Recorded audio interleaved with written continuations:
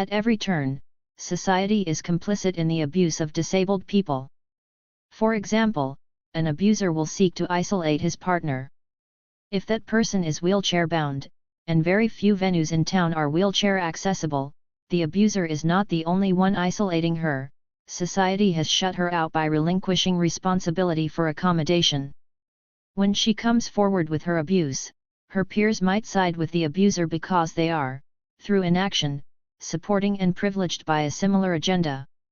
When the abuser talks about all he has done for his victim, as abusers are prone to do, and the list includes bathing her, driving her to medical appointments, and hand-dispensing medication, people might view him as a hero. This too reflects the deep threads of ableism in U.S. culture, which forwards the belief that basic, hands-on care for most disabled people is exceptional and heroic, and should not be socially mandated. Without a social philosophy that frames care as everyone's duty, society participates in a slow code ethic toward the disabled. A society that abandons people with disabilities, giving them few care options and tacitly accepting their abuse, simply will not adequately punish the same abusive caregivers who provide the care it refuses. While capitalism, narcissistic cultural values, and other forces create care gaps, this care problem can't be plugged into a simplistic cultural analysis. Due to what many attribute to traditional family values that demand respect for seniors, for example, Japan shows signs of outpacing the US in creating a humane and innovative care system. In some areas, active members of society can pay into a collective care system called koryakyo by volunteering to care for frail members of society, to get credit for care when they need it, and the Japanese government has heavily funded robotics scientists who are working on caregiving robots to assist the elderly and disabled with such things as transfers or vital signs monitoring.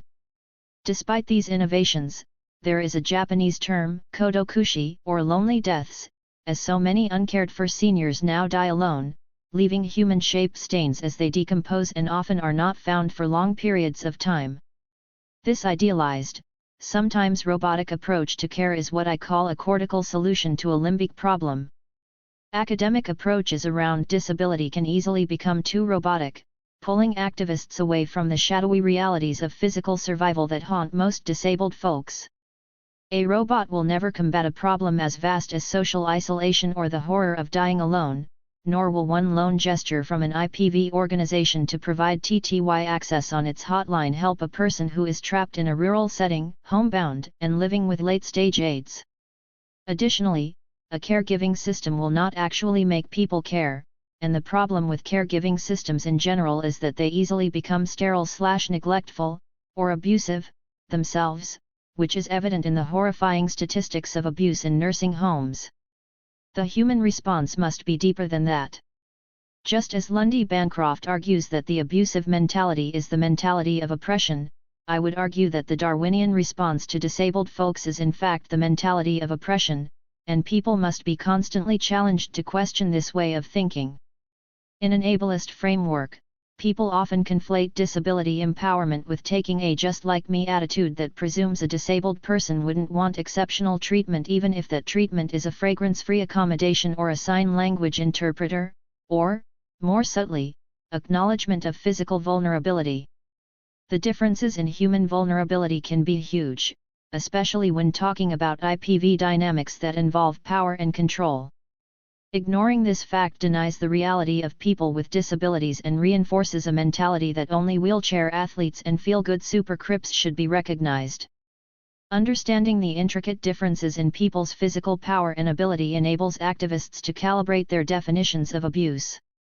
While the abuser of an able-bodied person might bar her exit by pushing furniture in front of escape routes and pulling phone cords out of the walls, the abuser of a bedridden individual can subtly inflict the same level of terrorism by simply charging into a bedroom and screaming when she can't get up and leave.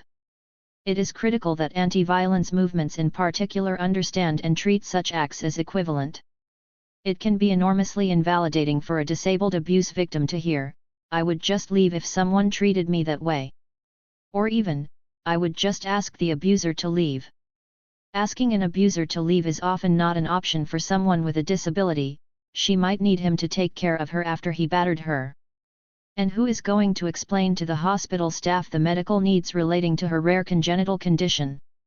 My PCAs, who rarely keep the job more than a few months, could not describe my mitochondrial damage or dysautonomia or intricate hypersensitivities to an EMT, and this could mean the difference between life and death.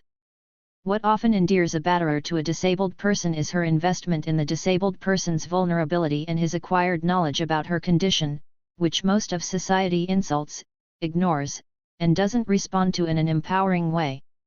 All abusers are dependent on keeping their victims vulnerable, a fact that transcends disability. When disability is involved, abusers put this attunement to the power imbalance toward monitoring what a disabled person needs, and then how to give or withdraw what is needed to gain power and maintain control. And more often than not, other able-bodied people just stand by and don't offer help. Few people know the intricate ergonomics of a disabled person's life, even though her ability to function and survive depends upon this knowledge. Ironically, abusers come to intimately understand this same complex reality that most people do not notice or care about. For years I tried to explain to my family why I needed someone to be on call 24 hours a day due to my erratic medical emergencies, to bring me food and water while I was lying down unable to move, and to nurse me during the unpredictable crashes I suffered following a chemical exposure or overexertion. In response, they offered inconsistent bursts of help and care a week here and a few days there, assuming that someone out there would fill the long gaps in between. But there was no one but an abuser carefully tuned to my vulnerabilities. While others in my life would try to create a cheerful mood and occasionally bring me takeout, my abuser would dig into the gritty realities of my disability, draping a blanket over my legs before I even said I was cold, bringing me a glass with a straw so I could drink lying down. These were the acts of kindness woven into the abuse, and without them I would not have survived. Other people were willing to show up here and there, but my abuser craved the traumatic bonding of weathering my illness up close.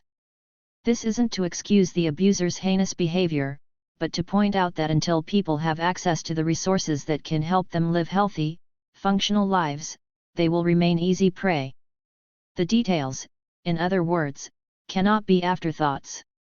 Wheelchair ramps, phone access, and other accommodations are essential for disabled survivors to make the first move toward escape. Abusers tend to look for social cues to tell them whom they can most readily victimize. As a critical step in ending abuse, IPV organizations must prioritize educating their staff and building their policy and practices around disability, and include the voices of people with diverse disabilities in that education process. Extensive planning must go into making sure services are accessible before a person with a disability calls. When stopping abuse, time is of the essence. And no one should have to beg for access. Meanwhile, more and more IPV survivors are becoming disabled. It is not uncommon for initially able-bodied victims of IPV to become temporarily or permanently disabled by physical injuries inflicted by abusers, or to develop ongoing psychiatric disabilities caused by the abuse. A study published in the Journal of General Internal Medicine found that domestic violence survivors have higher healthcare costs than other women for 3 years after the abuse ends. Survivors of IPV who develop new disabilities are at risk of entering relationships with new abusers who may then use the additional disability against them, or incorporate it into abuse strategies. The underpinnings of abuse have to do with distorted notions of strength and weakness, with the essence of bullying. IPV activists must ferret out inequities in their own organizations to take a concrete stance against the exploitation of able-bodied privilege. Disability is a central issue in ending IPV. Organizations must start with full, unapologetic access for all people with disabilities. Access should include creative solutions such as Skype or phone access for those who are homebound. Where different disabilities have contradictory needs, able-bodied activists have to think beyond the ableist notion of compromise. People with disabilities cannot compromise their disabilities, so access must be fully realized. Second, IPV activists must ask themselves in challenging and perhaps uncomfortable terms how they view reasonable accommodation. Who are they shutting out by rationalizations of what they deem reasonable, and why is this acceptable to them? Third, A radical social revisioning of care must include the willingness to take radical action. IPV activists must ask, if an abuser is committed to offering care for the next 5 years, who is going to replace that? Many shelters provide childcare and even pet care, but I have not heard of one providing care for the disabled. So what I am proposing is the radical notion of doing what is needed. Oppression is what is unreasonable, and seemingly unreasonable barriers must be conquered. This truth must serve as a basic mantra for activists looking at ableism. As activists, many of us put a cap on our benevolence that distracts us from what is sensible. One time, while waiting for a bus in Berkeley, a woman approached me. She said she was trying to leave an abusive husband and needed money for bus fare. I only had $20 in my wallet, but, sensing she wasn't scamming me, I offered it. She said it wasn't enough, and tried to convince me to go with her to the ATM, but I refused. She handed the 20 back. "It's too late," she said despairingly. "The fare is $27 and my husband is getting home from work and will see I'm gone. I have to go back home." She did not reach for my money again. IPV organizations have to understand the literalness of that extra $7, both in terms of poverty/class issues, and in how it applies to disability, and they must find ways to bridge the $7 gap that often excludes so many people. The first question an IPV organization needs to ask a disabled person is, "What are your needs?" Then, it is important to see the difference that $7 more, or a ramp, or fragrance-free access, or another accommodation that goes all the way, can make. IPV organizations and activists need to carefully examine their stereotypes about violence, and constantly work to bring disability into the conversation. Identifying an abuse dynamic always has challenges, and with disability there are unique issues. A seemingly combative person with encephalopathy may appear angry yet still be dealing with caregiver abuse. A deaf abuser may yell with his hands. People may perceive a disabled person as being a demanding bully and an abusive caregiver as a victim simply because she is moaning piercingly in discomfort and needs assistance.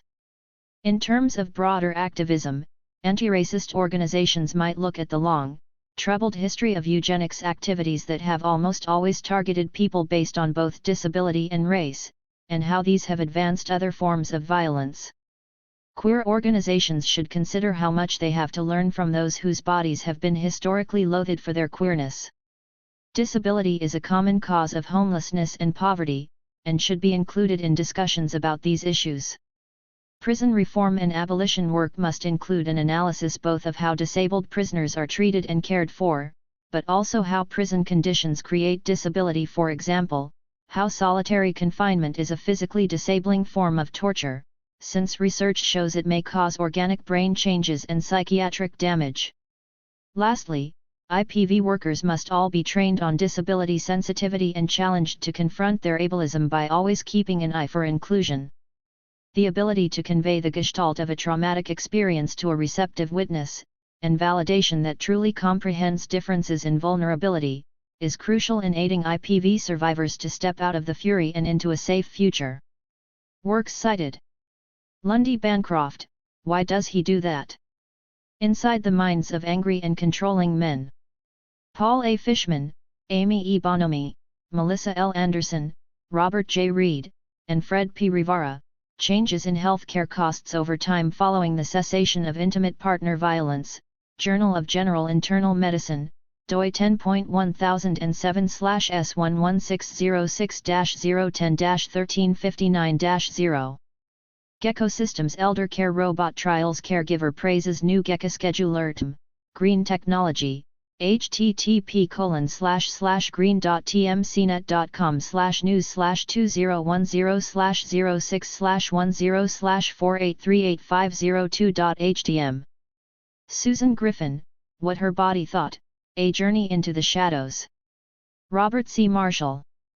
Koreakyo, a Japanese home care co-op run for and by seniors, grassroots economic organizing, http://www.geonewsletter.org/node/147. Justin Nobel, Japan's Lonely Deaths, A business opportunity. http://www.time.com/article/0,8599,1976952,00.html. Judith Wallerstein, Julia M. Lewis, and Sandra Blakesley, The Unexpected Legacy of Divorce, a 25-year landmark study. There is another way. Anna Maureen Lara. Part 1, Survivors' Rights and Responsibilities. As a survivor of abuse, in any of its forms, I have the right to 1. Name rape, incest, sexual molestation, assault, battery, domestic violence, and abuse in all its forms. 2. Feel angry, hurt, sad, loving, or forgiving of my perpetrator and any friends or family who have collaborated with the violence. 3. Speak about my abuse. 4. A space to reflect upon my personal history without judgment. 5. The physical and psychological care that is necessary for surviving trauma. 6. A safe and secure home. 7. Safe relationships with family, friends, partners, lovers, and service providers. 8. Confront perpetrators and those who have participated in violations and abuses. 9. Leave. 10. Take action to stop the abuse. 11. Feel beautiful and lovable. 12. Love and be loved. As a survivor of abuse, in any of its forms, I have the responsibility to 1. Take care of myself physically, mentally, emotionally, and spiritually, whatever that means for me. 2. Reflect on the ways abuse has affected me and seek appropriate forms of support. 3. Understand the sources of my pain. 4. Interrupt patterns of abuse and self-abuse in my own behavior that hurt me and/or others. 5. Take full responsibility for my choices and behaviors. 6. Reach out to other survivors as a source of support or to provide support. 7. Live my life to the best of my abilities and with the goal of reaching my full potential. 8. Stay present with myself and alert to my needs. 9. Form healthy relationships that nourish me. 10. Claim my own desire. 11. Accept my beauty, power, strengths, weaknesses, and humanity in the world. 12. Survive my history, circumstances, and violations. Part 2, What I Was Thinking. This essay is written for me and other organizers who are survivors of abuse, in any of its forms. I write to make connections between our individual and collective experiences as survivors and our roles as organizers and community leaders. For many years, with many friends and peers, I have had an ongoing discussion about the effects of abuse on ourselves, our relationships, and our community work. How do we intentionally manage processes of personal healing in relationship to the work of fighting on behalf of our communities? And, how do we name ourselves throughout these processes? Are we victims? Survivors? What are the politics of these identities?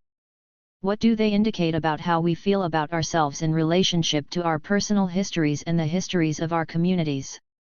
Stepping back to consider the larger picture, I want to acknowledge that as people of color, queers, and genderqueers, our histories of resistance are living proof that we do not accept institutionalized forms of violence as inherently true or valid, that we believe in our own worth and right to live life on our own terms. It is important for me to start there because my understanding is that when we extend the definition of oppression to include the exertion of violence in all its forms, we are extending it into an understanding that all forms of abuse are unacceptable, be they institutional racism, compulsive heterosexuality, police violence, date rape, or intimate partner abuse. In other words, if we consider the larger picture of the histories our communities have created through our struggles for survival, we can see that we already have a basic framework for making the connections between our own individual experiences and those of our communities. This is my starting point. Please know that this essay is an attempt to create language for defining my own experiences and my own lessons. Here, I want to share one example of how I survived abuse and the ramifications of my healing process on my community organizing work, and my thoughts on the direct connection between our own resolutions around personal abuse and the ways we affect others as community organizers. Resolving our personal histories of abuse is a lifelong process that is more like walking around a well than down a straight road. But when we're aware of our pain, and work to uncover its sources, we become the best allies to our own healing, and can become stronger in our community work. Without disavowing the incredibly important work of the domestic violence movement, I want to acknowledge that some of the most painful interactions I have experienced occurred in social service or community-based organizations working with survivors and the most disenfranchised members of our society. In the process of reflecting on these experiences, I decided to examine my own history of abuse and survival and the lessons I have learned in the process. I transformed my own lessons learned from surviving abuse into a sort of code for healing behavior in the world beyond myself. One result of that process was the Survivor's Rights and Responsibilities statement. For me, these rights and responsibilities have served as a guideline for personal and community healing. But I grew frightened that my discussion of the healing process in the language of personal rights and responsibilities could be misinterpreted as some statement about personal responsibility, rather than what I had intended it to be, a call for considering the ways that violence and oppression work on us and our communities simultaneously, and how sometimes these appear in the actions and decisions of our leaders. To clarify, healing from our personal experiences is not just a matter of personal health, healing is also a matter of social change. Our communities have suffered lifetimes of abuse, genocide, slavery, colonialism, massive incarceration and deportation, and police violence are only a few of the more obvious examples. The work required to undo the myriad internalized and externalized forms of oppression afflicting our communities is not just about what we do out in the streets, in non-profits, or in community groups. It's also about how prepared we are to deal with the fallout from our personal experiences with violence. It's about how we treat ourselves and one another in the process. It is hard work to do this. It is really hard. But it is also necessary. Part 3. An example from my own life. Many years ago, when I was 23, I dated a woman, Kay, who was incredibly abusive. She tried to destroy my friendships, and she demonstrated small but increasing forms of physical violence that culminated in a gun threat. We worked together, and though we were in different buildings, after the destructive breakup which I initiated because I couldn't take her controlling behavior, she followed me around during work hours for about 3 months. I quit my job as soon as possible and made sure that I changed my social life to avoid the places where she hung out. This sucked for me, but I didn't want to risk seeing her. It didn't matter, Kay always figured out ways to find me. The moment of personal fury and epiphany came almost 2 years later when she approached an acquaintance, let's call her Sarah, and informed her of my so-called betrayal of her love. Sarah, someone with whom I was doing intense community work, was not familiar with the violence I had lived through with this woman. I had never felt the need to talk about Kay, I just wanted to forget about her. Sarah came over to my home one day telling me that they had spoken, and that I had a responsibility to ensure that all of our community was taken care of. I was so upset at the entire scenario, at Kay for trying to reach me through a friend, at Sarah for her one-sided request for my accountability, and at myself for having kept silent for so long. I turned pale. After taking an hour to calm down, to digest what had just happened, I explained to Sarah why I had broken off all communication with Kay. Sarah, also a survivor of abuse, indicated that she understood. She started crying, having realized how she had been manipulated by Kay. However, a few months later, Sarah invited both me and Kay to a party, without informing either of us that the other person would be there. When I asked Sarah, whom I considered a close friend, why she had done this, she said it was not her responsibility to value one community member over the other. I left the party. I felt betrayed by Sarah, and I felt that I had been placed in danger. I didn't understand, until much later, how Sarah's own history of abuse manifested itself in the form of manipulating social relationships. I didn't understand how her own blocks against confronting her own abuser meant that she constantly put her friends in situations where they were expected to be able to confront their abusers, even if they weren't ready to do so. From her perspective, she was healing our communities. From mine, she had created a context for potentially perpetuating violence. If, prior to that moment, I had not done the work of taking care of myself, of ensuring my own safety and mental health. Who knows what kinds of violence could have been perpetuated at that party? What if I had tried to confront my abuser and she had turned violent? What if my own anger materialized in the form of violence? The truth is, the community was small, especially that of queer organizers of color. We all knew each other. For me, after my relationship with Kay, it had been especially important that I take steps to ensure my personal safety and seek help from friends and counselors. It was especially important because I was working with other survivors, and with people going through abuse in that moment, abuse that is an ongoing reality within my communities. If I had not been working on getting solid on my own stuff, who knows what kind of energy I would have put out at that party, in that moment, with my community. Who knows what kind of energy I would have called forth while being triggered. That incident became an important catalyst for discussions about partner abuse, as all of my friends who had been at the party realized something was going on. First, because we cared about each other, people noticed I left the party. Second, when folks asked me, days later, I decided to break the silence around what had happened with Kay. This in turn encouraged other women in our community to break the silence regarding their own experiences of abuse with Kay. When we realized there was a shared experience of violence, we created bridges to hold each other close, to safeguard ourselves and each other.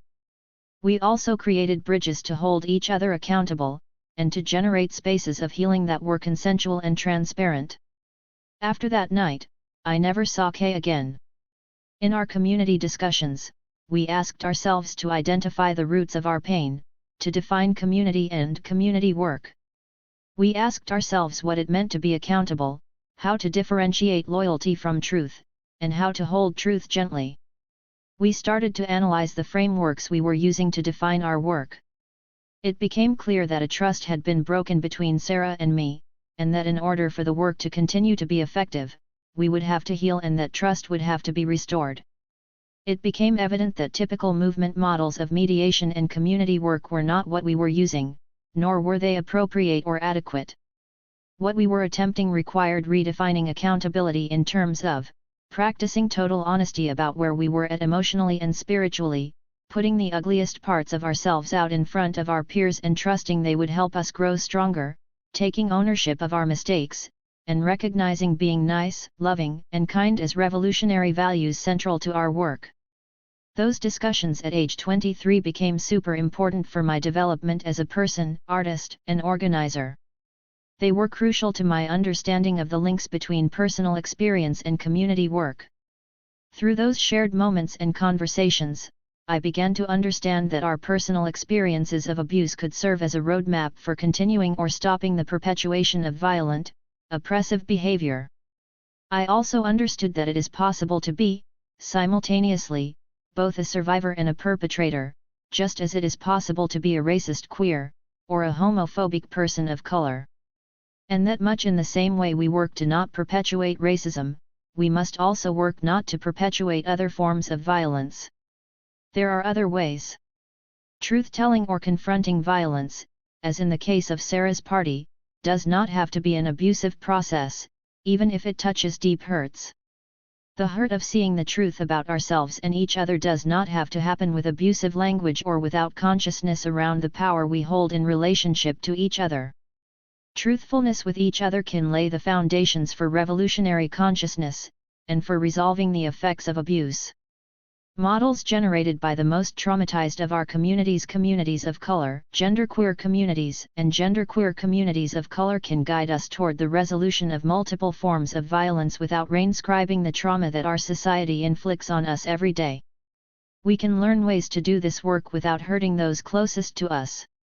Part 4, What I Dream of. Like abuse, resistance takes many forms.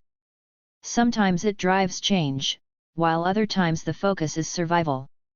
Sometimes the result is progress, even revolutionary change. Other times resistance is regressive or even colludes with oppression to create more oppression. I know, in my flesh, that my ancestors had no choice about their enslavement. But they did make choices about how to survive that enslavement. They chose profound spiritual power, subtle and direct forms of resistance and, sometimes, participation in the system as overseers or slave owners themselves. Without confusing one context for another, I think history highlights how in our personal and communal lives we can choose to resist through active or passive means, through participation or collusion. We all make choices about how to handle our past and present circumstances, even in the most oppressive conditions. And even when we are powerless over our circumstances, we can still tap into the deepest parts of our own humanity for our own survival. I want to be clear that I am not talking about having a choice in our circumstances. Rather, I am talking about what we do with our circumstances. Our awareness of our circumstances and how to deal with them is what makes us powerful leaders and organizers in contexts that have much wider berth than enslavement. Even with a gun to our head, we have to imagine and act with a desire for the best possible outcome. When we enter into leadership positions, we must acknowledge what that power means. Often, it means that we have choices and responsibilities. That the first choice we made was to put our bodies, minds, hearts, and spirits on the line for a greater good. And that after that first choice, we are accountable for our decisions and our actions. We are choosing to address our own survival, and the survival of our communities, with the tools at our disposal. And as we look out over a field full of grays, we have to first look down to see where we ourselves are standing. Our ability to make choices is also different from our feelings, our emotions. As human beings, we can't determine how we're going to feel about a given set of circumstances. We are entitled to all of our feelings, but we can determine how we will act once we become aware of them. When someone abuses us, it is usually because that person has made a choice to engage in destructive behavior. We can't account for other people's choices, but we also don't have to tolerate their justifications. As organizers, we can stop destructive behavior in all its forms by confronting abuse inflicted by others, and by confronting our own abusive behavior toward others. As organizers, I know that we don't let racism, transphobia, xenophobia, homophobia, sexism, ableism, or classism stop our work or our collective calls for justice. And I know that, as organizers, we actively seek to unearth internalized forms of oppression and the particularly insidious effects of internalizing oppression on our health and movements. From direct observation and from my readings, I know that people who have survived some of the most profound forms of oppression are often the most powerful and necessary leaders of our movements. However, many of us fail to consider how partner abuse as one of the most intimate forms of oppression might function within us, become internalized, in the same way that the isms do. Many of us do not examine the connection between internalized oppression and the violence we inflict and suffer within our own besieged communities. In other words, we often fail to consider the public weight of our personal histories. Many times, we justify our own abusive patterns by using our status within a community, or isolating the truth tellers who reveal our pain. Many times, we allow for the abuses because we are desperate. The work demands that we be alert and ready to respond to crisis at any moment.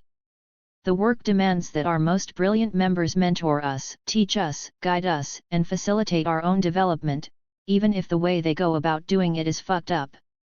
I can think of many examples of this, but I'll cite one which has stuck with me for a long time. Several years ago, I went to a conference on violence in communities of color. I sat in the audience, excited that one of my sheroes, a veteran queer Chicana leader, was about to speak.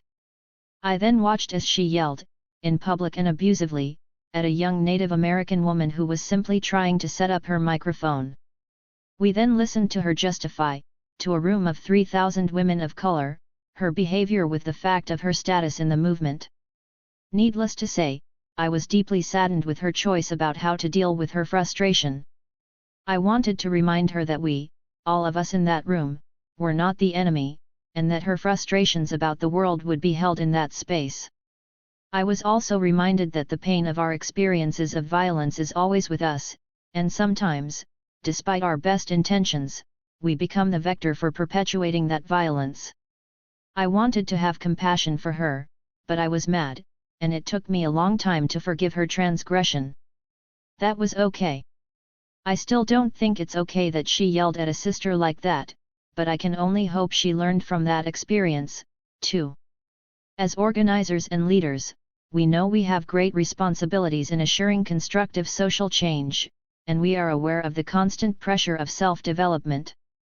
However, we cannot ignore the impact of our own personal histories on how we approach the work. We cannot forego our personal health and expect it will not affect our communities. For example, how many times have we seen an organizer who's sick and toughing it out instead of going home to rest? For paid organizers, how many times have they been told they won't get paid on sick time, or that they are not doing enough if they don't pull more than their weight? What about this scenario is about control and perpetuating larger forms of violence? What about this scenario is simply survival? We must take care of ourselves as part of ensuring our collective survival. Because we are, all of us together, the community, and this radical mindfulness is the work, the reason we organize in the first place. It is my hope that as direct or indirect survivors of abuse, we don't also allow our experiences of abuse to become the pattern for our interactions with others.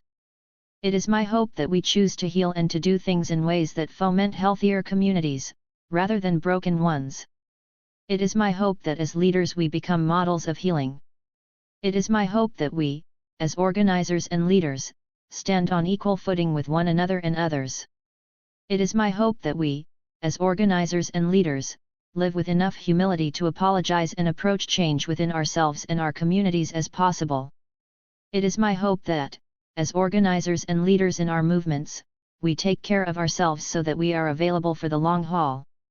If we don't take care of ourselves as leaders in our movements, or deal with our own histories, how can we be emotionally and mentally prepared to interact with each other in ways that don't replicate the abuse that is familiar and present within our interactions? The personal is deeply political, and not just in terms of identity, but in terms of how we live our lives and do our work as agents of social change. Part 5, The Imperative Tense. In truth, I feel a sense of urgency around all of this. I am now in my 30s, watching yet another generation of young people being abused within our movements. I am seeing that the foundations I helped build in my 20s were not maintained in my communities. Those of us who were doing this work 10 years ago are watching the wheel get reinvented, without acknowledgement of what has already been done.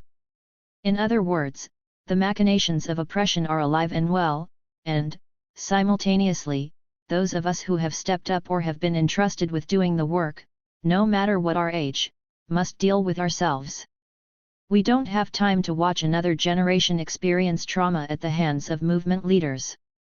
We cannot lose the next generation of organizers to the violence of those who are so hurt and tired that they know only to push people to the breaking point.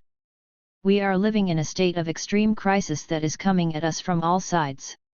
How will we choose to treat and be with each other in ways that will continue to ensure our individual and collective survival? To lay the groundwork for deeper liberation, we must ensure the perpetuity, health, and safety of our communities. As communities, we must find the existent models, rediscover old models, and create new models for ensuring our healing. Put another way, we must do much more than survive. I am asking that those of us who are survivors use our experiences to create these maps with integrity, love, truthfulness, gentleness, and a vision for assuring the dignity and safety of our collective humanity. I am asking that we do the hard work needed to leave the destructive patterns behind and trade them in for new ones, that we survive our histories and circumstances, and allow ourselves to feel beautiful and be loved so that we can create beauty and love for each other. Part 3. Claiming Body, Claiming Space. Manifesto. Vanessa Huang. We believe in home, all beautiful home, enough bellies breathe and sigh, enough skin rest dance free, enough courage carry all life, this a home, no landlord tenant bank imagine, no passport jail shelter claim, no developer gift, no reparation furnish, this home free, a body crossing and shame free, a memory break, no shame, all beautiful, this home pray for lost and stolen, home now free, a traveling fence finger and sky breaking open free, enough many home, many body home and whole together, home safe and full spirit. Prayer body prayerful desire home wider song and cook in wider shape a wood brick and stone home wider shapes weave together full and wide enough spirit return to body enough whole body each body heart body holy beautiful holy so holy body homeless turn home again. We want home all beautiful home alive so alive heart brave thunder shake out a hiding so holy beautiful and so holy brave everybody home and everybody free. Without my consent. Brand Fenner. My first adult experience with intimate partner abuse started right before college. While having sex, I suffered a flashback to a sexual assault from my childhood. I had to stop, and started to cry. My partner at the time held me for about 20 minutes, and I started to feel better but then they asked me to continue with the sexual act I had stopped doing. I felt sick to my stomach and confused, so I just said I wasn't in the mood. Rather than respect my decision, my partner whined, begged, and pleaded until I cooperated. Until I gave in. I didn't want to go through a long process of saying no. From prior experience, I knew the other person wouldn't listen, and eventually I would have to give in or find a substitute, cooperate.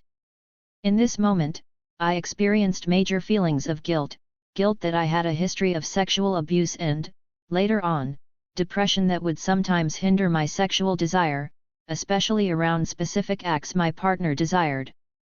This was a running theme throughout the relationship. I was made to feel bad and mean for not wanting to have sex. Though this behavior was less aggressive than the time this person held me down while I tried to get free and pleaded no repeatedly, it was still violent and scarring. I just wanted to make you feel good. This was the excuse my former partner provided for physically restraining me, for showing up unannounced at my mother's house in the middle of the night, for each time they coerced me into sex. Later I realized that it was never about me, it was always about their satisfaction. I just got good at faking it so it would be over as soon as possible. Fortunately, this relationship ended, and as traumatized as I still am from some of its different aspects, I've learned a lot from it. The most important thing I learned is that cooperation is not consent, and my first no should be the final no. The excuse "but I want to make you feel good" is not an excuse, it's a self-ing rationalization for abusive behavior. No is often easier for me to say to strangers. Since then, almost all of my partners have been sexually responsible. Learning how to say no and being okay with other people's hurt feelings increased my sense of self-worth, allowing me to reclaim my desires. This experience also helped me relate more respectfully to other people. I'm more aware of respectful touching and not assuming what's comfortable for people, as well as understanding that many people in my community have been sexually assaulted. I want to do everything in my power not to replicate those patterns. We are, however, only human and sometimes fuck up. The point is not to go to a place where you focus only on how what you did was harmful, but instead to figure out how to grow and change and have your actions show that. My ex may never know why I refused to be in the same spaces as them or how many female-bodied people have felt sexually disrespected by them. They did not listen throughout the relationship, and there seemed to be a point when they stopped engaging with anyone who would challenge their behavior. That point seemed to come after they were isolated and talked about in the community. Although this person might still blame me for their excommunication, most of the stories that were circulating in the community came from other people's direct experiences, many of which were similar to mine. Since this person was surrounded by enablers, it is easy to imagine how they would not move to a place of truly looking within and understanding male-bodied privilege, consent, and healthy relationships. Worse, this person's abusive behavior, pushing women and trans men into unwanted sex or sexual acts, seemed to be ongoing, and some of these people, I knew. Admittedly, I see the appeal of shaming and community call-outs. But ultimately, I think this helps stunt the perpetrator's growth process, creating a false sense of relief for the person wronged. Accountability could mean so many different things. It could mean one person is asked to stay out of certain social events and seek counseling. The other person may require support as well to begin to let go of the damage suffered. As in organizing, I believe in the escalation model as part of an accountability process. Using the escalation model involves finding people who can commit to working with both parties to heal while creating and maintaining realistic boundaries. Escalation becomes necessary when perpetrators refuse to engage in the process, maintain agreements, or change their behavior. There are a lot of things we are not in control of, particularly if we are poor, brown, female-bodied, queer-bodied, and/or disabled. Our ability to decide what happens to our bodies can be compromised not only in our interpersonal relationships, but also within the larger systems that shape our thinking and behavior. So many of our communities are under constant attack by pervasive police surveillance, harassment, and brutality, as well as other forms of state violence framed as protection. Yet, in some ways, I am even more dismayed that some social justice activists are also perpetrators of sexual harassment, assault, sexual manipulation, and rape. Too often we remain silent as a community when confronted by cycles of abuse, allowing violence to fester like a wound on someone's forehead. We all see it but try not to look. Why? What are we afraid of? Is it the significant amount of work it takes to create a long-term vision for alternatives to policing? The complications of organizational impacts? I am tired of our seeing a community member abuse their partner without response or with an inadequate one, where we have one meeting, take great notes, and subsequently drop the ball. I'm sick to my stomach when I remember that the person who violated my body and boundaries was constantly surrounded by community people who never held this person accountable. Meanwhile, several female-bodied folks confided in me about unwanted advances from the same person. We were all silent, but I was blamed for this person's isolation by their friends. This was beyond invalidating, it was humiliating and contributed to a severe depression that lasted years. Though neither of us was willing to engage in conversation, at the same time, isolation was not the answer. To ensure that the process of accountability for the person who fucked up continues, the community needs to support all parties involved.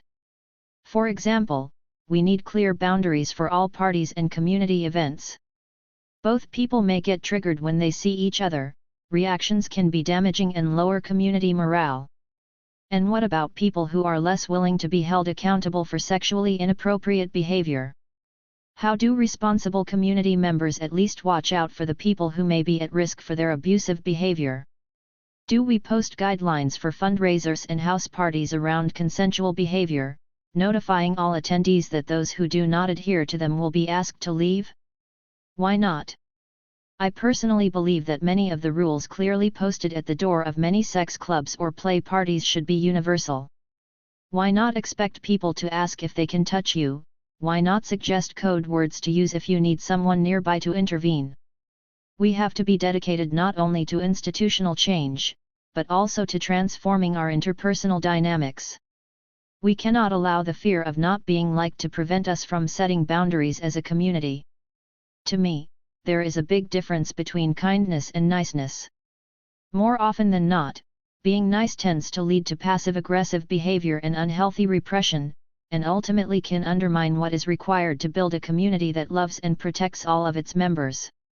If we are serious about ending violence within activist communities, it is crucial that we set community standards for acceptable behavior and that we are committed to fiercely maintaining them. With all of the lessons I have learned, I now feel a sense of empowerment each time I let someone know they're dancing too close, or that I want them to dance closer. I know that I have the ability to forgive someone who has fucked up and is actively working to change. That said, the biggest task I have ahead of me is to forgive myself and heal the other part of my past, the child who was repeatedly violated and unprotected, the child whose early wounds were left uncared for. For a long time I held on to the fact that I chose to stay in a sexual relationship with this person. The fact that I chose to stay was a primary reason I felt unjustified in walking away earlier, why I let guilt run things. For some time, I started to believe this person's words when they berated me for saying no. Now if someone begs and pleads that I do something sexual for them, I know I can walk away. It is always okay to say no, and that can give you a new and beautiful understanding of what yes really and truly means for you. My prior relationship was not always clearly abusive to me until after the fact. There were ways in which the abuse was more obvious, but I felt a need to focus on the coercion and manipulation that ran the majority of the relationship. I appreciate my story being shared. Reading this all those years ago might have validated my feelings enough to have helped me end the cycle earlier. Below are tips gathered from mainly personal experiences, community discussions, and pamphlets on partner abuse. Are you listening? I don't know and maybe do not mean yes. Yes does. Everything else means no. If someone says no, stop pushing. It's not cute, it's not smooth, it's sexual harassment. Are you being responsible? If your date is drunk or passed out, that is not an invitation for sex. You are responsible for everything you do, these are choices you make. Sometimes what was a yes may become a no when someone sobers up, and that needs to be respected too. Are you respecting someone's decision? Don't make people feel bad for saying no to one, a few, or all sexual acts. Being in a relationship or on a date does not mean you have any rights to someone's body. You are not entitled to anything except mutual respect. What is consent? Consent is freely and voluntarily agreeing to do something. Consent is not giving in to someone who is harassing you to do anything. Consent is not when you or the other person are heavily intoxicated, not when someone is sleeping, not when someone has said no. Remember, touching someone while they are sleeping or falling asleep because you find yourself turned on is selfish. How many important decisions are you asked to make after being woken up in the middle of the night? If you think there is a possibility you might want to have sex with your partner in the middle of the night, talk to them beforehand and make agreements. For some people, it could be hot to be woken up in that way, but unless your partner has given you permission that is fully consensual, you are raping them. No one is obligated to get you off sexually. If you are horny and the other person is not, you do not need to show your disappointment. Remember, you can always jerk off. If it becomes a consistent problem, you may need to adjust your relationship. If you're monogamous, it could mean figuring out how to open up your relationship for a bit so your sexual needs are met. If it continues for a long time, it could be a sign of a bigger problem or dynamic you can evaluate together. Sex involves reading body language and listening to the desires of all people involved. How responsible or considerate are you being if you succeed in wearing someone down to the point where they give in to your needs rather than respecting their own wants and boundaries? If the other person says no to a sexual request, that should be taken seriously. Someone saying no is not an invitation to beg, plead, or cry for sex. Sometimes you can't help but cry. This may mean after being told no you might need to take some time to yourself to calm down. Being sexually rejected by a partner, date, or friend can trigger many difficult emotions, such as lowered self-esteem, anger, and sadness, as well as a lack of confidence, and body issues. These are all very real feelings that you will have to figure out how to deal with. Making the other person feel guilty or bad for setting a sexual boundary is neither okay nor helpful. Try listening first, then maybe talking to a friend whom you trust, especially a friend who is a good communicator and is good at seeing issues from multiple sides. Some friends may automatically side with you, especially if they don't like your partner. Try getting support from someone who can better separate the people from the actions. Many aspects of my life have been affected by this experience negatively, positively, and everything in between. I continue to struggle with maintaining my boundaries and staying present in my body, though it has gotten easier. Disassociating was a skill I developed to protect myself many years ago and it served me well. Now I work hard to develop new skills, but my process is long from over. Good luck in every part of your journey. A sliding stance. N. I stand in the stone corridor, looking at the uniformed court officer with wide eyes.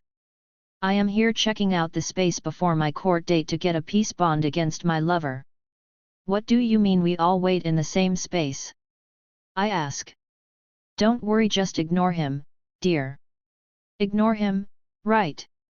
Later, the judge will call my lover Mr., give her masculine pronouns despite her obviously female name. I will learn a lot through this process about the gendered assumptions surrounding relationship violence. We didn't fit their framework of understanding. The truth was, though, in their own way, my queer feminist activist communities didn't know any more what to do with me or us than the courts did. I sometimes felt profoundly alone, like I was drowning in the collective silence and judgments built around me. And in very different ways, I wouldn't doubt this also to be my lover's experience. In either case, nothing on offer seemed very helpful. I didn't love the option of engaging the court system, it being an institution embedded in racism, classism, patriarchy. At demos, cops were always on the other side, a force we were generally fighting against. It wasn't a decision I made easily or lightly. Unfortunately, there didn't appear to be a lot of other options available. I didn't trust my lover to hold herself accountable, and who else would be there to deal with whatever came next? However conflicted my decision, in the absence of community alternatives it offered me some promise of response, some authority where I felt like I had none. My refusal to see her didn't stop her from showing up at my house. My shouts didn't stop her fist. It is the morning of filing my statement with the police, who would now hand-deliver the court summons to my ex-partner. My new lover thinks this is an occasion to celebrate, you must be relieved. No, my choice paradoxically involves giving over control, an uneasy space I occupy after a relationship where I felt so little of it. I feel an overwhelming grief I have been staving off by procrastinating until the deadline. That our relationship is over is undeniably real to me in this moment. How could I say that even after everything, part of me still longed for her? It is a difficult thing to explain to anyone who hasn't been there. From the outside, this possibility seems unimaginable. From the outside, things seem clear and straightforward. From the inside, life is held in powerful contradictions. I lived our profound intimacy that, when good, was quite magical.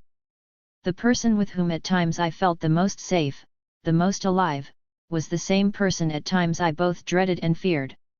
The person who could be big and angry could just as easily be intensely vulnerable and incredibly loving.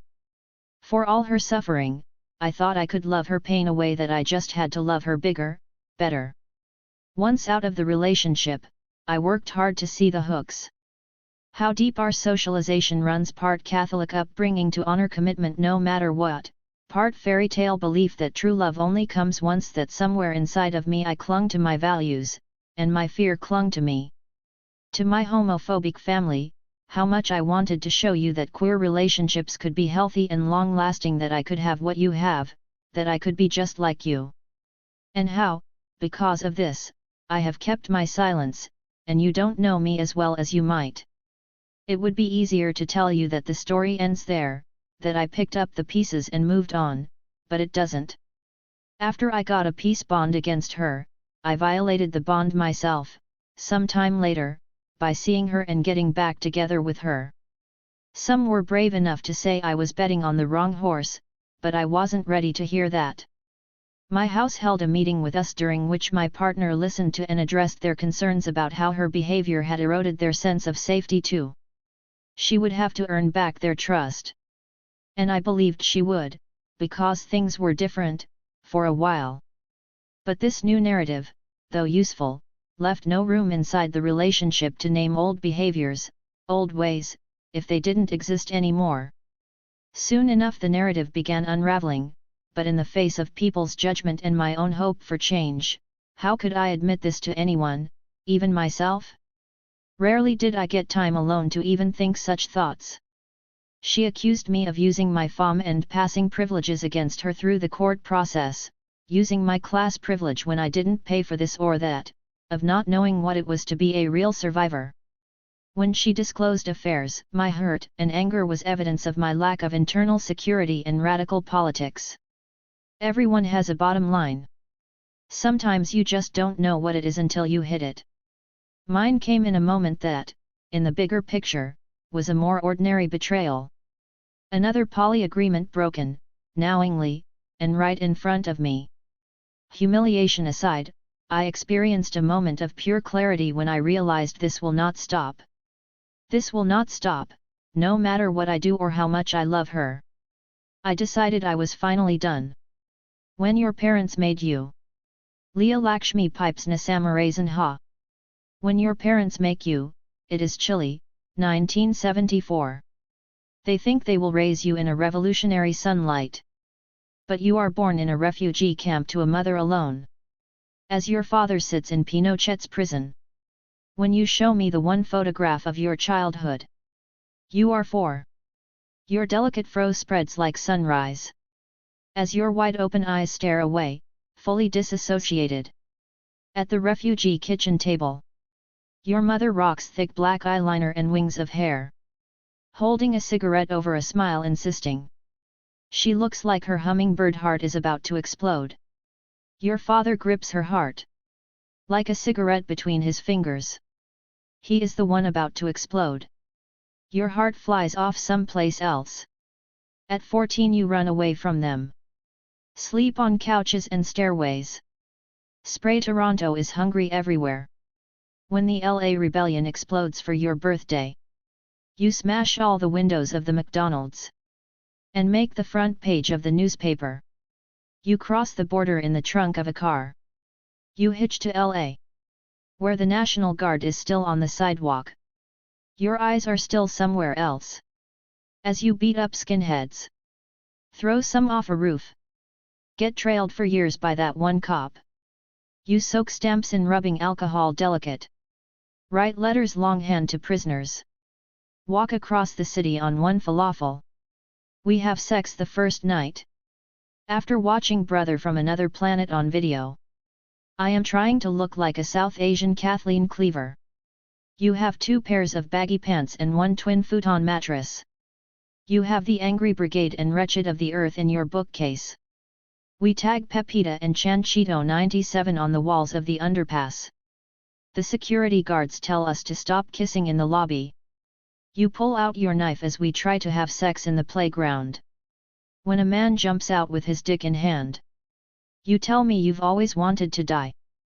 But feed me, give me books. I've never been this happy. I pull you back from the window. Jam my shoulder in the door. To the room where you're trying to cut your wrists with a pink daisy razor. Everyone has thought you were crazy for so long. You're bi, talk about abuse, being crazy. Being light-skinned tortures you. Like an itch that never once stops. You try to rip your eyeballs out their sockets. Because you think they're blue. You sneer, at least when they think you're white. They think you're Italian. I meet your mother and she and your dad take us out. Before the food comes you and your dad are circling each other. In the street. Go on, hit your old man. This is why you left. But almost 10 years later you want your parents. You start to say that, after all. Your father was driving a cab all night. Working another job during the day, going back to school. To learn what he already knew. On papers the government declares useless. You start to treat me like he treated you. Eyes disassociated but fixed on something else. Years pass, I leave. I can't make your eyes focus. I can't stop the relentless step. Of the skinheads and fathers and fists. In your head. You always said you would go crazy if I told these stories. That you'd go to the cop shop and kill as many as you could. But this is my story I'm telling, not yours. My story of where violence comes from. Where it goes. You tell your own story. I hear second hand. Where you say you just slapped me once. Me sweetheart. I tell a different story.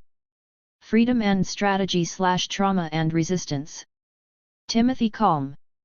In 2007, I attended a workshop at the Trans Health Conference where the facilitator told a story about a guy who, after having top surgery, threw a party at which he burned all the pictures that existed of him before he physically transitioned.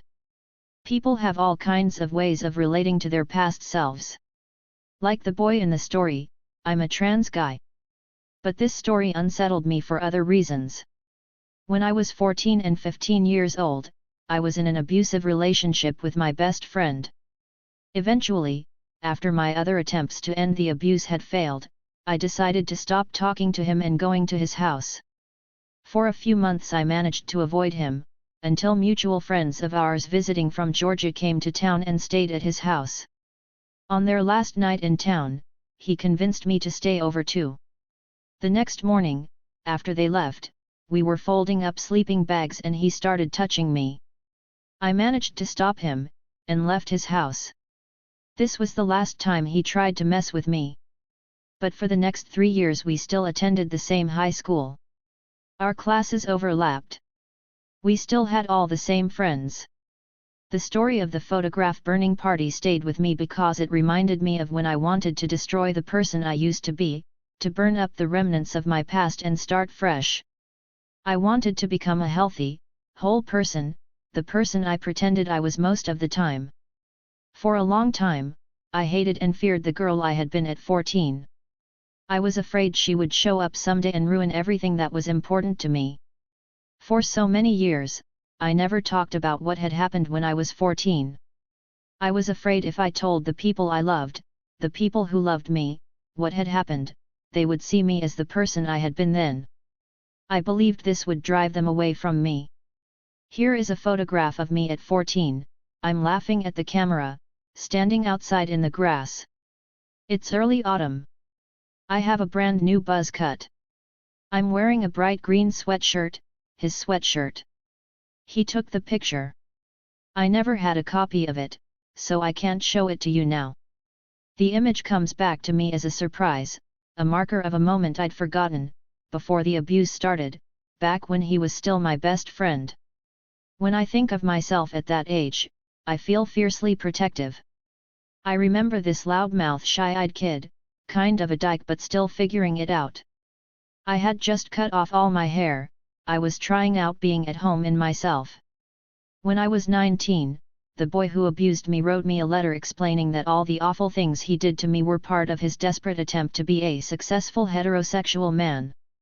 I'm not sure if he was asking me to absolve him for what he did. Part of me wants to cite examples here, give you a list to prove how awful it was. But I don't remember it as a list. I don't remember it as a narrative. It's a flash of many moments, layered on top of one another, without much order or sense.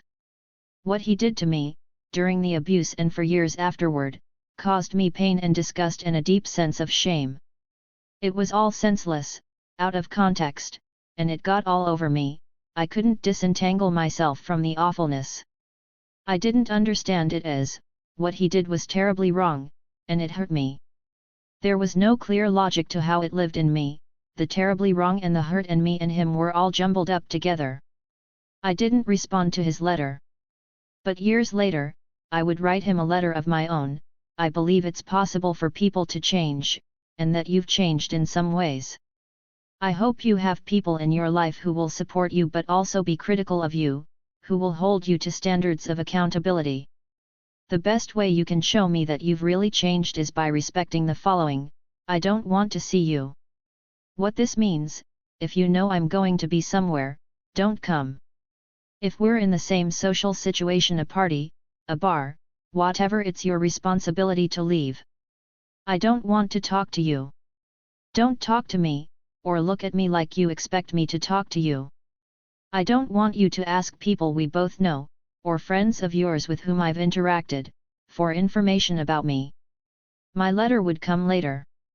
When I received his, I was 19, mired in college activist work with another boy who'd assaulted me. He lent me Borges's Labyrinths, burned me a Free Jazz Coltrane album. Then he persuaded me to sleep in his bed when I didn't have a place to stay. I woke up to his hand down my pants. I avoided his gaze for many years, through meetings of the white anti-racist group where we'd talk about building trust with each other, reaching out to other white students, accountability to people of color. Afterwards, I'd go home with the sweet girl I was dating and freeze up and shake while talking in her bed. I joined a campus support group for survivors of sexual assault and abuse. There I started to realize that the considerable difficulty I had owning my experiences and integrating them into my sense of myself was not due to some special personality defect, but was in fact a typical repercussion of trauma. I found that other survivors faced similar difficulties processing the abuse they had experienced. This was when I first began to use the term survivor to talk about myself. In the support group, I found comfort and solidarity, but I also had to sacrifice pieces of who I was to access the space. Statements were regularly exchanged about how we were all women and that made the space so safe, while I bit my lip and stared at my hands. It took me a full year after coming out as trans to tell the group. I didn't think I could be there anymore if they knew I was a guy.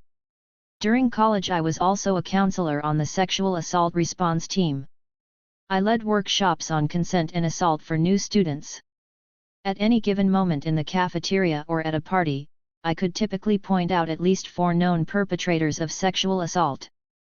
But, all that time, it never felt possible to stand up to the people who had assaulted me. I never knew I could write a letter that said, "Stay the fuck away from me, stop smiling at me, and stop talking shit about me to my friends." I never knew I could tell the boy who assaulted me in college that I couldn't do organizing with him, that he needed to leave the white anti-racist group and stop coming to my friends' parties. What I found in the survivors support group helped me feel less lonely and unstable, but it didn't include a vision for transformation. None of the work I was doing at the time gave me the courage and momentum to challenge the world around me to become a place where survivors of abuse could live fully and wholly, and be believed and respected. Just before I turned 20, I lost my dad to cancer. I needed all the love and support I could get. For a while, I tried to just get over my abuse history and move on with my life. I had already lost so much community and connection solely because I was trying to avoid the boy who abused me in high school. I was sick of having to choose between protecting myself and seeing people I loved. I was sick of distancing myself from old friends because they were still friends with him. Some of them tried to talk to me about him, even arguing with me from his perspective, or at least as he told it. He said he thinks you two were in love back then. You know, it's hard for him to see you, too, especially when you ignore him. Fast forward a year and a half. It was summer. I was at a picnic atop surgery fundraiser in Prospect Park for a guy I barely knew. I'd come with a new, wonderful friend. I knew she went to college with the high school abuser, but we never really talked about it. I just told her we had fucked up history and that I didn't talk to him. I was having a good time. After the picnic, she and I were headed to a music festival at Coney Island. But then he showed up, the high school abuser, with other friends from high school, the ones I'd been keeping my distance from but really loved and missed, and fuck it, I just wanted to be normal, and so off we went on the subway to Coney Island, the whole group of us together. I was fine. I was fine.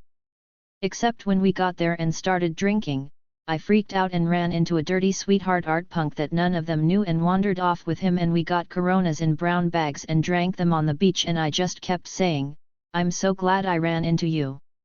I hate that boy I'm with." He nodded with soft eyes. I never explained and he never asked. Then I met back up with the others, and we took the subway to a tiny, boring party and then left quickly again, because someone was driving back out of the city and they could give us a ride home on the way. Except I was stuck in the back seat of the car, 4 across in a space made for 3, and pushed up next to me was the high school abuser. His body against mine, I was suddenly flooded with memories of the abuse, how he used to force me to do things while his hands were all over the back of my neck. So that years later, it still makes my skin crawl sometimes when people touch me there. A few years later, I moved to Philadelphia and started meeting people doing radical organizing around sexual assault, people whose visions of possibility were informed by this work.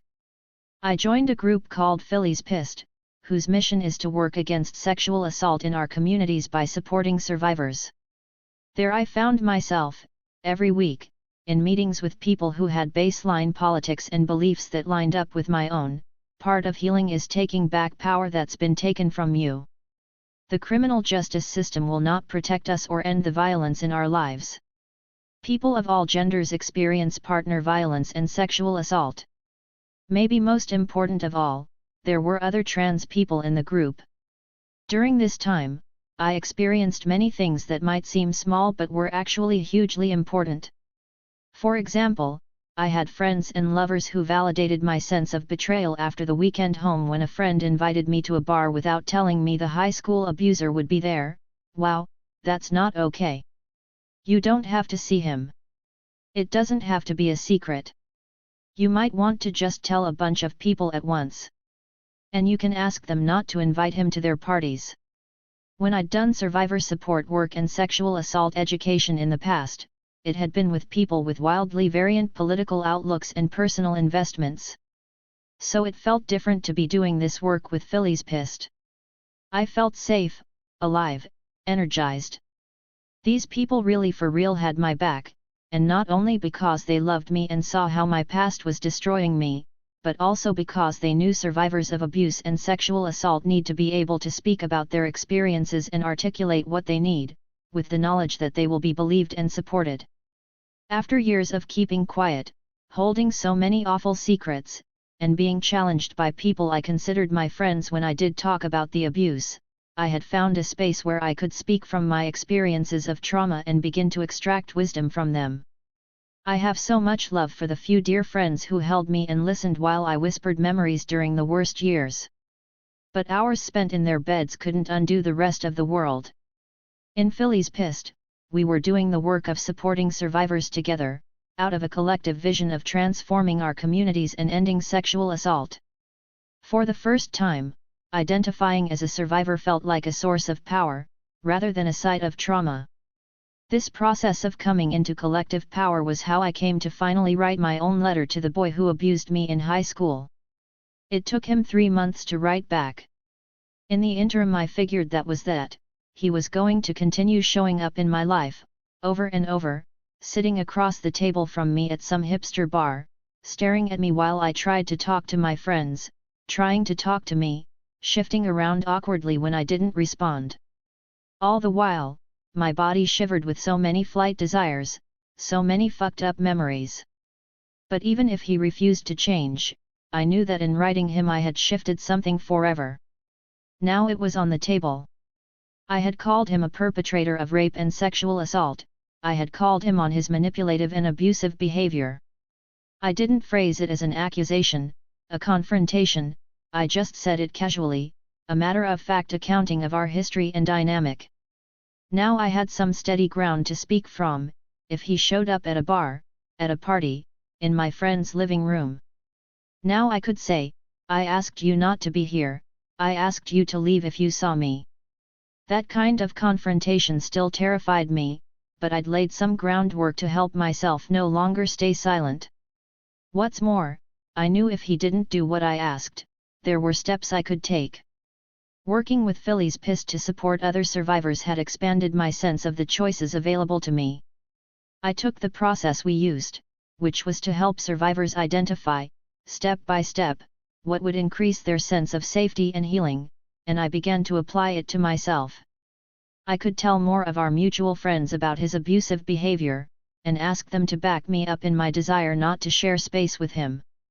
There was no guarantee they'd agree, but in asking I'd be honoring this belief I hold, somewhere deep in my heart, that I deserve to have a buffer from him, to never have to see him again, to feel safe, to be safe, to have control over my life. I was willing to tell people if I had to, and to stand firm in my belief that we all deserve to fully inhabit our bodies and lives. I knew he talked a lot of feminist and gender theory, and thought of himself as someone who would never do that again. He knew what he'd done was deeply, deeply fucked, and he believed that he was different now, that he had changed. He seemed to want me to witness and confirm this change, and I wasn't going to do that. What I was willing to do was tell him the simple, small things he could do to stop hurting me. So I did. And after 3 months, he wrote back and said he would do the things I asked of him. To build radical communities which really, truly support survivors of rape, abuse, and sexual assault, it's necessary to describe the fear, shame, and terror some of us go through, to make clear why it's so important to support, hear, and believe survivors. To that end, I will tell you that the month I was writing the letter, I felt pretty crazy and scared much of the time. When I decided to write it, I thought, oh, I've worked through that stuff, I'm solid now, I'm tough and I don't dream about it anymore and I don't choke every time someone says the word blowjob and I can have fun, casual sex without being triggered and I can refer to being assaulted without instantly floating a million miles away and / or feeling insanely vulnerable. Writing a letter to the boy who abused me in high school that told him to step out of my life was something I was certain I wanted to do, as soon as I realized it was something I could do. But the process of writing the letter brought me right back to being the scared vulnerable kid I thought I'd left behind years ago. I hurt myself for the first time in years, I got deep into panic and fear, I struggled a whole lot. What was it? It wasn't so much digging up memories, though there was a little of that. It was more that writing the letter made me confront every one of my fears about the high school abuser and the world as it related to my abuse history. I was afraid he would tell all our mutual friends and acquaintances I was a jerk, afraid they would think I was unreasonable, that I lacked compassion. I was afraid they wouldn't believe me about the abuse and rape. I was also afraid that they would believe me, or rather, that if they did believe me, they'd forever see me as weak, vulnerable, damaged because of it. As a trans guy, I felt especially vulnerable about people learning that I'd been assaulted when I was a girl. Maybe it would confirm their fucked up perception of transsexuals as damaged people who hate their bodies, or their theories that sexual abuse has made us trans.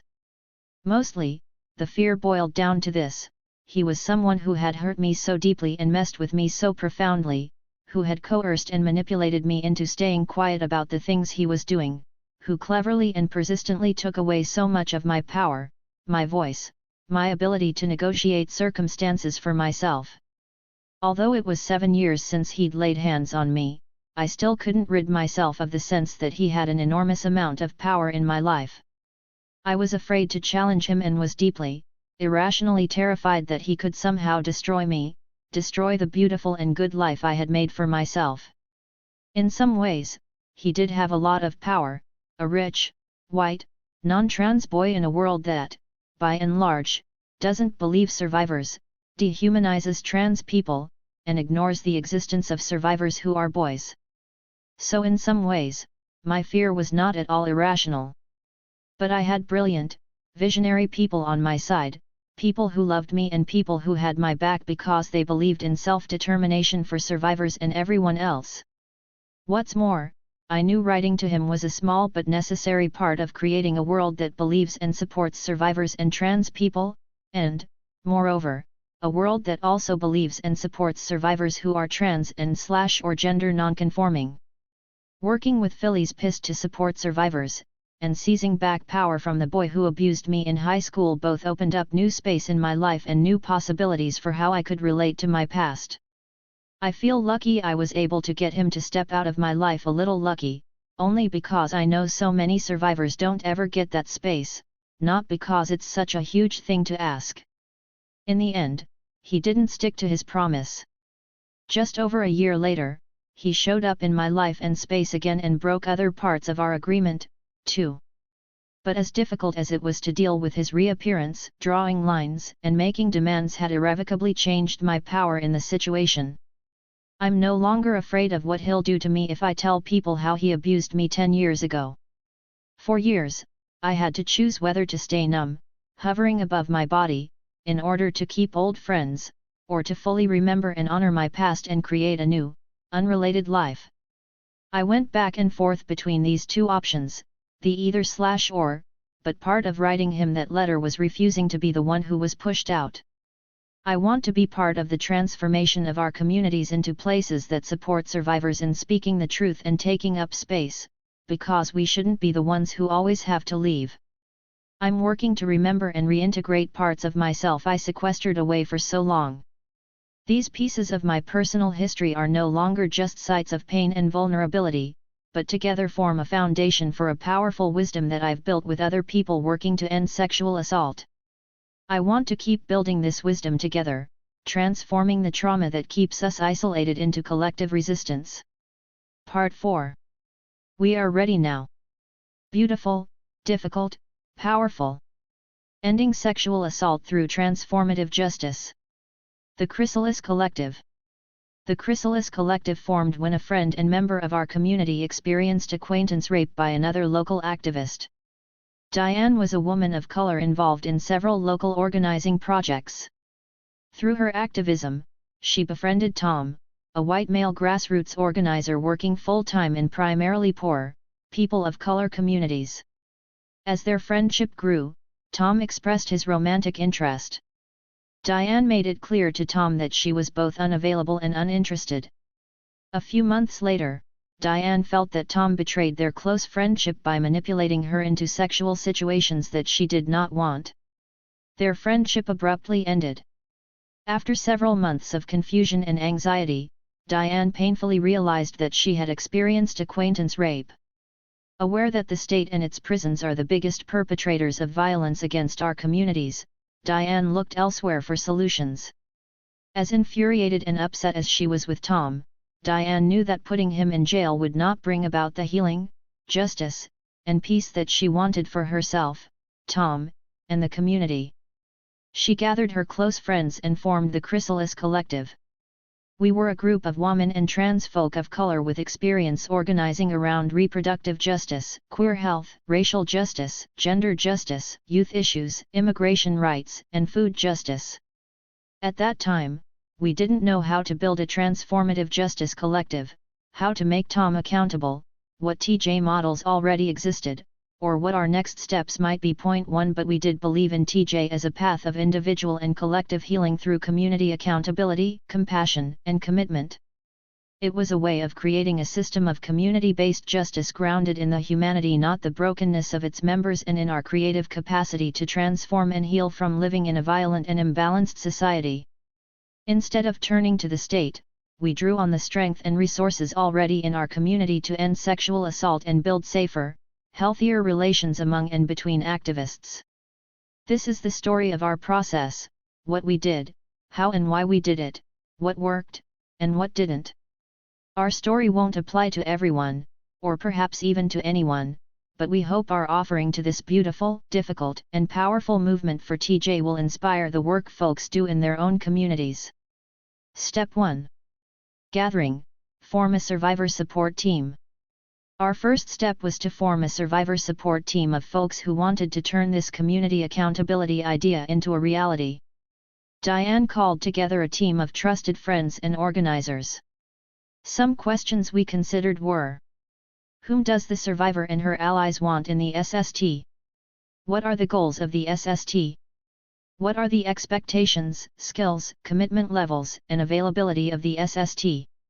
What resources does the SST need to prepare and gain confidence for the work ahead? The first SST meeting was a 2-day gathering that included a lot of tears and tissues, visiting the ocean, and expressing a commitment to support Diane and see this nascent TJ process through to the end. During this initial meeting we also developed our initial goals for the TJ process. We created separate goals for Diane, the SST, Tom, and our communities, including: help Diane seek a healthy, healing path, join a survivors group, not blame herself for what happened, and keep a journal. Have Tom agree to work with the accountability team we plan to organize, seek counseling, share with friends that he is in a TJ process, and admit to the assault. Ensure that the SST and it commit to a survivor-centered TJ process, recognize Tom's humanity, create a community-based alternative to the state, and eventually share their experience with community organizers and groups. At the time, we had no idea how we were going to meet these goals or whether it was even possible. Yet the aspirations we named when things were new, raw, and unmapped have remained our guiding force throughout the entire TJ process. Since neither Diane nor our support team had much experience in TJ or accountability work, our next step was to read everything we could find on the subject. Our team spent several months learning, brainstorming, and talking about how to approach Tom. We needed this time to be intentional about our work, build our trust as a group, learn enough to move forward, and give Diane the space and support she needed to heal. There were times when we felt overwhelmed by what we were reading, when we were uncertain about what we could do, and when Diane had some rough nights. We built our trust by continuing to show up for Diane, for each other, and for ourselves. Step 2. Expanding, form an accountability team. Next we began the process of forming the team that would be responsible for working with Tom to hold him accountable. Early on, the SST had concluded that we did not want to take part in working with Tom. We wanted to be able to focus on Diane's healing and also felt that we would not be able to distance ourselves enough from our anger at Tom to work compassionately with him. So we formed the IT as a separate team of people whose task was to hold Tom accountable. First, we made a list of community allies who could be potential IT members. Since the IT would be in closest contact with Tom, it was vital to choose folks who not only believed in our definition of TJ but could also commit the time and energy, and be willing to develop the skills needed, to engage with an aggressor. Point 2. We asked ourselves the following questions. What experiences did they have with sexual assault, transformative justice, or community work? What other skills could they offer the TJ process? What leverage did they have in the community? Would it be helpful if the IT was drawn from diverse communities across lines of race, gender, sexual orientation, class, organizational affiliation, and age? In our case, the aggressor was a middle-class, straight, white male with a pattern of not listening. We felt that an IT led by working-class women of color would be less effective than a predominantly white and/or male IT. And, finally, did they know Diane and/or Tom? Forming an intentional community of people as the IT was key to the process of creating safe spaces for Diane and Tom, and crucial to our TJ work. For us, the TJ process was not about shaming or threatening the aggressor, it was about a deep transformation based on radical reflection, community accountability, and love. Next, SST members contacted the folks individually on the list. Since their vocational circles overlapped so much, Diane chose to keep her and Tom's identities confidential. Without divulging identities, the SST informed the potential ally that a sexual assault had occurred in the community and that the survivor was starting a TJ process. We shared the SST's framework for rape, sexual assault, and TJ, and made sure that folks shared a similar analysis.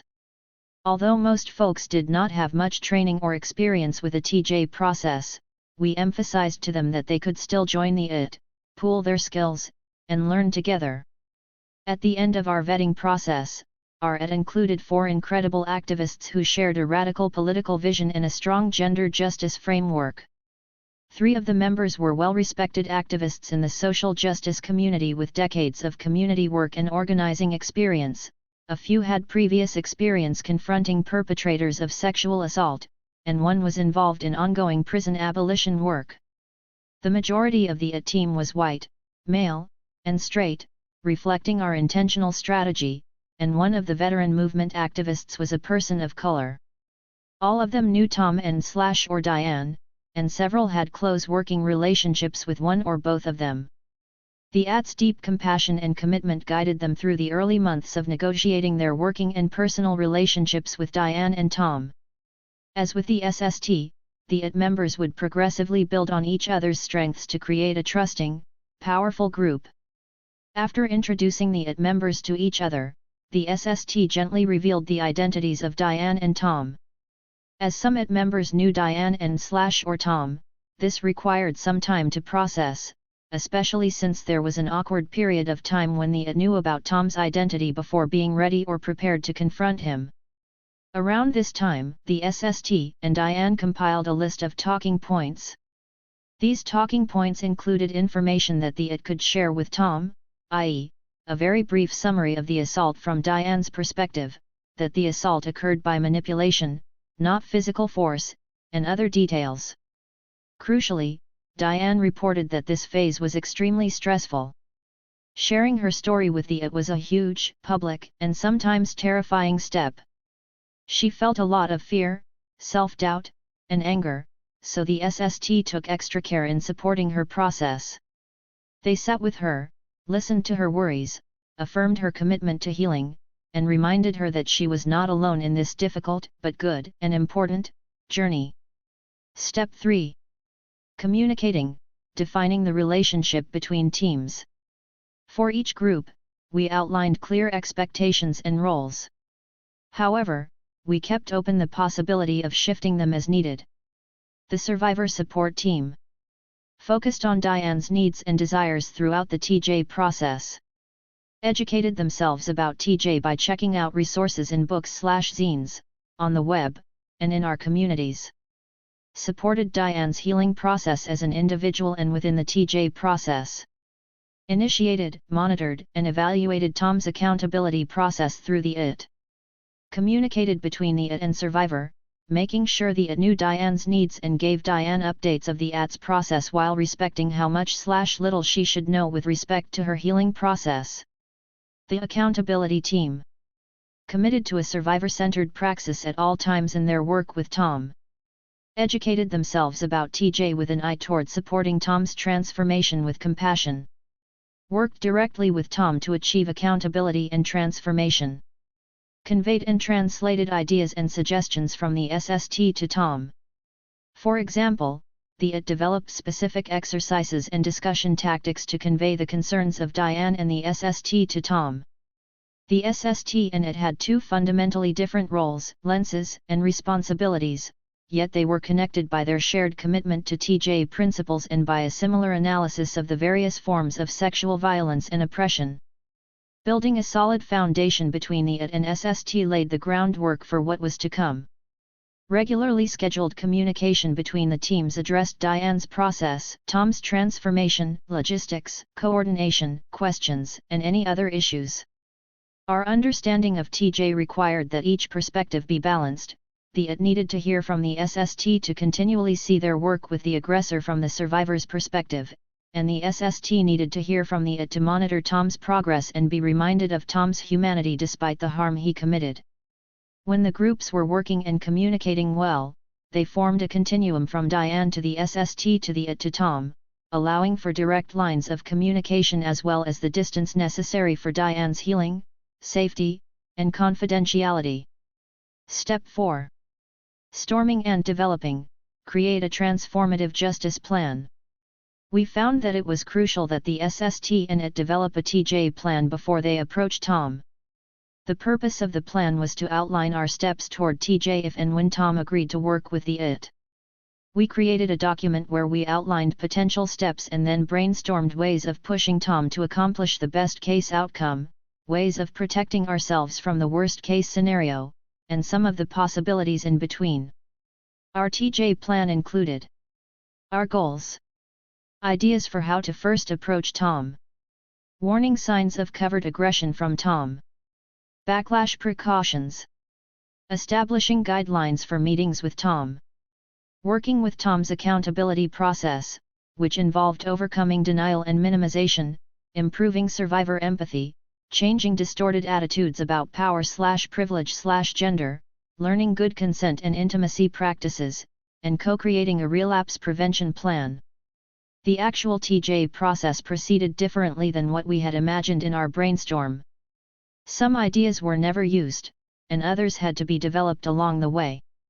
Even though not everything was used, it was really helpful for the SST and IT to have thought through these issues together and anticipated possible reactions and outcomes. Our plan was imperfect, incomplete, and did change, but it was much better than having no plan at all. We drew on the good resources we already had and embodied to make the plan as strong as possible. Step 5. Summoning, prepare for the first approach. Our IT and SST spent several months mentally and emotionally preparing for the initial approach and first meeting with Tom. The SST and IT lined up, vetted, and interviewed local resources, such as therapists, men's groups, and other TJ resources. We found that local community resources for aggressors in relation to sexual assault and TJ were weak, so we explored regional and national support networks as well. We also asked, where and when would the first approach occur? Which members of the IT would approach Tom? How would they invite Tom to the first meeting? Where, when, and how would they tell Tom that a survivor was seeking his accountability for rape? How would the IT communicate with the SST about the first approach? We wanted an approach that would model concern, confidentiality, and community safety while still giving us enough leverage to compel Tom to participate in the TJ process. In our discussions, it was helpful for us to distinguish our tactics for the initial approach when we would ask him to come to a meeting about a community concern, and the first meeting where we would tell him that the community concern was his behavior and Diane's experience of rape. It was agreed that two folks whom Tom respects would do the initial approach and keep the exchange brief and general to avoid tipping him off as to what the meeting would be about. We felt that this plan would maximize our chances of getting him to the table to listen to our concerns, be willing to participate in the TJ process, and minimize any reaction that could endanger Diane. The success of the initial approach would rely on the fact that Tom cared about the community and would want to be part of the solution to a community problem. The success of the initial meeting would rely on the fact that these concerns would be brought to him by people he trusted and respected, and that it would be done in a way that was not about shaming or punishing him. Preparing for this step was important because Tom's reaction could not be predicted, and how the IT responded could influence Tom's participation in the TJ process. What if Tom refused to engage with the IT, leaving everyone unhealed and the community endangered? What if Tom freaked out when his behavior was named as rape? What if everything went as planned? We simplified our preparation for the first approach by assuming a best-case scenario, but we also developed a list of tactics to influence and raise the stakes for Tom in case he resisted. The IT chose two members whom Tom respects and who have worked directly with him. After a community event they all attended, the two members casually approached him and said, "Hello, we would like you to join us for a meeting about an important matter concerning a member of our community." They diverted Tom's questions about the community member's identity by saying, "There are issues of confidentiality. We'll talk about that at the meeting." Neither the assault nor the TJ process were mentioned. For the first approach, we felt the less said, the more likely Tom would participate in the first meeting. We were wary of sharing any more information about the assault or TJ process with Tom for fear it would scare him away, trigger aggressive reactions, or turn him off. Our primary goal was to invite Tom to a first meeting, and fortunately he agreed to attend. Immediately after the initial approach, the two members processed the experience with the rest of the IT and the SST, as everyone was anxious to know how it went. In hindsight, we've realized that this approach had the extra benefit of activating within Tom the mental frames he and we needed for this process: responsibility, caring, trust, at the possible cost of him feeling betrayed by our half-truth. In contrast, an authoritative approach would likely activate an offense/defense response in Tom so he could regain his way, the opposite of what was needed in the process. Although this first invitation to the process seemed simple enough, it was an extremely stressful time for Diane, the SST, and the IT. We supported Diane and each other through our feelings of doubt and anxiety about whether the first approach and meetings would be effective. Unfortunately, we were not prepared for the growing internal stress in the groups. Our SST and IT lost some folks due to the increased intensity of the process and the time commitment. This was a time when folks really saw and felt how the TJ process would roll out. Step 6. Building, the first meeting. The IT planned the first meeting with an eye toward Tom's potential responses. This would be the first time Tom would hear that Diane had experienced rape, that she had been deeply harmed by his behaviors, and that we would be asking him to engage in a long, complex process of TJ. We considered the following range of feelings that Tom might experience and/or express. Ganged up on. To minimize the chances of this happening, we limited the first meeting to the two IT members we had selected, community leaders and elders who modeled cooperation, not domination, to make the initial approach because among us they were the most trusted and respected by Tom. Denial, outrage, remorse, shame, guilt, fear, and defensiveness. With these feelings in mind, we didn't expect much at first. We set and kept good boundaries, and used active listening. Betrayal by the survivor and IT. We tried to build trust and safety right away by compassionately listening to his experience, giving him space to feel betrayal and denial, and allowing him to offer some input on his TJ process. Overwhelmed by too much information. To avoid this, we kept things simple at first. At the first meeting, the two IT members gently told Tom that a community member experienced his behavior as rape. They revealed Diane's identity and shared a few of the SST's talking points. The IT folks explained that Diane and the community had experienced a harm which must be healed in a responsible way. These points were communicated both verbally and in a written document for Tom to reread and process later. Some of those points were: the IT was there to serve the needs of Diane and the community. The IT would support Tom in his accountability and transformation process. The IT would provide Tom with a simplified statement or version of Diane's experience, rather than a detailed account that could lead to a debate over what happened. The IT acknowledged that Tom's intention and experience might be different than Diane's. The IT set clear boundaries around the survivor. The IT valued Tom's contributions to the community. The IT and Tom had a mutual interest in stopping sexual assault in the activist community. The IT invited Tom to bring his needs and goals to the next meeting. The IT members were also prepared to validate Tom's story, feelings, and experience, if offered, repeat our support of the survivor's experience if Tom tried to blame Diane for what happened, deflect questions or challenges about the incident, violation, process, or Diane until the next meeting. Avoid volunteering any additional information to be helpful. Ask if Tom had friends to process with afterwards. Establish that Tom should communicate with the IT through a pre-designated point person. After this meeting, the IT members debriefed, updated the SST, supported each other, and relaxed as best as they could. Their work had just begun. Step 7. Transforming, meetings with the accountability team. Fortunately, the initial approach and first meeting led to regular meetings between Tom and the entire IT. During each meeting, the IT allowed generous time for check-ins and emotional processing. As expected, our personal feelings, such as anger and judgment, arose, so we consistently re-emphasized the entire team's commitment to TJ not to punishment and to building a climate of trust and respect. In the initial meetings, the IT gave an overview of the process that we expected going forward. We solicited boundaries from everyone and developed shared goals, ensuring a place for Tom's voice in the process. We also learned not to expect much from him during the initial meetings. The work ahead was likely to be long, and we figured it was most important that each meeting lead to the next one. As we've continued, the IT has played many expected and unexpected roles, such as supporter, friend, challenger, therapist, investigator, contract negotiator, and judge. Always, the IT and SST have worked together to make sure that the survivor-centered TJ process be guided by the goals of the TJ plan. The IT also focused on the shared goals produced with Tom. They respected Tom's needs while prioritizing the safety of Diane and of the community.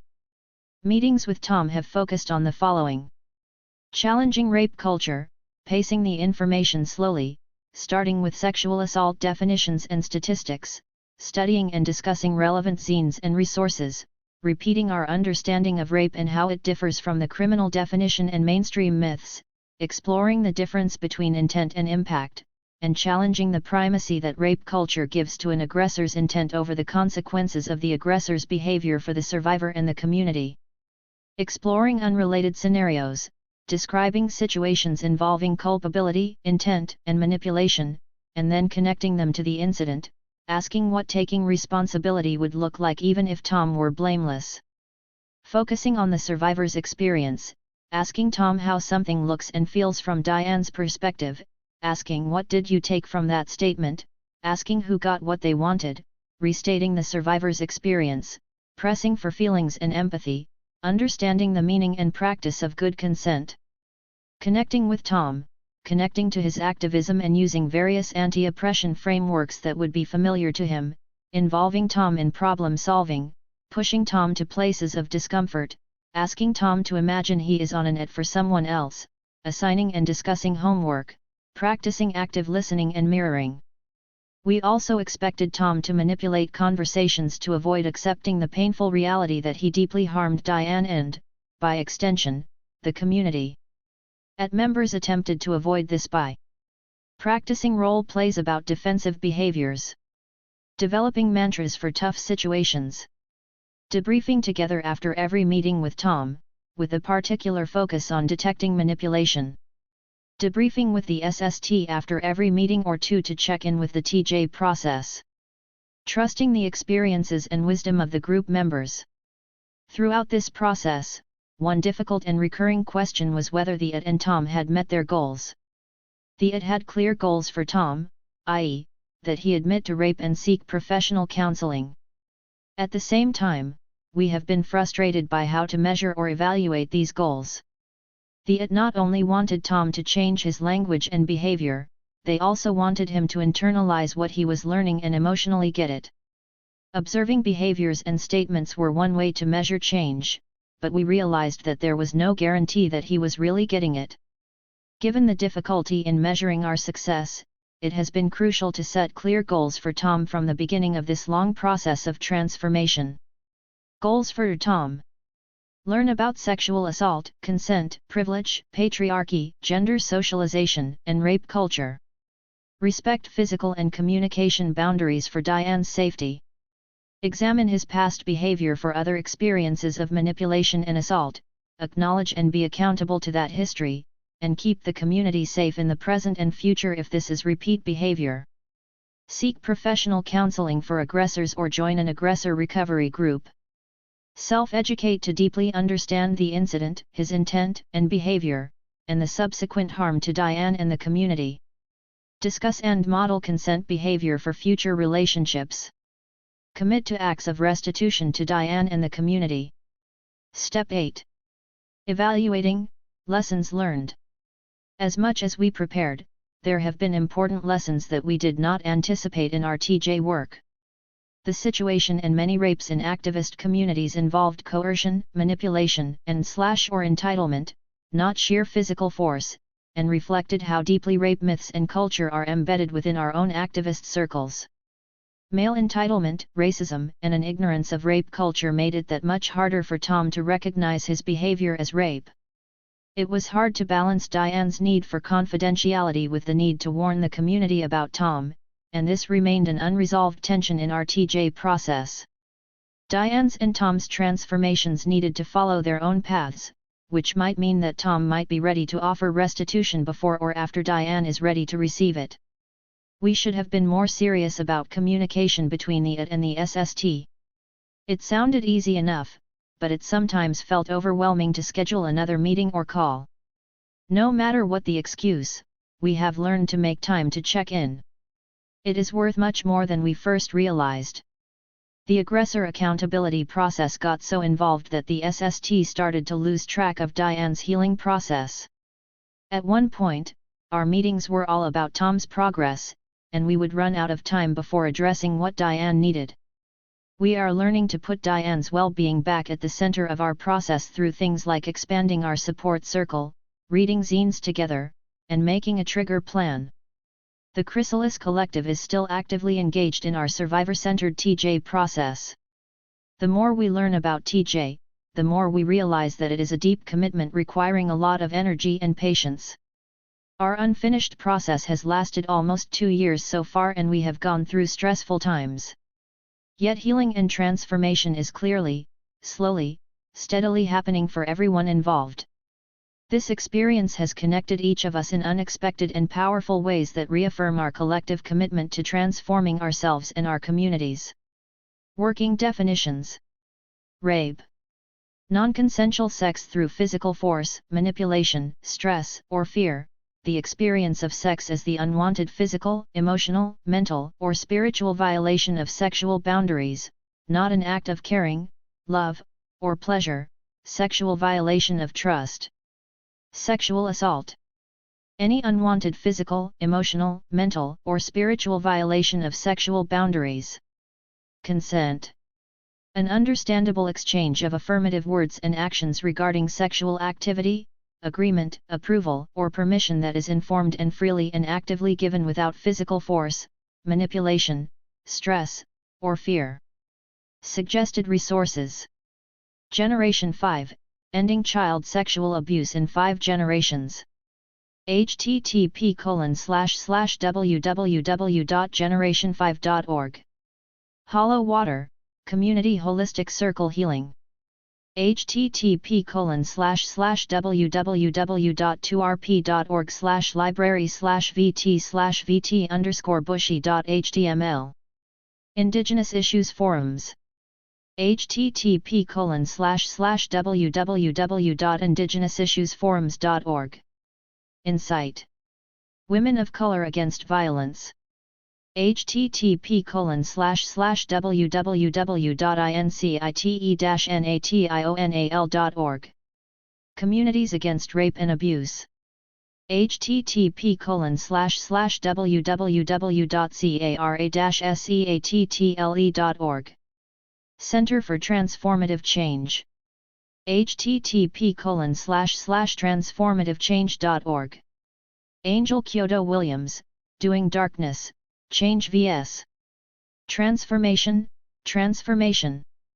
Vision and Practice of Transformative Social Change http://transformativechange.org/docs/nl/transform-200910.html Notes 1. After a lot of phone calls, web searches, conversations, and networking with amazing activists around the country, we found incredible resources. We are grateful for the wisdom and work shared by the TJ activists who came before us, especially the folks from Generation 5, Hollow Water, Indigenous Issues Forum, Insight. Women of Color Against Violence, Communities Against Rape and Abuse, and the zine The Revolution Starts at Home, Confronting Partner Abuse in Activist Communities, eds. Ching in Chen, Dulani, and Leah Lakshmi Piepzna Samarasinha. 2. The Chrysalis Collective deliberately uses the term aggressor throughout the chapter for reasons similar to those offered by a collective of women of color from Kara. Use the word aggressor to refer to a person who has committed an act of sexual violence against another person. Our use of the word aggressor is not an attempt to weaken the severity of rape. In our work of defining accountability outside of the criminal system, we try not to use criminal-based vocabulary such as perpetrator, rapist, or sex predator. See Kara, Taking Risks, Implementing Grassroots Accountability Strategies, in Color of Violence, The Insight. Anthology, ed. Insight. Women of Color Against Violence, 302-1. Making Our Stories Matter. The Storytelling and Organizing Project. Rachel Herzing and Isaac Ontiveros. Today, more and more people in anti-violence and broader social justice movements are calling for alternatives to imprisonment and policing in response to intimate and interpersonal forms of violence. But many are frustrated and discouraged in their efforts by a lack of concrete examples of existing alternatives, which in turn reinforces a continued reliance on criminalization as the only effective response to intimate violence. Additionally, among many activists there exist old and emerging critiques of the social services approach.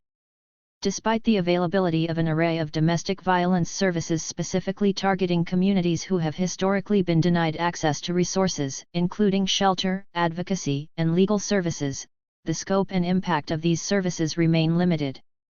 The typical interventions might be appropriate for those people leaving violent relationships but do not address the needs of people unwilling or unable to choose this option.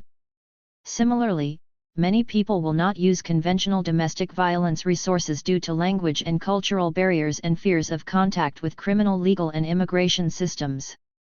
Finally, current options tend toward interventions at advanced stages of violence, after long-term physical and mental health impacts have already occurred. Creative Interventions is an organization that developed in response to the environment described above.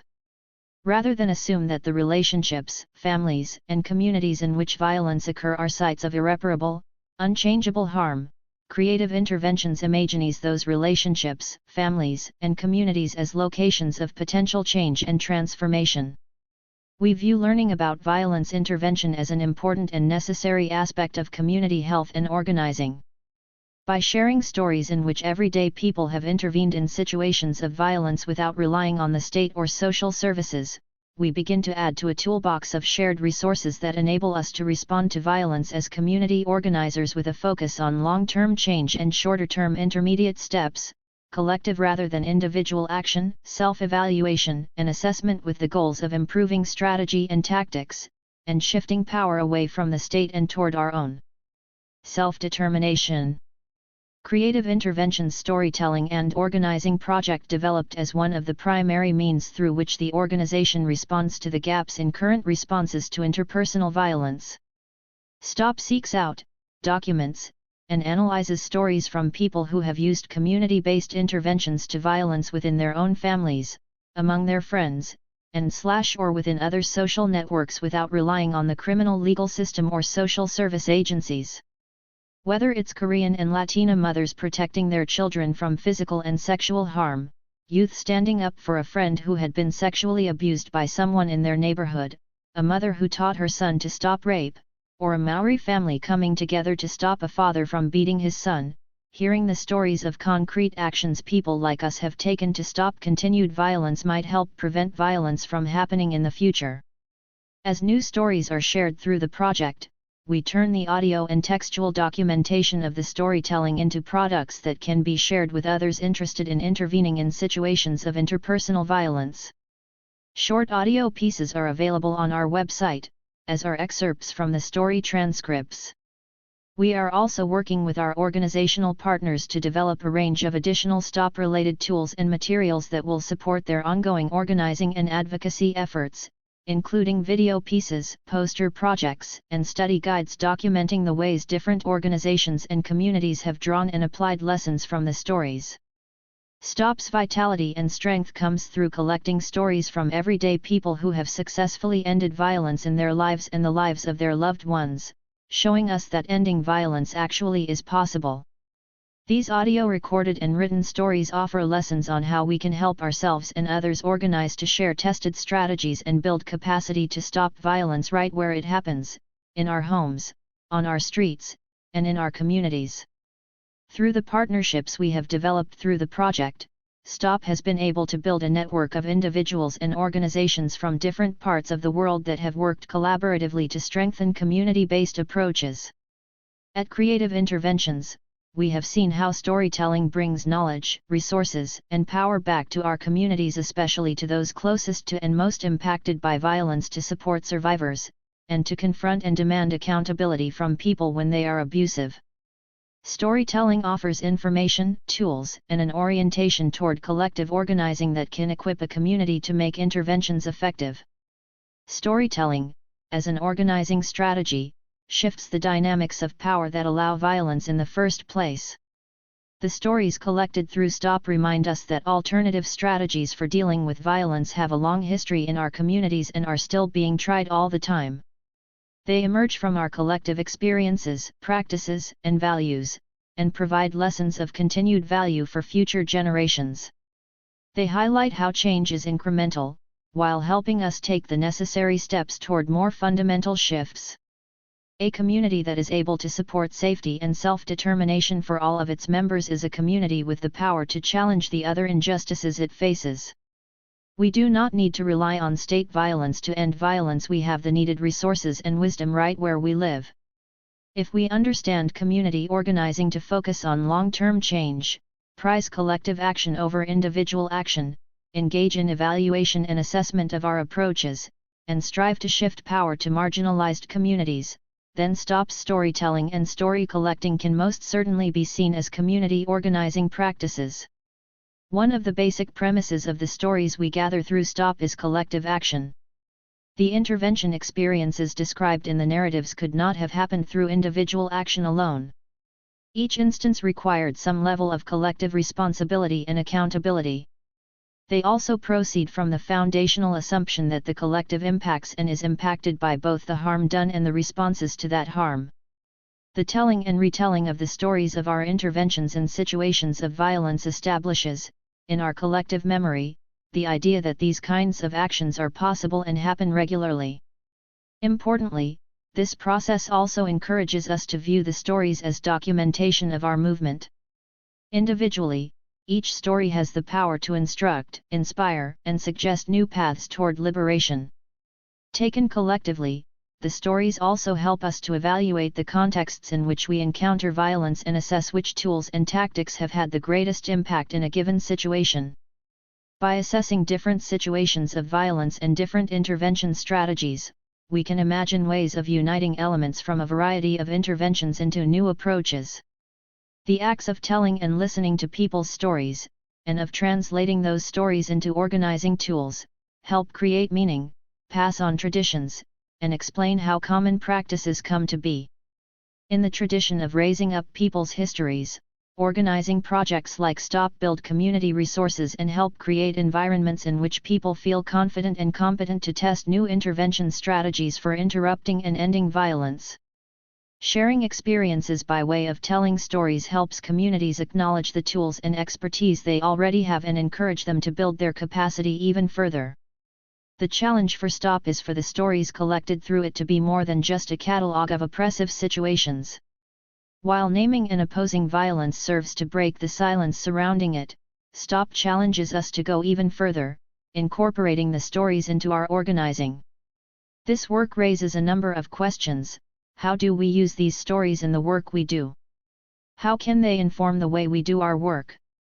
How do we translate whatever learning happens around these stories into a methodology that moves our work forward, that moves us even a few steps toward shifting the balances of power and strengthening communities' agency and practice of self-determination? When a story is told or collected, silence is broken. This is no small thing.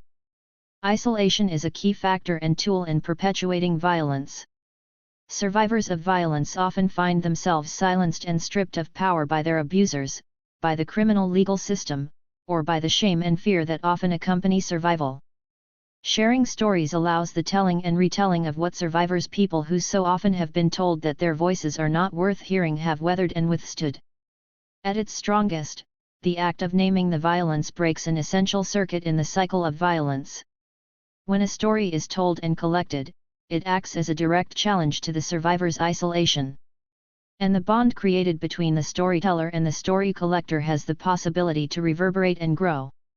The act of storytelling, the act of story collecting, and the relationship created between the two processes can translate into increased senses and practices of agency. If the story is told and collected within a collective environment, the potential for people to exercise their own power may grow even stronger. Once the story collector is not simply an individual collecting a story, but a member of a family unit, an organization, a coalition of organizations, a community whose work has brought them together, our organizing work has already begun. When our communities unite to organize collectively, we maximize our ability to address, confront, and struggle against the systemic and intimate forms of violence so many of us face. What follows is an excerpt from a transcript of a story offered to the Storytelling and Organizing Project. It has been lightly edited for clarity. This story is just one example of the ways that community members, acting collectively, have taken steps to intervene in violence without engaging the criminal legal system. Radhika's story. About 3 years ago, I was part of an Asian Pacific Islander women's group and also a young writers group. The API Women's Group provided mentorship and taught some of the classes with the Young Writers Group. One of the young women who was in the Young Writers Group approached those of us who were in the Women's Group and said that a youth artistic director of an API theater group had had a sexual relationship with her when she was a minor. He was in a position of power, being the youth director, and she was part of that theater group, so there were a variety of ways in which this was completely inappropriate. She had come to us looking for guidance. She didn't want to have to deal with him anymore. She didn't necessarily want to seek any kind of criminal justice route, but what she said again and again was that her ideal would be never have to see him again, never have to deal with him again. And given that we were this API women's artist group and that this was an Asian theater group, there were relationships between the two. And we believed the young woman. I don't think that was actually ever a question. We knew that she wanted something to happen. We knew she didn't want it to be criminal justice related. We were in a somewhat awkward position that way because she didn't want to be identified. Brought it to the attention of the theater group, and said, "Look, this has happened and we heard about it from this young woman. And so it was also somewhat awkward for them because they're a non-profit and had employment policies and all kinds of things. So got brought from their board. I guess they did whatever was an equivalent to their internal investigation. He ended up saying yes, that they had had a sexual relationship but that it was consensual and not an issue. And of course we had a couple of problems with this. Made it impossible for her to have been in a consensual SEXUA0L relationship with him. We also had a problem with it because what we started hearing was that he had made sexual advances to other young women who were in the 16 to 18 range as well. He was very well liked in the community. He was able to resign and to give family reasons for his resigning. And so he resigned and it looked like, oh, he's being the good son and taking care of his family and that's why he's leaving the theater company, when it was actually because of this young woman's complaint. It was difficult for our women's group because there was at least one person in our group who was very good friends with him, and had known him for years. She was put in a particularly difficult position, because she also had the strongest relationship with the theater group. So they were looking to her to provide some information guidance, and I think it may have felt for her that she was her loyalty's lay. It was also somewhat stressful for the women's group because some people were all ready to take street action and name him publicly and make it a very visible accountability, and other people wanted to talk to the organization, let handle it. So, there was some tension about that as well. There was a convening of town hall meetings to discuss the older Asian American men within the Asian American community, particularly in the artist and activist community, taking advantage of, preying on, young API folks. Clearly this incident was what sparked it, and there were people who had varying degrees of familiarity with exactly what had happened or what was involved, who was involved, all that kind of thing. For some people, they wanted the town hall to have nothing to do with what happened. Other people wanted the town hall to be about what happened. Became mostly educational about the issue of sexual violence and how it plays out in the community, so there was a lot of addressing myths and facts almost like a sexual assault 101, and helping to explain and understand that boundary. There were people from the theater group who were involved in planning the town halls, who were very protective of the man in question, and said, well, there's no way that we can know what exactly happened, and, how do we know that she's telling the truth? And, even if she was telling the truth, he's no longer part of the organization, so we're fine, as though that were all that it took. We started talking about it being a larger issue, because as this started getting addressed, we started hearing more about something happening here, and something happening there, within circles that really were meant to be safe and progressive and all of those kinds of things. Overall, I think the young woman in question did, to a large degree, get what she was looking for. We clearly rallied behind her, took her seriously, took her story seriously, understood it as a harm. We felt very protective of her. But I think the other thing was that the more complicated the relationships are between people, the harder it is to see a clear path as to what it is that people are looking for. I think this intervention was successful because the man in question no longer had his job in the theater group working with youth and because the young woman in question felt supported by the people that she went to. As far as I know, he's still working with young people, just in a different place. I think that the other limitations were that we were dealing with an organization that had its personnel policies, etc., so there was a way in which we could kind of bring it to the attention of the organization, but felt like we weren't really a part of the process after that. How the organization is going to deal with it is very dependent on their understanding of the issue, and kind of what facts they have. Like I said, the young woman didn't necessarily want to identify herself, so they have a representative from the women's group who is speaking on behalf of this young woman, but they have the young woman and we have this guy that they all know and love and respect, and he is telling his side of the story. So I think that was probably one of the challenges. The women's group, we came up with a public statement around the issue more broadly that we disseminated. How much people were able to take in the issue of sexual violence, the issues of power and boundaries, I don't know how much that sank in. We wanted the same thing in terms of this young woman feeling safe and taking her seriously and doing something about it. But after that, what do we all want? And it was just very different. And, you know, we all kind of ended up in this particular case just having different opinions about all of that. This wasn't something that broke our group or something that destroyed us, but it was a very difficult process that took a lot out of people. What does it feel like when change finally comes? Male supremacy, accountability and transformative justice. Gaurav Jashnani, R.J. McAnee and Alan Grieg. The Challenging Male Supremacy Project.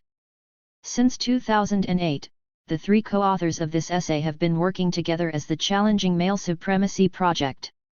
Thus far, CMS has aimed to be an intervention into the organizing and activist communities of New York City, an effort to concretely shift the personal and political practices of cisgender men as well as form better allies to feminist, queer, and trans justice struggles and movements.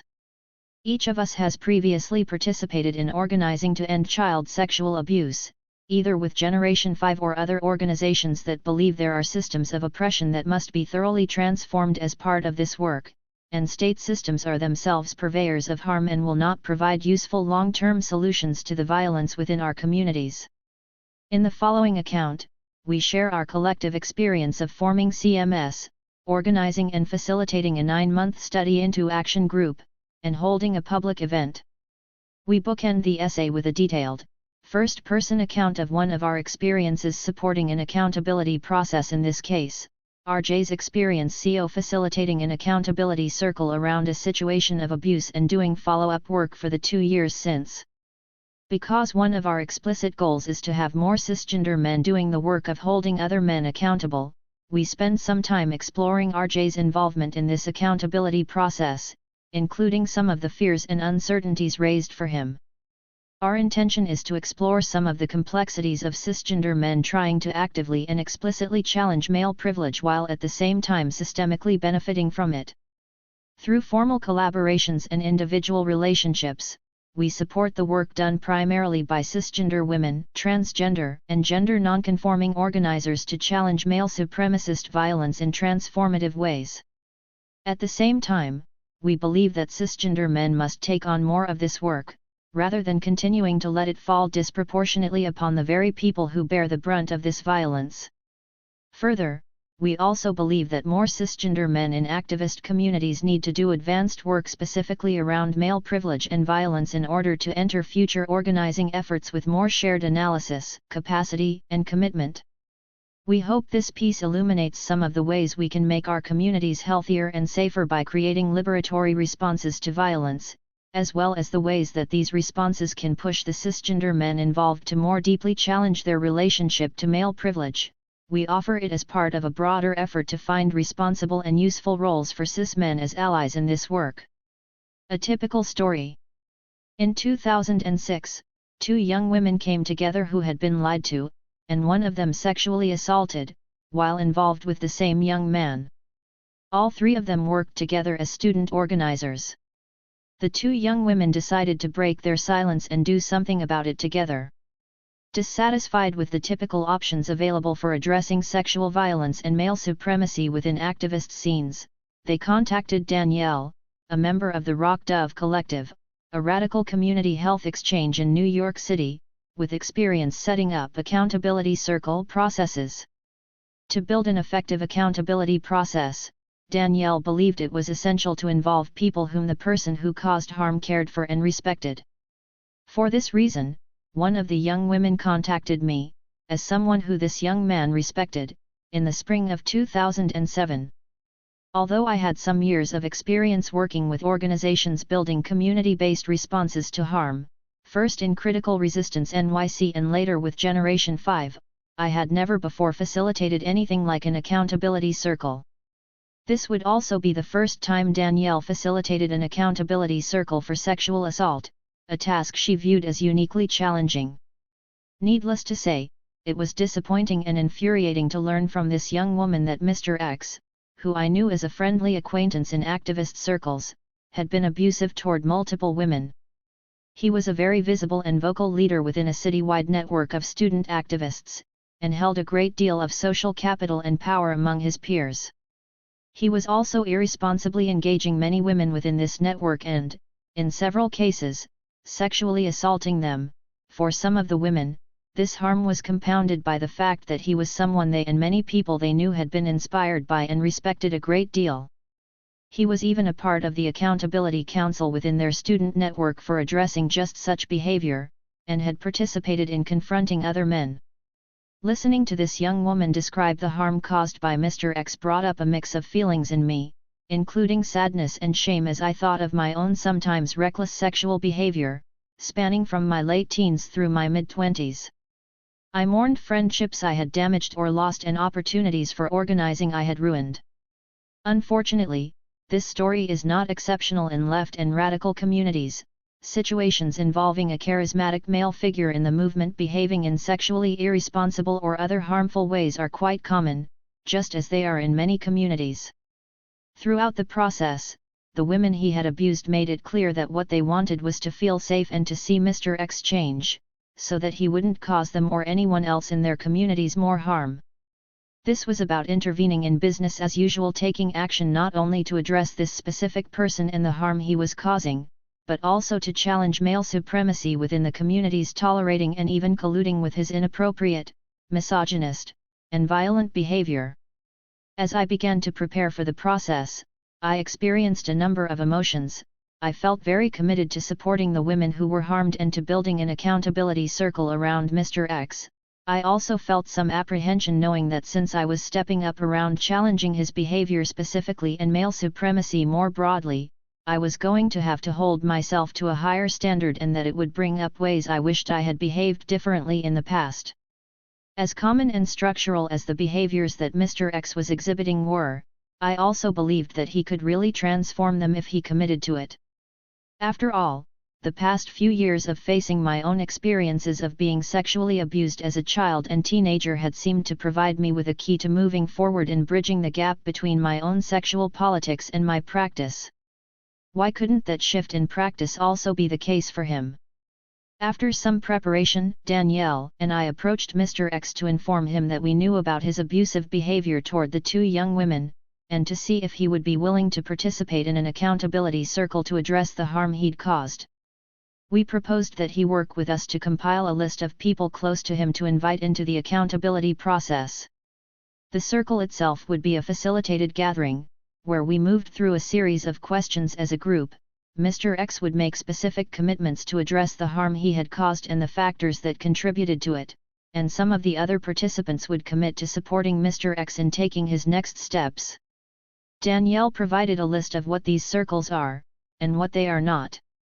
Accountability circles are opportunities to air emotions, issues, tensions, fears, ideas, facts, stories, and are not places to attack, degrade, punish, harm, or demean.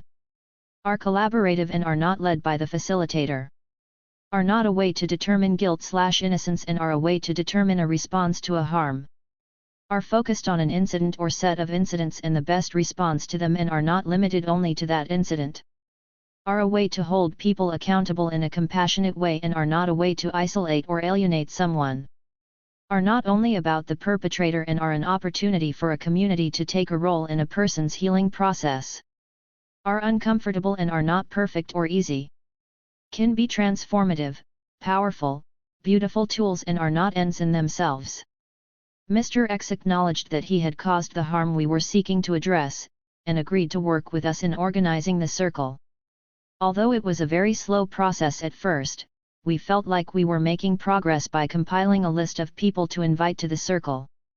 Something that became clear, however, was that Mr. X had few truly deep friendships and that approaching family was not going to be an option. This was a challenge that Danielle and I partially expected, not just from what we knew of him but also from the lack of community we saw among many people around us. We recognized that organizing this circle was also about supporting him in building some of the community he would need, both to be held accountable for the harm he caused and to grow and change in the future. It would take over a year before the circle itself came to fruition. Mr. X dragged his feet in many ways, and the rest of us were juggling multiple commitments while trying to push this process forward. Over a year to pull Danielle and me, one of the two women who had initially come forward, Mr. X, and 5 other people who had some relationship to Mr. X into the same room at the same time. As facilitators, Danielle and I also brought to the circle the expectations of the second woman who had stood up to address the harm but did not want to attend the circle meeting. With everyone seated in a circle, Danielle and I went over again what a circle is and is not, and described the basic mechanics of the process. We would work through a sequence of questions, moving clockwise around the room, giving each person a chance to respond to the question. The person whose turn it was to speak would hold a talking stick in their hand and pass it when they were finished. Before posing the opening question, we facilitated a discussion to establish some ground rules, which we made sure would include some form of confidentiality, respecting timeouts, and showing respect in general, listening to each other, honoring the silence or speaking of the person holding the talking stick, and a commitment to not making threats. Then we set out working through the questions. How are you feeling now? What are you hoping to get out of today / why are you here? What is your relationship to what happened? What happened? What did you do / have you done? How did you feel about it at the time? When it happened / when you found out? How do you feel about it now? What concerns you most going forward? What are some things that could address those concerns? Which of those things are feasible? Who should be responsible for what? Are they willing to do those things? What specific agreements do we want to leave with today? Are those attainable? If so, who is responsible for each aspect of the agreements? How are you feeling now / closing comments. After 6 arduous hours, Danielle and I thanked everyone for their commitment to the process and we closed. Mr. X had verbally committed to honoring requests concerning his presence and behavior around the specific women he'd harmed, as well as broader requests addressing issues that had contributed to his actions. Others within the circle committed to providing support for the different pieces of work that lay ahead of him. Working together to challenge the culture of male supremacy. Together with many others, we recognize male supremacy as a system causing a great deal of violence and harm not only in the world at large, but also within our own radical and left movements. Whether physical or sexual abuse, talking over others, being needy without asking first or reciprocating later, or shrugging off emotional and logistical work, practices of male supremacy often work to undermine solidarity and community. Male supremacy harms, traumatizes, and pushes people away, placing even more obstacles in our collective path to social transformation. Male supremacist behavior within our organizing spaces often goes unchecked because many of us have internalized the male supremacist notion that the real struggle is elsewhere, whether in the streets or the halls of government. In addition, some of the most obvious forms of this behavior, such as male sexual violence, can feel especially difficult to address for those of us who recognize that the police and prisons not only fail to prevent this violence but actually produce and reproduce systems of heteropatriarchy, white supremacy, and capitalism. Left unaddressed, however, male violence within our communities reinforces the status quo and undermines the belief that a better world is within our collective capacity to create. The joint statement Gender Violence and the Prison Industrial Complex issued in 2001 by Insight. Women of Color Against Violence and Critical Resistance is particularly instructive on this point, urging all men in social justice movements to take particular responsibility to address and organize around gender violence in their communities as a primary strategy for addressing violence and colonialism. We challenge men to address how their own histories of victimization have hindered their ability to establish gender justice in their communities. 2. Through CO facilitating or supporting various accountability processes, we've also learned that men who have caused harm are often easier to reach if they are engaged by people they already trust, and are frequently more likely to be accountable if they can maintain pre-existing relationships or even build new ones.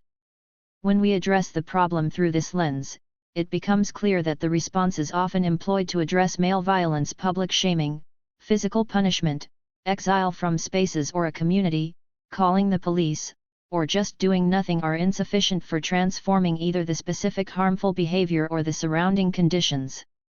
Demonization, isolation, retaliatory violence, or state intervention offer, at best, only partial solutions, and can be especially destructive for communities that are already scapegoated and targeted by the prison industrial complex.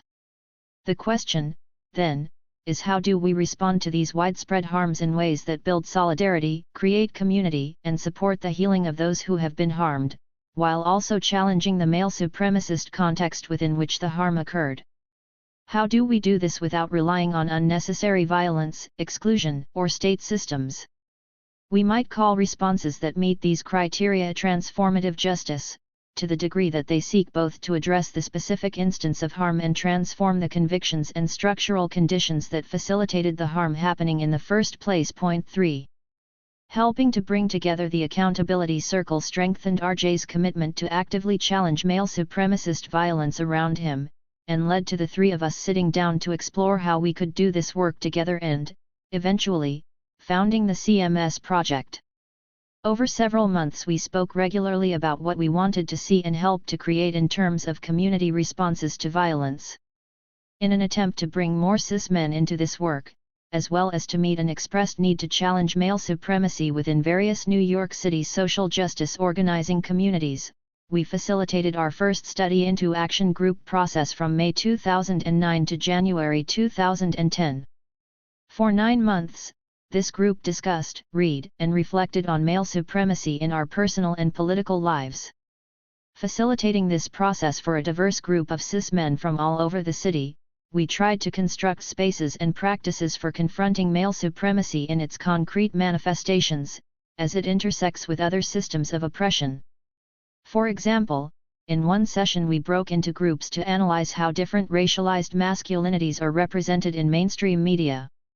This was instructive for exploring both how we had related to our own particularly racialized masculinities growing up and how we have been targeted, privileged, or otherwise stereotyped in the popular imagination.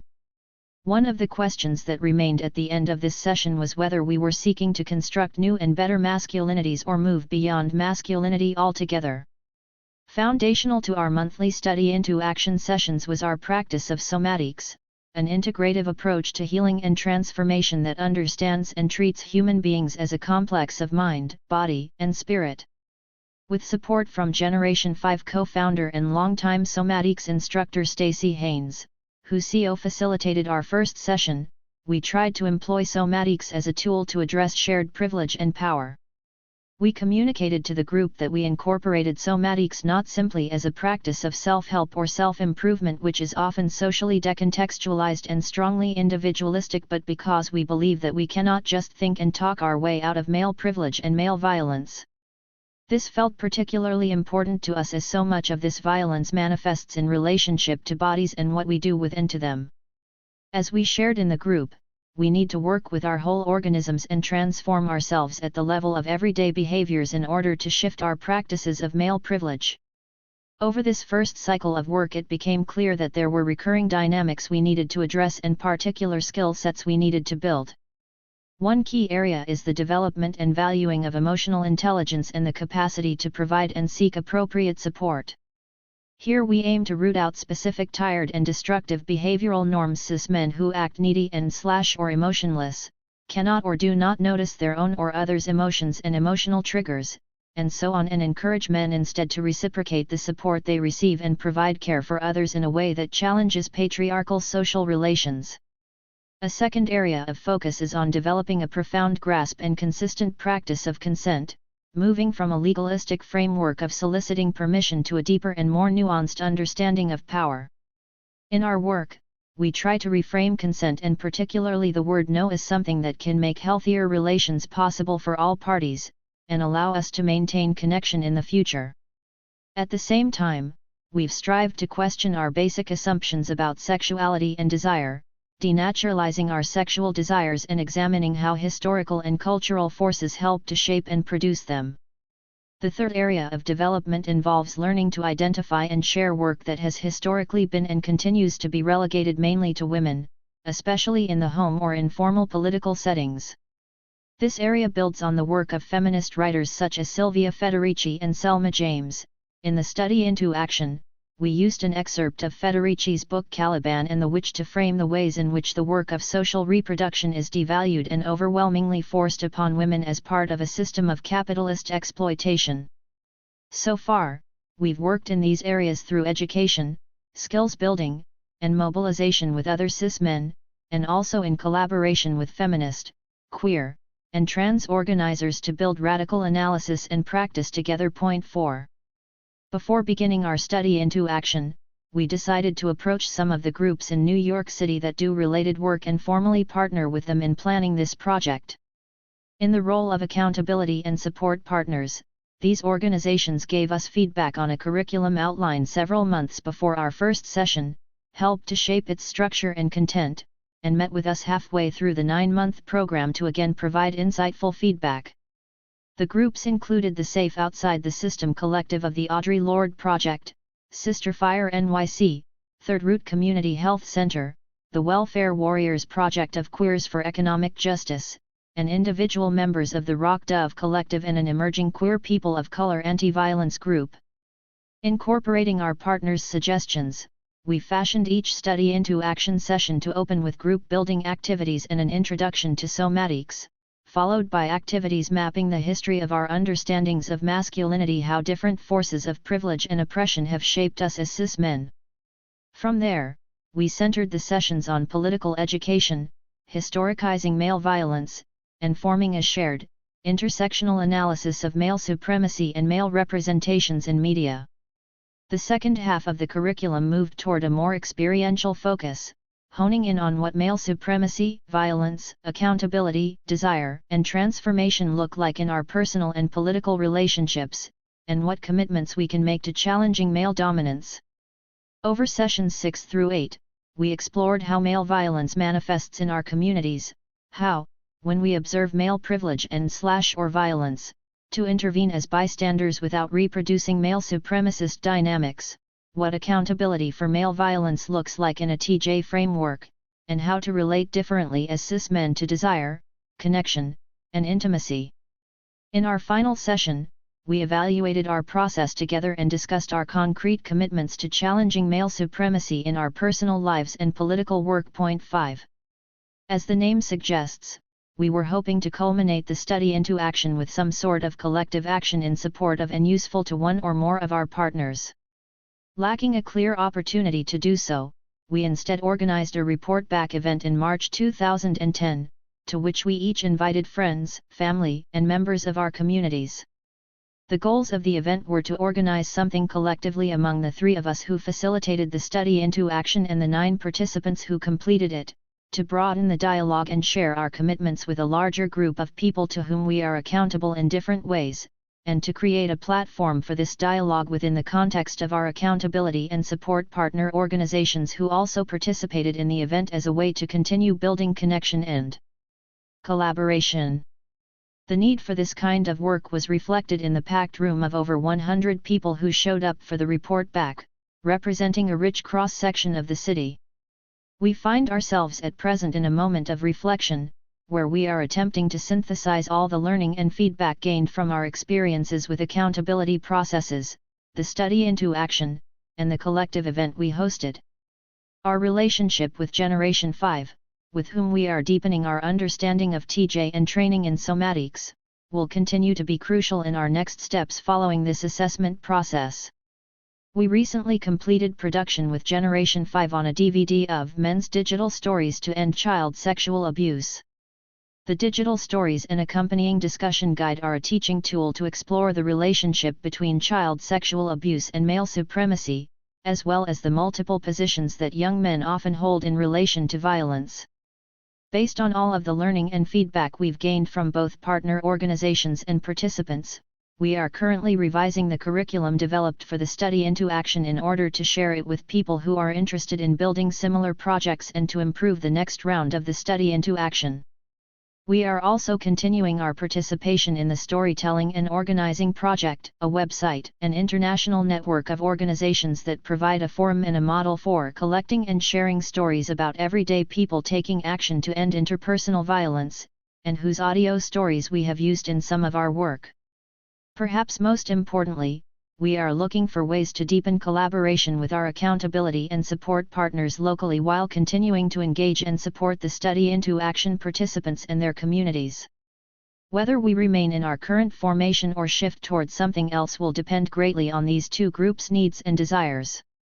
As allies to feminist, queer, and trans struggles against interlocking forms of oppression, we must acknowledge that we cisgender men cannot simply will our privilege away or make a quick and painless transition to different ways of being in the world. This work cannot happen unless we learn to acknowledge that there are all sorts of privileges and benefits we stand to lose by challenging male supremacy, but also, that we have honest emotions, healthier relationships, greater dignity, and a fuller humanity to gain. And the story continues. And Mr. X? We had decided not to include him in the study into action process, as it did not seem clear that he was authentically committed to transformation. It had been a difficult year. He'd left the city and country several times and didn't put much effort into working with me, despite the fact that I was the person responsible for checking in on how he was keeping his commitments overall. When I surprised him by showing up at one of his parties, he commented, perhaps half-joking, that I was not his parole officer. What? I'd just gotten off of a 9-hour shift taking care of restless children, and I was stopping by because he wasn't getting back to me by phone or email. It wasn't my ideal way to start a Friday evening. Especially in times like this, the friendship, solidarity, and commitment of Danielle, Gaurav, and Alan, with whom I could vent and debrief on how to honor the commitments laid out in the accountability circle, have been crucial. The fact is that it's been difficult to figure out how to orient myself to the responsibilities I had agreed during the circle to take on. I'm tracking his behavior through checking in on him and with people around him, though I'm not a social worker. On the other hand, although I care about him, I'm not a simple friend. And he may confide in me, but I'm not a counselor or therapist. I'm something else. I worry about how much to empathize or connect. Will I be enabling in some way, or will I come down too hard on where he's at right now? In June of 2009, a month after kicking off the Study into Action group and a year into the accountability process, Danielle and I checked in with each of the participants in Mr. X's accountability circle. Speaking with them, and considering the reports from others who had been around him and our own infrequent communication with him, it became clear that Mr. X wasn't living up to the commitments he'd made in the circle. It was also clear that we had not established sufficient means for checking in around his various commitments, nor had we articulated a clear outcome were he to fail to keep those commitments or remain in contact. We checked back in with Mr. X, sharing this feedback and what we thought it might mean. Although a bit snide and defensive at first, he seemed to come around and engage in a way that he hadn't previously. With support from Danielle, he found a therapist and various groups to address his alcoholism while building a group that he's comfortable with, and committed to starting sessions with me around misogyny and male supremacy. 6. It's been over 2.5 years since 2 young women stepped forward and initiated this accountability process. It is very heartening to see them continue to be engaged and making important contributions in their radical political work, and to hear from them that they feel very supported and affirmed by our efforts. Their courageous actions were a major inspiration for CMS, and our broader, everyday efforts to take on the work of challenging male supremacy in more active, thoughtful, and radical ways. There is much work ahead, and some of the outcomes can be difficult to measure. Through building processes like the Study into Action and the Accountability Circle, it is our hope that we are creating responses to harm that make our vision for a better world one that offers safety without depending on prisons not only more likely, but also more credible. Notes. 1. For a more thorough explanation of cisgender and related terms, see http://juliaserrano.livejournal.com/14700.html. 2. See Color of Violence, The Insight. Anthology, ed. Insight. Women of Color Against Violence, 2006. 3. For more information on transformative justice, you can check out a short essay or the longer online resource toward transformative justice, a liberatory approach to childhood sexual abuse and other forms of intimate and community violence, both from Generation 5, http://resisting.org/newsletters/issues/articles/towards-transformative-justice and http://www.generation5.org/downloads/g5_toward_transformative_justice.pdf. In founding the CMS project, we've joined a patchwork landscape of organizations and collectives in New York City working to eliminate violence against female/queer/trans individuals and communities and/or build alternative forms of safety and accountability beyond the PIC. We've learned from and collaborated with Support New York, a collective which has been doing work around survivor support and community accountability for several years. We've also been in touch with members of Reflect, Connect, Move around our shared work on gender violence, while Connect, an organization focused on family and gender violence, has shared space and resources with us. We continue to be inspired by Critical Resistance NYC and the People's Justice Coalition, who are building community-based responses to state violence. The former recently won a campaign to stop construction of a new jail in the Bronx, while the latter is working to foster and support a citywide culture of observing the police as a tactic for deterring abuse and brutality on their part. 5. As facilitators, we consistently tried to co-create a space in which all of us acknowledged how much we each have to teach each other, balanced against the fact that 3 of us had written a curriculum with set topics informed by external input from allied organizations. Similarly, as facilitators, we took on a number of roles within the group, and walked a difficult line at times between leading and participating. 6. A feminist therapist who lives in my neighborhood has worked with one of CMS's partners and has experience in harm reduction. She provided support for me in preparing this one-on-one work. One of her first pieces of advice was that Mr. X and I negotiate and establish clarity around our respective roles before beginning this work together. Resources: Audre Lorde Project, http://www.alp.org. Critical Resistance, http://www.criticalresistance.org. Generation 5, http://www.generation5.org. Generative Somatics, http://www.somaticsandtrauma.org. Insight. Women of Color Against Violence, http://www.incite-national.org. Queers for Economic Justice, http://www.q4ej.org. Rock Dove Collective, http://www.rockdovecollective.org. Storytelling and Organizing Project, http://www.stopviolenceeveryday.org. Support New York, http://www.supportnewyork.org. Third Root Community Health Center, http://www.thirdroot.org. Appendices. Goals for the Challenging Male Supremacy Study into Action. 1. Build an understanding of the workings of male supremacy in relation to other systems of oppression, in our own lives and histories, and those of our communities. 2. Build a practice of confronting male supremacy as it intersects with other systems of oppression toward eliminating intimate and interpersonal violence in our personal and political relationships and institutional violence in our communities. 3. Create a space of and practices for accountability and support for cisgender men so that we can further the work of owning and changing our own oppressive behavior, while challenging gender binaries and heteronormativity. 4. Recognize the ways in which masculinities are racialized within our society and hold ourselves to a complex understanding of how this impacts our experiences of male supremacy. Make room for the histories of trauma and violence that people bring into the room, and connect people with resources that can support them in engaging with these histories transformatively.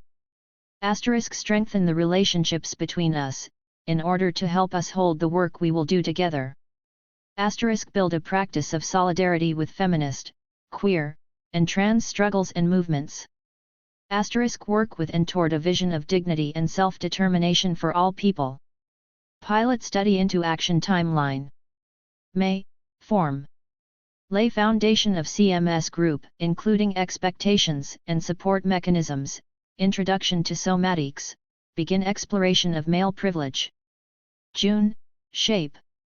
Explore the forces of privilege and oppression that have shaped us, and the changes that will move us toward our commitments. July, frame.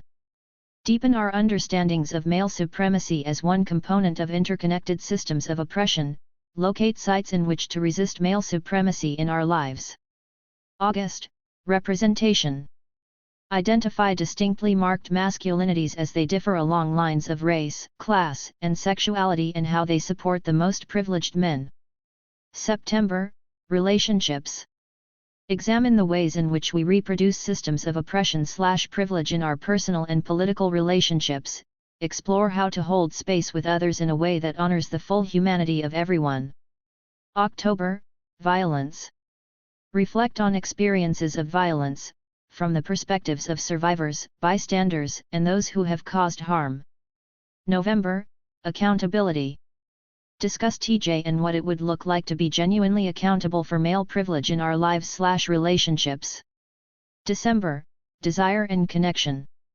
Explore intimacy, isolation, consent, abuse, and histories of violence, as they apply to us and our partners.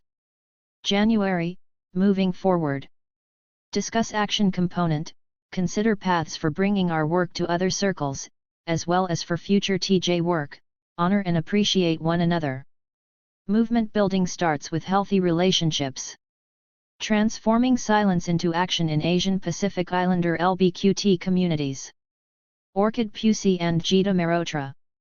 Transforming Silence into Action was a series of national gatherings between 2003 and 2008 that brought together a national network of advocates and activists addressing intimate partner violence in Asian and Pacific Islander lesbian, bisexual, queer women, and transgender communities.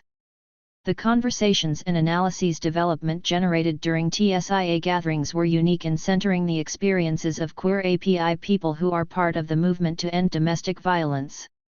These gatherings gave queer API women and transgender people the opportunity to build capacity and leadership through dialogue that recognizes the complexity of these issues across our diverse communities and experiences, and understands that movement building starts with healthy relationships. TSIA participants met to collectively create new ways of understanding and addressing violence in our relationships, and contribute new and important ways of thinking to queer movements, the broader anti-violence movement, and other movements for social change. The following pages document some of TSIA's history, values, and core analyses, all aligned with the goal of building the strength, visibility, institutional memory, and sustainability of this work. What follows reflects one moment in the evolution of our analyses. We hope that it can spark and support further discussion and action around abuse in queer API relationships and communities, and contribute new perspectives to anti-domestic violence efforts in all communities. History. The TSIA initiative grew out of an early network of queer API women addressing domestic violence in their communities that gathered 3 times between 1998 and 2001.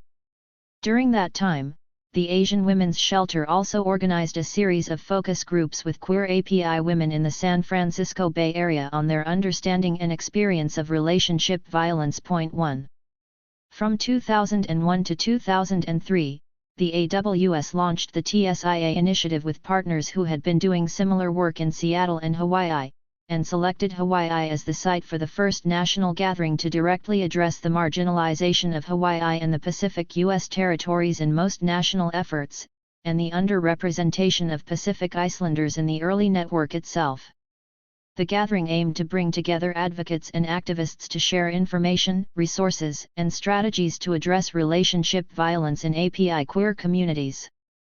From 2004 to 2008, AWS coordinated 3 more TSIA national gatherings, each expanding the network, its analyses, and its capacity to more effectively address issues of gender justice and the exclusion of transgender communities and other marginalized API queer communities from analyses and spaces devoted to gender-based violence. The dialogue and information shared at the gatherings evolved significantly over time, reflecting a deepening analysis within the network, the growth of queer anti-violence efforts in local communities, meaningful community building within the network, and a self-reflective organizing process that refined the national gatherings over time. Each gathering comprised small and large group discussion and strategizing sessions, as well as peer presentations about work in local communities and resource sharing. Participants shared training curricula on LGBTQ issues, homophobia, queer domestic violence, and other relevant topics. Across gatherings there was also a desire to discuss community accountability models and concrete community-based interventions, to solicit feedback on local strategies and challenges, to build healthy relationship skills training curricula, and to explore other creative ways of doing anti-violence work within queer API communities. The meetings were largely informed by participants' own activist, advocacy, and personal experiences, and structured to encourage a meaningful exchange between the resources, skills, analyses, and alliances developed during TSIA gatherings and participants' local community work.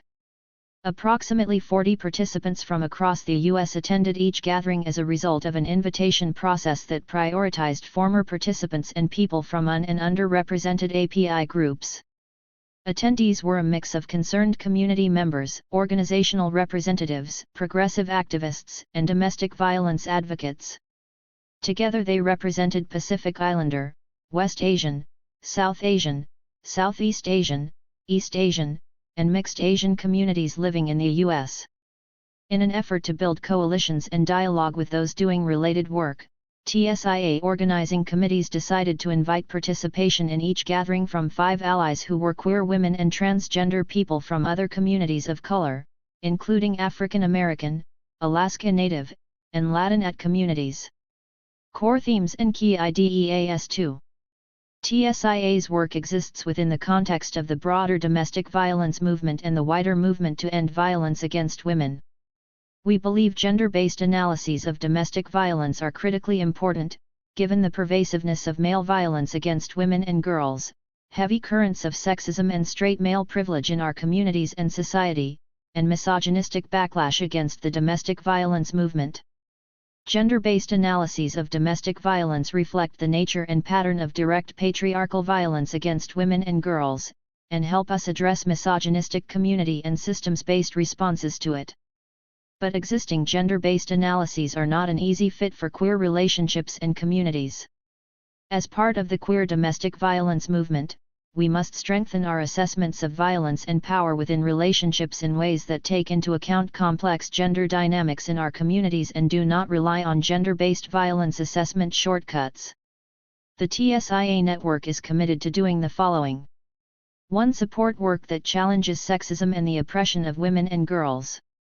2. Simultaneously advance understandings of intimate partner violence in ways that reflect experiences in queer relationships and, in particular, address API women and trans people's uses of violence to exert patterns of power and control over their partners, and deconstruct gender binaries. 3. To reflect gender complexity and diversity, and expand safety from all forms of gender-based violence, but 3. Do so in a way that strengthens our feminist, anti-oppression, and community-based analyses of violence against women, and 4. Strategically and proactively address how certain groups and individuals use queer analyses to support claims of gender symmetry or the idea that violence is committed with equal frequency and intensity by women and men. The analyses and questions presented here are primarily developed out of and informed by on-the-ground experience.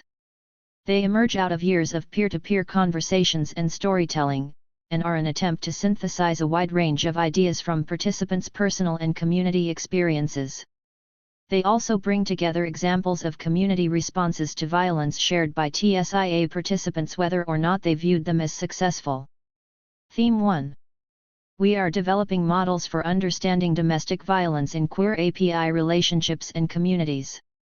What does violence and abuse in queer API relationships look like? TSIA participants generally agree that 1. Most people have learned and survived violence and have the capacity to use it in some form.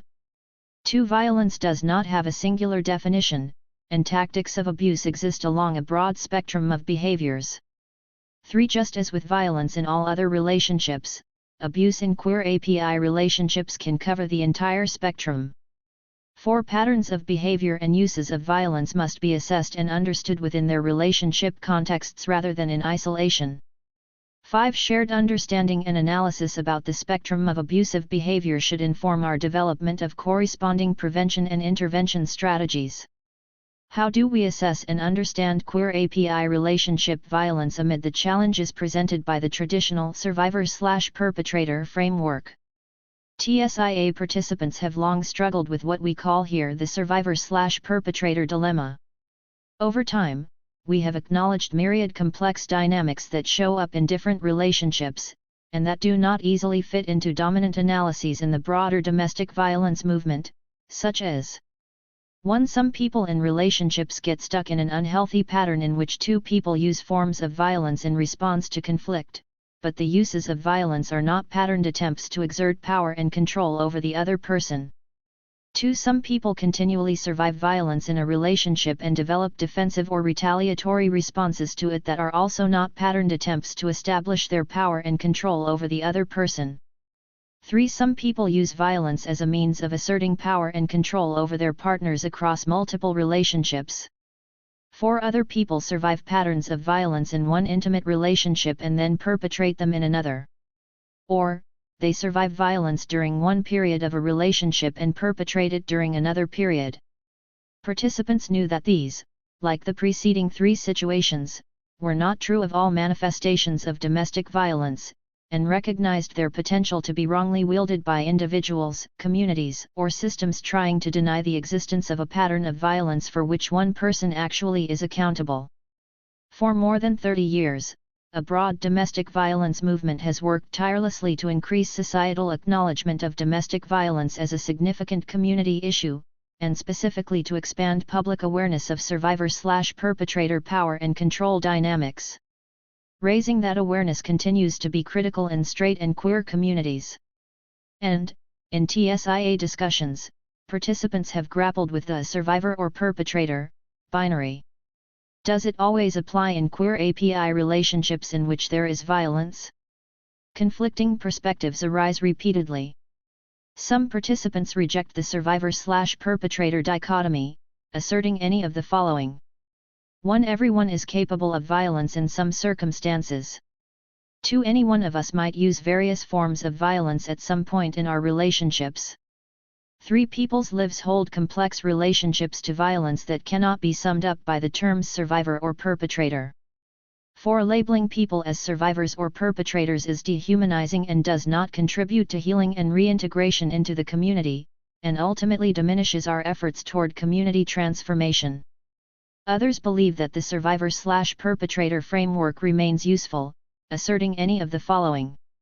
1. Understanding domestic violence requires the placing of violent incidents within the context of power and control. 2. The survivor/perpetrator dichotomy helps us differentiate between unhealthy behaviors or moments, and patterns of imbalanced power and control.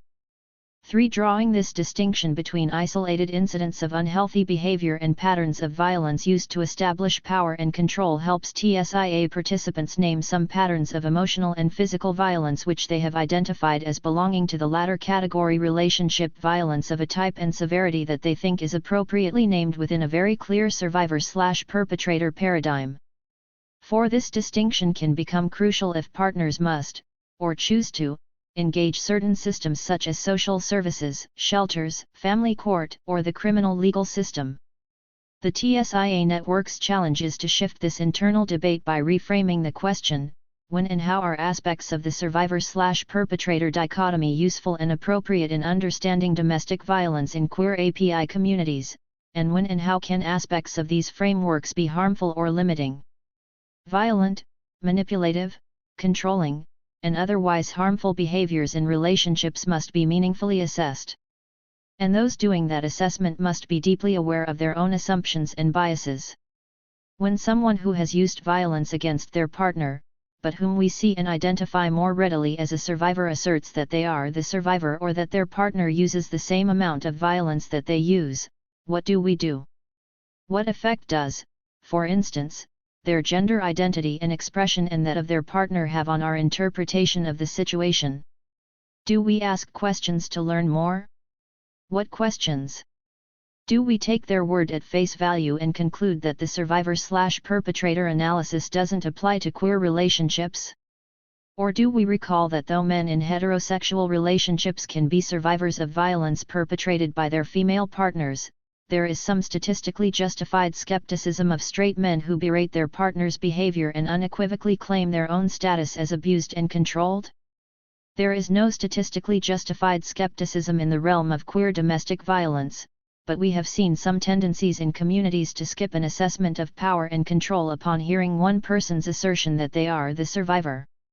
To fully explore this complex set of questions while expanding our practical assessment skills, the TSIA network strives to ensure that 1. If there is an abusive dynamic in a relationship and more than one person is using or has at some point used violence, we acknowledge and assess all of the violence, discern and recognize the patterns and context that make the situation one of domestic violence, accurately assess who in the relationship is perpetrating a pattern of power and control, and take steps toward safety, accountability, and change. 2. If there is a situation in which two people have an unhealthy dynamic and are both using violence as a response to conflict in their relationship, we do not force our understanding of the situation into the binary of survivor/perpetrator simply because we have no other ways of assessing violence in relationships. As we build tools and skills to support queer API communities responding to domestic violence, other questions emerge. What types of behavior and contexts of violence lead us to define a relationship dynamic as unhealthy, as abusive, as immediately dangerous or lethal? How much violence can a person perpetrate within a given relationship context and still be considered the survivor? How can we better identify dynamics of power and control when relationship violence surfaces in our communities? As we expand our analyses of relationship violence within queer API communities in the context of anti-domestic violence organizing, we also face important assessment considerations. We want to support everyone in our communities in moving toward healthier relationships. We know this will create stronger and healthier queer API people and communities. But supporting a community in moving toward healthier relationships involves encouraging everyone to identify and unlearn their uses of violence and other unhealthy patterns, whether or not they are currently involved in an abusive relationship. And if we create community norms that encourage everyone to identify and unlearn their uses of violence, we will likely prop open the door for some in our communities to misuse those norms to blame the victim or deny wholesale the existence of survivor/perpetrator dynamics in abusive situations. In our ongoing attempts to expand upon existing assessment tools, we currently arrive at the following. 1. We can understand a complex relationship situation when we vigilantly recognize when reliance on the survivor/perpetrator binary impairs our responsiveness to violence and blocks creativity in developing interventions, and when it enhances responsiveness and promotes access to safety and accountability. 2. We help end violence when we encourage everyone to unlearn harmful patterns and educate ourselves and our communities on how to identify power and control patterns, assess for risk and safety, and call out victim blaming and survivor self-blame. 3. We effectively expand analyses of gender-based intimate partner violence when we mold them to reflect the realities of queer relationships, including their unique patterns of power and control, and dynamics that impact how the abuse is viewed, in collaboration with other anti-violence movements. Theme 2. The complexities of queer API identities and experiences complicates the development and implementation of effective domestic violence interventions. As part of the movement to end domestic violence, TSIA recognizes that successful interventions must take into account the social contexts of people's lives and relationships.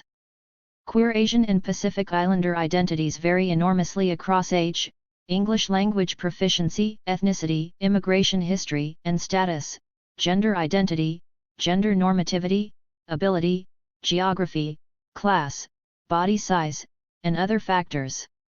Through the course of the TSIA national gatherings, we have heard numerous perspectives from participants about the impact of these factors on their lives and relationships.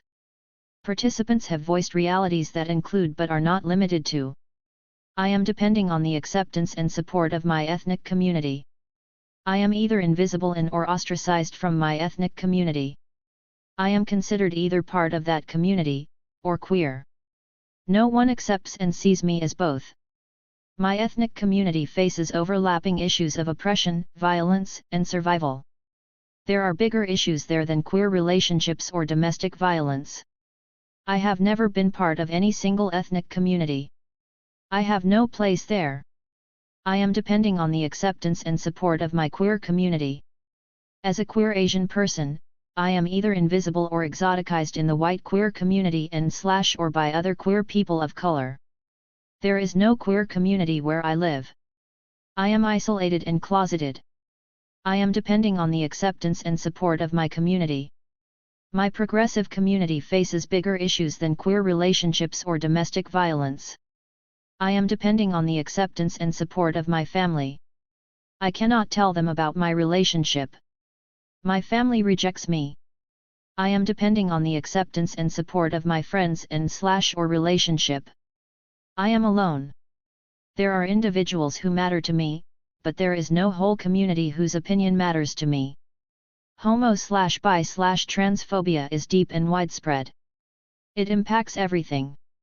These statements reflect some of challenges facing API queer women and transgender people trying to understand and respond to relationship violence in a larger social context shaped by homo/bi/trans/phobia, racism, xenophobia, and other forms of oppression. Such challenges reveal that, oftentimes, community members' experiences of identity, social context, and oppression amplify their reliance on the very things that interventions to violence ask them to risk: the security of their relationships with their partner, close friends, and/or queer, progressive, or ethnic communities. TSIA gives us an unprecedented opportunity to discern what kinds of interventions may work in these varied contexts. While we acknowledge that interventions will often be as diverse as individual situations of violence, we also strive to analyze which aspects of interventions are useful in what types of circumstances, and to locate and map important patterns and trends. Theme 3. We are exploring concepts and practices of community accountability as potential models for responding to domestic violence. Participants in the TSIA network know that queer API community members face multiple barriers when attempting to access existing domestic violence and sexual assault services and systems. TSIA participants also generally agree that, like violent and abusive behaviors, appropriate interventions to relationship violence exist on a spectrum and might range from community education to calling 911. An intervention could look like calling someone out or supporting someone to change their behavior over a long period of time. No single type of intervention is right for addressing violence in API lesbian, bisexual, queer women's, and/or transgender relationships and communities. Some API queer community members experiencing relationship violence have chosen or needed to call the police, go to the hospital, get restraining orders, fight custody battles in court, and seek safe, confidential housing in domestic violence shelters. Many TSIA participants had experience expanding accessibility and reforming systems to increase safety and support for queer people in those and other systems. Participants also readily acknowledged that many would risk entry into those systems only as a last resort, and rely heavily on the support of their peer networks and communities. Also, they acknowledged that there are very few spaces in which to focus on efforts that are separate from systems reform or accessibility development in existing services. Therefore, community-based education, prevention, and community accountability intervention models, as well as the importance of peer networks, have been a central theme and discussion thread of the TSIA network gatherings. Community accountability as it has been discussed and framed during TSIA gatherings is perhaps described most succinctly by the Oakland-based organization Creative Interventions for as an umbrella term for many models and processes for community responsibility for, and control over, ending violence. 5 Throughout TSIA national gatherings, participants have, for the most part, assumed the necessity of developing community accountability models, and that there are ways in which the often marginalized, small, and close-knit nature of our communities can increase our reliance on them, and thereby make community accountability both more possible and more difficult. Over the years spanned by 4 TSIA gatherings, more and more participants tried new community-based strategies to address intimate partner violence in their relationships and communities. But most approaches focused on early stages of community engagement, such as creative outreach and education in queer API community spaces. We had fewer examples demonstrating how to practically implement community mobilizing and/or accountability as violence intervention. While the why community accountability discussion has thrived at TSIA gatherings, and in other progressive communities, the how of actually doing community accountability work has proven much harder to identify, implement, and replicate. What follows are common challenges and lessons learned from TSIA conversations about the nuts and bolts of community accountability. They are not meant to make community accountability seem impossible. Instead, they are an honest accounting of what we have faced and know we will face again. Laying them out in the open reduces confusion and frustration, and helps us prepare for the future.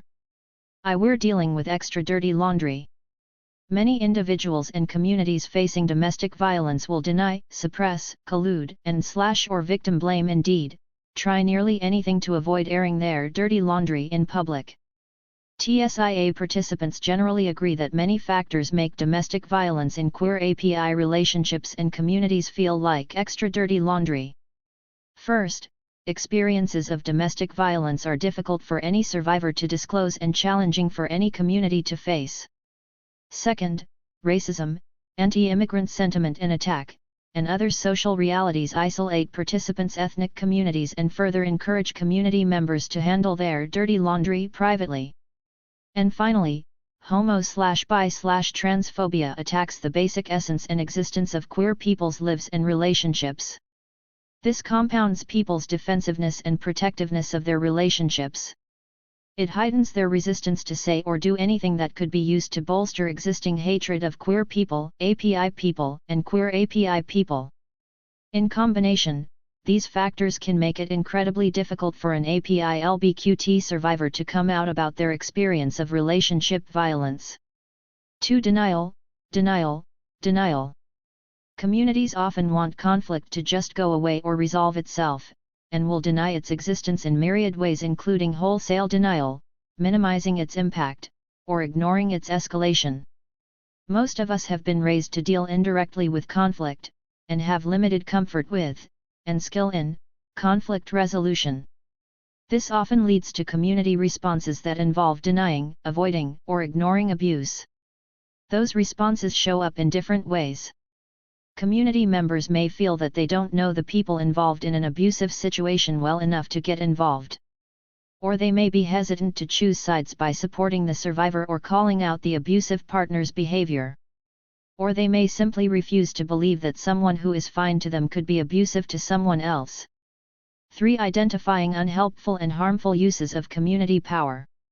Community tendencies to minimize or deny violence can cause community members not to intervene, survivors to remain silent about abuse, and perpetrators to continue violent patterns.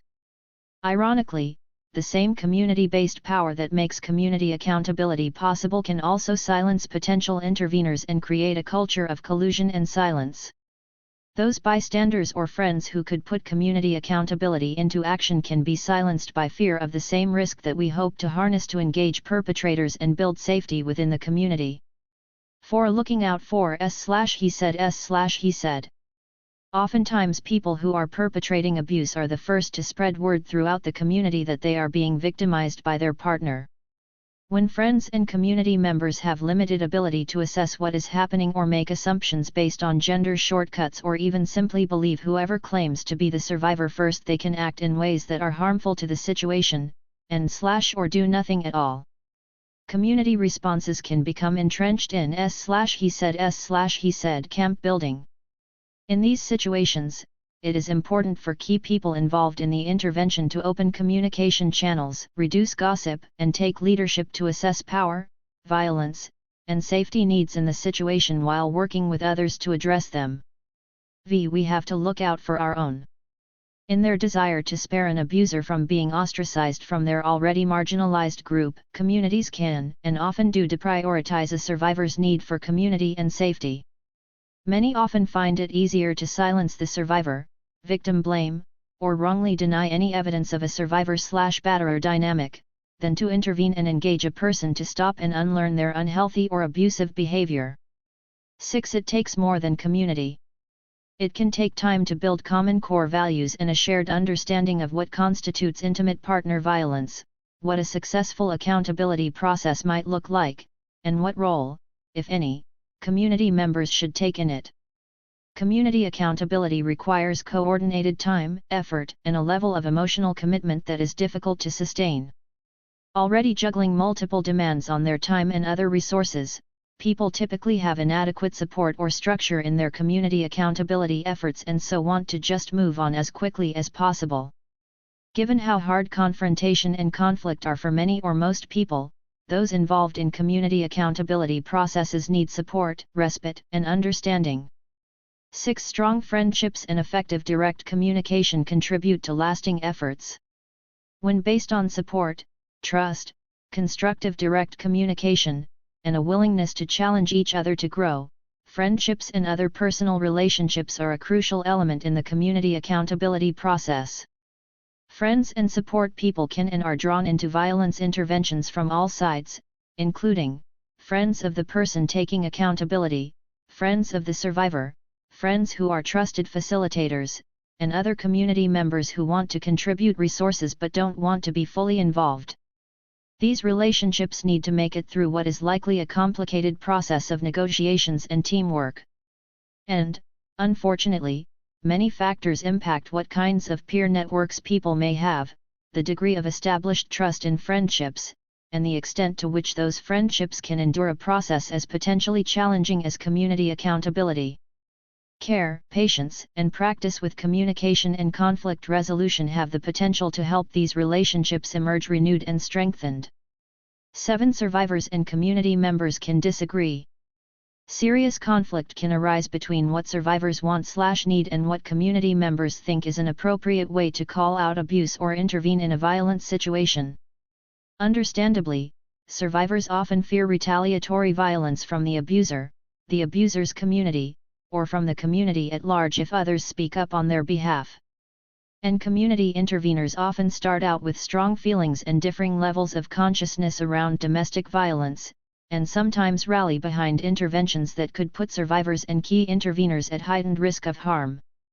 A survivor may want personal support but wish to keep the violence a secret, insisting it's not a community issue, while their supporters feel that relationship violence is an issue that affects the community and that community members should come together around it.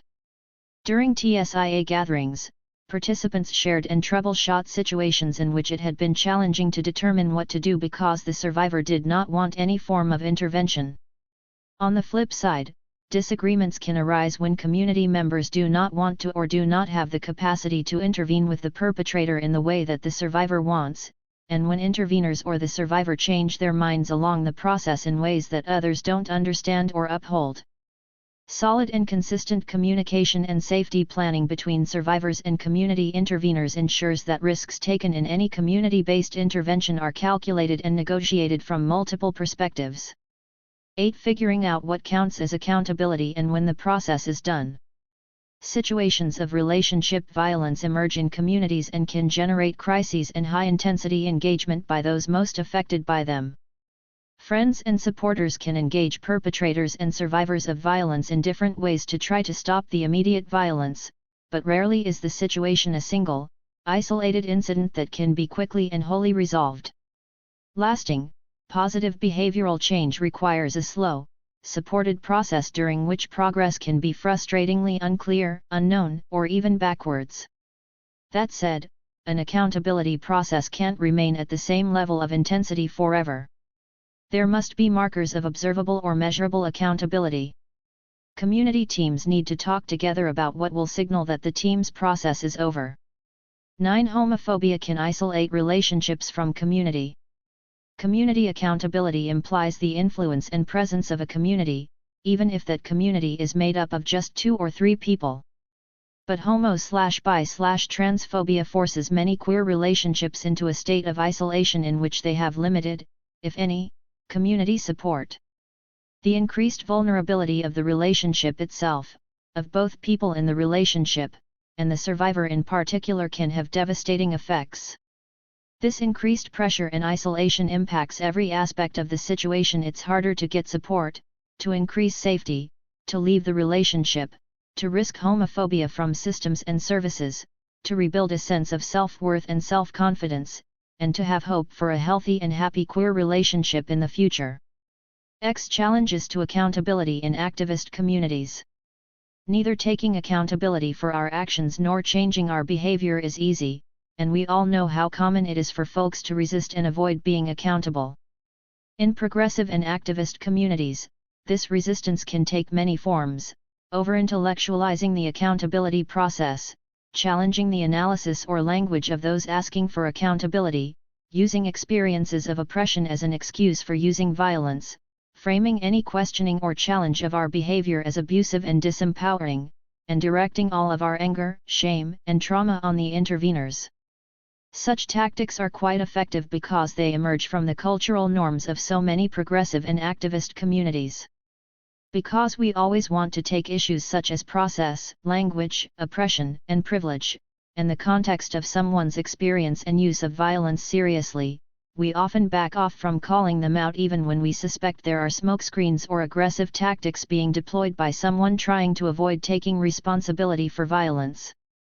Calling these tactics into question takes both individual and collective courage, challenging a progressive community to expand beyond its own dominant norms and support a process that makes real accountability and change possible. That said, no two communities or situations of violence are exactly the same.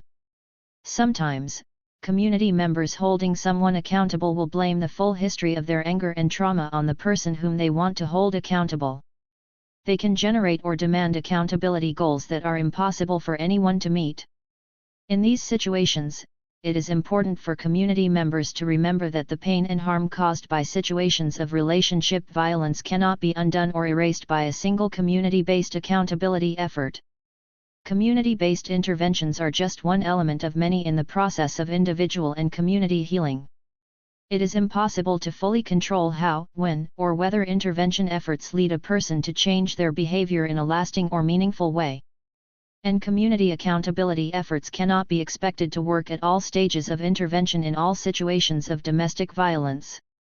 But despite challenges to creating safety, change, and/or transformation through community accountability efforts, there is a broad range of possible positive impacts that includes and expands beyond that which a team initially names as goals for accountability. Even if community accountability actions do not achieve the originally intended result, they can contribute to building values-based community and even accomplish unintended positive results that can be documented, evaluated, and shared. Community accountability work can also serve as an example to others about the community's values and bottom lines, and impact the future such that 1. Domestic violence is addressed not as dirty laundry but as an issue of community health, safety, and wellness. 2. Shared values and behavior around nonviolence are developed alongside shared identity and shared politics. 3. Communities hold abusers accountable for their violence and support their transformation. 4. Peer groups resist conflict-adverse tendencies toward denial and minimization, and instead face and intervene in domestic violence as it emerges in their social networks. 5. Communities nurture cultures of healthy relationships and build shared values around relationship violence and the implementation of a range of community interventions. In the meantime, to build more collective understanding of when and how to use community-based interventions, TSIA participants continue to discuss these questions together. 1. What behaviors or relationship dynamics compel community members to intervene? 2. Are there abusive behaviors or situations that cannot be effectively addressed from within the privacy of a particular relationship, and/or through community engagement and accountability? 3. When and how might individuals or communities integrate state systems of intervention and accountability? 4. What are communities' bottom lines? Are there actions or behaviors that must always be addressed? Theme 4. We need more practical tools and models for identifying and unlearning uses of violence by others and ourselves. The TSIA network recognized that there are few tools or models for doing this kind of work within grassroots communities or within the broader anti-violence movement. We understood that people have complex relationships to violence. And carefully examining our histories and uses of violence can help us in our own lives as well as better equip us to support others who are committed to unlearning and being accountable for their violence. For the third and fourth TSIA gatherings, we designed the Identifying and Unlearning Our Own Violence workshop to break the silence typically surrounding the issue of our own violence within progressive communities. Workshop exercises and discussions focused on the following goals. 1. Respond to the strong interest in this topic within the TSIA network. 2. Build the value of critical self-reflection, accountability, and change within the network, within activist and anti-violence spaces, and within our communities. 3. Provide tools for identifying and unlearning potentially unhealthy behavior and/or abusive behavior within ourselves. 4. Build capacity and resources for doing this work within queer API communities. 5. Begin to lift the shame and silence around these behaviors in a constructive, direct way. 6. Generate new norms for healthy relationships and self-motivated change in our relationships and communities. Workshop participants used individual journaling prompts, sharing in pairs and small action groups to reveal and work on rather than hide and deny their own problematic behaviors. They also shared some of their friends' experiences. Workshop participants found the process powerful and useful for thinking about their relationships and anti-violence work. We hope that participants will build on the work started here to further develop effective and practical tools that support healthy relationships and communities. Moving forward, how do we maintain the viability of this work in queer API activist communities? Most work on domestic violence in our communities has been initiated by progressive queer API anti-domestic violence advocates and activists. However, many activist communities have not historically taken on intimate partner violence as a community issue. To help maintain the viability and sustainability of anti-violence work within progressive/activist communities, the TSIA network is committed to the following. Linking macro and micro-level analyses and action. We often see progressive groups articulate macro-level analyses of issues without prioritizing skills and capacity building to address interpersonal violence. When interpersonal violence occurs in those same groups, they often deny or minimize the violence and eventually become mired in stress and dysfunction because they disconnect interpersonal violence from the real work of social justice movements, and they lack skills and practice in articulating and enacting values that support healthy communication and relationships. The ensuing drama and hardship harms individuals, organizations, communities, and movements. We are committed to upholding macro-level analyses and to connecting them with investment in healthy relationships and experiences in facing the complex realities of interpersonal violence in our communities. Bridging the divide and strengthening the relationship between direct service and community engagement. In our view, the enormous division between direct service and community organizing work has limited the vision, scope, quality, and effectiveness of both, and subsequently weakened the overall viability of efforts to end domestic violence in queer API communities. We seek to broaden perspectives within certain progressive communities that otherwise elevate the importance and value of community organizing work over direct services, which they see as band-aid social service models that do not take into account long-range analyses and visions for social change. Conversely, we also seek to broaden the viewpoints of those anti-violence advocates who might otherwise overlook or minimize the potentially transformative power of community-based initiatives not housed in traditional social service models. Simultaneously building analysis, practical skills, and concrete action. Analyses of intimate partner violence that stray too far from the on-the-ground emotional dynamics of real situations of violence in our communities also hamper the viability of our work. For example, in TSIA discussions, participants often voice a desire to engage batterers and hold them accountable for their behavior while ensuring their support and integration in the community.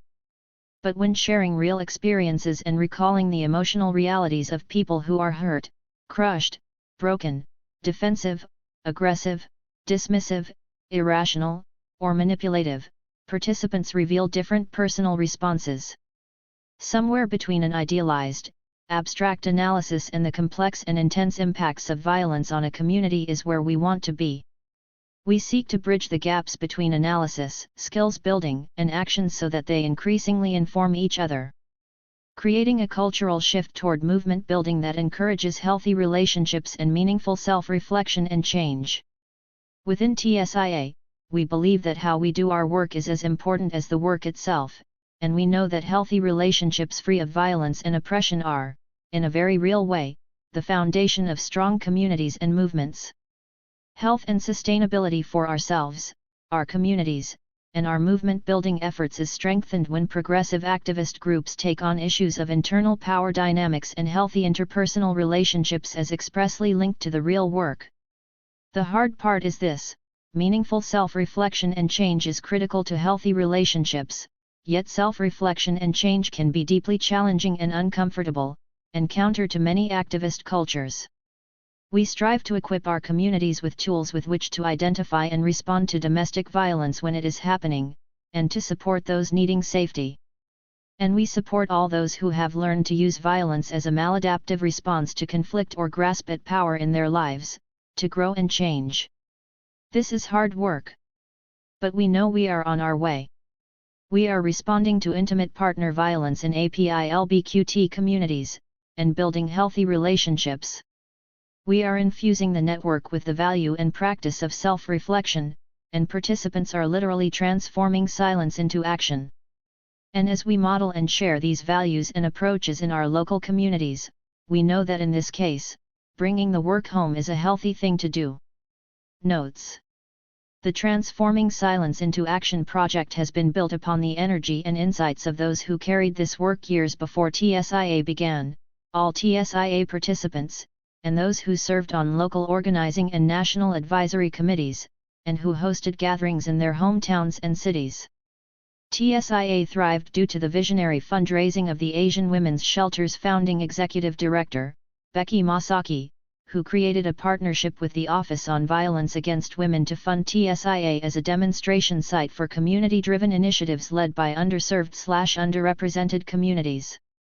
OVW also supported AWS in subcontracting with the API Women and Family Safety Center in Seattle, WA, Pact Family Peace Center in Honolulu, Hawaii, and with Kale Kanuha at the University of Hawaii to share funding and support other local initiatives and community research projects addressing violence in API queer communities. The authors wish to thank all of the above and more, especially Kata Isari and the staff of Pact Family Peace Center, AWS staff, and those National Advisory Committee members who were able to consistently give their time and talents across all 4 TSIA gatherings. 1A report titled Raising Our Voices documents the results of those initial focus groups. Available online at http://ndabuse.org/user-file/file/immigrant-women/raising%20r%20voices.pdf. 2. Terminology. The terms people use to identify themselves and their experiences are layered with private and public political and social meaning, and vary depending on context. These differences and the concepts behind them are too complex to analyze here. It is our intention to use terminology in a flexible way to promote and open up dialogue. The language we use here is not meant to suggest a right way of discussing and defining these topics. We have included a few comments below on several terms that we use repeatedly in this writing. Domestic violence, relationship violence, intimate partner violence. We are aware that these terms can connote different contexts and meanings to different people. Participants at TSIA used all 3. Thus we use them here interchangeably. Asian and Pacific Islander. We use API to refer to people of East Asian, South Asian, West Asian, Southeast Asian, Pacific Islander, and / or Central Asian descent. For more on how we use API, please visit http://www.apihf.org/apidvinstitute/definition/htm. Queer, lesbian, bisexual, transgender. We value inclusive language and recognize that people's identities and experiences are complex to a degree that we cannot accurately or consistently reflect throughout this document. We use the terms queer, lesbian, bisexual, and transgender broadly while also recognizing that these are certainly not the only 4 terms used to connote gender and sexuality. The term queer has been reclaimed and used as a more inclusive term by some, while others dislike it due to its historical use as an oppressive term. We recognize that we simultaneously engage and risk alienating different people by using the term queer. We also recognize that there are people in non-heterosexual relationships who do not identify with any of these terms. Community/communities. In our view, communities based on race, gender, sexuality, geographic region, political beliefs, and so on are rarely intact or homogeneous. Often, references to the _____ community really refer to the most dominant and visible members of that group. For example, references to the Korean community often overlook or deny the experiences of people marginalized within the Korean community. References to the queer community are also rarely inclusive of those who are marginalized within that already marginalized group, such as queer API people or queer people with disabilities. Based on these and other realities, we recognize that the concept and experience of community is often complicated. For the purposes of TSIA, we use community to refer to any group of people who are aligned with each other in some way through shared experience, identity, location, and/or friendship. We do not make any assumptions about group size or composition, and believe that there is value in differentiating between larger communities, and smaller, more intimate communities. Relationships and communities. When discussing locations of domestic violence, we use queer API relationships and communities while acknowledging that, generally speaking, domestic violence is not enclosed within individual relationships but plays out in and affects communities.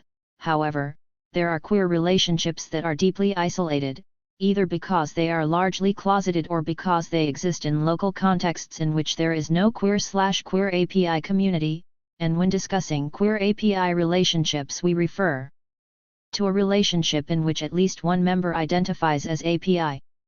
3. A gender binary system is a social system that defines, acknowledges, and allows for exactly two natural and opposite sexes/genders that are assigned at birth, and aligned with corresponding behaviors and roles. In this system, there is no recognition of, or room for, diversity, ambiguity, change, or mixing of biological sex and gender traits.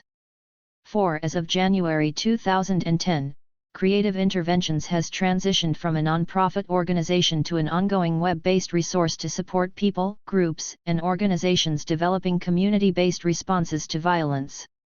5. Mimi Kim, founder of Creative Interventions, shared this definition as part of her presentation at the 3rd TSIA National Gathering in June 2006. Additional resources. The Asian Women's Shelter and TSIA value anti-oppression-based structures and practices as much as justice-oriented goals and outcomes. We were not able to expand upon these aspects of TSIA in this essay.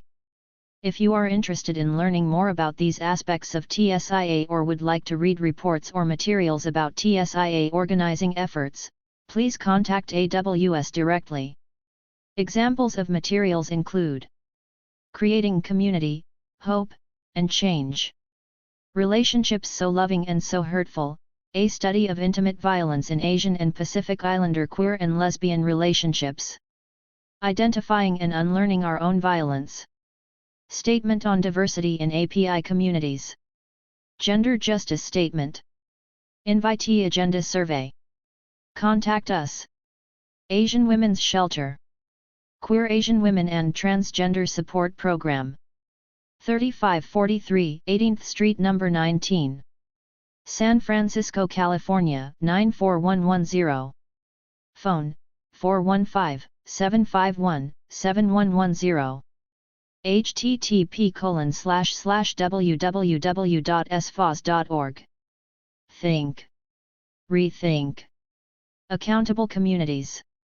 Connie Burke. For nearly a quarter century, the Northwest Network of Bisexual, Trans, Lesbian, and Gay Survivors of Abuse has worked to end domestic violence and create the conditions needed to support loving and equitable relationships. For much of that time, NW Network advocates have endeavored to develop a tenable practice of community accountability in activist communities. We knew the need was urgent from our own experiences and from people who sought our services. We watched, over and over again, as the community mobilized unwittingly to defend abusive people. We sat in poetry slams while people who battered publicly degraded their partners in politically charged rants, the activist community swooning at their feet. We endured the petty power plays of batterers rallying activist groups to retaliate against networks of friends, other organizations, or our organization for helping their partner. We saw popularity and coolness dictate who would be salvaged and who would be savaged. We hoped that by building strong, transparent community accountability processes, we could confront some of these pernicious problems of harm and collusion as part of our long-term work toward transforming our communities into spaces that could foster loving and equitable relationships. As we worked and struggled through the community accountability process, we noticed recurring limitations in the application of many of its central principles. Some of these limitations are discussed below. The idea of holding someone accountable. Community accountability processes often center on a group holding an individual accountable for their actions. This has contributed to a distorted understanding of accountability, i.e., the mistaken idea that accountability is at its most fundamental level an external process rather than an internal skill. The NW network is a very survivor-centered place. We understand people who are surviving abuse to be agents, people who are the subjects of their own lives, not simply objects of abusers' control and exploitation. As survivors, we recognize that being able to think critically about our own choices, knowing that what we do matters, and being able to be accountable to ourselves for our actions are hallmarks of being in charge of one's own life. For survivors, being accountable to the people who are battering them is not a real option. Folks who batter use their partner's mistakes to further their own control. Who are you to talk? If they knew what you've done, they'd never help you. You can't leave me, you owe me. But, like all people, survivors need the products of accountability, release from guilt and shame, reconciliation with oneself and one's community, being out from under the obligation that comes from harming another. Even when actions are wholly justifiable in their context, folks who have remorse or grief about their actions can benefit from accountability. Accountability is not something that happens to bad people. Accountability is a human skill. It is a skill that each of us must commit to developing as an internal resource for recognizing and redressing the harms we have caused to ourselves and others. Cultivating deep skills in personal accountability also better equips us to respectfully request accountability from others and to be aware when someone is highly resistant to taking responsibility for their actions. As more people develop these skills, the community becomes better able to expect and support ethical, organic accountability processes. As long as most people in our community have rotten accountability skills, people who abuse will be able to get away with their abuse. Their lack of accountability will not be particularly noticeable or interesting until it is too late. Folks who abuse will manipulate others with their compelling sense of victimization and entitlement forever or until the harms of their actions are absurdly blatant, or the community falls apart under the weight of defending or managing them. Who is the abuser? In heterosexual relationships, sexism privileges men's power over women, and so it is likely in an abusive relationship between a person raised as a girl who is a woman and a person raised as a boy who is a man that the man is the abuser. But, if you had available only one predicting factor, the gender of the people in a heterosexual relationship would be the most predictive. This is not the case for queer relationships. Gender, on its own, is useless for predicting who is likely to be the survivor, or who is likely to have abused. In activist communities, who is believed? And beyond that, what is the harm being addressed? Is it abusive power, control, and exploitation? Is it certain violent acts? Is it the exercise of privilege? A survivor of domestic violence is likely to use violent behaviors to resist the objectification of being abused. A person who is battering can report actions taken by their partners that are mean, cruel, scary, or confusing. Out of context, they could be seen as abusive. In context, they can be understood as resisting power and control. People have the mistaken idea that batterers are bad and survivors are good. Battering is bad. Surviving battering is good. But, batterers and survivors are people. Understanding a given survivor's actions when they confound our notions of the good victim or interpreting a given batterer's charming manipulations is not simple. In our experience, folks in activist communities too often end up confused and mobilize against the survivor.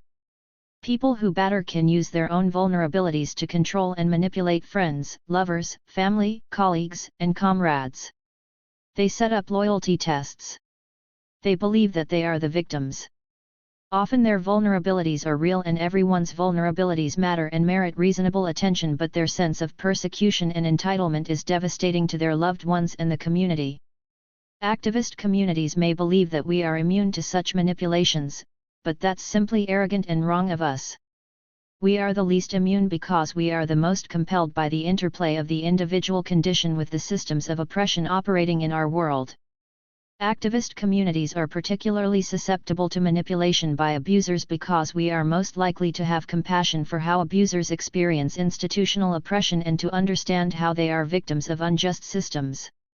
Our empathy confounds our ability to see people who face oppression as people who could also be capable of, and should be accountable for, abuse. On the ground, when choosing whom to support in a conflict, people tend to believe that their friend is in the right and that the person they are less connected to is in the wrong. For example, if my friend is screaming at their partner, I may reflexively identify with the anger that they are expressing and assign responsibility for it to frustrating behaviors from their partner, behaviors I may be more willing to consider as manipulative, exploitative, or hurtful. On the other hand, I am more likely to see someone screaming at my friend as abusive, and may be less open to the possibility that the yelling could be a strategy of resisting abusive power and control. Choosing sides based on natural alliances is not sufficient. The ability to get clear about who has abused is additionally complicated by the fact that survivors often blame themselves for the abuse. Many batterers blame their partners for everything that goes wrong. Over time, survivors may internalize that blame and begin to hold themselves responsible for every problem, concern, or mistake that comes along. When a survivor is willing to take responsibility while a batterer is happy to blame their partner, an abusive situation can be even more confusing for the community to sort out and understand. That self-blame can feed into the batterer's attempts to mobilize the community to their defense. Still, we know that even an accurate assessment of which person's behavior is abusive does not guarantee a positive outcome or an ethical process. Framing community accountability primarily as an alternative to the criminal legal system is a problem. Community accountability has been presented in activist communities as an alternative to accessing law enforcement or prosecution in response to harms within the community. Some activists are interested in community accountability processes primarily as a rejection of the criminal legal system. Not calling the cops becomes a litmus test for radical realness. Community accountability processes are rarely convened to address late rent payments, someone driving drunk, stealing or other such harms. Instead, these processes have been applied almost exclusively to gendered violence, sexual assault, sexual harassment, stalking, domestic violence. The mix of community accountability as a rejection of the criminal legal system and as a test of realness has at least two significant consequences. It creates the false idea that we can eliminate the harms of the criminal legal system through community accountability, and it requires women to bear the brunt of the community accountability learning curve. While the mainstream anti-violence movement has participated in the massive criminalization of intimate partner violence and developed an absurd over-reliance on the criminal legal system, most folks in every community avoid law enforcement and prosecution. For most people, whatever their circumstances, the criminal legal system will suck and be consistent only in its stunning failure to meet survivors' needs or expectations. From our experience, most queer folk activists or not just don't expect the legal system to be safe, relevant, or useful.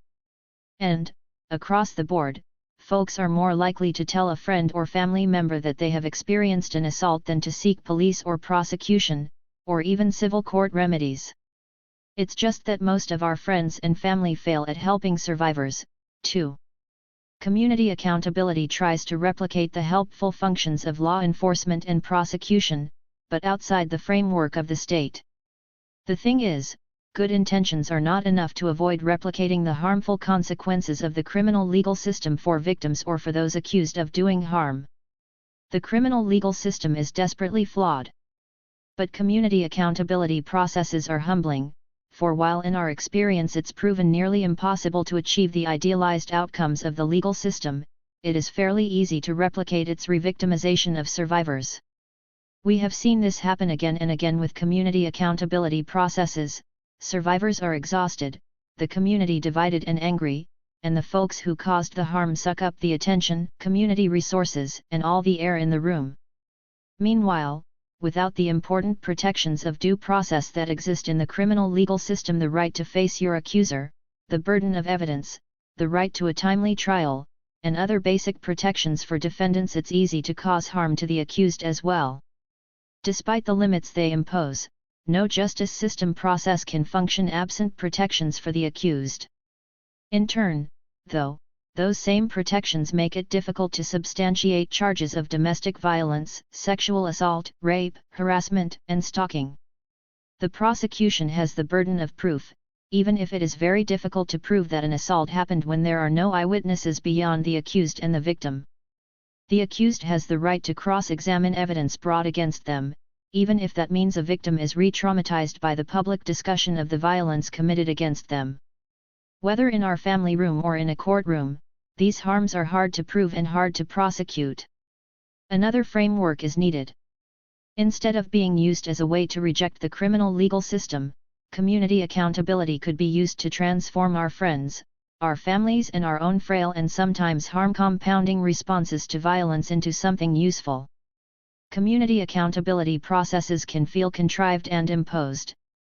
People may experience the language, frameworks, and priorities of these processes as drawing more from therapy or professional non-profits than from diverse sources of knowledge.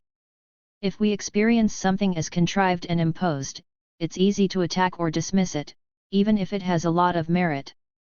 But, when we attempt to salvage something more authentic from our various cultures of origin, we face challenges as well. For one, the various cultural practices for community accountability created by our diverse communities have been largely lost to the vagaries of assimilation. Perhaps trickier still, many of the cultural models we have for accountability were never fully realized in their original contexts. Many of the methods that communities have devised over time to curtail the harm caused by its members have been largely theoretical, and have had less success in practice than in establishing broad cultural perspectives on how accountability should be done. They may have been as flawed or aspirational or simply as mythical as the myth of the U.S. justice system, or the myth of activist community accountability. Our hope is to find something usable, but we can be fairly certain that there is not much to simply revive and replicate. A little over 1,000 years ago these observations were codified in the Jewish canon. Rabbi Elazar said, "I would be surprised if there is anyone in this generation who is able to accept reproach." And Rabbi Akiva answered, "I would be surprised if there is anyone in this generation who knows how to give reproach."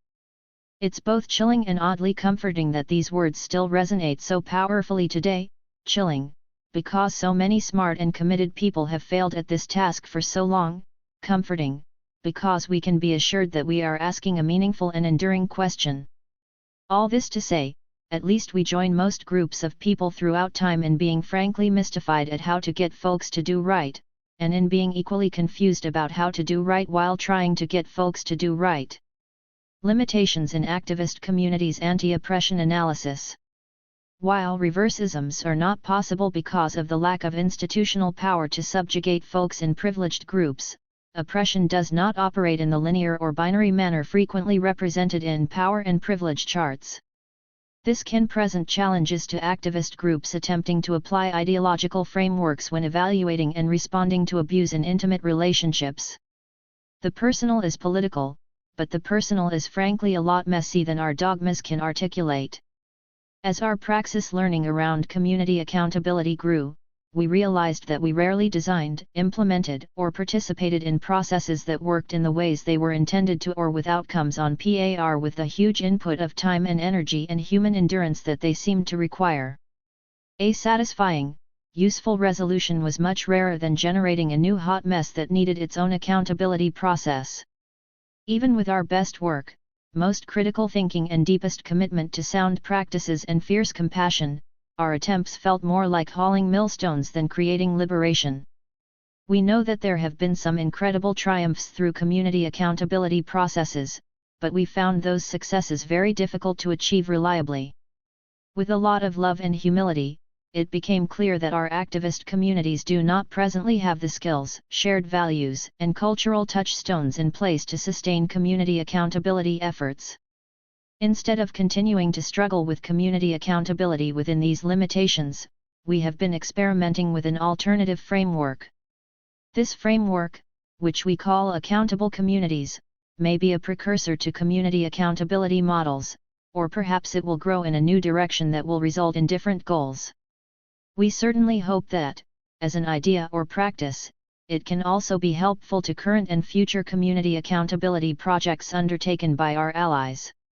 Accountable communities, a different approach. Accountable communities shifts the emphasis from a collective process for holding individuals accountable for their behavior to individual and collective responsibility for building a community where robust accountability is possible, expected, and likely. An accountable communities approach promotes the individual and collective ability to assert choices and take responsibility for one's actions within their full context. To understand one's actions in their full context, a person must understand that systems of institutional oppression and privilege, personal challenges and aptitudes, and situational conditions profoundly impact the options he has to choose among. The limitations themselves do not exempt one from taking responsibility. However, the context matters. The context shapes what it looks like to take responsibility for the choice.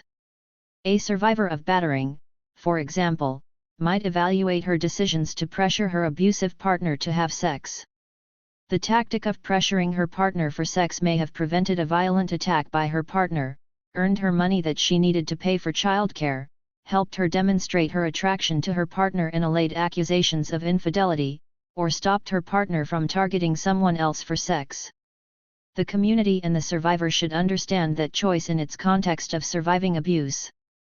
But, there is no reason to minimize or deny it as a choice, or to minimize the possible cost to the survivor for having acted outside of her values, in this case by not respecting others' boundaries.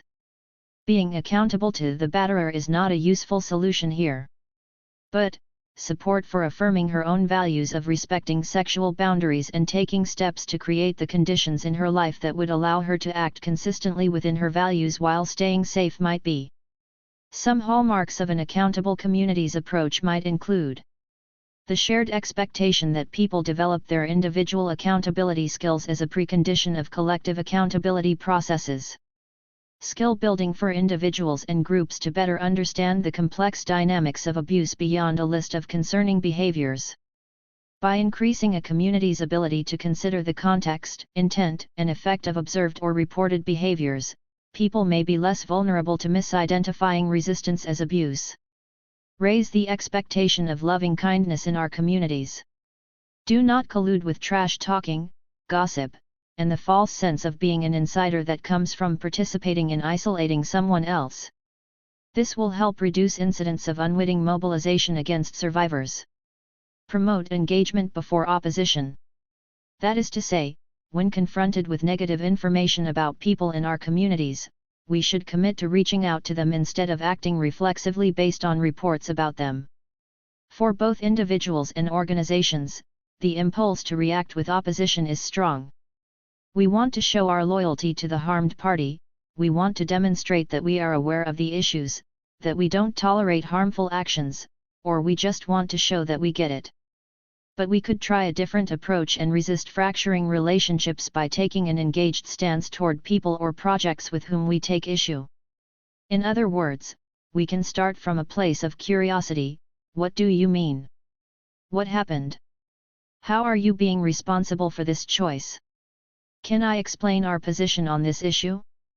By placing direct engagement like this ahead of automatic opposition, we may learn new information that will change our assessment of the situation and be more effective in moving the community toward a positive solution. We can understand accountable communities to include the work of engaging friends and family to strengthen their response to abuse and violence and to create the conditions that would promote loving and equitable relationships. Beyond potential abusers changing their own behavior at the source, survivors, along with their friends and family, are best positioned to recognize signs of emerging abuse.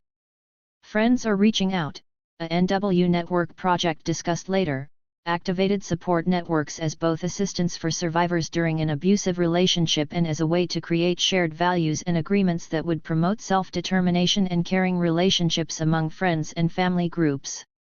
Our best use of these resources then is to begin intervention as early as possible to interrupt isolation at the first opportunity and build new models for relationships that reduce the likelihood of future harm.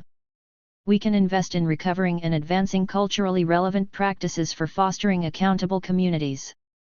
I offer this knowing full well that folks have already worked on this for a long time, from many traditions, but we continue to need to lift up and share these perspectives. For example, when I think about the essential tasks involved in creating accountable communities/community accountability, I am reminded of the Jewish principles of tshuva and taketsha. The first is difficult to translate, connoting repentance, accountability, and redemption. Tshuva literally means to return. It is a set of progressive steps required for a person to be fully reconciled with her/his community. Only after all these steps have been successfully completed has a person returned. And only after all the steps of tshuva have been completed can one ask for forgiveness. In a very illuminating cultural twist, it is only permissible to forgive someone after they've made tshuva, not before. Tshuva is considered a vital human experience that is necessary for the person who has done the harm to heal and become restored. If we go around forgiving people, we are demechanizing the process that is necessary for someone to internalize positive change. One can complete tshuva out of fear of a beatdown, or fear of incarceration. And, one can complete tshuva out of love of community, of the harmed other, of the self, or out of a desire to return. Tshuva out of love is better than tshuva out of fear, but either is better than continuing the harm.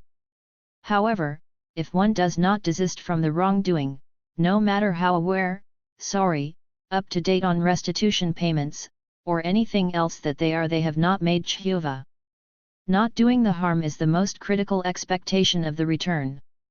Taketsha, on the other hand, means to rebuke, to correct, or to call for accountability in another. While we are obligated to rebuke others who are missing the mark, we are commanded in no uncertain terms to carry out the task of rebuke with humility, love, and careful attention to the experience of the rebuked person. If we rebuke someone and embarrass them, we have harmed them.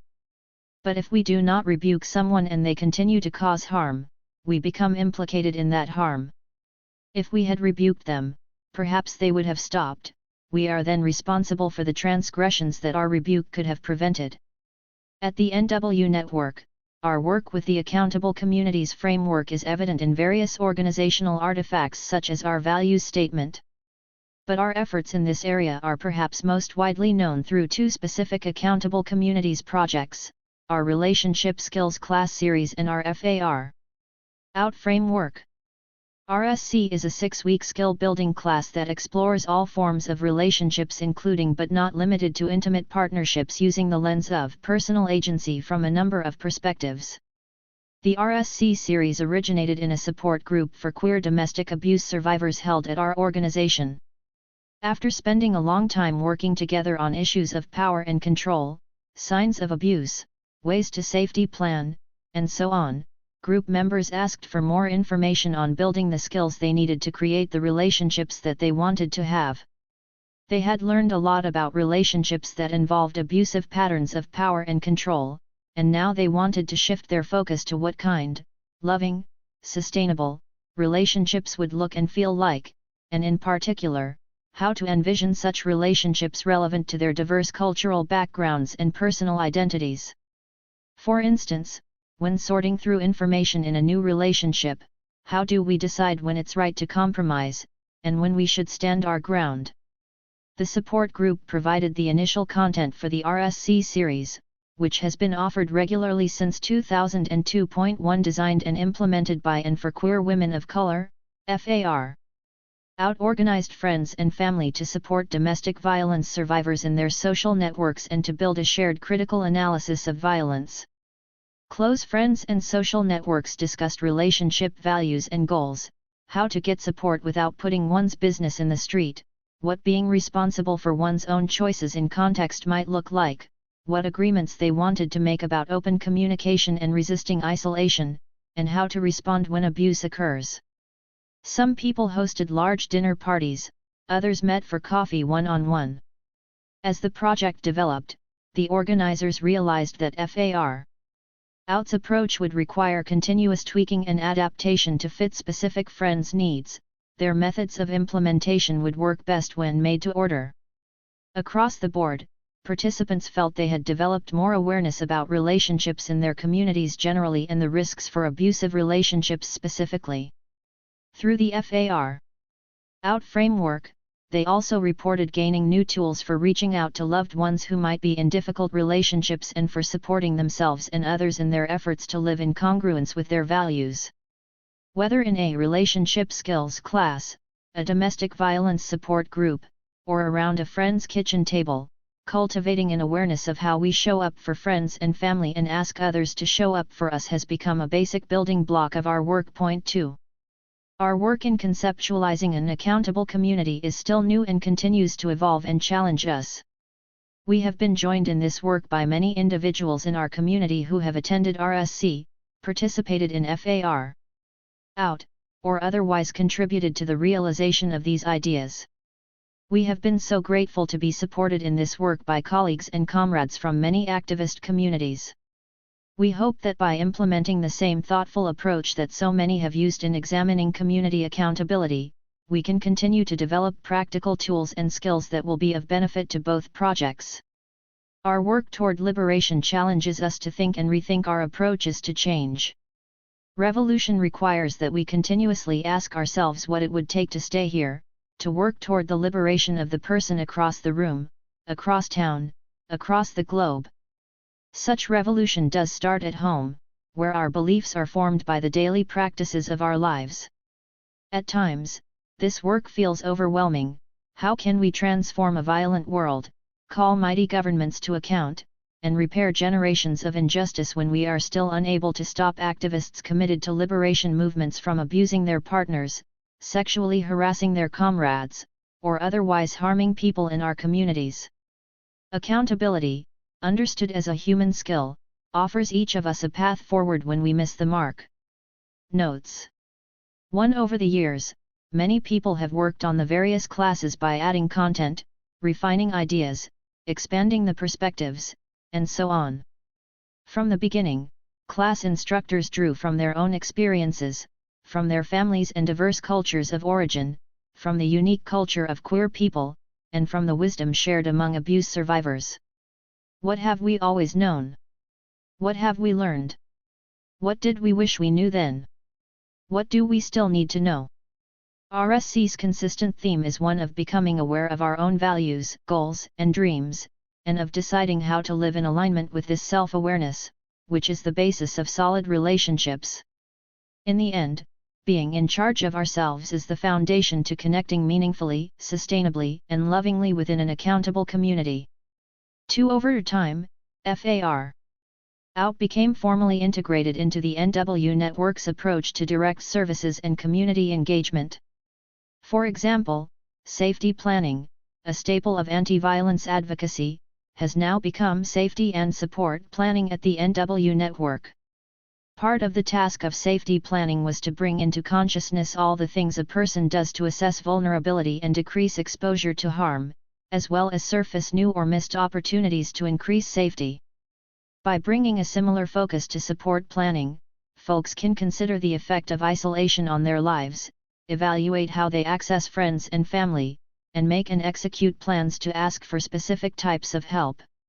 A person might practice how they would explain their situation and ask for assistance, or consider the limits they might want to assert on the assistance they receive.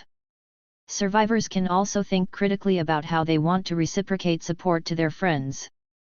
In our community organizing work, the principles of FAR out and RSC are congruent with our commitment to engagement before opposition. Whenever we notice that we are complaining about or avoiding or just hating some group or individual, we know we have to reach out and engage with them. We have to try to understand them better, establish some common ground, or simply agree to disagree. We in activist communities can spend all our time ever refining our critiques of one another and ever fracturing our potential for a cohesive movement. It can be compelling to join in hating someone or some group because they have failed us or a friend, but we have to choose to engage with them instead. It's the difference between eating lentils with brown rice or a Hostess cupcake. The sugar rush might be more fun, but we need complex carbs to sustain us for the long haul. Resources. Community accountability within People of Color Progressive Movements. Selections from the 2004 report. By Insight. Women of Color Against Violence. How is gender oppression within progressive, radical, and/or revolutionary movement maintained, supported, encouraged? Patriarchy, the root of gender oppression. The system of patriarchy is the root of gender oppression. We all exist within a system of oppression that assumes rigid gender binaries of women and men, female and male, that values males and the male-identified and devalues female and the female-identified, that assumes heterosexual normativity, that delegates men/boys/the male-identified to roles and positions that have higher statuses and involve higher levels of decision-making than are delegated to women/girls/the female-identified, which assume masculine values as universal and given. This system of patriarchy intersects with racism, classism, homophobia/heterosexism, transphobia, ableism, ageism, nativism to oppress women of color/queer people of color. Ultimately, oppresses us all. Despite our commitment to social justice and liberation, we as activists, organizations, and movements are not immune. Gender oppression is not just an act, it's a state of mind and a way of doing. The patterns of power and control, acts of abuse and violence, and cultures and conditions tolerating, condoning, encouraging, and perpetrating abuse and violence appear to follow certain patterns. Tools for maintaining gender oppression. Denial, minimizing, victim blaming, counter-organizing. Patriarchy upholds and supports gender oppression. 4 primary tools for maintaining gender oppression and for avoiding accountability are: denial, minimizing, victim blaming, and counter-organizing. 1. Denial. Our progressive, radical, revolutionary people of color as individuals, organizations, and movements have been pretty good at denying that gender oppression exists. What can denial look like? Silence. Inability to take any action. Moving issues, acts, or patterns of gender oppression to the back burner. Characterizing issues, acts, or patterns of gender oppression as individual, personal, or private rather than acts of gender oppression requiring public and collective responsibility and solutions. Writing off sexual harassment or sexual assault, e.g., as a date, affection, showing that he likes you, flirting, or misunderstandings. Viewing any issue of gender oppression as bourgeois, middle class, white feminist, dividing our movement, or playing into the hands of the race/class/nation enemy. 2. Minimizing. Our progressive, radical, revolutionary people of color as individuals, organizations, and movements have been pretty good at minimizing gender oppression as an issue and/or minimizing situations/acts/patterns of gender oppression. What can minimizing look like? Moving issues, acts, or patterns of gender oppression to the back burner. Characterizing issues, acts, or patterns of gender oppression as individual, personal, or private rather than acts of gender oppression requiring public and collective responsibility and solutions. Writing off issues, acts, or patterns of gender oppression as individual or only a misunderstanding. Writing off sexual harassment and/or assault, e.g., as dating or asking someone out. Writing off domestic or intimate partner violence, e.g., as fighting, an argument, they have problems, they both have problems, or she should just leave him. Viewing any issue of gender oppression as taking away from the real and/or important work. Hoping that it goes away or that the people raising or causing the issues go away. Addressing it very ineffectually. 3. Victim blaming. Our progressive, radical, revolutionary people of color as individuals, organizations, and movements have been pretty good at blaming the victim, or others who call for accountability when gender oppression as an issue or situation arises. Blaming the victim or allies is often done in combination with denial and/or minimizing. What can victim blaming look like? Characterizing the people raising the issue of gender abuse, oppression, or violence as bourgeois, middle class, white feminist, or race/class/nation enemy, accusing them of dividing the movement, destroying unity, lynching, or taking us away from the real or serious work. Characterizing women/girls/trans folk who raise the issue of gender community accountability within people of color progressive movements oppression, abuse, or violence as deserving it, flirt, young, wanting attention, must have done something wrong, slut, man-hater, lesbian/dyke, or making a power play. Characterizing women/girls/trans folk who take a stand against gender oppression as bitches, controlling, angry, man-haters, lesbians/dykes, or white feminists. Turning abusers into victims, by characterizing people accused of sexist, abusive, or violent attitudes and behavior as victims, nice guys, heroes, or important to our work. 4. Counter-organizing. Our progressive, radical, revolutionary people of color as individuals, organizations, and movements have been pretty good at deploying the skills and tactics better used for fighting real enemies against people who raise the issue of gender oppression, abuse or violence, or a situation of gender oppression, abuse, or violence. What this means is that our own people have been involved in counter-organizing. And counter-organizing can involve a higher level of the devaluation, deceit, and manipulation which are all also a part of the dynamics of gender oppression and avoidance of accountability. What can counter-organizing look like? Harassing, demeaning, denouncing, gossiping about, spreading rumors and/or lies about people who raise the issue of gender oppression either as survivors/victims or as allies. Demoting, firing, or threatening to demote or fire people who raise the issue of gender oppression either as survivors/victims or as allies. Isolating or discrediting persons who raise concerns and/or call for accountability. Questioning the legitimacy of concerns raised to detract from the need to be accountable. Questioning the legitimacy of the accountability process to detract from the need to be accountable. Accusing others of abuse to call attention away from one's own accountability. Denying, minimizing, victim blaming, and plain old lying about doing any of these things when called on this behavior. More on counter-organizing. Or, what is the opposite of accountability? People who commit acts of gender oppression, abuse, and violence often engage in additional acts of manipulation to make sure the person or persons they abuse don't do anything that might end the violence or otherwise change the terms of the relationship, make sure they don't get caught, or make sure that if they do get caught they can get out of it. What can the opposite of accountability look like? Make sure their victims/survivors don't do anything back. Picking someone they think won't tell or is not in a position to tell, e.g., who is vulnerable, powerless, young, feels guilty or responsible, or is not believed by others. Using denial, e.g., silence, I didn't do anything, or what did I do? Minimizing, e.g., I didn't do anything, it was nothing, it didn't mean anything, I'll never do it again, it was such a little thing, or what, that. Blaming, e.g., you wanted it, you asked for it, you didn't say no, you should have known, you liked it, you made me do it, or you provoked me. Discrediting the survivor/victim's work and/or personality. Threatening them by saying that they'll out them about something, ruin their reputation, or will make up stories.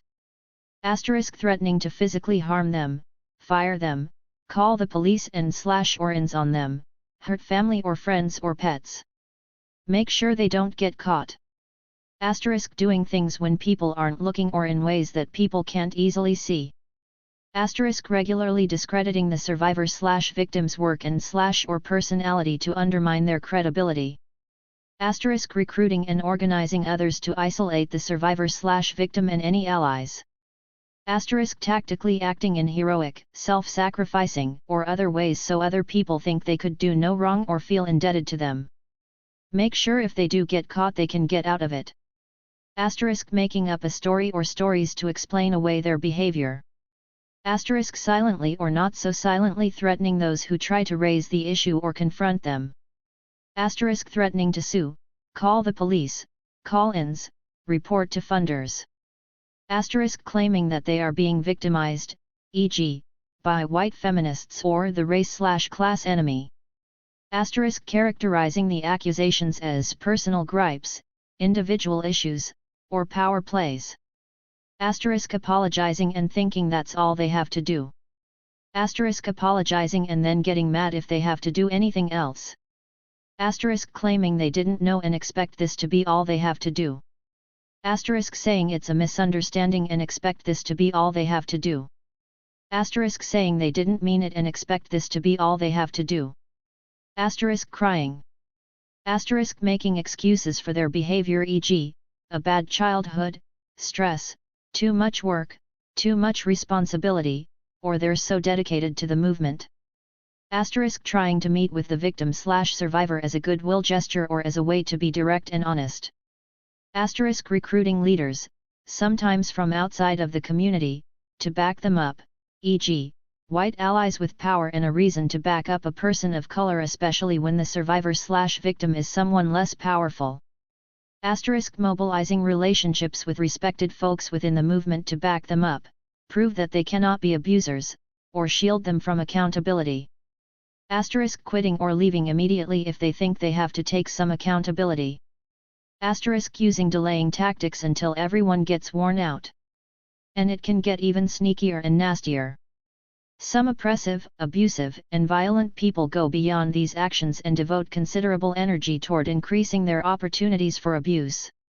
Some examples include chronic abusers, harassers, rapists, and batterers who find one person after another to oppress and abuse.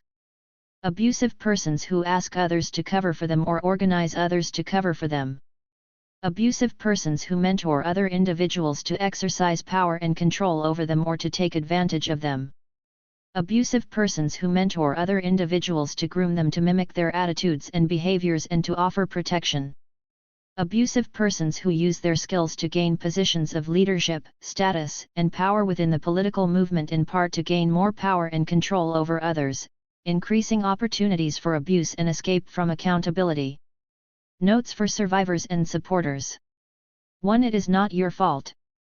The abuse is the responsibility of the perpetrator and/or the organization allowing the abuse to occur. 2. Think about what you want for safety and healing. Safety and an opportunity to heal from oppression and abuse are your right. Think about what you need from your friends, family, co-workers, comrades, your organization, and the movement for safety and healing. Do you want additional support? Should your organization be providing leave time?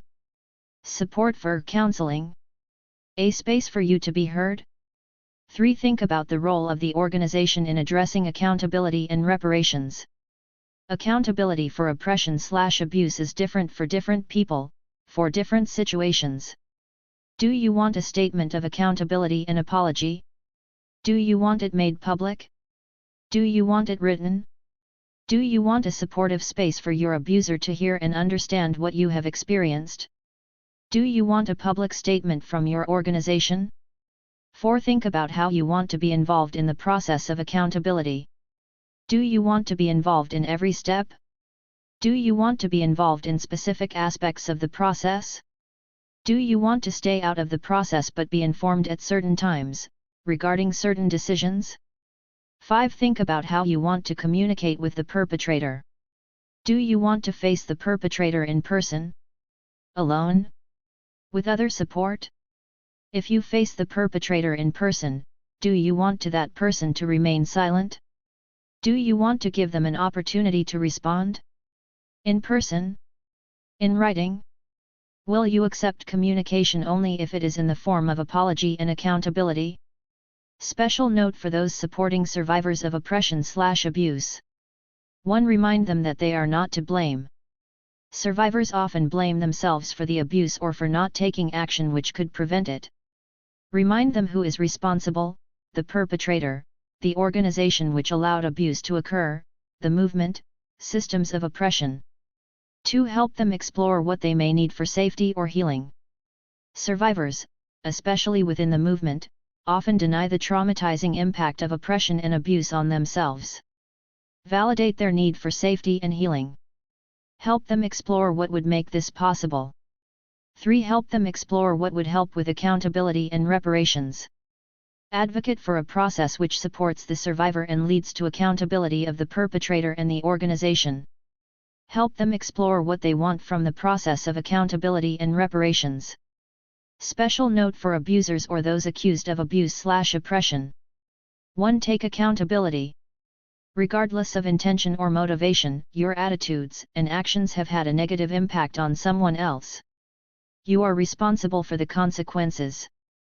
Not intending to hurt someone does not excuse you from the impact of your attitudes and/or behavior.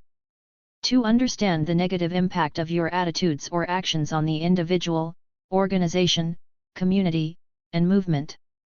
Your attitudes and actions have hurt another person within your organization or movement. They have also hurt your organization, community, and movement. Understand the widespread impact of gender oppression and abuse and demonstrate a willingness to be held accountable.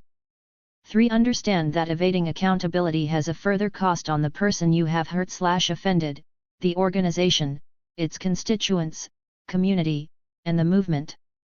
4. Support for you means support for taking accountability, not support for defending yourself from being held accountable. If you have friends, family, co-workers, comrades whom you trust, ask them to help you to take accountability. 5. Take accountability for full reparations. Consider what you might need to do to take accountability, e.g., full public apology, offering resources to the survivor/organization to help with healing/reparations for the abuse, counseling, leaving the organization, committing to political education for yourself and others. 6. Understand gender oppression/abuse and accountability as fundamental issues of social justice.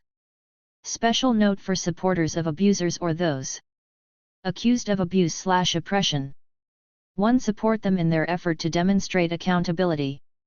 Being held accountable is the right thing to do for the survivor/victim, for the community, for the movement, and for the abuser or person accused of oppression/abuse. The best way to support them is not to enable them to make excuses, but to be held fully accountable. 2. Support their transformation. If you are involved in the process of accountability, advocate for a process which fully educates the abuser on the nature of the oppression/abuse, the consequences for the survivor, the organization, and the movement, and which requires full reparations. 3. Support ongoing political education on patriarchy/gender education/gender oppression for the organization, constituents, and movement. Ad hoc Community Accountability Working Group Meeting. CO sponsored by Insight. Women of Color Against Violence and Communities Against Rape and Abuse. Available in its entirety at http://www.incite.media/docs/2406_CMTY-ACC-POC.pdf. Insight. Community Accountability Fact Sheet. How do we address violence within our communities? We are told to call the police and rely on the criminal justice system to address violence within our communities.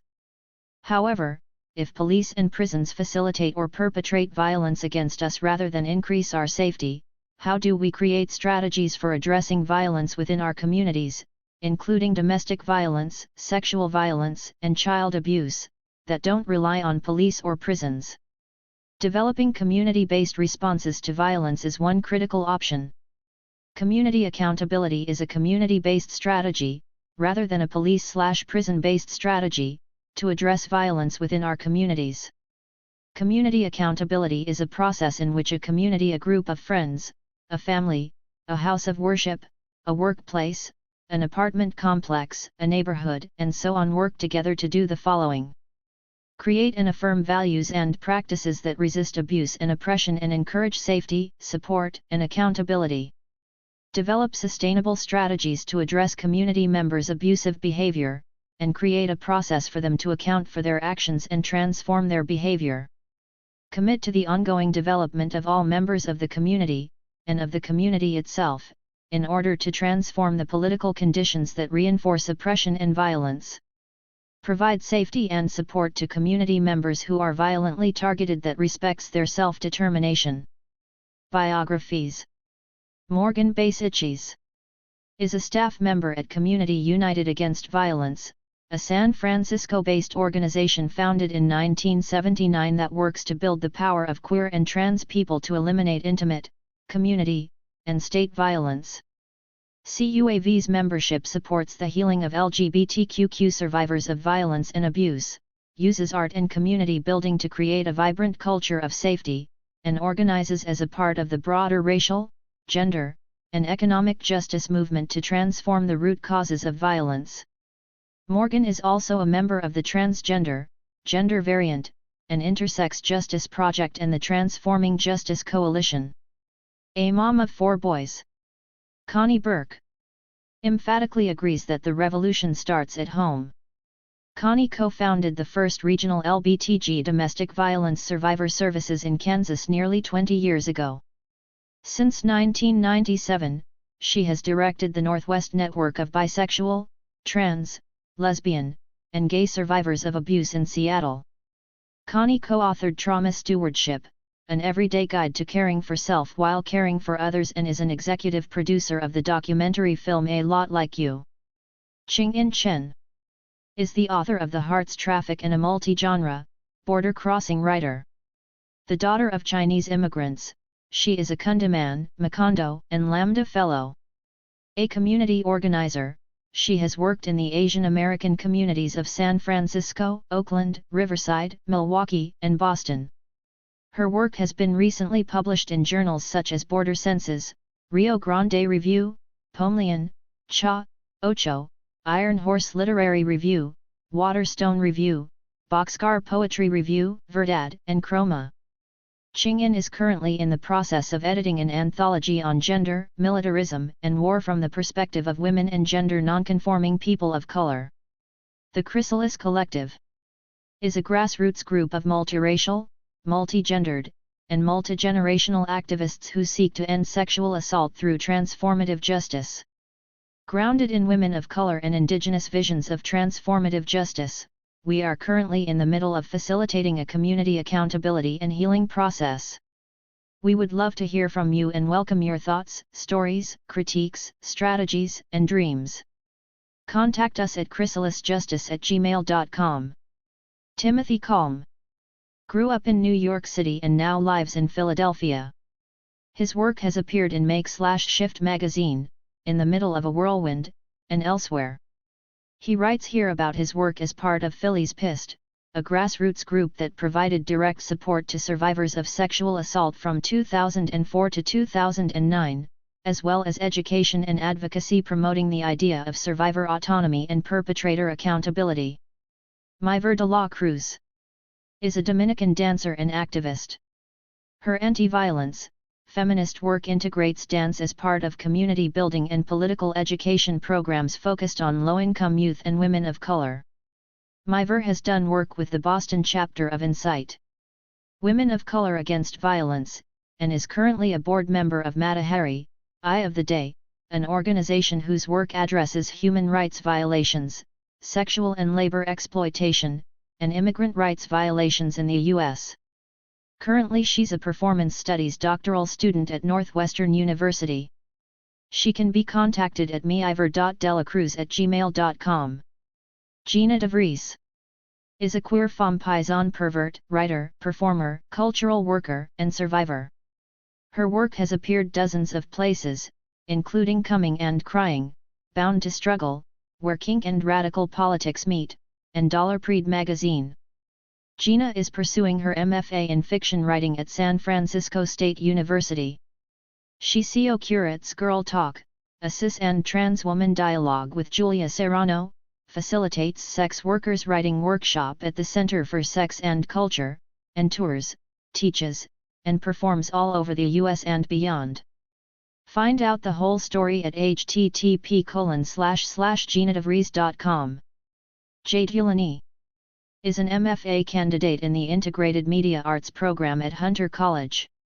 An interdisciplinary storyteller, Dulani has been a Kundiman Asian American Poet Fellow, a member of the Austin Project, and a BCAT/Rotunda Gallery multimedia artist in residence. His work has appeared in Samar, Busting Binaries, and the anthology Experiments in a Jazz Aesthetic, Art, Activism, Academics, and the Austin Project.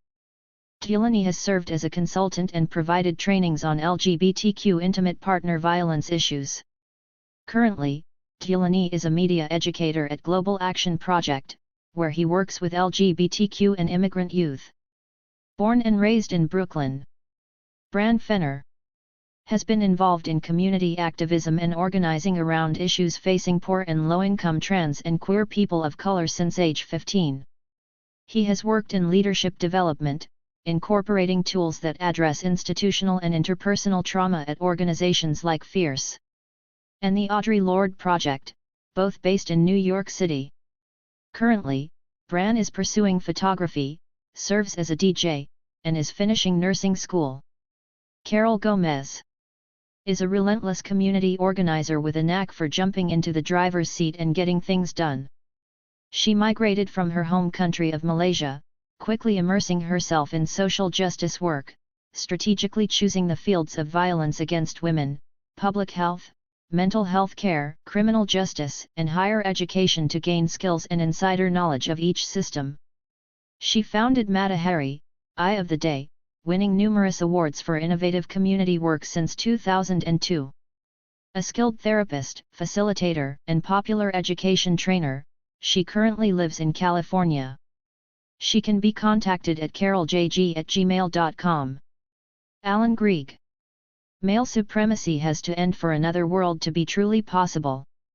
This conviction has only strengthened over the last 20 years, in which I have worked to challenge male privilege and end male violence, as an activist, consultant, writer, trainer, and documentary filmmaker. And I still struggle with what it means to be a white, straight, middle-class cisgender male who is committed to challenging the arrangements of power that privilege me, what it means to really live the personal as political, and the political as profoundly personal. Alexis Pauline Gumbs is a queer black troublemaker manifesting love as life force. Alexis recently achieved her PhD in English, Africana Studies, and Women's Studies from Duke University, and is the instigator of the Eternal Summer of the Black Feminist Mind Community School and Multimedia Educational Movement and the co-creator of the Mobile Homecoming Project, a queer black intergenerational experiential archive project. She is a co-founder of Ubuntu and a member of the Harm Free Zone Organizing Committee. Vanessa Huang is a poet, writer, and community organizer whose practice feeds resilience from the margins and draws on a history of collaboration with and teachings from the anti-prison, gender liberation, immigrant rights, anti-violence, disability justice, and reproductive justice movements. Insight. Women of Color Against Violence is a national, activist organization of radical feminists of color that is mobilizing to end all forms of violence against women, gender nonconforming, and trans people of color in our communities. By supporting grassroots organizing, we intend to advance a national movement to nurture the health and well-being of communities of color. Through the efforts of Insight, women, gender nonconforming, and trans people of color in our communities will move closer toward global peace, justice, and liberation. Gaurav Jashnani is a Sindhi from Queens and Missouri, and an educator and organizer around issues of male privilege and violence. He draws resilience from his many loved ones and the music of Jorge Ben, particularly when faced with the gentrification and police occupation of central Brooklyn. His past ventures have included teaching filmmaking and practicing popular education at Global Action Project, doing community building and youth education work as a member of the Detroit Summer Collective, organizing around issues of trauma and sexual violence while in Argentina on a Fulbright research grant, and co-editing a slightly embarrassing anarchist newspaper when he was 14. Anna Maureen Lara is an award-winning novelist, playwright, and Cave Canem Poetry Fellow. She has been active in the LGBT movement for 15 years. Currently, she is working on her PhD in African American Studies and Anthropology at Yale University. R.J. McAnee's first organizing experience was co-founding a multiracial gang in kindergarten. Women of color feminists, prison abolitionists, his mother, and the Zapatistas are largely to blame for moving him to join the struggle for a better world over a decade ago. Whether challenging empire and war in mass direct actions, storytelling through print, film, and theater, building transformative justice responses to heteropatriarchal violence, training in the healing justice arts of generative somatics and herbalism, learning to care for children, the earth, and himself, or transforming the man in the mirror, RJ has been active ever since. Miss Major is a black, formerly incarcerated, male-to-female transgender elder. She has been an activist and advocate in her community for over 40 years, mentoring and empowering many of today's transgender leaders to stand tall, step into their own power, and defend their human rights, from coast to coast. Currently, Miss Major is the executive director of the TGI Justice Project, where she instills hope and a belief in a better future to the girls that are currently incarcerated and those coming home. Geeta Mehrotra is a former staff member of the Asian Women's Shelter and part of the organizing committee for the TSIA project. Geeta has done anti-violence work since 1995 in Minneapolis and the Bay Area. Now based in Seattle, WA, she is pursuing a PhD in social welfare and is committed to liberatory teaching/research that supports social change and new ways to imagine justice and well-being for queer people of color. Peggy Munson is the author of the Project Queerlit-winning, Lambda finalist novel Origami Striptease, described by Curve as a seductive, often raunchy fantasy of the disarming effects of love and trouble. She also wrote the acclaimed poetry collection Pathogenesis, praised by Youssef Komunyakaa as forthright and magical. She is the editor of Stricken, Voices of the Hidden Epidemic of Chronic Fatigue Syndrome, and blogs about disability and environmental politics at peggymunson.blogspot.com. More of Peggy's work can be found at http://www.peggymunson.com and http://www.thesitproject.org. N is a queer femme living and working in Toronto. Juliet November is a working-class femme, radical sex worker, organizer, writer, and fierce femme of French/Irish/Ukrainian descent. She works with Maggie's, the Toronto Sex Workers Action Project, and Rittenhouse in Toronto on building community power and visioning beyond the prison industrial complex. Mariko Passion, educated whore and urban geisha, is a performance artist, activist, educator, whore revolutionary. She sings and rhymes her experiences and reality over beats and produces auto-documentary videos. She educates the community and fights for social justice issues related to sex workers' rights in Los Angeles, across the U.S., and around the world. Presentation topics include her own life experiences as an escort, as a sex worker rights activist, sexual and relationship violence survivor, professional bisexual and Asian sex worker community organizer. Her words and views can also be read in Yes Means Yes, Dollarpreed magazine, and on her blog http://marikopassion.wordpress.com. Shannon Perez Darby is a queer mixed Latina femme living in Seattle, WA. She is passionate about supporting the people in her communities to live fabulous, joyful lives. Shannon is the youth program manager at the Northwest Network of bi, trans, lesbian and gay survivors of abuse, working to create the conditions possible to support loving, equitable relationships. For questions, comments, and ideas about creating stronger communities, get in touch with Shannon at perezdarby@gmail.com. Leah Lakshmi Piepzna Samarasinha Is a queer disabled Sri Lankan writer, teacher, and cultural worker. The author of Consensual Genocide, her work has been widely anthologized. She co-founded Mangoes with Chile, the national queer and trans people of color performance tour, is a lead artist with Sins Invalid, and teaches with June Jordan's Poetry for the People. In 2010, she was named one of the Feminist Press's 40 Feminists Under 40 and nominated for a Pushcart Prize. Her life's work is at the intersection of community accountability, disability justice, queer and trans people of color artistic community, and teaching for liberation. Orchid Pusey has been the national network coordinator at the Asian Women's Shelter since 2002, and coordinated the Transforming Silence into Action project and 4 national gatherings held between 2003 and 2008.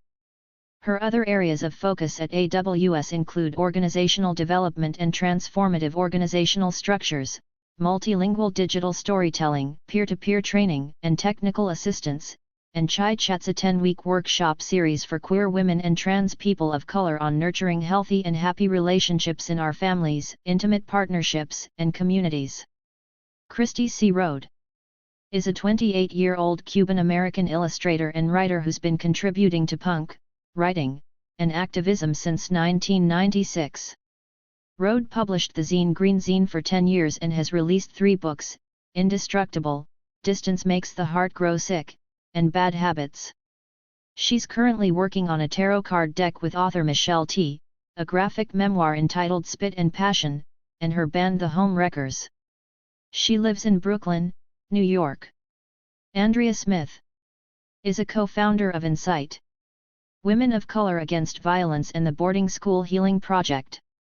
She is the author of Conquest, Sexual Violence and American Indian Genocide, and through Insight, co-editor of Color of Violence, The Insight Anthology and editor of The Revolution Will Not Be Funded, Beyond the Nonprofit Industrial Complex. Smith is also the author of Native Americans and the Christian Right, The Gendered Politics of Unlikely Alliances. The Storytelling and Organizing Project is a community media project documenting and sharing stories of everyday people who have addressed situations of violence without relying on the police or traditional social service agencies, instead accessing family, community, and organizational networks. Stop helps us know that we are not alone. People are taking action all the time, not only to end violence, but to create self-determined ways of thinking, acting, and living. STOP is a project of Creative Interventions, a resource center dedicated to creating and promoting community-based responses to interpersonal violence. Rachel Herzing was the Director of Research and Organizing for STOP. Isaac Ontiveros was the Production Coordinator for Creative Interventions and has worked on community-based media projects for the last 5 years as an archivist, sound editor, videographer, and video editor. Jessica Yee is a proud Two-Spirit Indigenous feminist reproductive justice freedom fighter with a capital fucking IF. The multiracial daughter of a righteous mixed-blood Indigenous woman who was a sex worker with 2 abortions and no regrets, Jessica began raising controversy in her Catholic school at the age of 12, and hasn't shut up since. At 25, she is now the founder and executive director of the Native Youth Sexual Health Network, the only Indigenous organization to work within the full spectrum of sexual and reproductive health throughout the United States and Canada by youth, for youth. Confronting Intimate Violence Within Activist Communities. Edited by Ching and Chen. Dulani. Leah Lakshmi Piepzna Samarasinha. Preface by Andrea Smith. Contents. Preface. Andrea Smith. Introduction. Ching and Chen, Dulani and Leah Lakshmi Piepzna Samarasinha. Part 1. Safety at the Intersections of Intimate Community and State Violence. Reclaiming Queer and Trans Safety. Morgan Basichis. Ending Oppression. Building Solidarity. Creating Community Solutions. Myver de la Cruz and Carol Gomez. Mata Hari, Eye of the Day. It Takes Ass to Whip Ass. Understanding and Confronting Violence Against Sex Workers. A roundtable discussion with Miss Major, Mariko Passion and Jessica Yee. Introduced and edited by Juliet November. I am because we are. Believing survivors and facing down the barrel of the gun. Alexis Pauline Gums. Interviewed by Leah Lakshmi Piepzna Samarasinha. Part 2. On Survivorship. Homewrecker. Gina DeVries. The Secret Joy of Accountability. Self-accountability as a building block for change. Shannon Perez Darby. Seeking Asylum. On Intimate Partner Violence and Disability. Peggy Munson. There is Another Way. Anna Maureen Lara. Part 3. Claiming Body, Claiming Space. Manifesto. Vanessa Huang. Without My Consent. Bran Fenner. A Sliding Stance. N. When Your Parents Made You. Leah Lakshmi Piepzna Samarasinha. Freedom and Strategy / Trauma and Resistance. Timothy Calm. Part 4. We Are Ready Now. Beautiful, Difficult, Powerful. Ending Sexual Assault. Through Transformative Justice. The Chrysalis Collective. Making Our Stories Matter. The Storytelling and Organizing Project. Rachel Herzing and Isaac Ontiveros. What does it feel like? When change finally comes. Male Supremacy, Accountability and Transformative Justice. Gaurav Jashnani, R.J. McAnee and Alan Grieg. The Challenging Male Supremacy Project. Movement building starts with healthy relationships. Transforming silence into action in Asian Pacific Islander LBQT communities. Orchid Pusey and Gita Merotra. Think. Rethink. Accountable communities. Connie Burke. Resources. Community accountability within People of Color Progressive Movements. Selections from the 2004 report. By Insight. Women of Color Against Violence. Insight. Community Accountability Fact Sheet. Biographies. Acknowledgements. Index. Preface. Andrea Smith. The Revolution Starts at Home is an amazing book that signals how much analysis and praxis have changed within the anti-violence movement. 20 years ago, when I first became involved in the movement, even prior to the 1994 passage of the Violence Against Women Act, it was almost impossible to question the movement's reliance on the criminal legal system. In fact, it was difficult to even see the anti-violence movement as a movement. Most programs were almost entirely funded by the state. We had become a network of social service providers and legal system advocates. We had become so single-issue oriented that it did not even occur to most anti-violence coalitions to organize against police brutality, anti-immigration legislation, or military violence. Instead, many anti-violence programs support the police state and militarism as solutions to gender violence. The assumption that the criminal legal system was friend to the anti-violence movement went unquestioned. When the few critics there were would ask why we were supporting a system that was increasingly incarcerating poor communities and communities of color, we were silenced before we could even finish our sentences. Of course, there were many organized women of color anti-violence organizations and caucuses. Yet we did not question the larger logics of the anti-violence movement. We strove to provide more inclusive services, but we did not question the actual services themselves. We created bilingual hotlines, culturally sensitive training programs, and ethnicity-specific shelter services. But we never asked ourselves if this approach was the best way to end violence against women of color. We organized for inclusion in the anti-violence movement but did not question what we were trying to be included in. In 1999, Critical Resistance, Beyond the Prison Industrial Complex organized its first conference. Critical resistance helped popularize the principles of prison abolition. It provided a framework for many of us who had been involved in the anti-violence movement and were skeptical of its reliance on the criminal legal system. We could do more than simply share concerns about criminalization. We now had an analysis of why the prison industrial complex was not the solution to anything, including gender violence. This framework then provided a foundation for the development, in 2000, of Insight. Women of Color Against Violence. Insight aspired to do more than call attention to racism in the anti-violence movement. Instead, it wanted the movement to become a movement. Rather than focus on social services delivery or court advocacy, it posited that gender violence must be understood within larger systems of capitalism, settler colonialism, white supremacy, and heteropatriarchy. Social services are important, but if that is all we work for, we are simply enabling people to survive an unjust system. Instead, we actually wanted to change these systems. But to do so, we had to build mass movements of peoples who were no longer willing to live under structures of violence. Our focus would have to be on political mobilization and base building. Of course, as this book points out, one of the major contradictions in political mobilization is that we often replicate the same hierarchical systems we claim to be dismantling. Gender violence is as prevalent within progressive movements as it is in society at large. As the editors of this volume remind us, the revolution does indeed start at home. This phrase should not be interpreted as a depoliticized call to focus on personal self-development instead of building movements to dismantle white supremacy, capitalism, and imperialism. Rather, this phrase reminds us that for our movements to be successful, they must prefigure the societies we seek to build.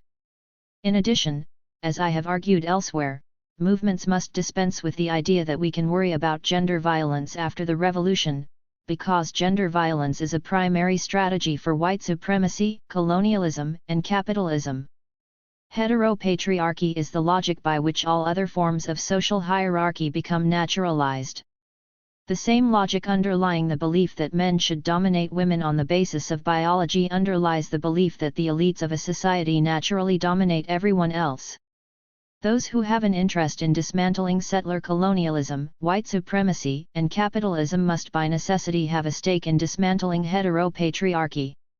Thus, Insight and other organizations with similar philosophies realized that we must develop strategies that address state violence and interpersonal violence simultaneously. In doing so, we realized that we had to question our reliance on the criminal legal system as the solution to ending gender violence, and instead recognize the state as both perpetrator and beneficiary of gender violence. The question then arises, if the criminal legal system is not the solution, what is? Unfortunately, many of the alternatives to incarceration that are promoted under the restorative justice model have not developed sufficient safety mechanisms for survivors of domestic/sexual violence.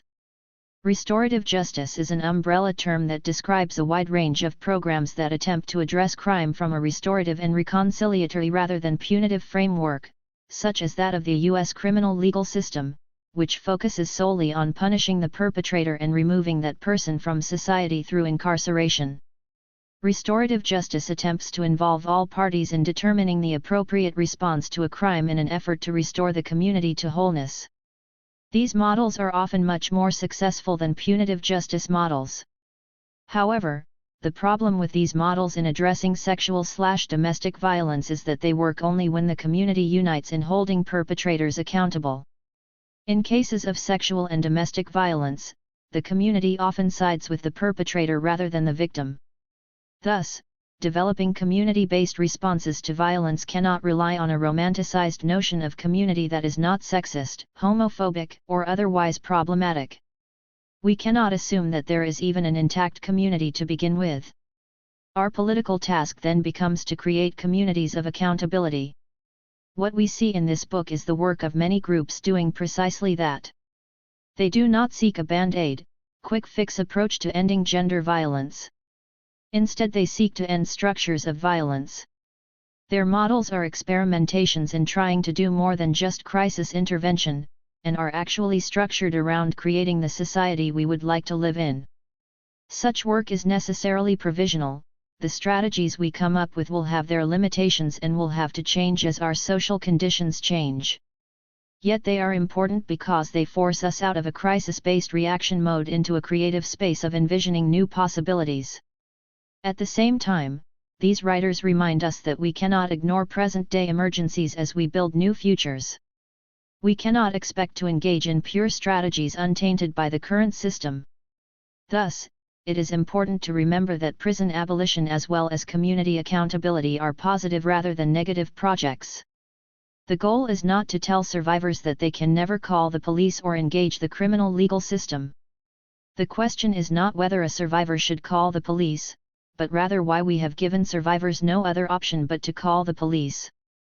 As Native feminists in particular have noted, in creating alternatives to the criminal legal system we necessarily confront the need to create alternatives to the settler state. If we focus only on community accountability without a larger critique of the state, we risk framing community accountability as simply an add-on to the criminal legal system. Because anti-violence work has focused on advocacy, we have not developed strategies for due process, leaving that to the state.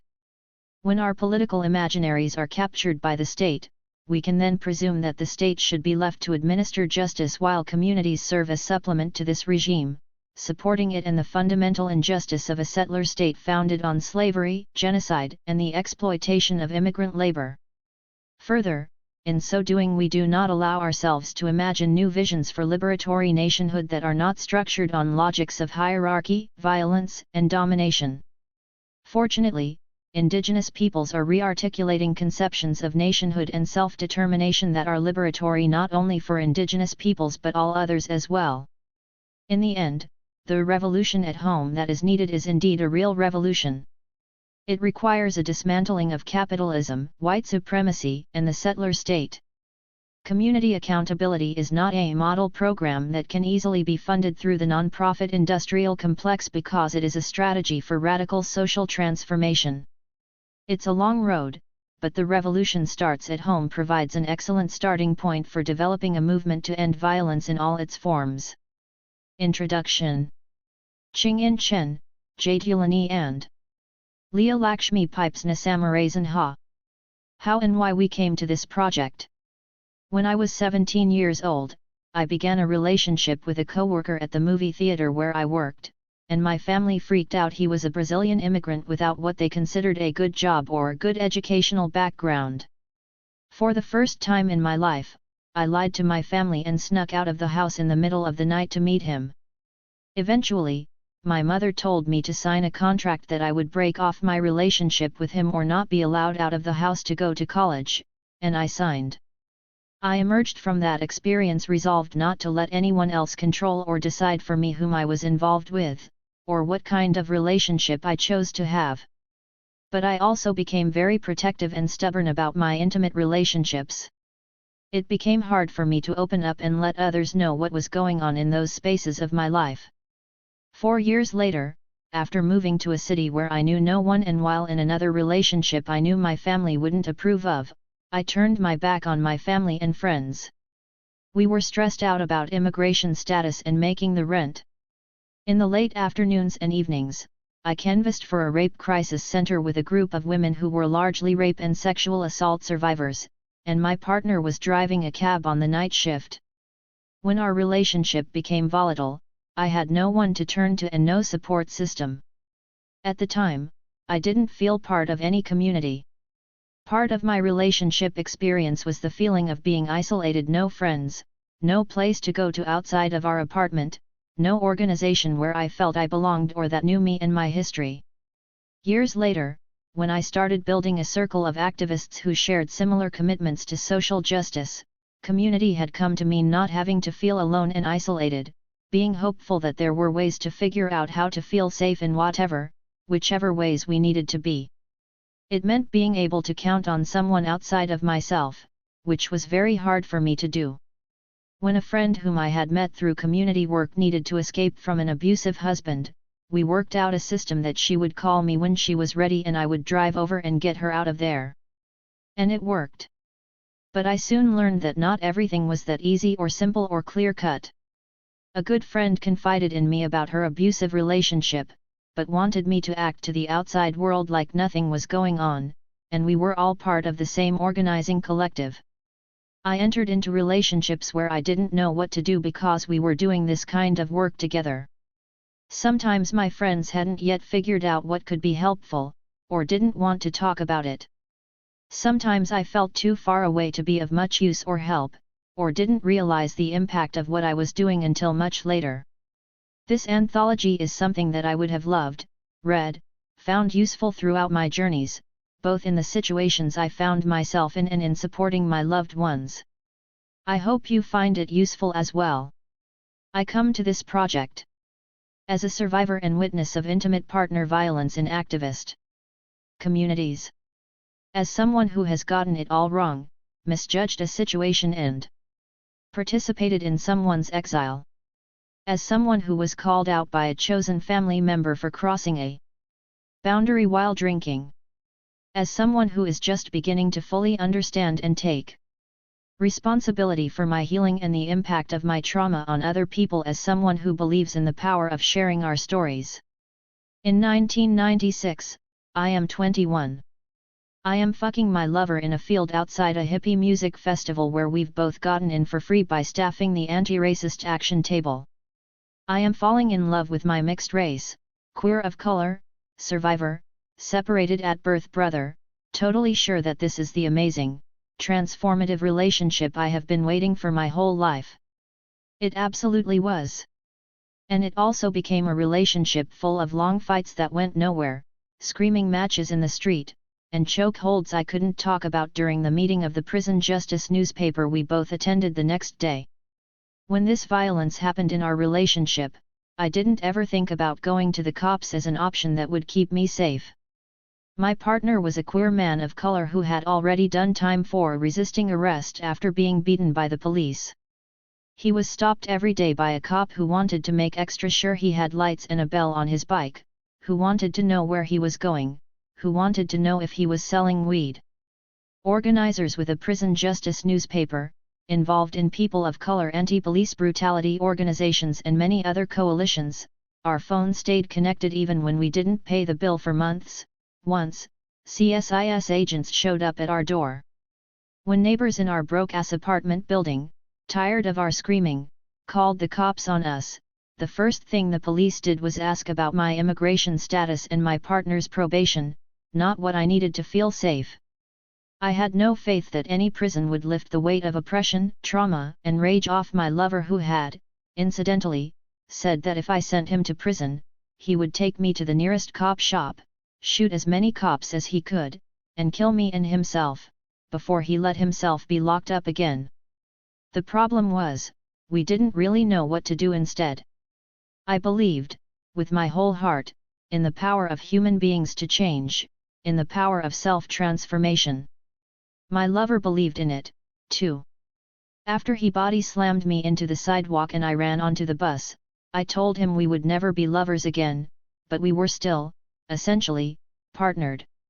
He dropped out of the batterer intervention program, saying those men were nothing like him or who he wanted to be. He went to 2 elders in our community for guidance.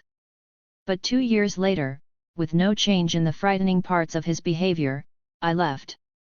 A year later, I took a job at a second-wave, feminist of color-led anti-violence crisis line. The workers there believed that it was a mistake to think, or even suggest, that abusers could ever change. They just promised they would to keep their partners trapped in the cycle of violence. We knew the cops were terrible, that restraining orders didn't work, that First Nations people, immigrants, and cis and trans people of color who called us were more likely to be harmed than served by the criminal legal system. But what else could we do? This book is an attempt to answer that question. Why this book? Political context historically and here and now. This book began with our individual stories of surviving relationships that were beautiful and dangerous, of trying to move toward safety, justice, and healing without using the cops or the courts, of bushwhacking our way through alleyways, back roads, starlit fields without maps, and it is our individual stories that remain at this book's core. But our stories are so much bigger than our individual experiences gathered together. They are the stories of everyone searching for, and finding, fresh-cut ways of keeping ourselves, our fam and our communities safe. As Elisa Bira, co-founder of Communities Against Rape and Abuse in Seattle, puts it, we go on epic adventures and conversations into community accountability. And we don't know where or when it will all end. What we do know is that the criminal legal system does not help us survive. And we have a fierce commitment to surviving and thriving, to figuring out the nitty-gritty details of how we will liberate ourselves from the violence of prisons and other so-called justice systems, without abandoning anyone who has survived violence. What we call community accountability has existed for as long as we hold collective memory. A simple definition of community accountability: any strategy to address violence, abuse, or harm that creates safety, justice, reparations, and healing, without relying on police, prisons, childhood protective services, or any other state systems. Instead of police and prisons, community accountability strategies depend on something both potentially more accessible and more complicated: the communities surrounding the person who was harmed and the person who caused harm. Many people are also working with the term transformative justice. The organization Generation 5 defines transformative justice as an approach to respond to and prevent child sexual abuse and other forms of violence that puts transformation and liberation at the heart of the change. It is an approach that looks at the experiences of both the individuals and communities involved, and the larger social conditions at work, an approach that seeks to integrate both personal and social transformation. 1. Restorative justice is a term that many people might find more familiar. In restorative justice frameworks, those who have been harmed take an active role in addressing that harm and/or violence, and those who have caused harm are expected to take responsibility for their actions, to repair the harm they've done, for example, by apologizing, returning stolen money, or doing community service. The focus is on restoring, as much as possible, the situation to the conditions as they were before the harm. However, critics of restorative justice argue that there are serious limits to restoring the situation to what it was before the harm. What if the situation was shitty in the first place?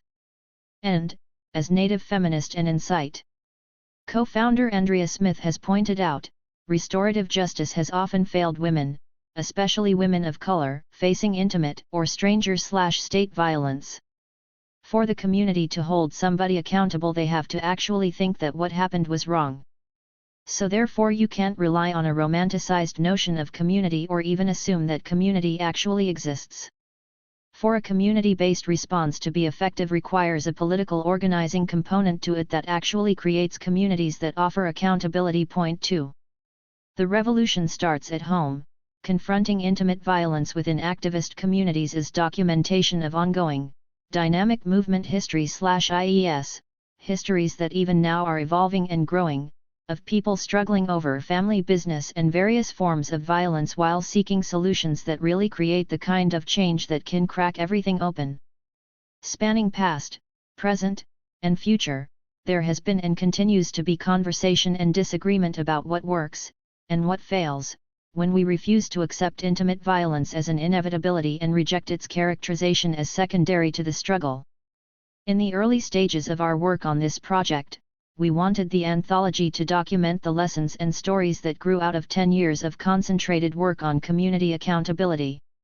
For many of us, a key moment where we saw possibilities of how we might truly transform our communities came in 2000, when radical women of color organized the Color of Violence, Violence Against Women of Color Conference at University of California, Santa Cruz 3 to strategize around ending all forms of violence against women of color, the institutional and the interpersonal. Out of that first gathering, Insight Women of Color Against Violence was formed, and, in 2003, they created Community Accountability Working Document, Principles/Concerns/Strategies/Models. Offering 70 different strategies that people of color could use to intervene into violence against women and trans people of color without relying on the state. This watershed document frankly addressed many of the concerns and questions we were dreaming on: the importance of not forgetting to center survivor safety and needs while saying fuck the police, the allure of, and problems with, public shaming of abusers as a tactic, and, perhaps most difficult of all, are real questions about whether community members who behaved in violent, manipulative ways could really ever transform, and ultimately end, those patterns. Insight followed this work. In 2004, with their report Community Accountability Within People of Color Progressive Movements, spelling out in detail the particular ways perpetrators of harm within people of color movements find to minimize and excuse acts of abuse and violence, and to derail attempts to create justice for those acts of harm. Point 4 Insight. S work has inspired many of us working within feminist of color-led movements and communities to begin thinking through exactly how these epic adventures would work, and provided needed tools for the journey. Across North America, other movement organizations, such as Critical Resistance, Northwest Network, and Sista to Sista, began fumbling steps toward the development of anti-violence projects for creating safety in our communities without using the state, cops, or courts. Early initiatives like Sista to Sista's Liberated Ground, Critical Resistance's Harm-Free Zone, and Northwest Network's Friends are reaching out asked delicious questions. 5 What if we said a section of Bushwick, Brooklyn, was a no-go zone for rape and partner abuse? What if we sat on the stoop, talked to folks on the block where our office was, and began weaving a web of folks who agreed to try something other than calling the police when it came to violence? What if, as queer and trans folks, we reached out to our friends who were in love jail, fallen off the face of the earth into a new partner's arms, and made sure we kept our friend-fam connections strong, so that when and if the relationship began to tilt into unhealthy/crazy/abusive land, that friend wasn't so isolated and knew their friends had their back. All over, folks began to sign on to this work, small and big collectives, as well as individuals and small groups of friends who cared about their loved ones facing violence. It wasn't easy. No one knew the right answers. We have stumbled, made mistakes, learned from them, gotten back up from our failures and train wrecks. We have every imperfect, deeply needed story in between. But after 10 years, some things we know for sure. We dream and breathe and whisper and shout, at a time when the dominant paradigm for dealing with violence in our communities is at a crossroads. Over a decade since Insight was founded, feminist of color analyses of violence and how to transform it are everywhere in movements that were just a glint in our eye. Maybe not as ubiquitous as direct TV or cell phones, but spreading from Philadelphia to Tucson, Oakland to Detroit. Study groups, big and small, an entire track of the National Allied Media Conference, the Philly Stands Up People's Movement Assembly at the 2010 United States Social Forum, which filled a huge conference room with approximately 300 people from all over North America. Some were new and curious about community accountability, but a majority of the activists had already talked about, thought through, and experimented with community accountability/transformative justice frameworks. A spirit of excited exchange and transformation was definitely in the air. The revolution starts at home, from resource to transformation.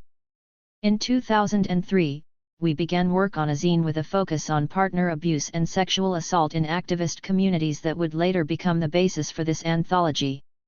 We came together after sharing conversations and strategies in community spaces, struggling with how to do work that confronted these forms of violence that were dirty little secrets within our progressive movements and communities.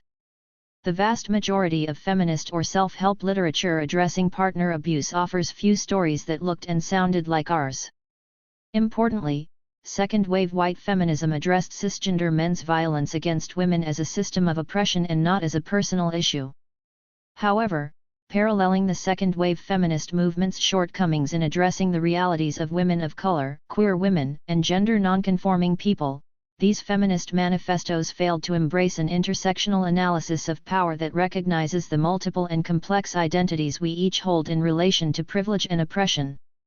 Their critiques of gender violence also failed to address the disturbing paradox of prevalent intimate violence within activist communities, and the degree of collusion, refusal, and/or incapacity to address this urgent issue demonstrated even by anti-violence movement experts. Crucially, this analysis ignored a stark reality: anyone can choose to abuse, anyone can be abused. In contrast, as feminists of color, we knew that our stories were much more complex, that race, class, gender, ability, sexuality, immigration status, and more contributed to our choices and our relationships. Although we believed in the power of breaking silence that many earlier feminists espoused, the reality of intimate violence within our activist communities was messy and much more complex. For many of us, the exit strategies and options that might be available to white, middle-class feminists usually did not work well for us. We wanted to find a way to stay within our communities and not have to leave. We hoped that the specific truth of our stories would be enough, as famously prophesied by the poet Muriel Rukeyser, to split open the world. 6. Our original 2003 call for submissions asked for roadmaps and concrete stories.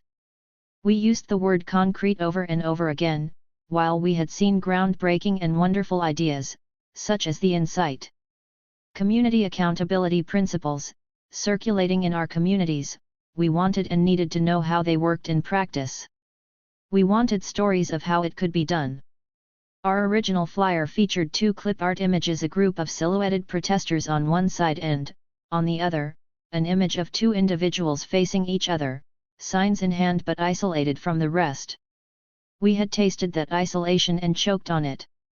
We wanted to purge it, understand it, trace it back to everyone who saw it and everyone who didn't, and figure out why. So, we asked. Was your abusive girlfriend's best friend working on the DV hotline? Were you able to successfully kick an abuser out of your group? Were you able to find a solution where accountability didn't mean isolation for either of you? Was your abusive partner a high-profile activist? Did your anti-police brutality group fear retaliation if you went to the cops? Was the healing circle a bunch of bullshit? Was the trans community so small that you didn't want you or your partner to lose it? We want to hear about what worked and what didn't, what you learned, what you wish folks had done, what you never want to have happen again. We want to hear about folks' experiences confronting abusers, both by using the cops and courts and by methods outside the criminal justice system. These were our questions. At no point during the 6 years that we worked on this project did the Revolution Starts at Home collective members live in the same city. 6 years is a long time to communicate over email and conference calls. Each of us going through our own transitions, shifting homes, jobs, relationships, navigating loss, health challenges, and triggers. There was a lot that shook the earth beneath us. But what called us back to each other, time and time again, were our questions. Our hunger for answers, solutions. The sustenance we received from the stories. The stories our friends confessed they were too fearful to write. The stories written but retracted as boundaries and safety were negotiated and renegotiated. Though we desired this to be a safe and supportive experience, and a useful tool for those who were confronting these situations, this was not always an easy process. We quickly realized that blasting our call for submissions out to listservs was not enough. We were asking folks to reveal truths their bodies remembered yet their communities didn't hold, to unwrap their broken hearts because we believed them and promised we were listening. We worked with writers to make their safety plans and think through what the book could hold, how and how much of their stories they could share without jeopardizing their safety. Some writers we love withdrew their stories. Some ex-partners of writers came forward with their own versions of the story told. As more and more submissions arrived, we struggled through a long-distance collective submission review and editing process. We worked to be compassionate toward each other as we juggled multiple commitments, busy lives, and our own healing processes. As Cherry Moraga writes in the foreword to the second edition of this bridge called My Back, Writings by Radical Women of Color. If we are interested in building a movement that will not constantly be subverted by internal differences, then we must build from the inside out, not the other way around. Coming to terms with the suffering of others has never meant looking away from our own. 7. When we began this project, just getting the stories was enough for us. But by the time the zine was printed in 2008 and downloaded hundreds of times from the Insight website for free, distributed to hungry hands at the 10th anniversary conference celebrating critical resistance, cited on numerous websites and blogs, used as a resource for countless groups, reviewed by Bitch Magazine and Feminist Review, and solicited for publication by a certain editor at South End Press, our focus had shifted a bit. We still believed that collecting and distributing the stories was powerful. Copying a huge-ass zine, however, is expensive and time-consuming. So when we received an offer to work on it as a book with the caveat, "Could you expand it, please?" we knew we also wanted the book to document the past 10 years of community accountability work, and invited many of the collectives who have been putting this work into practice to share their stories. This is not at all meant to suggest that organizations are at the end point of their growth in confronting partner abuse. On the contrary, we recognize that many organizations, both funded non-profits and organizing collectives, have been building, studying, struggling, fucking, and getting better ever since. We wanted to witness and capture that collective work and movement building. In editing and expanding the original zine for release in book format, 5 years after our original call for submissions, we realized that a lot had changed. From isolated stories and collectives figuring out how to better put these ideas into practice, the work and some of the formations created to do the work had grown, ended, expanded, and been utterly transformed. By the time our zine appeared, some collectives had been working together for close to 10 years, while others were just forming, building on the hard-won movement experience of that past decade.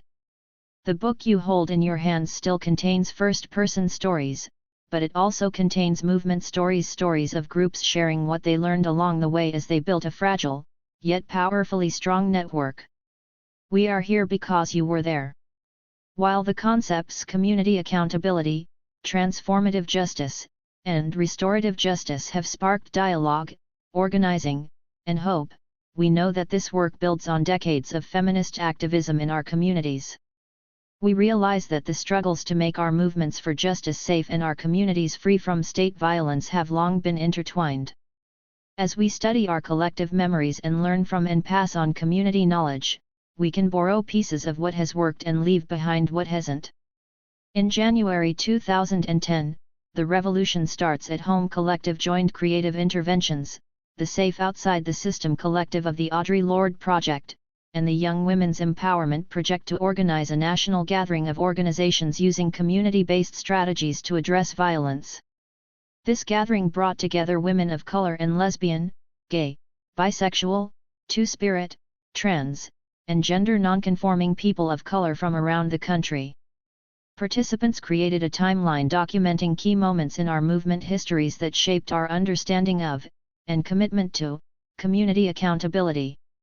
Clearly, as we began to see, the work we had gathered to document wasn't limited to the past decade. One participant spoke of her elders recalling their memories of the Jim Crow South. Since African American communities could not rely on racist, murderous police, the big guys of the community would step up and intervene in domestic violence situations.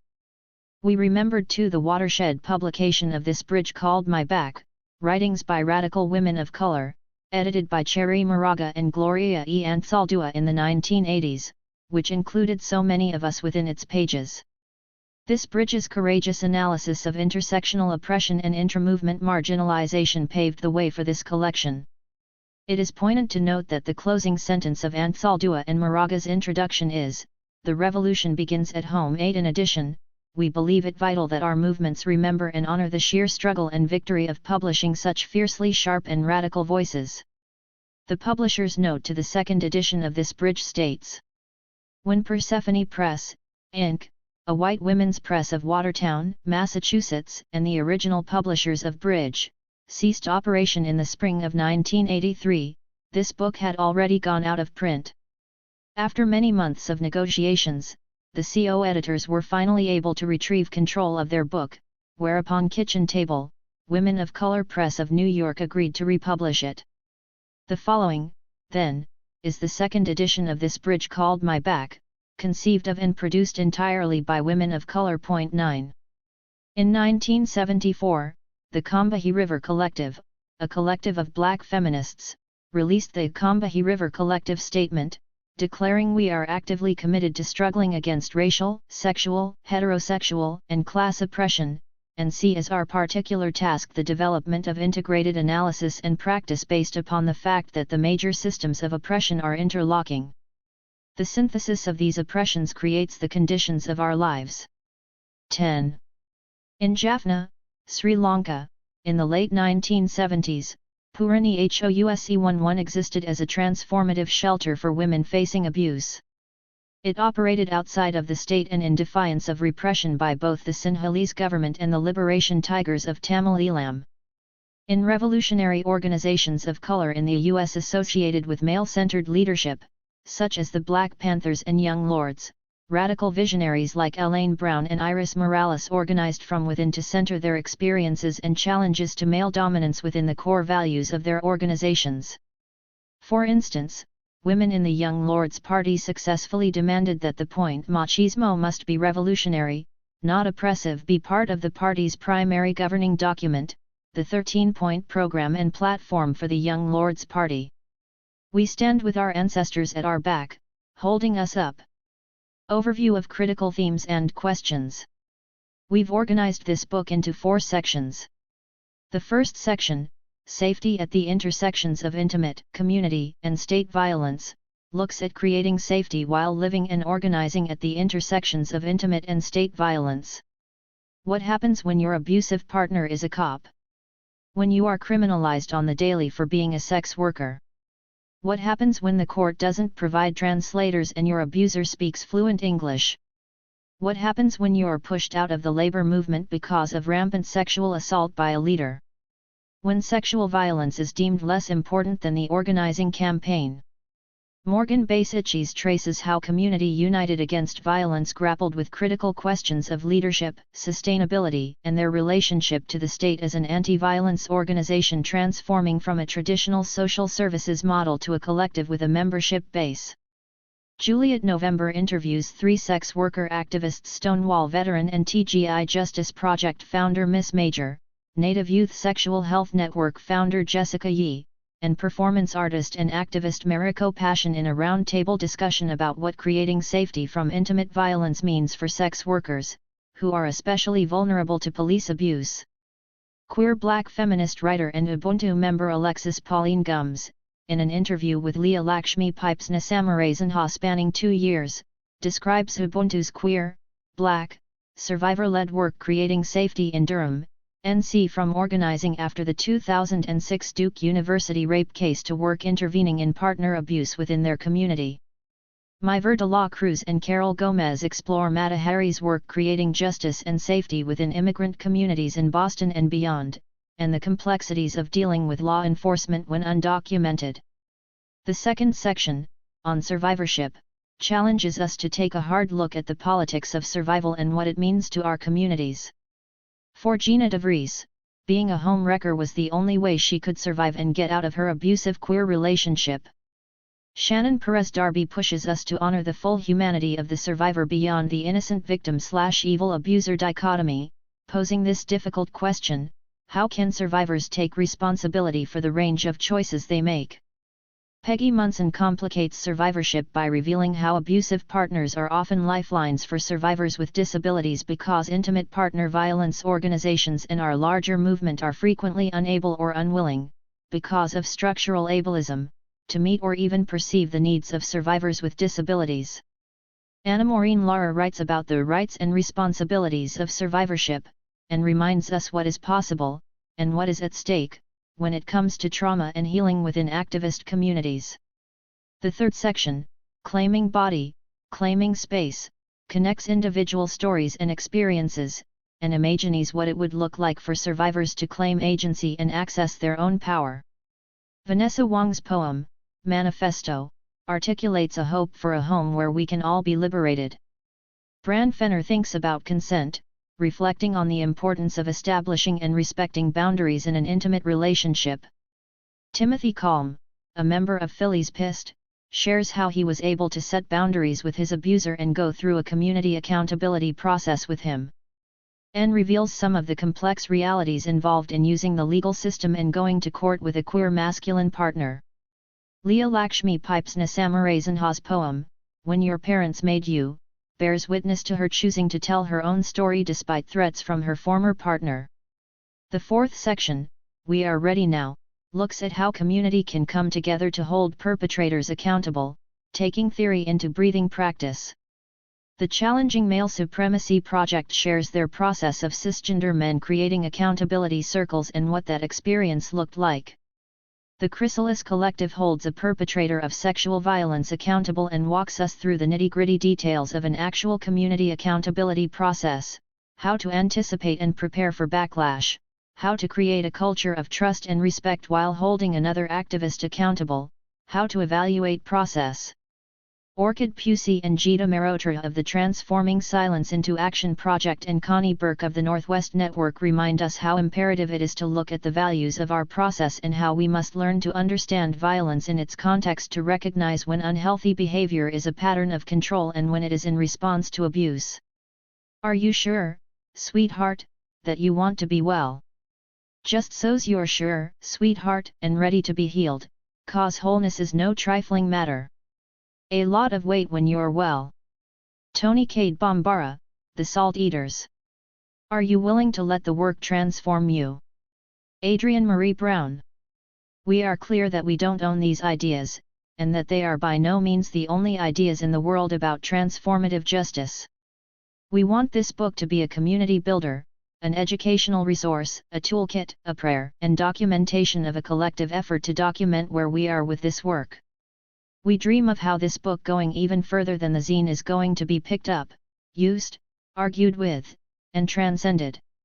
We can't wait to edit The Revolution Starts at Home, the next generation in 10 or 20 years. We can't wait to live and breathe in the world we are going to create. Tony Cade Bombara's classic work The Salt Eaters opens with the healer asking Velma, a black feminist organizer facing a spiritual and physical crisis due to burnout and betrayal by the movements she's worked for, if she is really sure she wants to be well, and emphasizes that healing is no trifling matter. These joyful, perilous adventures of transformative justice that we undertake with no map but our breath are also no trifling matter. In embarking on them, we set off on journeys without a map but knowing that our feminist of color heroes, like Harriet Tubman, made the same life-saving, liberating journeys without maps, guided by our dreams, grassroots genius, and longing for liberation. In doing this work, we are doing the radical work of healing our hearts, our bodies, our families, and communities. After abuse and violence, with justice, comes healing. We are making the way, and surrendering to be transformed. Notes. 1 from http://www.generation5.org/tj.php. 2 An interview with Andrea Smith, author of Conquest, Sexual Violence and American Indian Genocide, about the book and her work with Insight. Women of Color Against Violence and the Boarding School Healing Project. The Abolitionist. Date unknown. http://www.criticalresistance.org/radicaldesigns.org/downloads/andreasmith.pdf.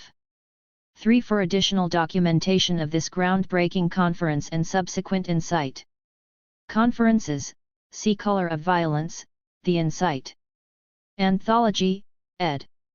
Insight. Women of Color Against Violence. 4 See the Resources section of this book for selections from Community Accountability Within People of Color Progressive Movements, Report from Insight. Women of Color Against Violence, Ad Hoc Community Accountability Working Group Meeting. Sponsored by Insight. Women of Color Against Violence, CO sponsored by Communities Against Rape and Abuse. Also available in its entirety at http://www.insight.org/media/docs/2406_cmty-acc-poc.pdf. For more information about Sista 2 Sista's decision to dine corporate and return to a grassroots, membership-based structure, see Nicole Burrows, Morgan Cousins, Paula X. Rojas, and Jude, on our own terms, 10 years of radical community building with Sista 2 Sista, in the revolution will not be funded, beyond the non-profit industrial complex, ed. Insight. Women of Color Against Violence. 5 For more information about these projects, see http://www.criticalresistance.org, http://www.sista2sista.org, and http://www.nwestnorthwest.org. 6. Muriel Rukeyser, Kathy Kolvitz, In Out of Silence, Selected Poems, ed. Kate Daniels, 129. 7. Cherry Moraga, Refugees of a World on Fire, Forward to the Second Edition, In This Bridge Called My Back, Writings by Radical Women of Color, eds. Cherry Moraga and Gloria E. Antsaldua, Unnumbered Folio. 8. Introduction, In This Bridge Called My Back, XXVI. 9. Sadly, this bridge is no longer in print. For more information about the evolving publishing history of this cornerstone feminist document, http://en.wiki/this_bridge_called_my_back. 10. The Combahee River Collective Statement, in Homegirls, a Black Feminist Anthology, ed. Barbara Smith. 11. Nimanthai Pereira Rajasingam, Purani, a Women's Shelter in Jaffna, The Sunday Leader, http://www.thesundayleader.lk/archive/20090920/review.htm. I am not proposing that sexual violence and domestic violence will no longer exist. I am proposing that we create a world where so many people are walking around with the skills and knowledge to support one another that there is no longer the need for anonymous hotlines. I am proposing that we break through the shame of survivors and the victim-blaming ideology shared by all of us so that survivors can gain support from the people already in their lives. I am proposing that we create a society where community members care enough to hold an abuser accountable so that a survivor does not have to flee their home. I am proposing that all of the folks that have been disappointed by systems work together to create alternative systems. I am proposing that we organize. Rebecca Farr. Communities Against Rape and Abuse. Part 1. Safety at the Intersections of Intimate Community and State Violence. Reclaiming Queer and Trans Safety. Morgan Basichis. On October 29, 2009, President Obama signed into law the first ever Gender Identity and Sexual Orientation Inclusive Federal Hate Crimes Bill. 1. Just a few weeks later, 2 young queer people of color were brutally murdered: Jorge Steven Lopez Mercado in Calle, Puerto Rico, and Jason Madison, Jr. in Baltimore, Maryland. On December 8, 2009, 2 groups of mostly young transgender and queer people of color gathered in Brooklyn and San Francisco to mark both the federal policy and the murders as profound losses. 2. The Audre Lorde Project's Safe Outside the System Collective, an LGBTSTGNC people of color organizing project working to end police and hate violence in central Brooklyn, and Community United Against Violence, a 30-year-old LGBTQ anti-violence organization working to create safety in the San Francisco Bay Area, teamed up to convene a series of public conversations under the banner Reclaiming Safety to voice dissent against the idea that more policing, imprisonment, and prosecution will solve the devastating rates of murder and violence in our communities. We gathered out of a belief that safety comes through stronger relationships, more healing, and increased support, not more prisoners or police or longer prison sentences. We did not want deaths in our communities to be used as a call for more violence. We feared and suspected this would be the case in the deaths of both Mercado and Madison, whose respective home communities of Puerto Rico and Baltimore are already primary targets of criminalization and persecution by the U.S. government. On the San Francisco side, CUAV launched our first Safety Lab, a project where people come together to imagine and practice grounded community responses to violence that do not rely on the prison industrial complex or its tactics of shame, punishment, and isolation.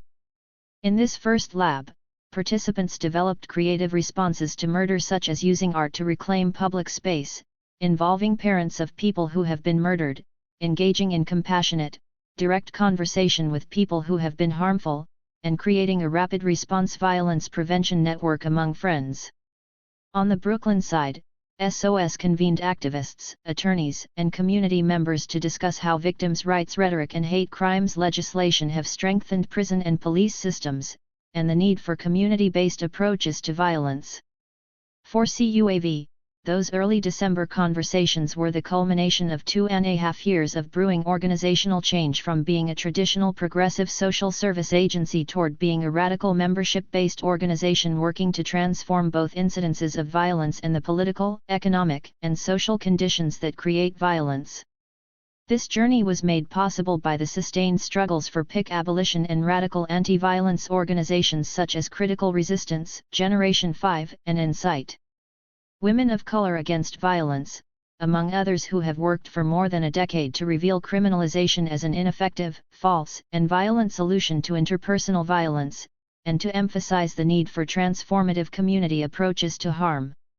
Reclaiming Safety was a powerful example of above-ground dissent at a time when many considered a pro-prison bill to be an LGBT victory, despite the increased captivity and policing it would mean for poor people of color, including poor LGBT people of color. The gathering gave voice to the often marginalized and underground efforts of those of us who are not represented by the dominant LGBT national political agenda, particularly queer and trans people of color, and poor people from these communities, and know all too well the devastating impact of law and order policies used to address interpersonal violence. Point 3 Given the escalating US-backed wars and military interventions in Afghanistan, the U.S. Gulf Coast, Haiti, Iraq, Palestine, and elsewhere, being waged in the name of aid and security, the exploding number of people behind bars in the name of safety and justice, and the continued ecological and economic exploitation of our communities in the name of development, the need for alternative visions of safety and sustainability couldn't be more urgent.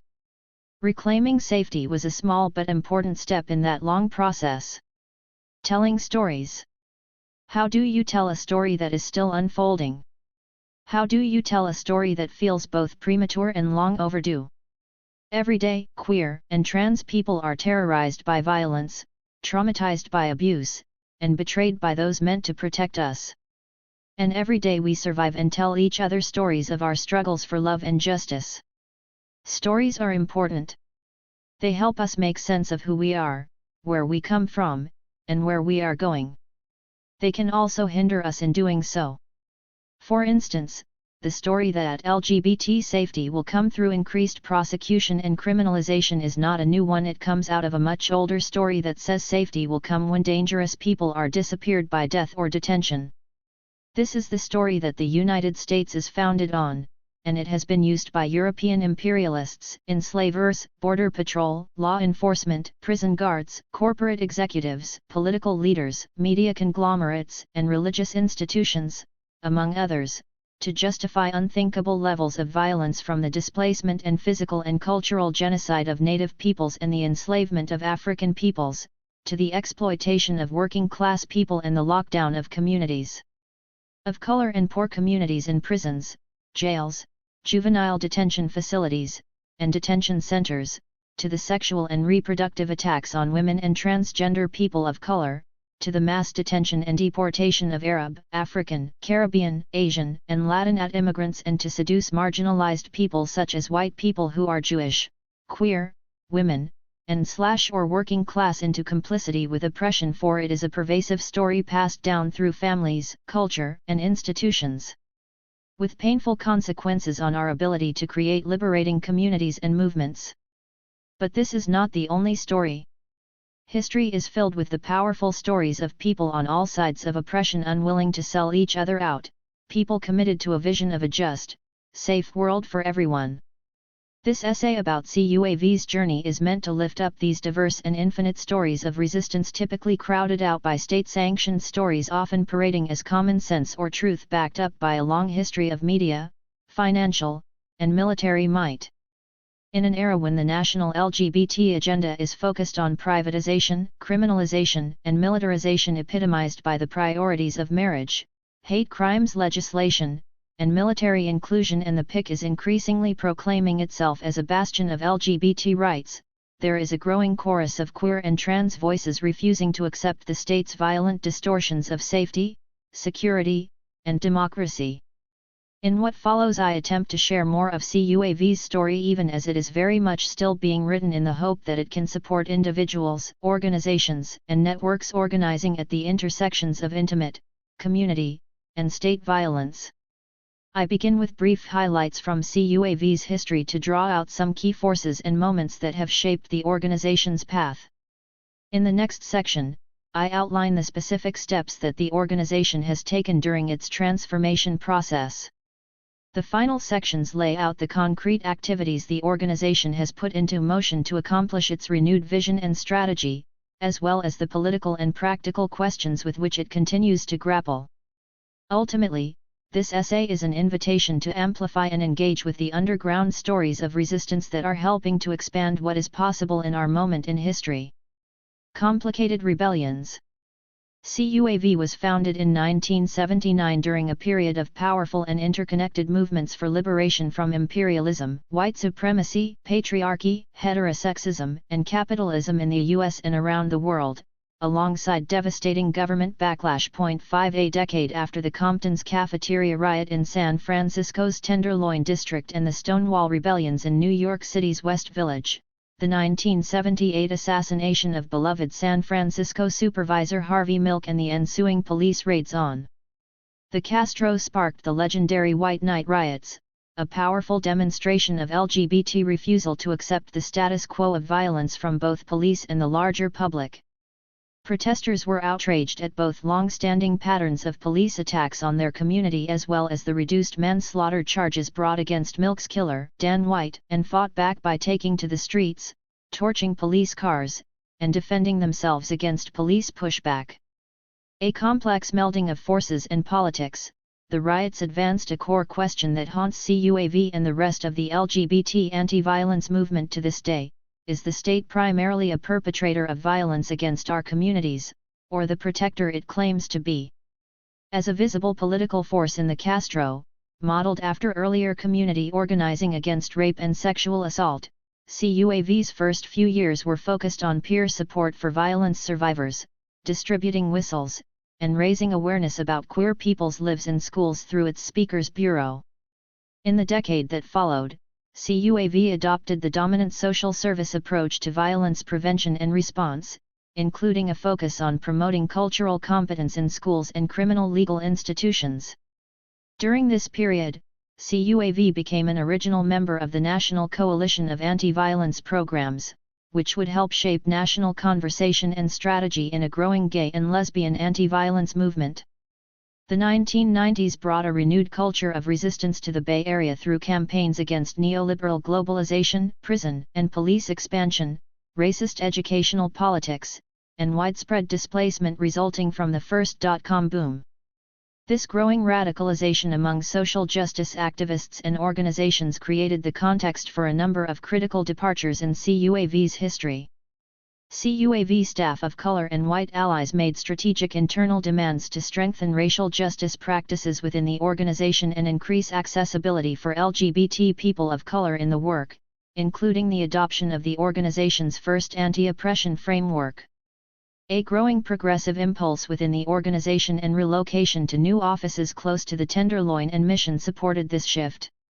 In 1998, CUAV partnered with the Ella Baker Center for Human Rights to launch Transaction, a groundbreaking organizing project to expose and resist widespread police abuse of transgender and gender nonconforming people, specifically low-income transgender women of color. 6 These efforts challenged traditional conceptions of anti-gay violence, and helped to expose the state as a violent force in the lives of many, including LGBT, communities, a major departure from dominant gay and lesbian anti-violence agendas that relied on the state's definition of both the problem and the solution, and subsequently focused their organizing work on activities that increased state and police powers, such as sentence-enhancing hate crimes legislation. 7.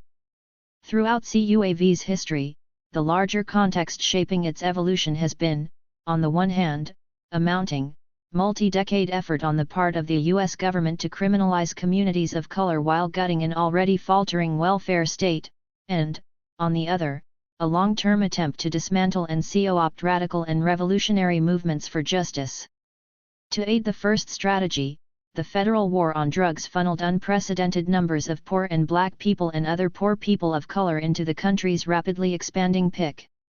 Domestic imprisonment, policing, and surveillance were offered by the federal government as economic and political solutions to growing unemployment, urban divestment, rural deindustrialization, and as complements to U.S. military intervention in the Middle East and elsewhere.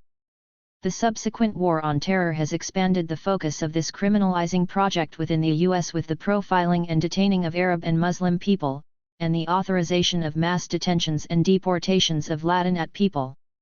Importantly, all of these expansions of the prison police state have been done in the name of public safety or homeland security, and have been accompanied by means of media propaganda fanning the flames of an anti-black, anti-brown, and anti-poor culture of fear. Meanwhile, the attempted obliteration of radical and revolutionary movements by the U.S. government and the broader global ascent of neoliberalism and its promotion of individual rights and free market democracy over deep social change facilitated the rise of the non-profit model as the dominant vehicle for large-scale social change work.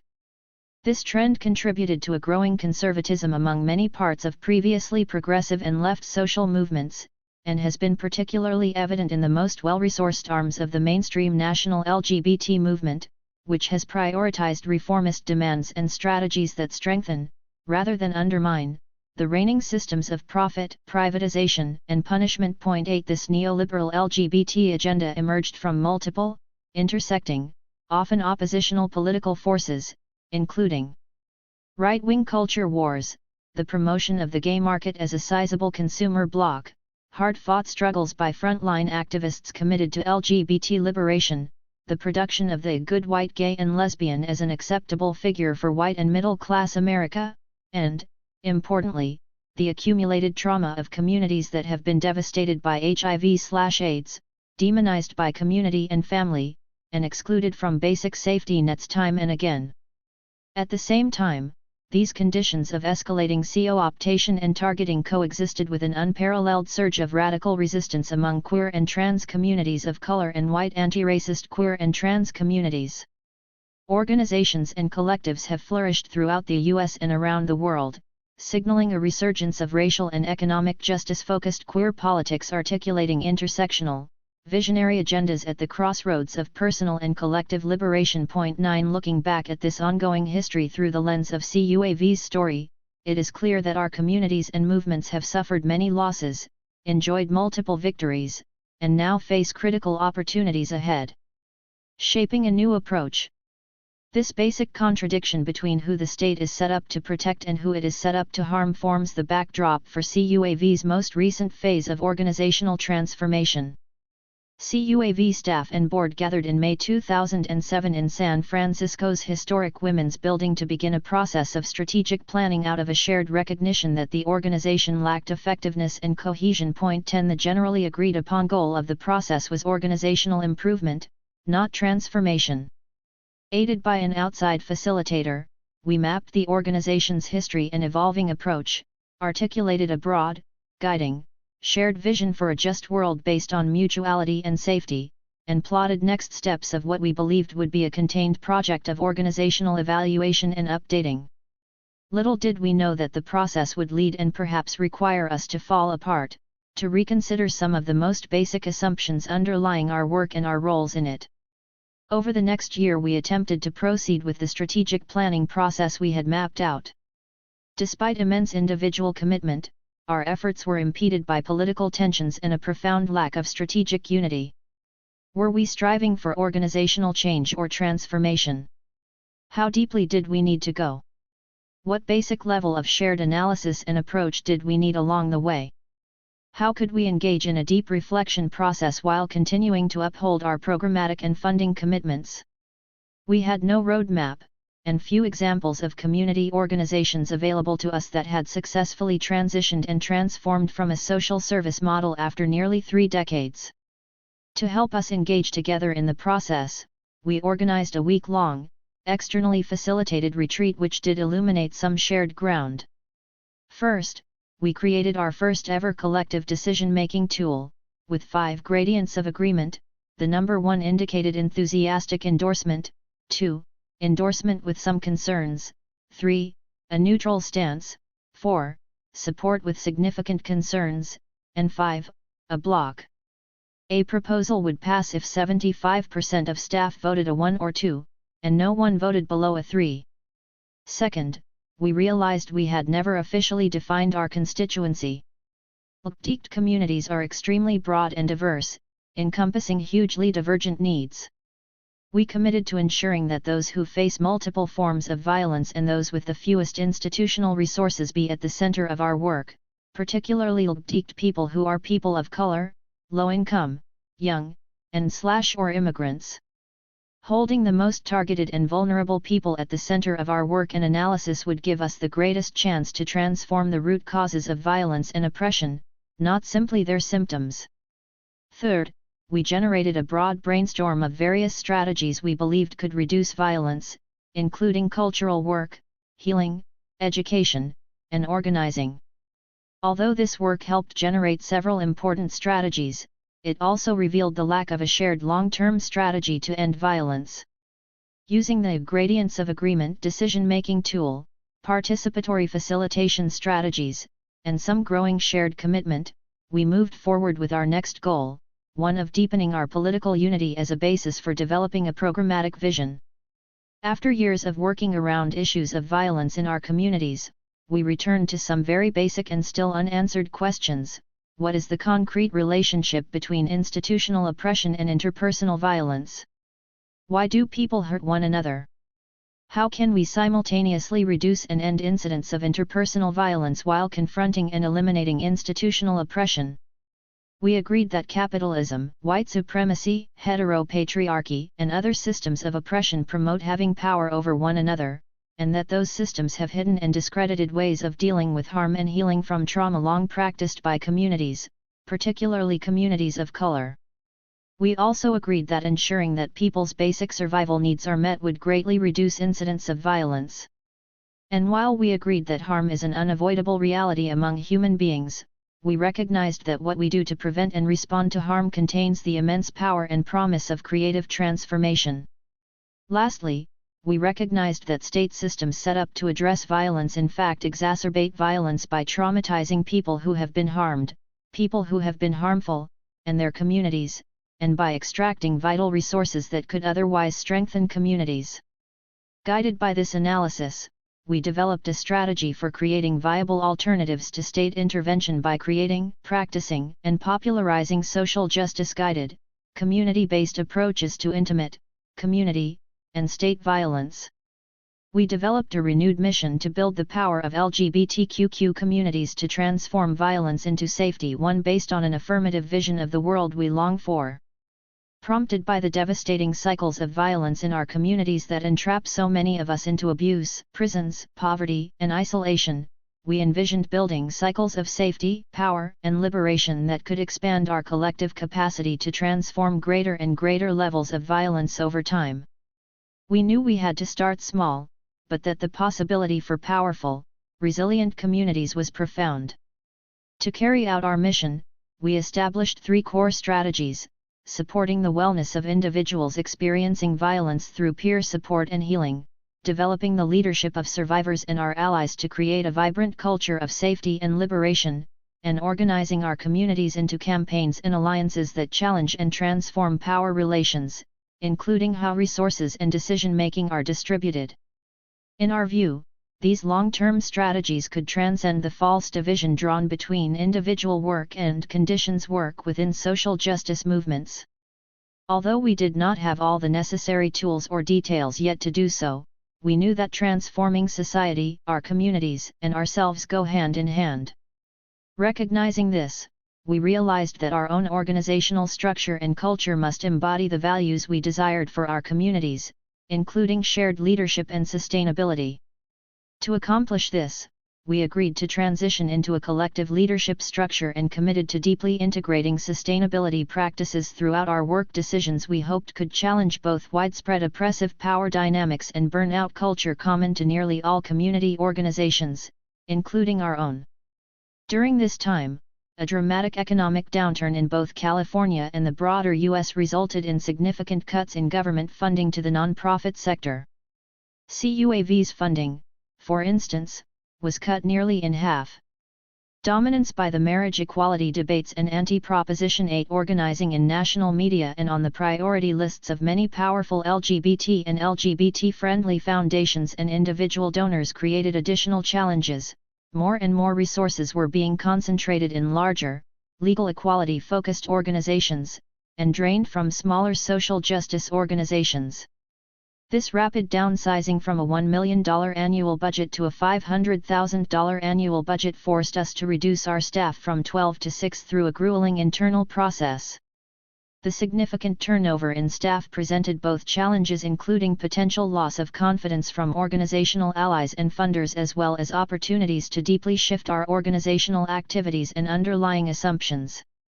Rebounding from these dramatic shifts, we engaged a number of community and movement stakeholders, peer organizations with significant experience in anti-violence, community organizing, and membership-driven work to give us feedback on our current work. Specifically, we asked them what, in their view, were the key needs and organizing opportunities in our communities.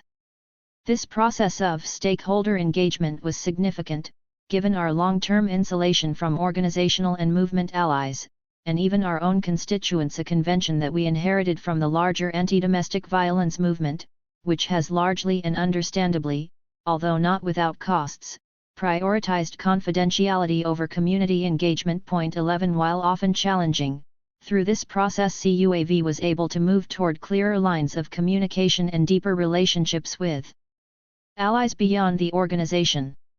After integrating suggestions and feedback from external stakeholders into our vision and strategy plan, we presented the results to them for another round of feedback in February 2009 at a gathering in the Women's Building, nearly 2 years after our first meeting there. We culminated this intensive process and released our strategic plan at our 30th anniversary celebration in March 2009. A powerful example of one organization navigating the intersection of government-induced crisis, accumulated community trauma, and fomenting political possibility, CUAV closed out the first decade of the new century more undone and more determined than ever. Building queer and trans power to create safety.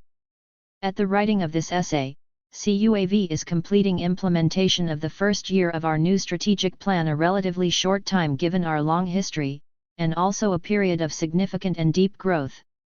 Below are some of the strides forward that we have taken during this period of organizational transition and transformation. 1. Liberation is a collective process.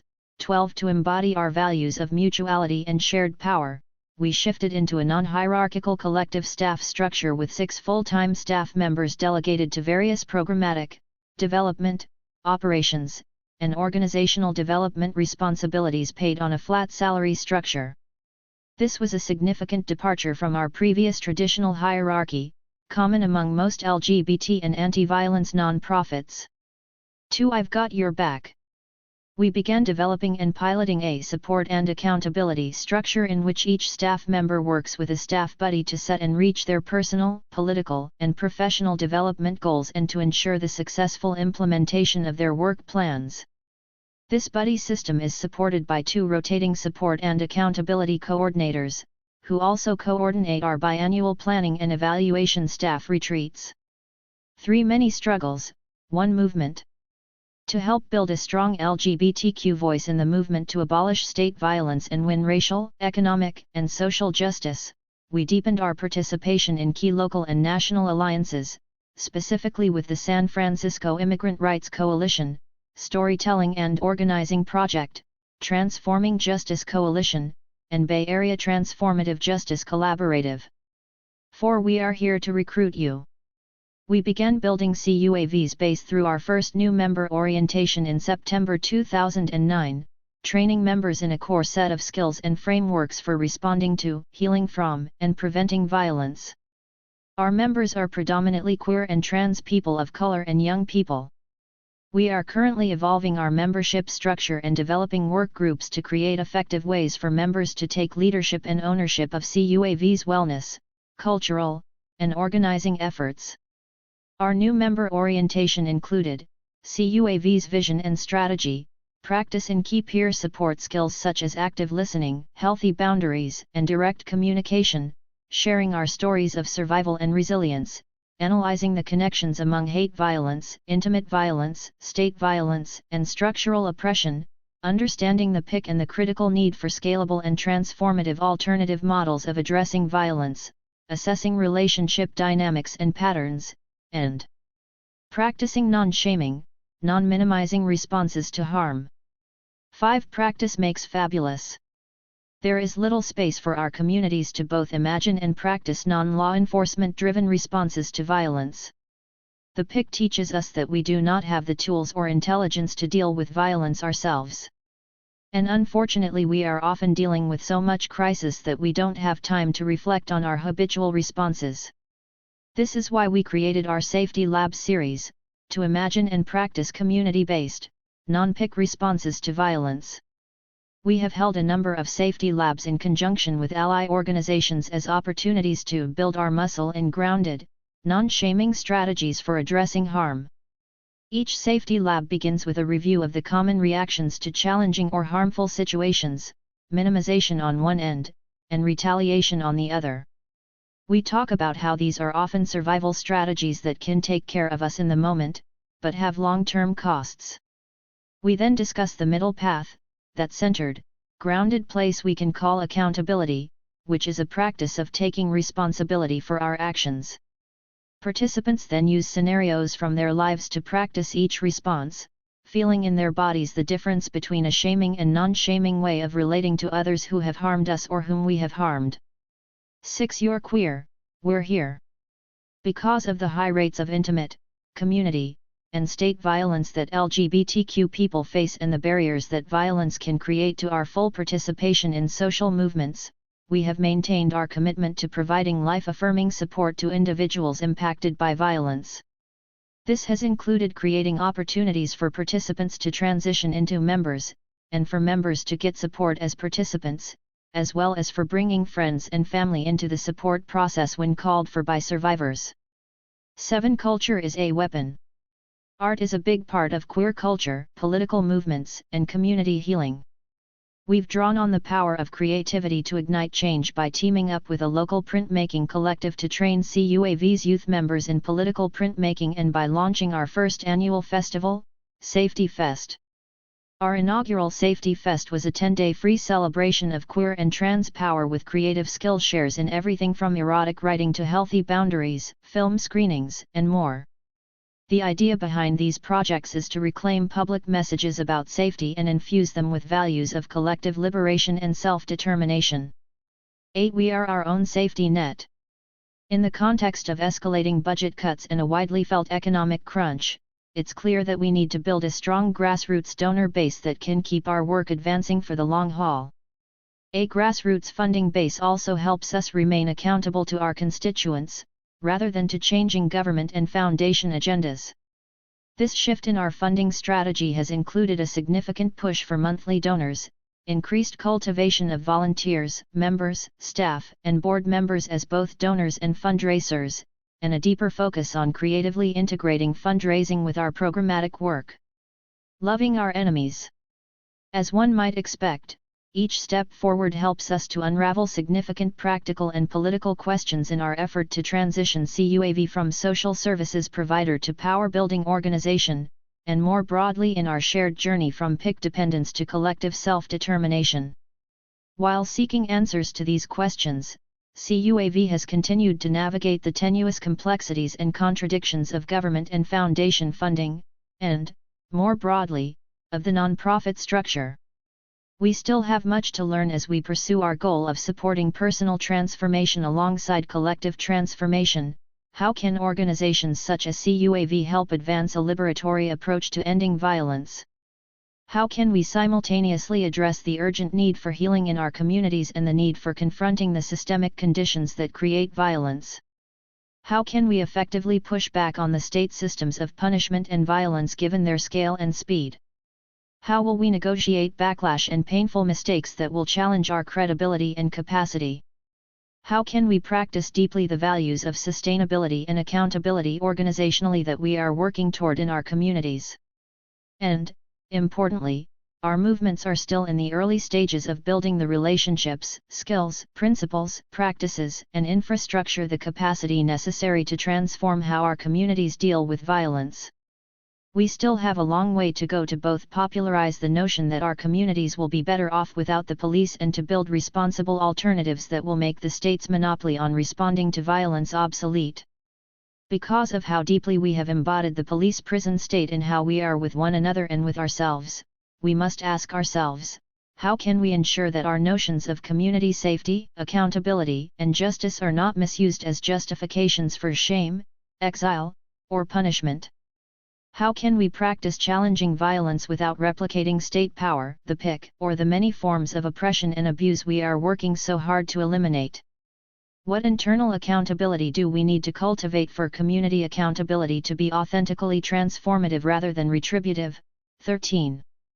In his 1957 sermon, Loving Your Enemies, written while in jail following the Montgomery bus boycott, Martin Luther King, Jr. spoke to the task ahead of us. Have we not come to such an impasse in the modern world that we must love our enemies or else? The chain reaction of evil hate begetting hate, wars producing more wars must be broken, or else we shall be plunged into the dark abyss of annihilation.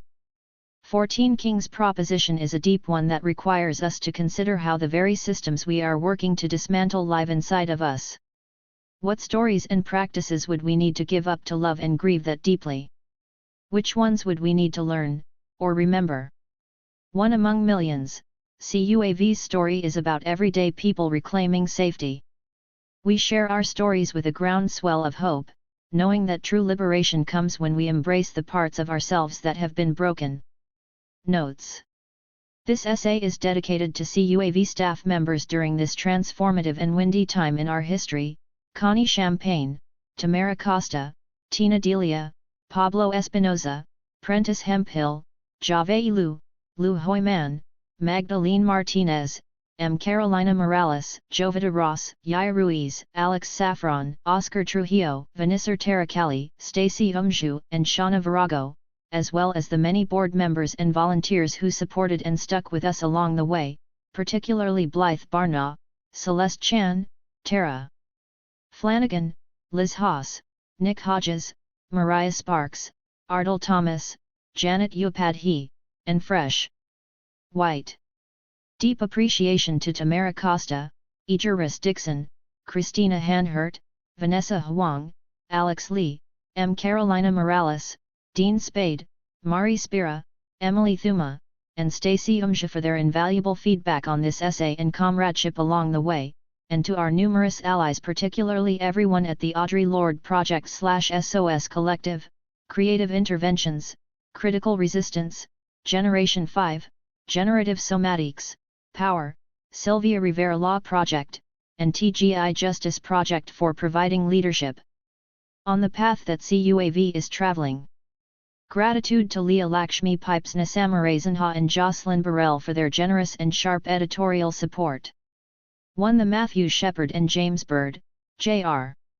Hate Crimes Prevention Act was passed by Congress on October 22, 2009, and signed into law by President Barack Obama on October 28, 2009, as a rider to the National Defense Authorization Act for 2010. This measure expands the 1969 U.S. federal hate crime law to include crimes motivated by a victim's actual or perceived gender, sexual orientation, gender identity, or disability, and allocates significant financial and institutional resources to federal and local law enforcement in the investigation and prosecution of hate-motivated incidents. 2 community vigils in Oakland, New York, and other cities were held on November 23, 2009, to commemorate both deaths and support non-criminalizing solutions to anti-LGBTQ violence. 3. For in-depth looks at state targeting of low-income queer and trans people of color, particularly low-income transgender women of color, see Amnesty International's 2005 report, Stonewalled, Police Abuse and Misconduct Against Lesbian, Gay, Bisexual and Transgender People in the U.S., and the Sylvia Rivera Law Project's 2007 report It's War in Here, a report on the treatment of transgender and intersex people in New York State men's prisons, http://srlp.org/files/warrenhere.pdf. Also see the following anthologies: Joey L. Mogul, Andrea J. Ritchie, and K. Whitlock, eds. Queer Justice, The Criminalization of LGBT People in the United States, and Nat Smith and Eric Stanley, eds. Captive Genders, Trans Embodiment and the Prison Industrial Complex. 4. For an expanded discussion on the seductions offered by U.S. empire to wedge populations, see Anna Agathangelou, Morgan Basichis, and Tamara Spira, Intimate Investments, Homonormativity, Global Lockdown, and the Seductions of Empire, Radical History Review, Issue 100.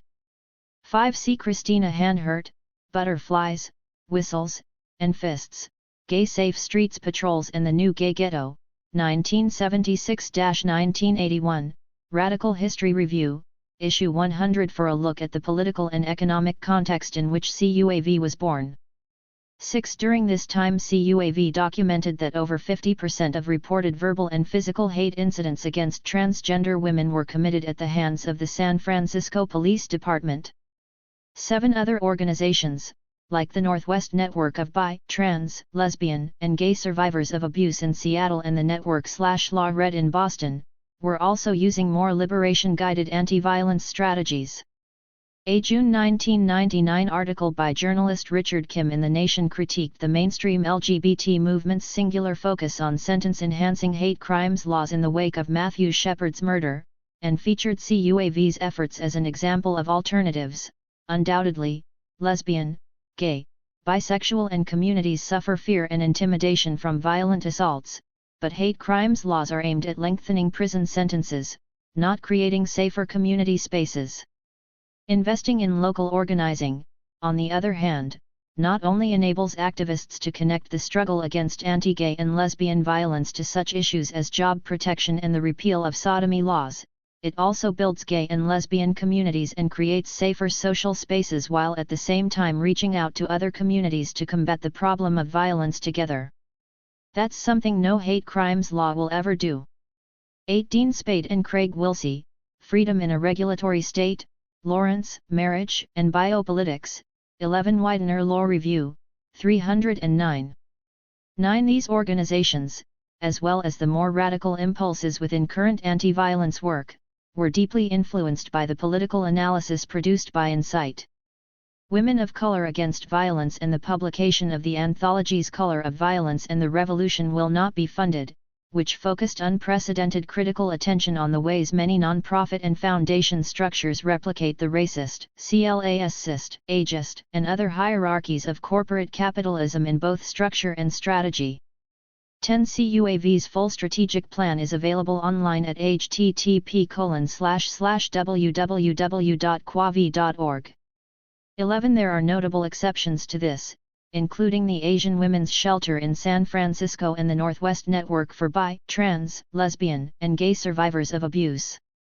12. This inspiring phrase has been recently popularized by the Sylvia Rivera Law Project, a law collective in New York City serving low-income transgender and gender nonconforming people of color.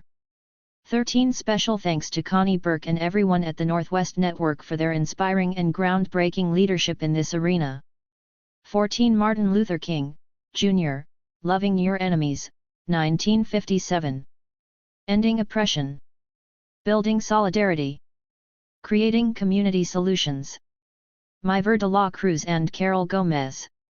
Mata Hari, Eye of the Day. Vignette No. 1. He's still a big activist somewhere. 2004, when I finally found out the real story, I said to him it was sexist what he was doing to us.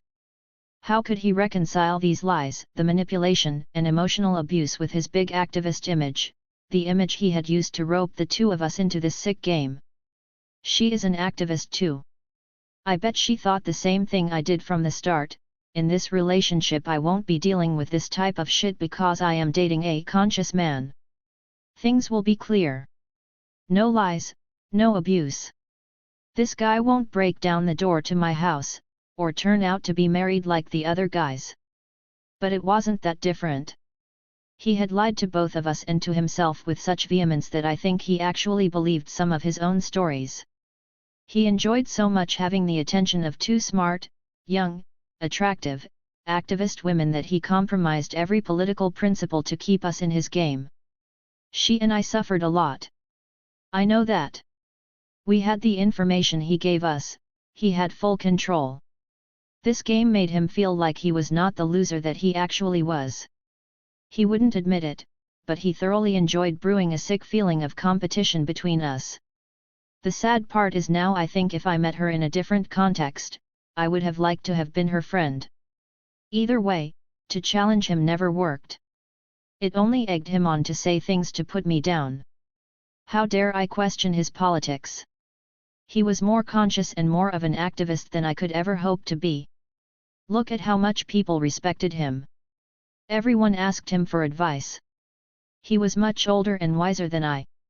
But now the three of us know it was sexist and wrong what he was doing to us. And it doesn't really matter. He's still a big activist somewhere, I'm sure. Our activist friends were really mostly his activist friends. The circle was closed off to me in the breakup. None of these friends wanted to know he was abusive. Maybe it was too unbelievable, or maybe it would have taken too deep a self-revision and too much personal change for any of them to call him on his shit. Certain things are unique about interpersonal violence, and in particular sexual and partner violence, in activist circles. Generally the communities we call home are small, and without access to them we have a hard time being activists. Activism is not an activity we can do in isolation. However, isolation can be a necessary part of the process of breaking up or escaping from an abusive relationship. When we move on from these partners we may also have to give up our home communities, or have to renounce certain spaces to preserve our sanity or our safety. This is not simply splitting your friends, as with any breakup. These are fissures in our movements and in the advancement of social justice. It's time we acknowledge the absence of voices, resulting from abuse, as significant political losses. These absences matter, our movements suffer as we do. Yes, we are expected to suck it up, sacrifice personal comfort and safety for the sake of supporting the work. But sometimes the wounds are too deep, and we simply can't give up any more of ourselves. We have to run away. Mata Hari, I of the DAY1 is a social justice organization that strengthens the leadership capacity of immigrants and communities of color, including those who are survivors too of domestic and sexual violence through labor exploitation, trafficking, racism, heterosexism and all other forms of oppression. Mata Hari provides training and skills-building support to communities and organizations nationally in the form of popular education workshops and individualized short or long-term consultations. We recognize that when the issues of domestic violence for rape and sexual harassment surface among family members, co-workers, and friendship circles, even the most seasoned activists, five among us, come up short on how to approach the issue. Tackling the tough questions. In the United States, 1 in 3 women in straight and queer relationships reports experiencing domestic abuse in her lifetime. 6 Mata Hari believes this rate to be much closer to 1 in 2,7 as most abuse situations remain unnamed and go unreported. As activists, we frequently make idealized assumptions that domestic and sexual violence can't possibly exist within our own circles, that we are above all that. Sadly, however, this is not our reality. Domestic and sexual violence is a prevalent cancer, weakening, limiting, and threatening to destroy our social justice movements. We know anecdotally that when it becomes known that intimate violence has been perpetrated by our activist comrades and committed within our activist communities, silence, denial, and organizational and community self-protection often rise to the forefront. How we as activists deal with our personal and public response when such a crisis occurs is a real test of our mettle. As activists of color, we often feel an additional responsibility to represent and protect our racial/ethnic communities. We may feel conflicting allegiances and pressure to stand in solidarity with the cause, rather than take a unified stand against the violence perpetrated by our comrade and recognize its significant impact on our communities. This is where our movement breaks down and community accountability fails. Our silence and inaction give permission for violence to continue.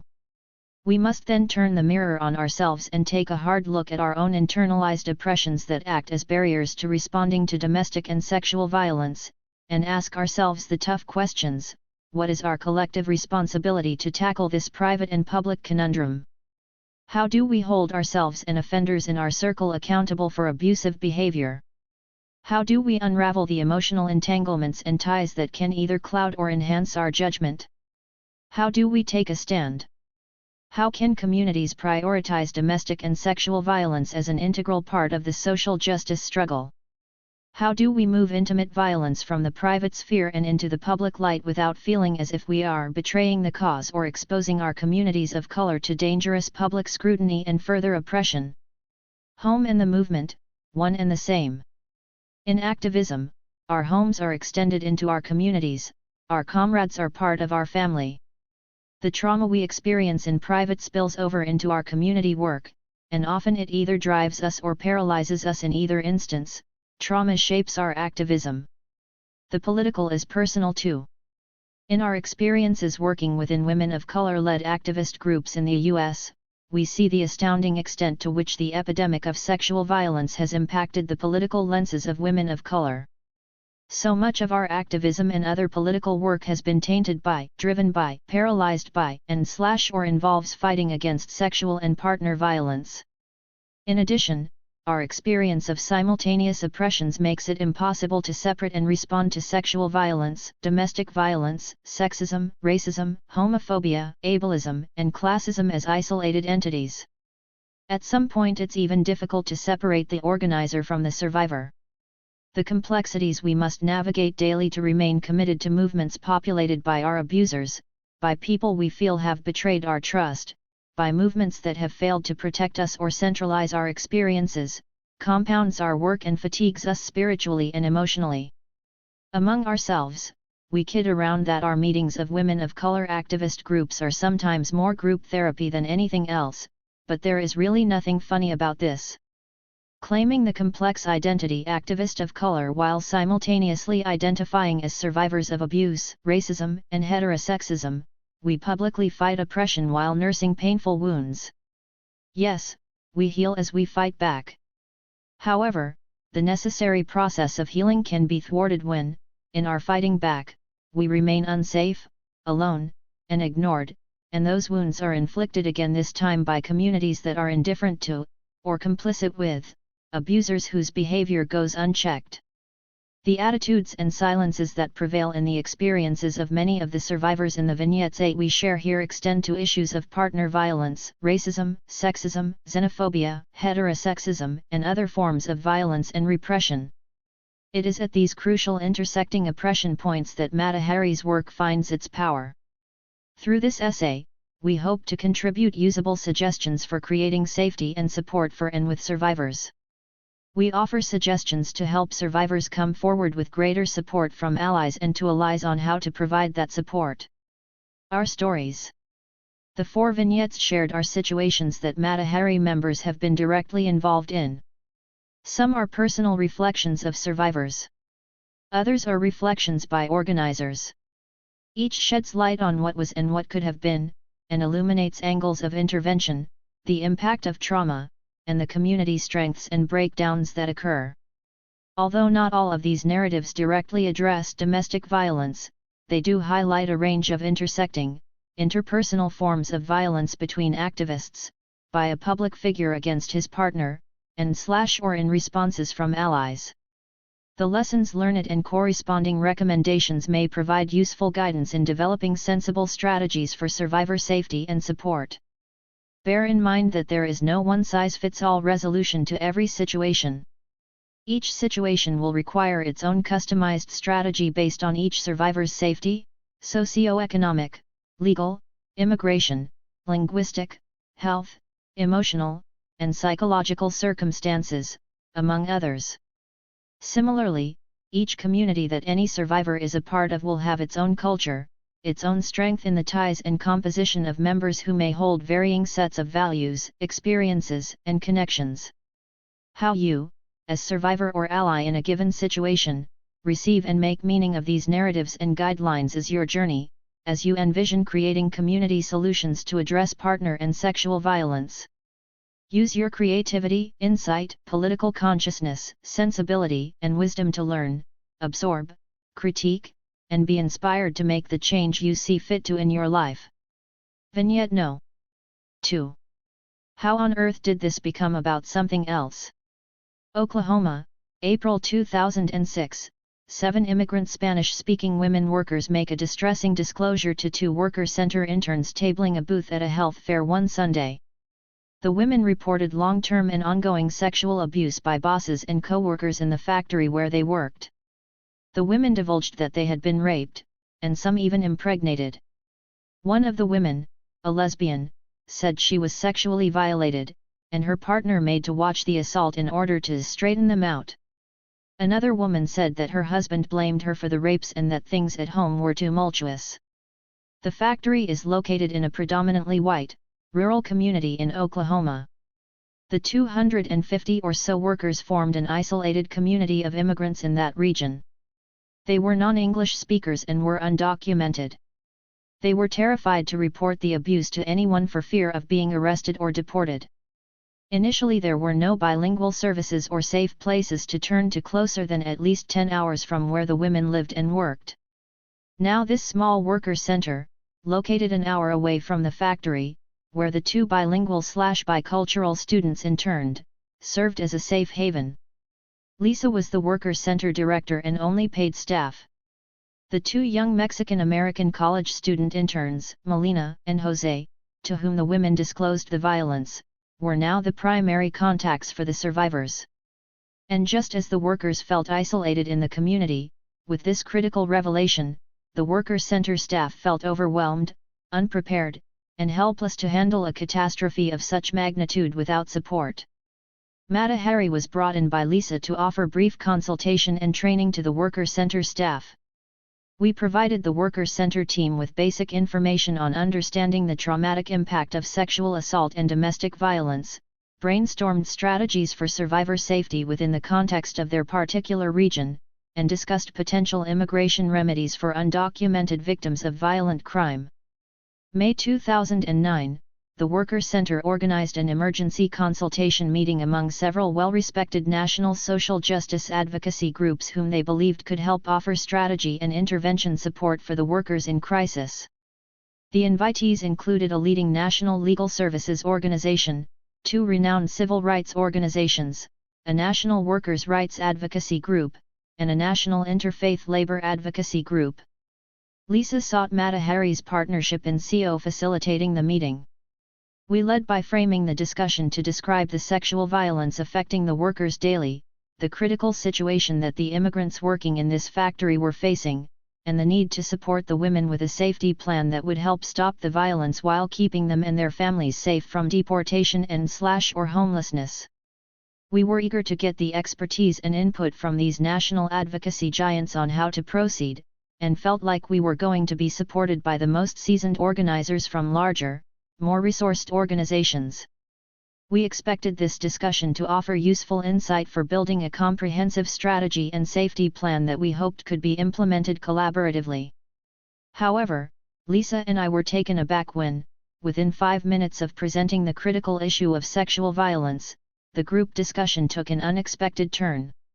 As a solution, the national advocates spoke energetically about building a wage and hour campaign for the workers. How on earth did this become about something else entirely? An awkward silence fell when we pressed the group to discuss how we were going to address the issue of sexual assault and, critically, the safety needs of the women. There was no safety plan discussed, no community organizing strategy to deal with the violence. In our minds, Lisa and I knew that organizing a wage and hour campaign would take months, maybe even years to take off, if it were even possible. In this room the rape of undocumented women seemed to be accepted as routine, normal, collateral damage, to be dealt with only if the opportunity arose during the wage campaign. There were no ideas coming forth for an organizing or outreach strategy for women's safety. I guess we were a bit naive.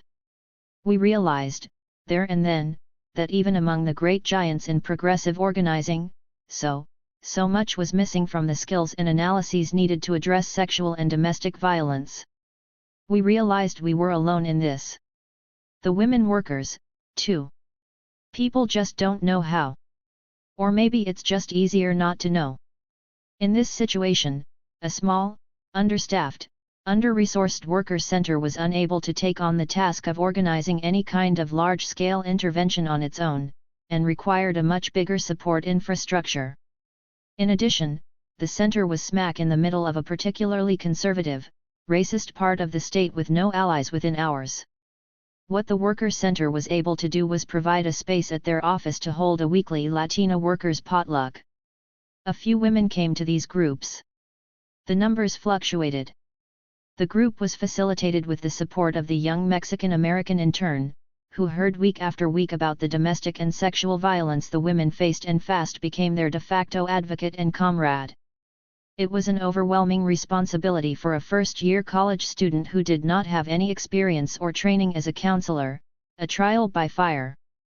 Mata Hari was able to offer periodic consultation, from afar, to the worker center staff around safety and support as issues arose for them. This long-distance support was certainly less than ideal, but we were the only option available to this group in Oklahoma. We worked with them to identify sexual assault and domestic violence resources in closer proximity, but there were none within driving distance, and the relatively closer ones in the area were not familiar with working with immigrant and non-English speaking populations, or with workers. Together with the center team, we constantly brainstormed lists of other social justice allies who might assist them, such as the nearby faith community doing environmental justice work and the women's shelter staff at a homeless residential program in a neighboring town. Additionally, Mata Hari helped raise emergency funds to purchase plane tickets for the lesbian couple to escape the factory and town and return to their home country. The other women chose to remain at the factory, not wanting to either lose their livelihood or face deportation. For Mata Hari, this was a powerful reminder that the need for anti-domestic and sexual violence organizing is huge beyond imagination, especially among unions and labor organizers in the U.S.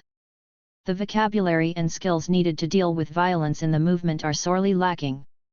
This kind of dispersed, non-specific response to workplace sexual violence is a way out from taking responsibility for and establishing coordinated legal and organizing protocols and strategies to assist survivors as a critical part of labor and immigrant organizing work. This raises a hard but important question: are we collectively failing to be outraged enough to create systems that can respond to this type of epidemic faced by immigrants of color because undocumented brown people are seen as disposable? One thing is clear: we have a long way to go, and a lot of work to do, both inside and outside our social justice movements, within our communities, and within ourselves. Vignette No. 3. My welcome into U.S. activist circles. 1996, I was 17, a recent immigrant from the Spanish-speaking Caribbean. My mom, my younger brother, and I lived in the projects in an urban neighborhood of Boston which, prior to gentrification by white activists, was a low-income community of color. I was starting school and got my first work-study job at a non-profit community organization in my neighborhood that did tenants' rights work, particularly working with the Latino community. I chose to apply there because the politics stated in their job description made me feel like I would be working with people whose politics I respected.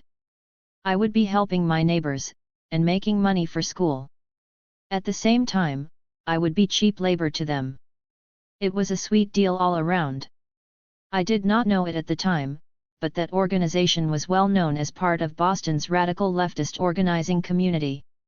I worked from the office as well as from 3 local community clinics. My job tasks varied, but in addition to data entry and providing direct service to mostly Spanish-speaking single mothers at the clinics, I was often assigned to do written translations for the Latino committee within this organization, and to do oral translations during board meetings and community forums. The head of the Latino committee, a permanent staff person, was an adult Puerto Rican married man. Although not officially my boss, he was often in the position of assigning me tasks and supervising my work. Soon after I started to work there, I noticed he would sneak in compliments to me in Spanish, speaking quickly, in the middle of talking about work, so that the other Spanish-speaking people in the office would not catch him. As a work-study part-time intern, I did not have a permanent desk, and this man would often direct me to sit down to work within his range of view. I noticed that even when I was working in a different room, he'd angle his chair to see me. Not too much time passed before he grew bolder, making comments about how I looked, telling me I was beautiful, and soon I realized there would not be a work day that he did not make a comment about my appearance. His delivery started to bother me. It became suggestive, his comments more aggressive, specifically talking about how that skirt made evident the curves of my body, something or other about my eyes, my lips. I would dread having to stay working in the office alone with him. He'd tell me he'd been a high school teacher in Puerto Rico, that I could trust him. Thinking back now to the implications of our having access to a lot of young people makes me ill. I noticed that over the months I had started to change the way I dressed so as not to entice his attention. I had nightmares about him. At first, I was just not ready to make this into an issue. He was so much older than me, and the setting, the politics of the people we worked with, all of it made it so that I had a hard time realizing this man was sexually harassing me. Also, the relationship was sometimes that of a boss and employee, sometimes friendly, and sometimes weirdly inappropriate, with blurry and complicated lines, as often these situations are. But after a particular instance where he touched my knee, the fact that he was getting off on telling me these things became very clear to me, and I felt scared and repulsed. I finally reacted, told him off, and left the office. I complained to 2 staff people, a woman and a man, also Latinos, who were also my superiors, and from them I received a mixture of excuses and ambivalence. "Tú sabes cómo es, somos Latinos." Our Latin culture's acceptance of compliments, our warm blood was supposed to serve as an excuse. He didn't mean anything bad, really. I was supposed to be understanding. Without explicitly stating so, they made me feel I should not be making a big deal out of it. On our second talk about the issue, the female staff person I spoke with conceded that she had noticed his treatment of me was a little inappropriate. This same staff person also shared that another woman on staff had complained about him in the past, but he had not been fired. From her perspective, this is who he is, and we deal with him. End of story. Paying attention to office politics more carefully, I realized that this man was the poster leftist Latin American/Caribbean person that the non-profit's director wanted to use as a representative. He was quite talented at spewing off radical rhetoric in Spanish, a la Che, and getting the Latino constituents of the organization to show up to meetings and demonstrations. Having him on staff was a statement as to how radical a non-profit they were. The director liked him because he made her look good. Also, the director, a white woman whose activism was connected to the largely white American left focus during the 1980s on Central American political issues, appreciated his effective, friendly rapport with the large membership of the all-volunteer Latino Committee, a central unit within this organization, a role that I suspect she felt she could not play. But enough was enough. Our situation had developed over the better part of a whole year. I still felt that my complaints were ignored, so I talked to my mother, who had also become an active member of the Latino Committee of this organization. In addition to my work, we both had become regular volunteer organizers and were present at many events organized by this non-profit. It is strange now to recall how involved we had become, and what a big part of our lives this non-profit had become, but it reflects how isolated and betrayed we felt as this all unfolded. Together, we decided we needed to bring this issue up at a board meeting. If the staff was unresponsive, at least the board needed to know what was happening. I want to stress that it was not a staff-led initiative that my mother and I go to that meeting. They did not show any desire to be involved. In fact, I felt after I had complained, I had created a division between staff who silently sided with me, and people who still wanted to be friendly with him at work and conduct business as usual. The issue made everyone uncomfortable, but it was easier for people to ignore it. My mother and I knew when the meeting would be because I was scheduled to translate at it, and we literally hijacked it. I spoke, and my mother was there to support me. I remember seeing fear in their faces. Quickly they brought up concerns about the legal issues, and the fact that I was a minor. Although they were apologetic and made efforts to show sympathy, I don't remember board members expressing concerns about my mental health or emotional well-being. After we spoke, the board members said they would deliberate, talk to him, and get back to us. A few days later, the director informed me that R had been asked to take time off work and attend therapy sessions for 2 months, which he refused to do because he did not want his wife to find out about this situation. Instead of accepting their conditions, he would rather quit. During the conversation where the director was telling me this, I informed her that I had decided to leave the organization. She responded, "After we do all this for you, you still are going to leave us?" Laying guilt on me for causing the loss of this staff person. Although this organization had not known how to protect or support me, and I left feeling that my safety and well-being had been ignored, I still was supposed to feel that I owed her something.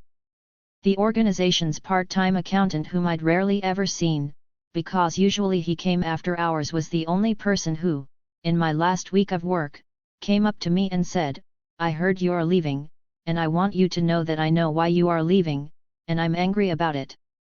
I'm sorry." I said thanks, but I don't think he knows how much that meant to me, and how grateful I was. Because he usually worked alone and after hours, he was not invested in the office politics and culture of silence that kept other staff members complicit. He was the only one to speak about this at work without whispering, and show me support. For years, I stopped going to community events, rallies, and marches because R would always be at every event. There has never been an acknowledgement, an admittance, or an apology. I still avoid him. 2006, moving forward 10 years, at a May Day rally, as I march with a group of Insight Boston sisters in the Boston Common, R walks beside us and leans forward looking at me, smiles, and waves. Like old friends. I pretend not to see him. On the same day, a comrade tells me there is going to be a forum where community leaders will be educating folks about ongoing legislative immigration debates, and asks me to translate. I know this comrade from that same community organization where the issues with R happened. She knows about my experience with R. At the time, she had been a member of the board, and has always been someone I respected because she's a prominent organizer within my own ethnic community. I agree to translate. When I get to the venue, I realize to my horror that she has asked me to translate for R. When I see him on the panel, I tell her I'll translate for her and a third speaker, but that I don't want to talk to him, and then she says, "Oh my God, I'm sorry, that's right. I forgot." This woman is known for being a soldier in our movement. I respect her work tremendously, but at this moment, I can't help but feel disappointed on so many levels. As I stand there making an effort to translate for her and concentrate on the work, I wonder how long will his presence and the ghost of this experience continue to compromise every public space of activism that I have access to, and whether it will take every single one of us experiencing harassment before we take this issue seriously. Perhaps we would not be reading this story if the first complaint against R had been taken seriously. We can also imagine this situation being quite different if the staff had confronted the aggressor and intervened in visible ways. Instead, we read a story of avoidance where silence becomes complicity. Despite having a policy on the books, the staff of the organization did not know how to respond, and even when forced to respond, comes up short of addressing the safety and emotional needs of the survivor. This failure to respond by the involved community makes activist spaces unsafe for the survivor and makes her feel disconnected from her community. The neglect of the survivor's feelings that started at the office has extended to other community members over time, making her feel punished for raising the issue, isolated, or like it's not really a big deal and she should be silent. Vignette No. 4. An extraordinary ordinary group of people. Sunhae is a Korean immigrant, a nurse in her home country, now working as homemaker and mother of 2 robust boys, living in relative isolation from dominant U.S. culture in a suburb of New Jersey. She is married to Cho, a prominent, well-respected Korean man, an immigration attorney, community organizer, and mentor to many newcomer Koreans to the U.S. Sunhae did not identify as a community activist, although she was relatively involved as a parent in her children's school. April 4, 2007, Sunhae was arrested on an assault and battery charge. After a loud dispute took place in the home in which the children called 911, her husband's savvy and eloquent communication with the police allowed him the upper hand with the cops. He framed and flipped the story to implicate Sunhae as the aggressor.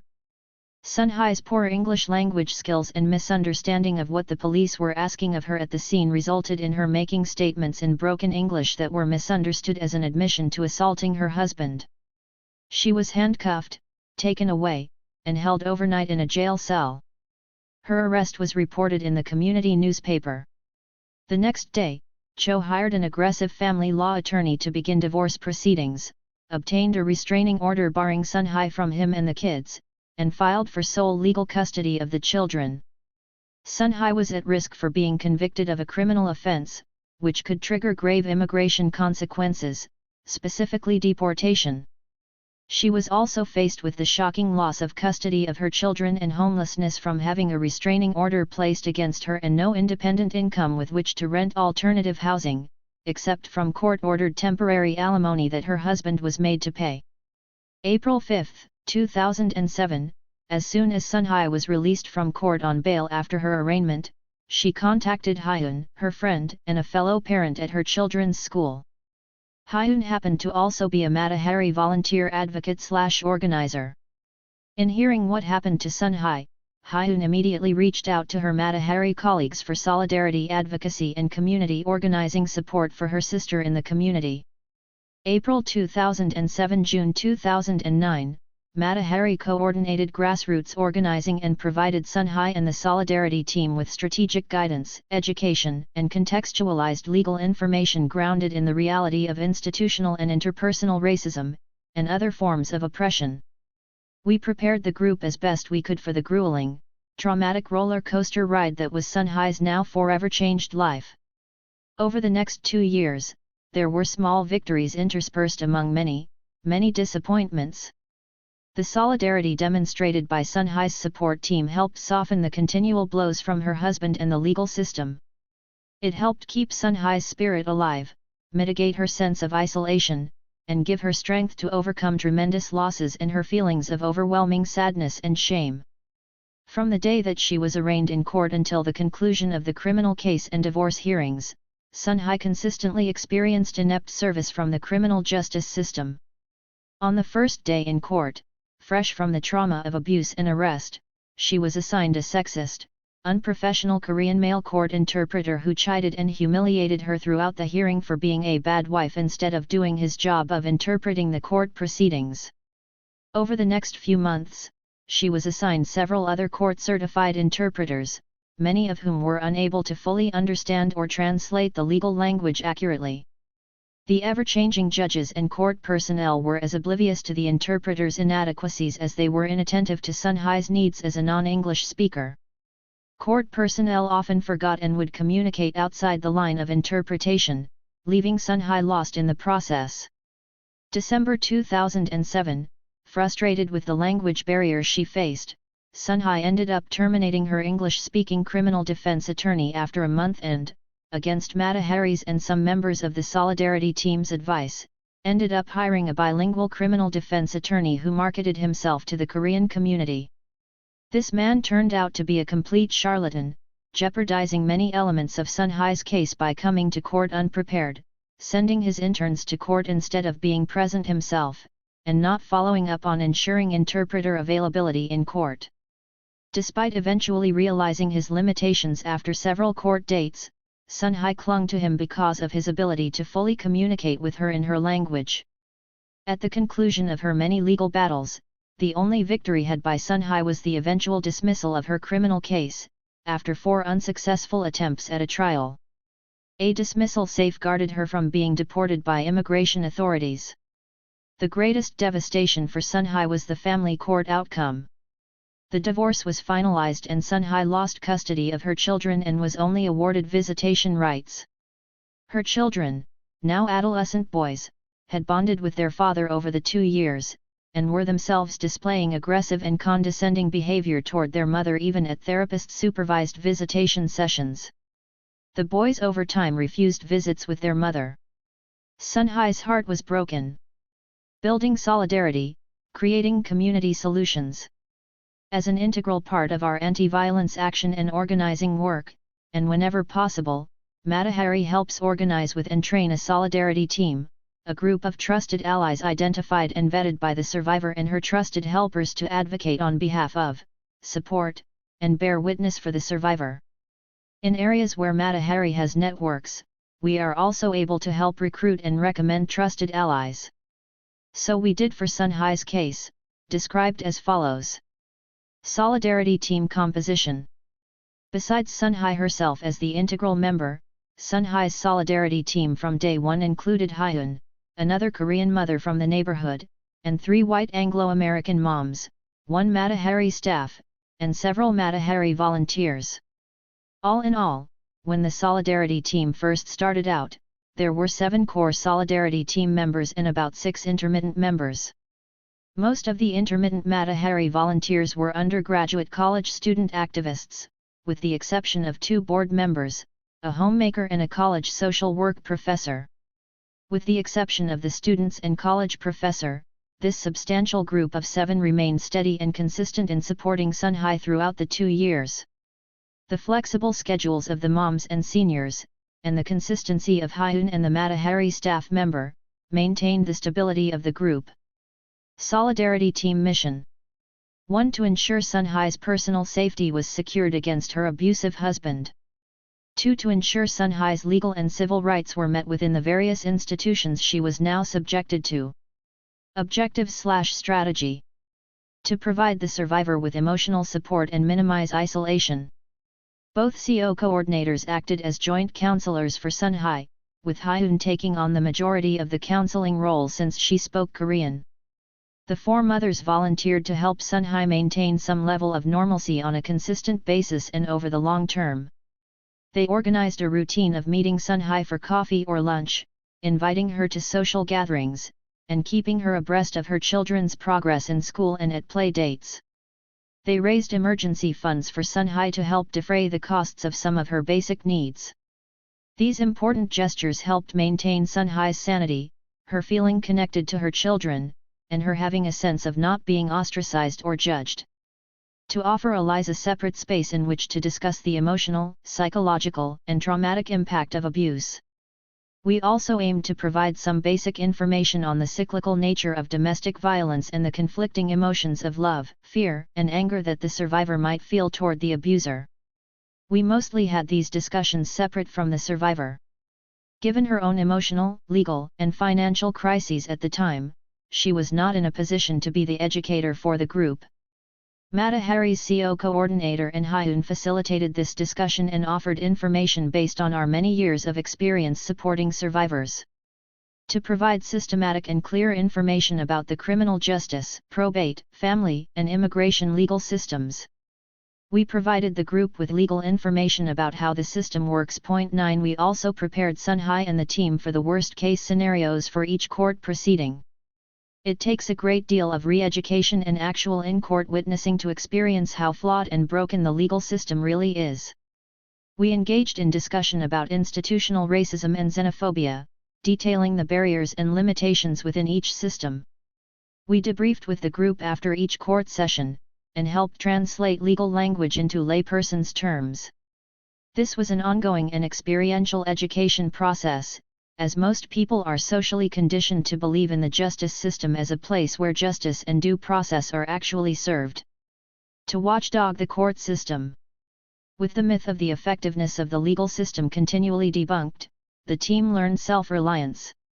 We prepped Sun Hai to advocate for her rights in court.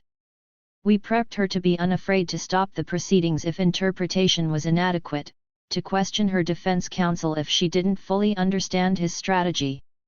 The allies monitored the legal proceedings and every attorney meeting.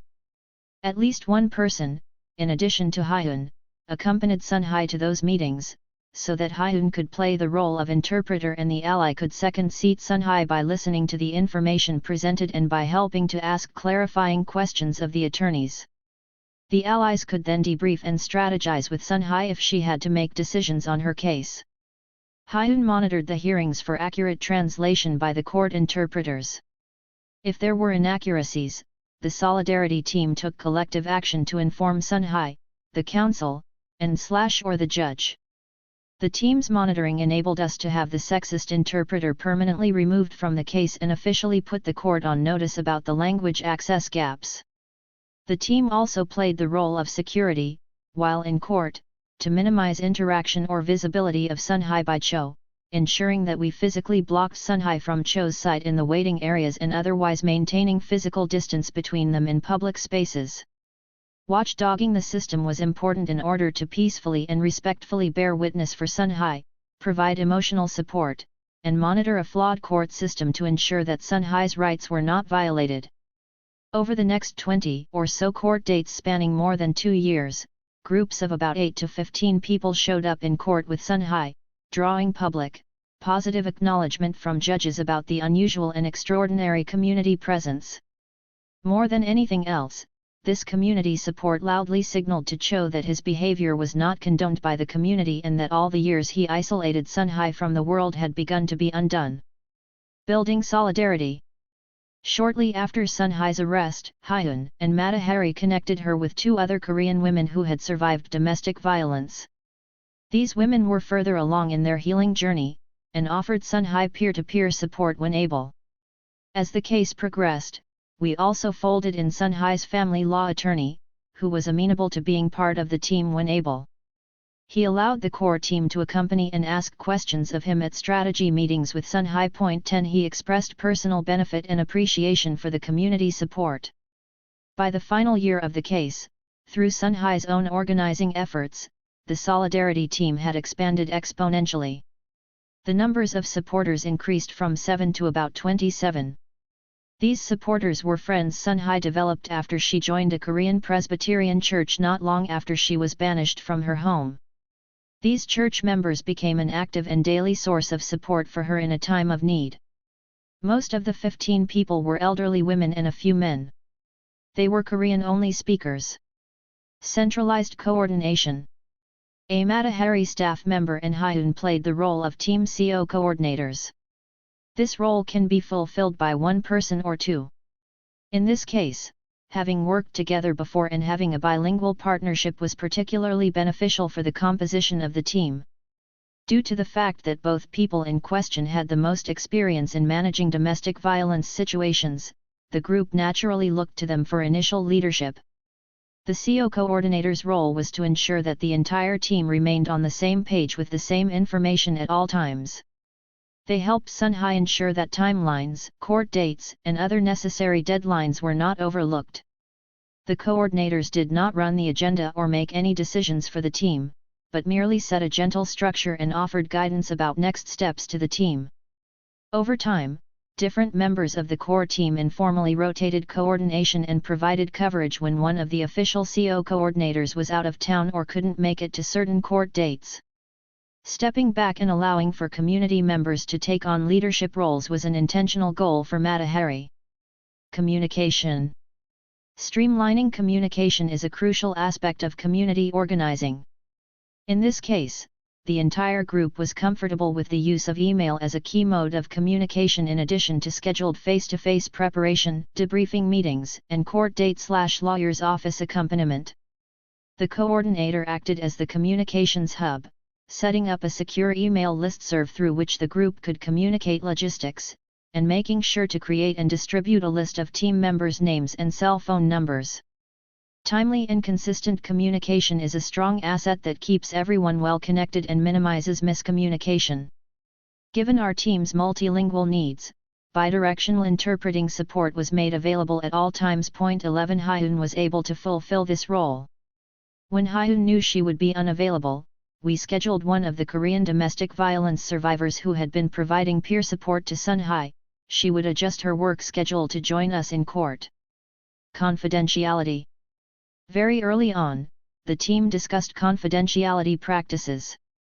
We agreed not to discuss our interactions or work with anyone outside the team. We took several precautions to ensure that our written communications did not become evidence that could be subpoenaed in court and potentially used against her. We agreed not to put anything pertaining to the details of Sun Hai's case in writing, including anything that she shared or disclosed to us. When using the listserv, we agreed that only logistical information would be shared by email. No information about Sun Hai's emotional or psychological state, nor anything pertaining to the incident leading to her arrest were to be documented. Decision-making. The survivor is central in all decisions as she knows her safety, emotional, and practical needs the best. The survivor drives the process and sets the pace for the solidarity team's work. The team supports the survivor and provides critical feedback, acts as a sounding board, is attentive to concrete datelines, and contributes critical thinking, ideas, and strategy for support and action as needed. As an example, over the 2 years, Sun Hai sometimes expressed a desire to reconcile with her husband, despite clear rejection from Cho and, eventually, from the boys. This was difficult for the ally team to witness, although we did understand her deep desire to maintain her role as mother to her boys and preserve the family unit. The team did its best to support her and not judge her for her intentions. It was also difficult for the team to tolerate Sun Hai's defense attorney. We could all clearly see his incompetence and were forthcoming in sharing our concerns about him with Sun Hai. Despite that, Sun Hai felt reluctant to let him go. The Solidarity team members each struggled with being diplomatic toward him, some better than others. Once it was clear that Sun Hai was going to stick with this lawyer, we had to resign ourselves to accepting her decision. We discussed among ourselves that, for Sun Hai's sake, we had to help her make the best of the situation. We made sure to watchdog him and call him out on his games. There were times when meetings were tense. There were even times that Sun Hai preferred for us not to be in the room with her and him, since he had expressed his discomfort with us. Ultimately, we had to let go of our own feelings, for Sun Hai's sake. We sucked it up and monitored each court date with dread and trepidation. Addressing challenges. Managing conflicts of interest. The moms on our team were also acquainted with Cho through the school. One Korean mother and her husband were more closely acquainted with Sun Hai's family. To manage her participation in the Solidarity team, she had an agreement with her own husband about how to manage communication with the Cho family. Her husband was a casual friend of Cho's. This couple agreed between themselves to offer casual support to both parties separately, maintaining some distance in their relationship with Cho and the boys. They did not actively terminate connection with Cho, but rather kept a healthy distance. The other mothers maintained and drew clear boundaries in their ongoing interactions with Cho. They did not engage with Cho on a personal level, but maintained consistent, neutral behavior toward Sun Hai's 2 boys. Community gossip. Sun Hai faced some amount of backlash from within her ethnic community. She tried to distance herself from those who were unsupportive, to minimize her stress. She connected over time with a new Korean community through a church she joined that increased her support and helped mitigate isolation. Communicating with children. In our Solidarity team ally-only meetings, the mothers discussed and shared how to communicate with their kids about what had happened to the Cho family. Because of the public nature of the incident and media coverage, rumors abounded in the schoolyard. The moms took various approaches. Some did their best to quash rumors that the children were hearing at school about their peers' parents. Others gave minimal information about the family separating, without going into details. Language limitations. The majority of the team members' own language limitations limited our ability to communicate with Sun Hai on a deeper and more complex emotional level. We were tremendously fortunate to have Hyun, the counselor and de facto interpreter for us all there from the beginning, but this meant that the weight of the day-to-day communication and emotional support landed substantially on one person. Informally, among ourselves, we processed our own feelings of sadness and anger. Solidarity teams are a powerful way to mobilize and build the capacity of a community of people. Organizing ourselves and our friends around providing a safety net for the survivor proved to be an effective way to engage a group of individuals with activism and social justice work. The partnership between community members working alongside the survivor offers an opportunity to provide much-needed support while creating space for deep political consciousness-raising work. Allies may gain greater empathy for the complexity of domestic and sexual violence situations. The benefits and life lessons learned can continue to bear fruit beyond the life of this one action. And, hopefully, community members may become better equipped to act on or find support with a future crisis that may emerge in their own life, and take strong leadership in organizing a response. Afterward, and tools for action. Many variables shape our potential responses to domestic and sexual violence. But much of our ability to respond must come from our hearts, our political conscience, and from being in an emotional, spiritual, and psychological place that is grounded and in full conscientization. 12. What is it that we can live with at the end of the day? What can help us sleep at night, knowing that we did our best as an ally, a friend, a loving, compassionate person, to account for the violence that is taking place in our circles? Be solution-focused. We must remember that our goal as an ally is not to get sucked into or become a voyeur of someone's pain, but instead to be very conscious and intentional about helping and journeying with the survivor to reach a place of safety, wellness, and stability, as soon as possible. It is crucial to be intentional about not demonizing people in the process, but to be genuinely instrumental in recreating safe conditions, mending broken spirits, providing compassionate support, and finding the best available path towards social justice for all. Notes: pronouns used in this essay are interchangeable and not intended to create or reinforce binary distinctions along the gender identity spectrum. 1. The word matahari is of Malay/Bahasa Indonesian origin, meaning the sun, or, translated literally into English, the eye of the day. In Sanskrit and Hindi the word mata means mother and hari denotes God/son of God, thus loosely translated the word means mother goddess. 2. In this article, we use the term survivor to refer to survivors of domestic and sexual assault. 3. In this article, the term sexual violence includes sexual harassment, rape, molestation, and incest. 4. In this article, we use the term domestic violence interchangeably with partner violence, intimate partner violence, and domestic abuse. 5. In this article, we use the terms activist and organizer interchangeably. 6. Lawrence A. Greenfeld, et.al. Violence by Intimates, Analysis of Data on Crimes by Current or Former Spouses, Boyfriends, and Girlfriends. The 1 in 3 rate accounts for survivors who report abuse in medical settings and to law enforcement. 7. We guesstimated this figure from Matahari survivor data, gathered over the last 7 years. This is also an estimate based on Matahari staff's prior professional experiences of working as counselors/advocates in traditional domestic and sexual violence programs over the last 15 years. This data is also reflected in Violence by Intimates. 8. Identifying information, including details about location, in all vignettes has been modified to protect the confidentiality of community members involved. 9. This Matahari staff member has had 3 years of working as a domestic violence and crime victim advocate within the criminal justice system and close to 15 years of advocacy experience with survivors in criminal, probate, and immigration courts. Hyun had about 10 years of experience advocating for survivors in probate court. 10. Always ensure that the survivor has an upfront conversation with any of their attorneys about how and what the attorneys charge their clients for. Typically the cost of a family law attorney ranges from about $150 to $300/hour.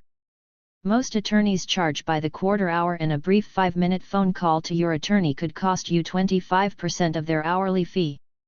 So, 2. With community meetings or calls that allies might make to the attorney on behalf of survivors to clarify legal information. 11. Locating interpreting resources may be easier said than done. Survivors will usually have trusted bilingual people in their circles who may be pulled in. Otherwise, safe, vetted comrades from the community who are willing to help out may be recruited. In some communities, there are volunteer activist interpreter circles. Whatever avenue is chosen, check for conflicts of interest and be sure confidentiality agreements are made. 12. We define conscientization as consciousness that is understood to have the power to transform reality. Appendix. Creating Community Solutions, a pull-out guide. Below is an abbreviated pull-out guide of summary points that can be used in a wide variety of supportive actions or interventions for loved ones facing intimate violence within our activist communities or otherwise. Table 1. Suggested practices for organizing solidarity teams. The survivor drives the process, with the support of her/his trusted community allies. The survivor selects and vets who becomes part of her/his support community, including those introduced to her/him by allies. The survivor is central to all decisions that are made. He knows her/his safety, emotional, and logistical needs the best. It is helpful to appoint a coordinator of the support team to streamline and ensure smooth and timely communication among all members. This coordinator is probably someone other than the survivor.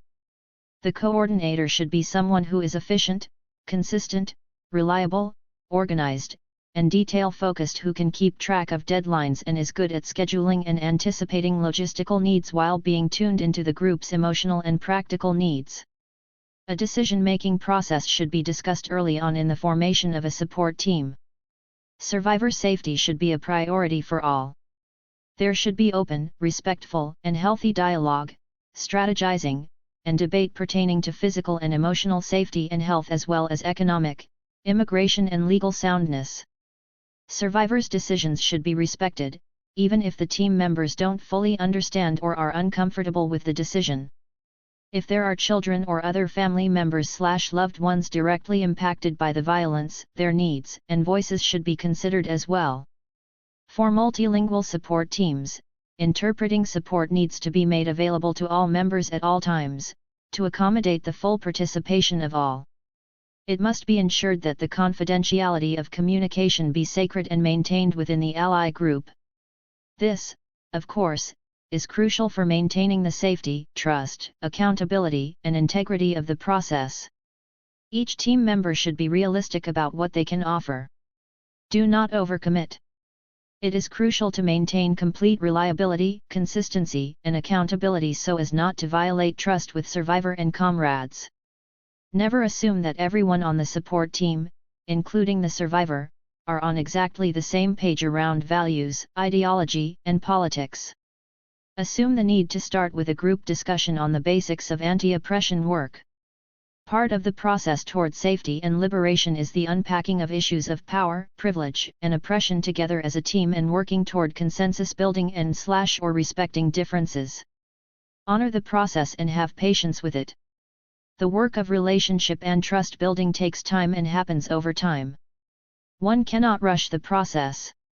It has to evolve, with its high points and low points. Don't give up without putting forth your best effort. Stick with the process and give your all to building this process and creating communities of support. Table 2. Tools for being a good ally. Listen fully, effectively, actively, and emphatically.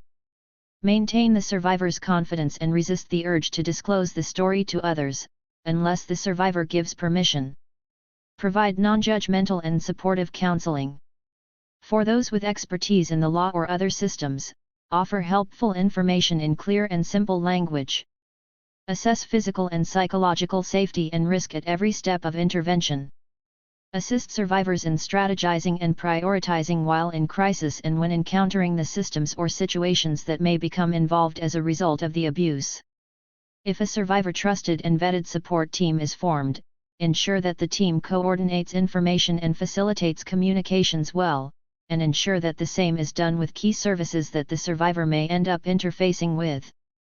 Engage in community anti-violence and oppression work, prevention, and education. Participate in developing policy, legislative, and/or community-based support that is aware and sensitive to the experiences of those who have survived violence. If appropriate and relevant, and in partnership with the survivor, work proactively with the media to simultaneously publicize the prevalence of violence as a social issue. Always remember the survivor knows her/his safety and situation the best. Don't second-guess or pressure her/him to act before her/his time or before he is ready. Table 3. Survivor vulnerability factors. Social isolation and depression. Loss of friends or colleagues and/or facing community backlash due to disclosure of abuse by a well-loved activist. Self-doubt and internalization of responsibility for the abuse. Blaming of oneself for allowing the abuse to happen, e.g., as an activist, I should have seen the signs. Loss of trust in the community. Not being believed. Being judged. Feelings of responsibility for protecting the abuser from additional scrutiny and repression by an already oppressive system. The couple may have children together, which makes divorce or separation much more complicated. Economic disadvantage or impact from abuse: loss of job, bankruptcy, ruined credit, holding a minimum wage job, paying costly attorney fees for divorce. Survivor may be dependent on a two-person income for affordable housing, health insurance, etc. Experiences of racism, homophobia, transphobia, ableism, or other forms of institutionalized oppression. Laws and systems that establish neither safety nor justice for survivors, e.g., limited rights for survivors/victims, inability to get time off from work to attend multiple court hearings, little/no financial compensation for days off work to attend court dates or appointments, child care limitations. Survivor may be dependent on partner for immigration status, e.g., survivor may be undocumented, a dependent spouse of a U.S. citizen abuser, or reliant on a work visa at a job where the abuser is the employer. Survivor may hold an H-2B visa which doesn't offer work authorization to be able to live self-sufficiently. Survivor may be undocumented, and therefore afraid to draw any attention to her/himself by reporting abuse for fear of being reported to immigration and deported.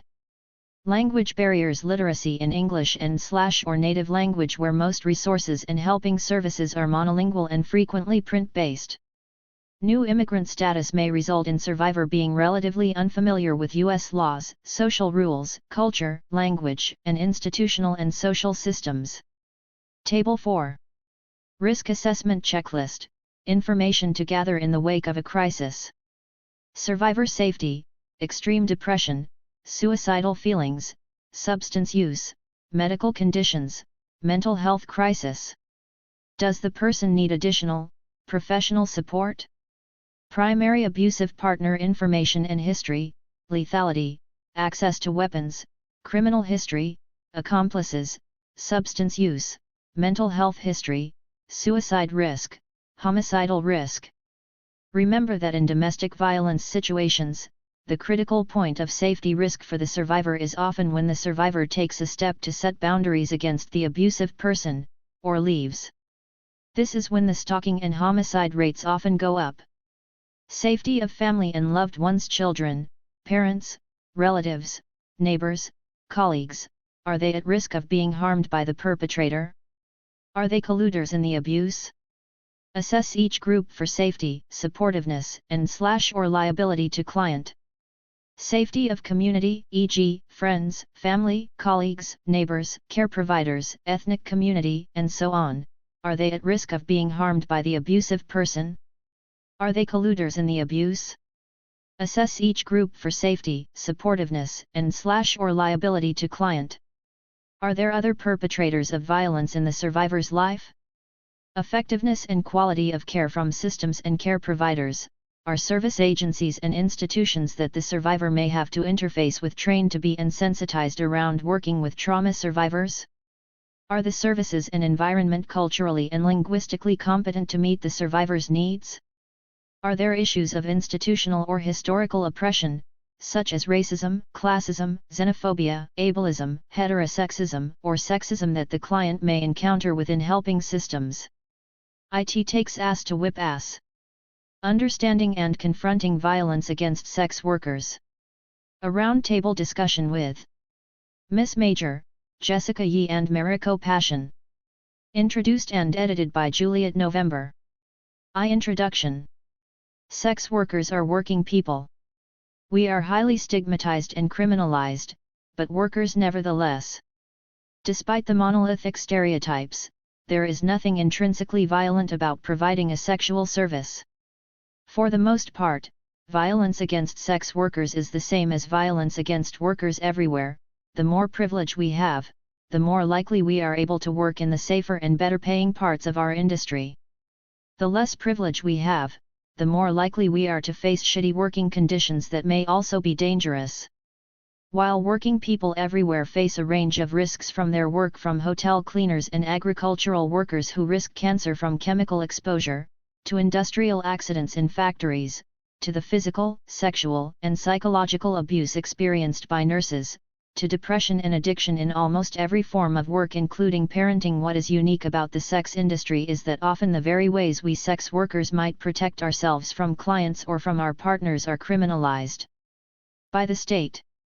Not accidentally, in every jurisdiction in North America, sex workers can never work together in a location under their own control or employ drivers or security.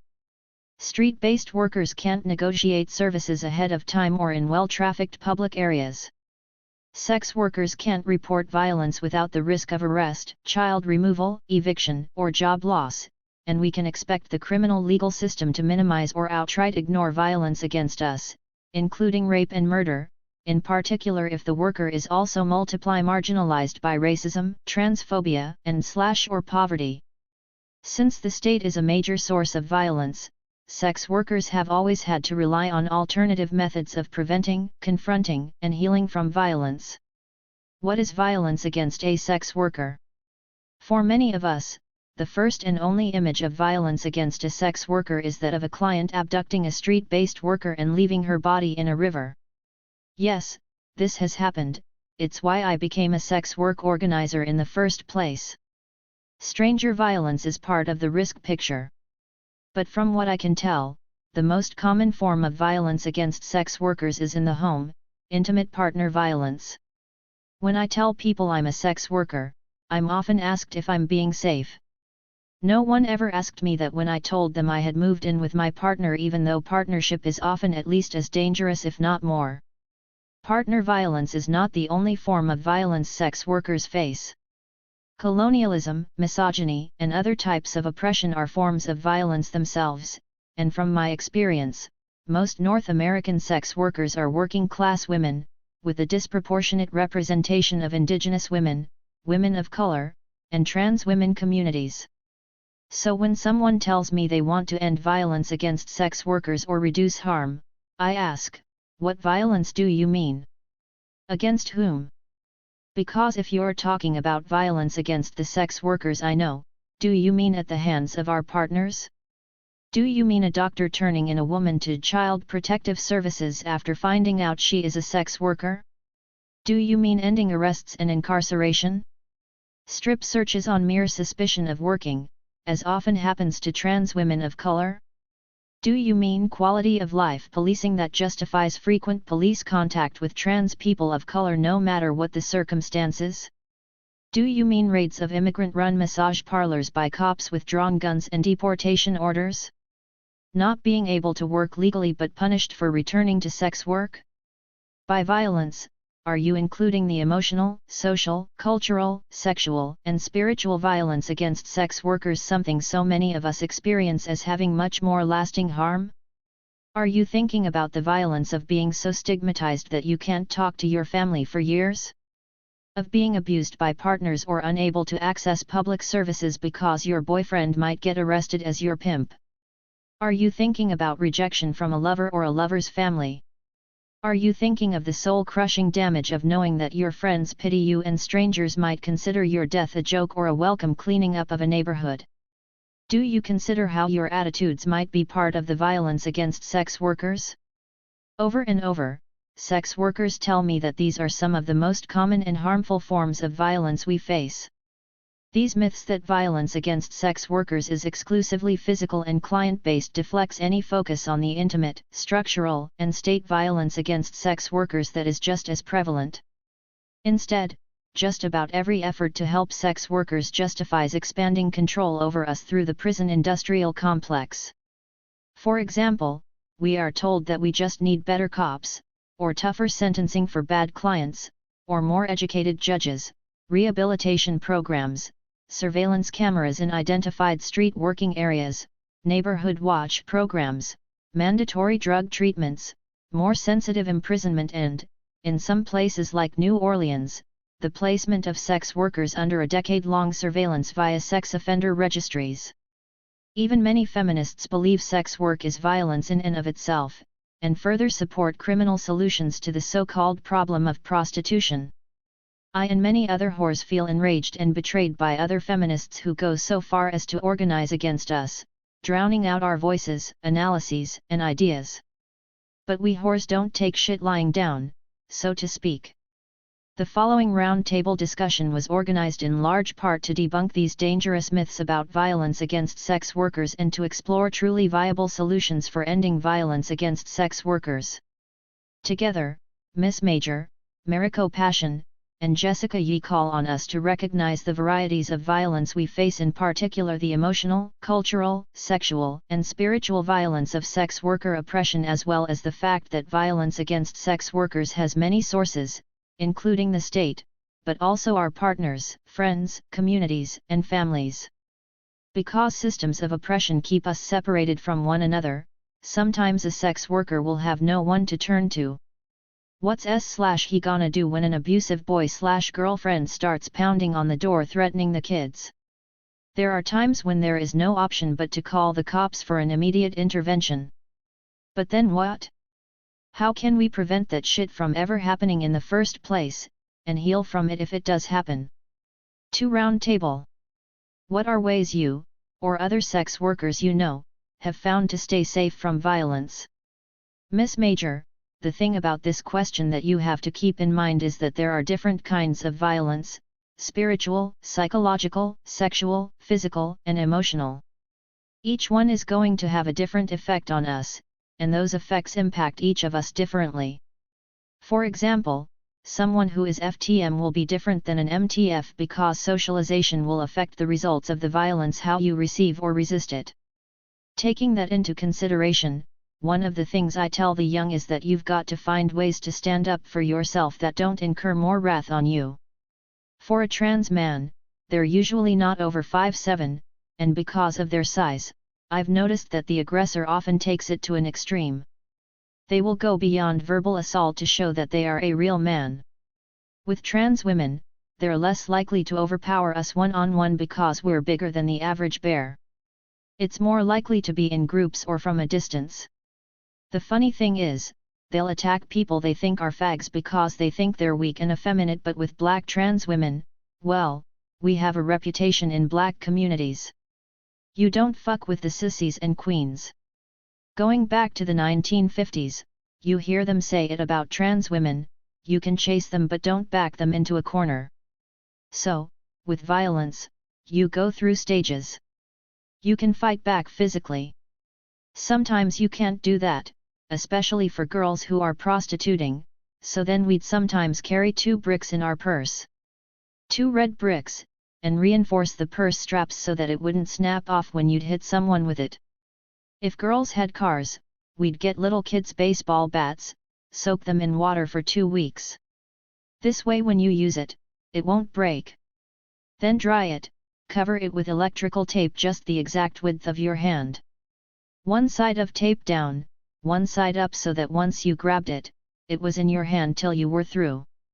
We'd keep these under the front seat. Necessity is the mother of invention. We would go to bars, take cue balls and put them in 2 socks. Girl, it takes ass to whip ass. If you're gonna take a piece of mine, I'm gonna take a piece of yours. Some of the girls would match the socks to whatever they were wearing. Had to be flashy. We would work in neighborhoods together. If we saw a girl running, all she'd have to do was scream and we'd all wait for the boys to follow. Then we'd all run behind the boys. We'd listen for this because we knew we weren't in a safe zone. When the girl knew we were behind her, she'd usually stop. And then it was on. We don't always win, but we've gotta protect ourselves because we can't afford to be hit in the face or in the chest and have our tits messed up. This reminds me of a scene in the movie To Wong Fu, Thanks for Everything. Julie Newmar, where it's the transgender woman who kicks ass, not the sissy or the gay boy. If you can't fight, you buy a gun. Mariko Passion, in my personal escort work, I hire a security person to stay awake with me during my graveyard shift and check in and out of shows. He has a car and we've talked about emergency plans. He has copies of my driver's license to get me out of jail on my own recognizance, and he has my car/house keys. I carry a stun gun, pepper spray, and am currently training in self-defense. I try to always screen well and not be in a hurry or desperate for cash, but that doesn't always go as planned. I know that neither the police nor my security person will help me during my next incident of violence, but they will be able to help me after, or hopefully help me out. I de-escalate angry customers with logic, calm, and non-violence. I retreat before fighting. I blog about my experiences of violence to the world. I perform pieces about it. I Facebook about incidents of violence as soon as they happen. I had a few friends while I was with my last boyfriend who helped encourage me to get out of that relationship. It was horrible to call the cops on someone who you lived with and loved for almost 2 years, knowing that they were on probation and could go to jail. When the cops came to my door, they gave me the no excuse for domestic violence training talking points. The cops did get me to see that this relationship needed to end. In my relationship, both of us were on probation, so any run-in with the cops would be a violation. We were very aware of domestic violence laws and even sang a song by Snoop Dogg, "First one gets to the phone, the other one's going to jail," that captured this sentiment on our romance. My boyfriend was my driver and he helped me stay safe, although reluctantly. Although he was paying his rent by being my driver, he was not exactly thrilled that I was having sex with people that he was driving me to the front door of. I wished he would get a job and he wished I would not be a sex worker. The sex worker and driver couple can easily become a Bonnie and Clyde duo if they want to. Except because it's illegal to employ a driver, your boyfriend is then legally defined as your pimp, and this can be another violation of probation. We had discussed that if he or we were pulled over in a prostitution sting, that we were to tell the cops that we were not in a relationship and that we did not live together and that he did not know what I did behind closed doors. Those are the things that police try to link to pimping in an arrest. The violence of the system has it so that the systems or people that you enlist to protect you become the targets of unjust laws, discouraging us from using our own systems of protection where the police have failed. Jessica Yee, safety to me is everything, not just physical safety, but emotional safety, psychological safety, cultural safety, and community safety. I've had to learn how to balance my activism and work commitments, be they media-related or even going home to my own community. In some instances, I feel safe voicing my own rights and demanding anonymity, confidentiality, or other limits to my disclosure respected. I think what's considered strength in the Western sense is such a cultural illusion it's virtually impossible to achieve, never mind maintain, so let's be real with what being strong means. It's critical to thoroughly recognize that the dynamics of safety stretch across an extensive spectrum. What are ways you, or other sex workers you know, have found to deal with violence when it has happened without using the police? Miss Major, the thing we've learned about calling the cops is that we've learned not to call them, period. Most of the time, even when we have a problem with our partner, we hope they'll take our side. They don't. So we learn how to talk ourselves out of things. Or we'll walk close to the building to protect our back when we're in a crowd that might not be safe. With police you simply ride that out. You'll hear the zipper or the belt unbuckle and you know they just want a blowjob. Usually on the hood. So you just position yourself so you can back away after. You never turn your back to them because then they can say you were trying to get away and do whatever they want. Do you get a badge number and complain? No. You got no proof that he made you suck his dick. With lovers, you really learn to deal with it yourself. You try hard not to make it adversarial, not to escalate, and when it calms down, you manipulate the situation to put yourself in a safe space. For example, send him out to the store and change the locks while he's gone. If he's acting the fool outside your door, you can get the cops to come because they won't be taking any sides. If he is inside, you've got to handle it yourself. You learn to think on your feet. The amazing thing is how a sense of humor and sarcasm can take you right across the bridge before they ever know what happened. You've got to read a group to see who is the real agitator. Mob mentality always has one person leading everyone else on, and they're rarely at the front. You need to make fun of that person. Then he'll need to defend himself to restore their respect. Dealing with violence is different for everybody. Like with hooking, there's folks who do it for survival and some who do it because it's fun and exciting. Each of them will have very different experiences. I got involved with hooking because I thought it'd be exciting, and it was. It wasn't horrible, frightening, miserable, or annoying. So for me, the violence was what came along with prostitution. It was the nature of the beast. Going through that, I'd rather go to the hospital, but if someone tries to hurt my spirit or wound my pride, it's those things that I never get over. Being beaten up or raped, I have found that the mind is a wonderful thing. It can get you over and out of shit you never thought possible. Your body heals, the pain subsides, the thoughts slowly fade, and the mind replaces those thoughts with other things. When you've been hurt, friends have more than likely gone through similar things, so you can learn from them how to deal with it or hide it. It's often the same thing we did as a kid. Take time to pay attention to yourself, sort out what works for you. If you have a decent lover, who'll give you a human response, they can help you. Agencies, psychologists, doctors, I don't think they give a damn. The longer you hold onto, the longer they can milk you. The solution isn't what's going to get them the money. For example, a cure for AIDS won't get them the money, only the drugs will. AIDS is another form of violence. Society never realized that people didn't have to die. That when these people died, a part of them died too. I just kept going and did my best to help my friends. The older you get, the more you realize how true the clichés are. And so there, but for the grace of God go I. It could easily have been me. Easily. This was brought on us, this wasn't a natural thing. I've had 2 lovers die of HIV, and people don't think about the guilt of the survivors. You ask yourself, why am I here? A question no one can answer but you. Marico Passion.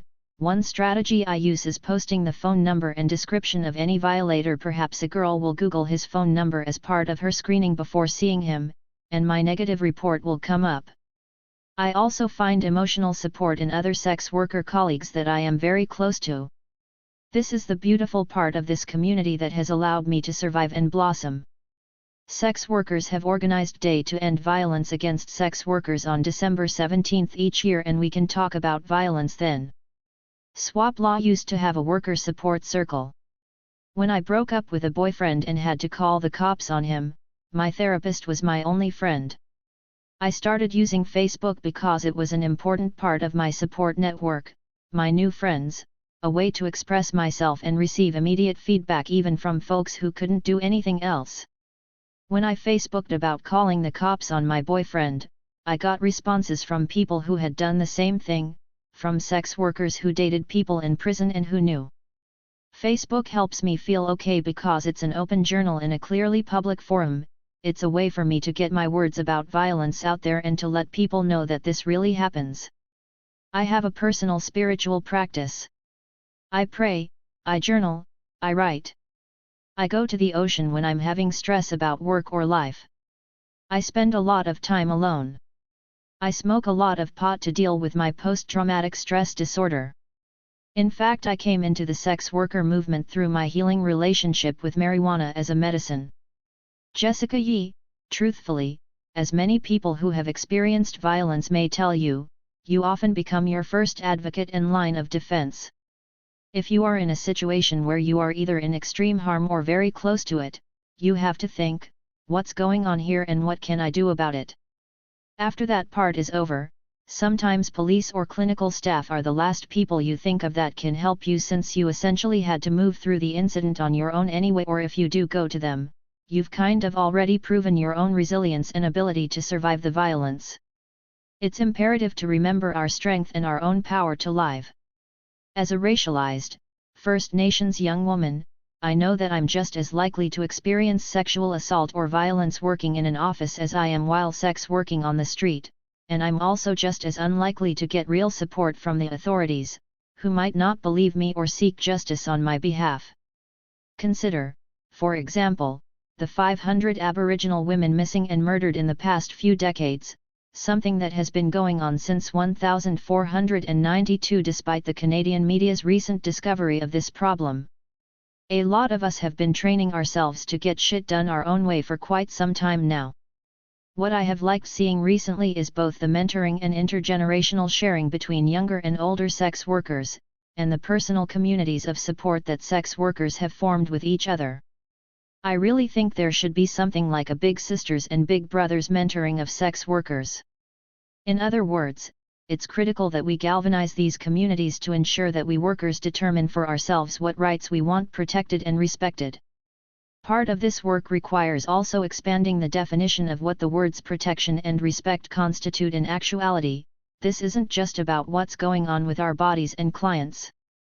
Issues such as sex work and reproductive justice are connected to environmental justice, and as Indigenous sex workers, I think there are inextricable links to our land, our water, our communities, and Mother Earth.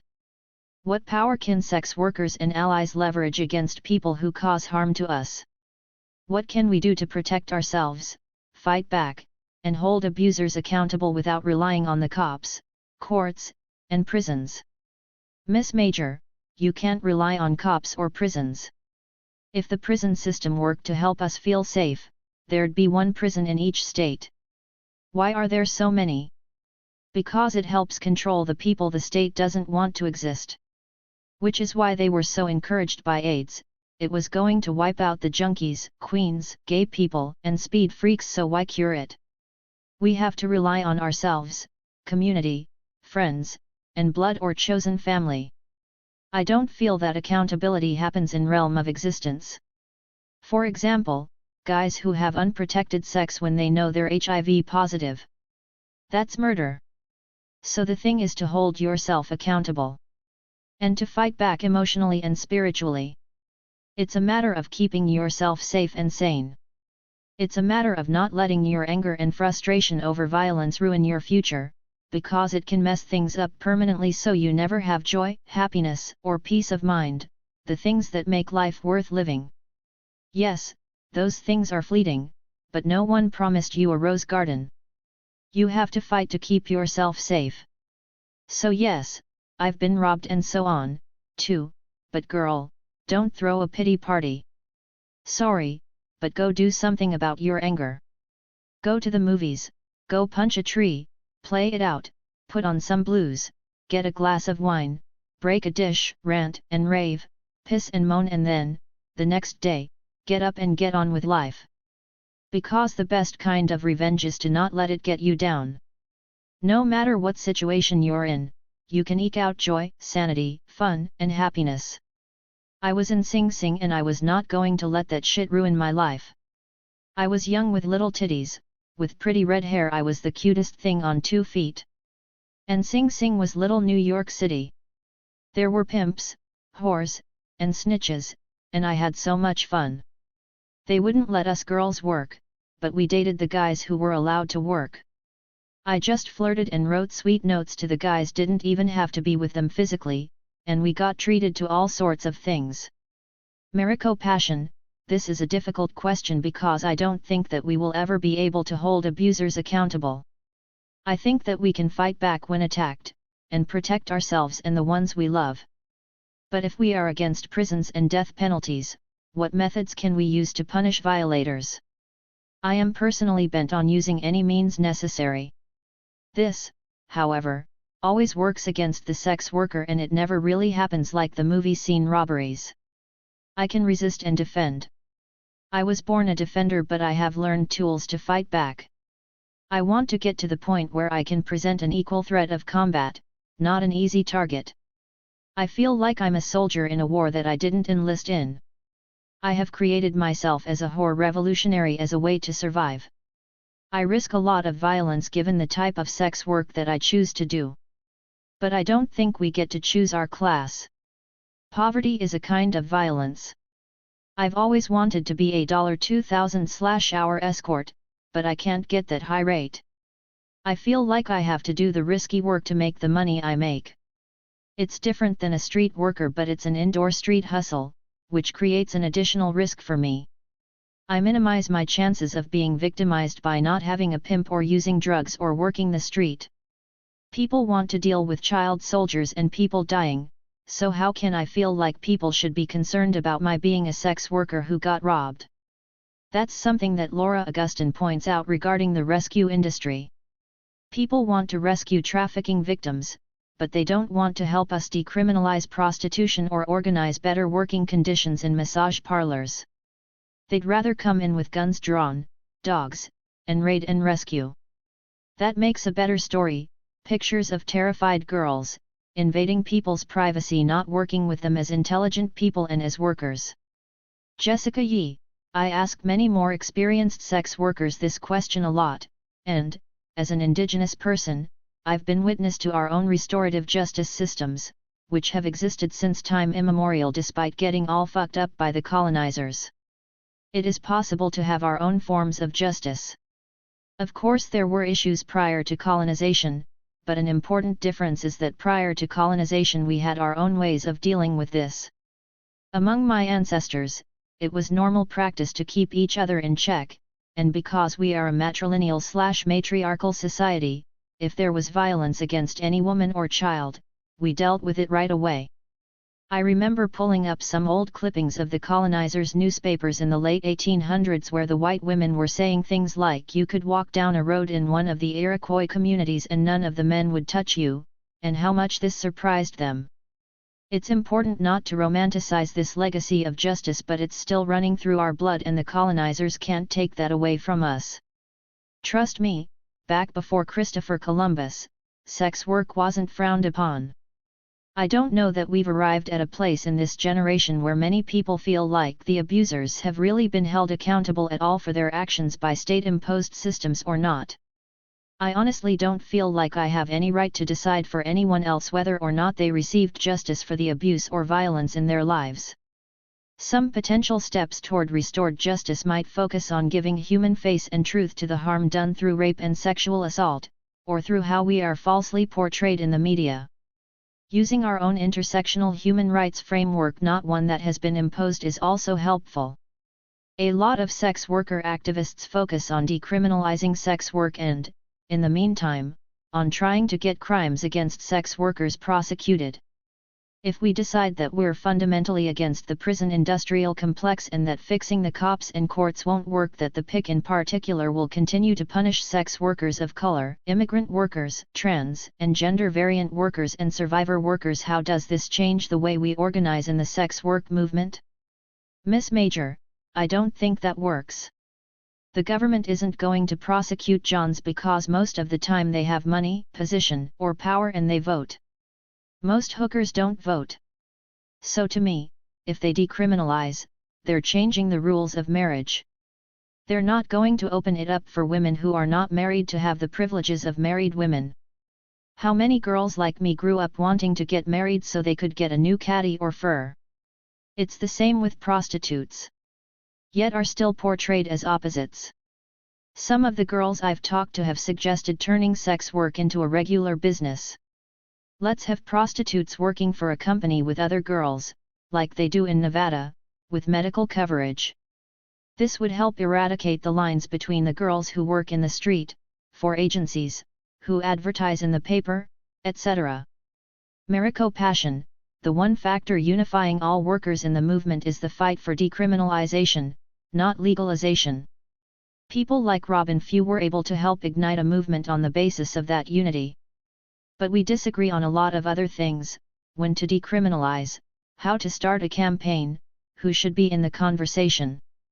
And beyond that, we have patriarchy, classism, racism, etc., in our movement. We also agree on destigmatization. For a long time I didn't believe in voting, but while I'm still very skeptical about electoral politics, I've educated myself on the electoral voting process, e.g., how to create citywide legislation like Prop K. Now I understand it. I believed in Prop K enough to devote my full-time energy to it. I talked to as many people as possible and in the old-fashioned way by knocking on doors. It was amazing for me because I felt that change was a possibility for the first time. The Prop K committee was mostly white workers, working class and middle class, some former workers. It was not a very diverse and representative group. I was the sole person concerned with anti-Asian racism. Ironically, anti-Asian racism helped to defeat Prop K. The No on K people used the image of a trafficked Asian woman in a massage parlor as a red herring for keeping prostitution illegal. I wanted to be recruiting people in jails or just out. I was arrested once and it took up 18 months of my life fighting it. I can imagine people who are being arrested multiple times a year, it's hard to get out of it. It was impossible for me to do anything but sex work, so the system traps you in the pick, and then, once you're out, forces you to continue doing illegal things just to meet your basic needs. If you don't want me to end up in court here again for the same crime, then I need more work. How can I teach, for instance, when while on probation I was suspended from being a teacher for up to 5 years? The decriminalization/sex worker movement has not focused on this aspect enough of actively recruiting people out of jail.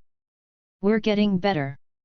Our involvement in CR10 was positive, and I felt very included by the majority of the prison activist movement. It was transgender and sex worker inclusive. At CR10 these were issues discussed throughout the conference, not just issues talked about in one little workshop. Jessica Yee, recently, I was speaking at the Forum Against Police Violence and Impunity in Montreal alongside some warrior women sex workers. The organizers had purposely decided not to invite the police or any corporate media. But by the last day when we were asking what next, one of the uncomfortable questions that kept coming up was whether to bring the police to the next forum. On the drive home, I told my friends that I respected the fact that there were no police present. That made it a whole lot more comfortable for me as well. At the same time, I wonder if I need to look at police, judges, and people in the system as members of the community I come from? So long as we have these masquerades of what's right and wrong in our schools that come in the form of police and military personnel recruiting and coercing our children into what their destiny ought to be, I don't blame a lot of young people I know and work with for wanting to get the fuck out of where they live and take the few opportunities they're offered. Sometimes that means joining the police, the military, or trying to beat them with their own system by working in the legal/judicial system. One of the questions that's constantly on my mind though is to what extent can we have a serious dialogue about the actual people in these systems with a lens that recognizes our mutual humanity? An elder once said to me, "You can't complain all the time if you can't offer any solutions," which is something that's helped me move forward. I think a lot of youth get turned off from activism or organizing because of the ways they are unfairly forced to see problems as dichotomies. You're either us or them, and now our younger generations are paying the price for this kind of thinking. I'm definitely not saying, we're all one. I actually don't believe that it's safe to organize a movement that way, and I'm not ready to be one with a lot of people yet. What I'm saying is that I recognize that we all live in this colonial state, so, like state officials, we too are complicit in colonialism when we try to uphold or change laws imposed by colonizers. There is no hard line between us or them. How can we build solidarity with each other across lines that divide us so that we can have each other's backs and build whore power and self-determination? Miss Major, sex workers are what divides sex workers. Whether they're MTF or not, there is always this thing of judgment. Rarely is it race, because there is a common bond. Does exist, but those aren't the big rifts. For my girls, it's over which girls make the most money, and judging the woman who looks scruffy but who turns trick after trick after trick. We're not going to get together and sing Kumbaya. We don't have a common bond except for our work, which differs a lot. The trust we used to have, honor among thieves, the bond between street workers, that's gone. When girls started disappearing, we'd take down the car make, license, description of the guy and call the cops. Did they care? No. That undermines your sense of camaraderie, because why be concerned if no one cares? What builds community between sex workers is bonding and sharing your life stories, your truth. Folks don't like to do that these days. It takes heart. Folks in this country can't even ask how much money you make. People get up in arms about that and won't even tell their wives. Say hi to people around you, ask how someone is doing, and hang in for the answer. Come from your own truth and open yourself up. This generation can't do that because of the computer. People don't call to talk anymore, it's all computer, which is full of wonderful information, but it means we care less about people. Go to a bar and say hi to a stranger. Open yourself up by being who you are. Mariko Passion, I think that the sex worker rights movement that has taken shape in the Western Hemisphere and globally is a huge indicator that solidarity exists. We communicate and keep in touch across the world, reaffirming each other's confidence in this work by sharing posts of each other's events and actions. There are lots of conferences and summits, and even a few grants. But most importantly, there are people in the movement who care and help others develop their own organizing and survival skills.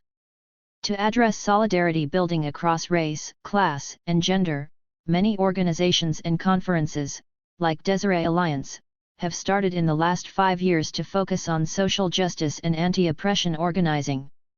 Another challenge to our solidarity is how many of us are dealing with mental health issues like PTSD and are survivors or drug users, and the infighting this sometimes causes.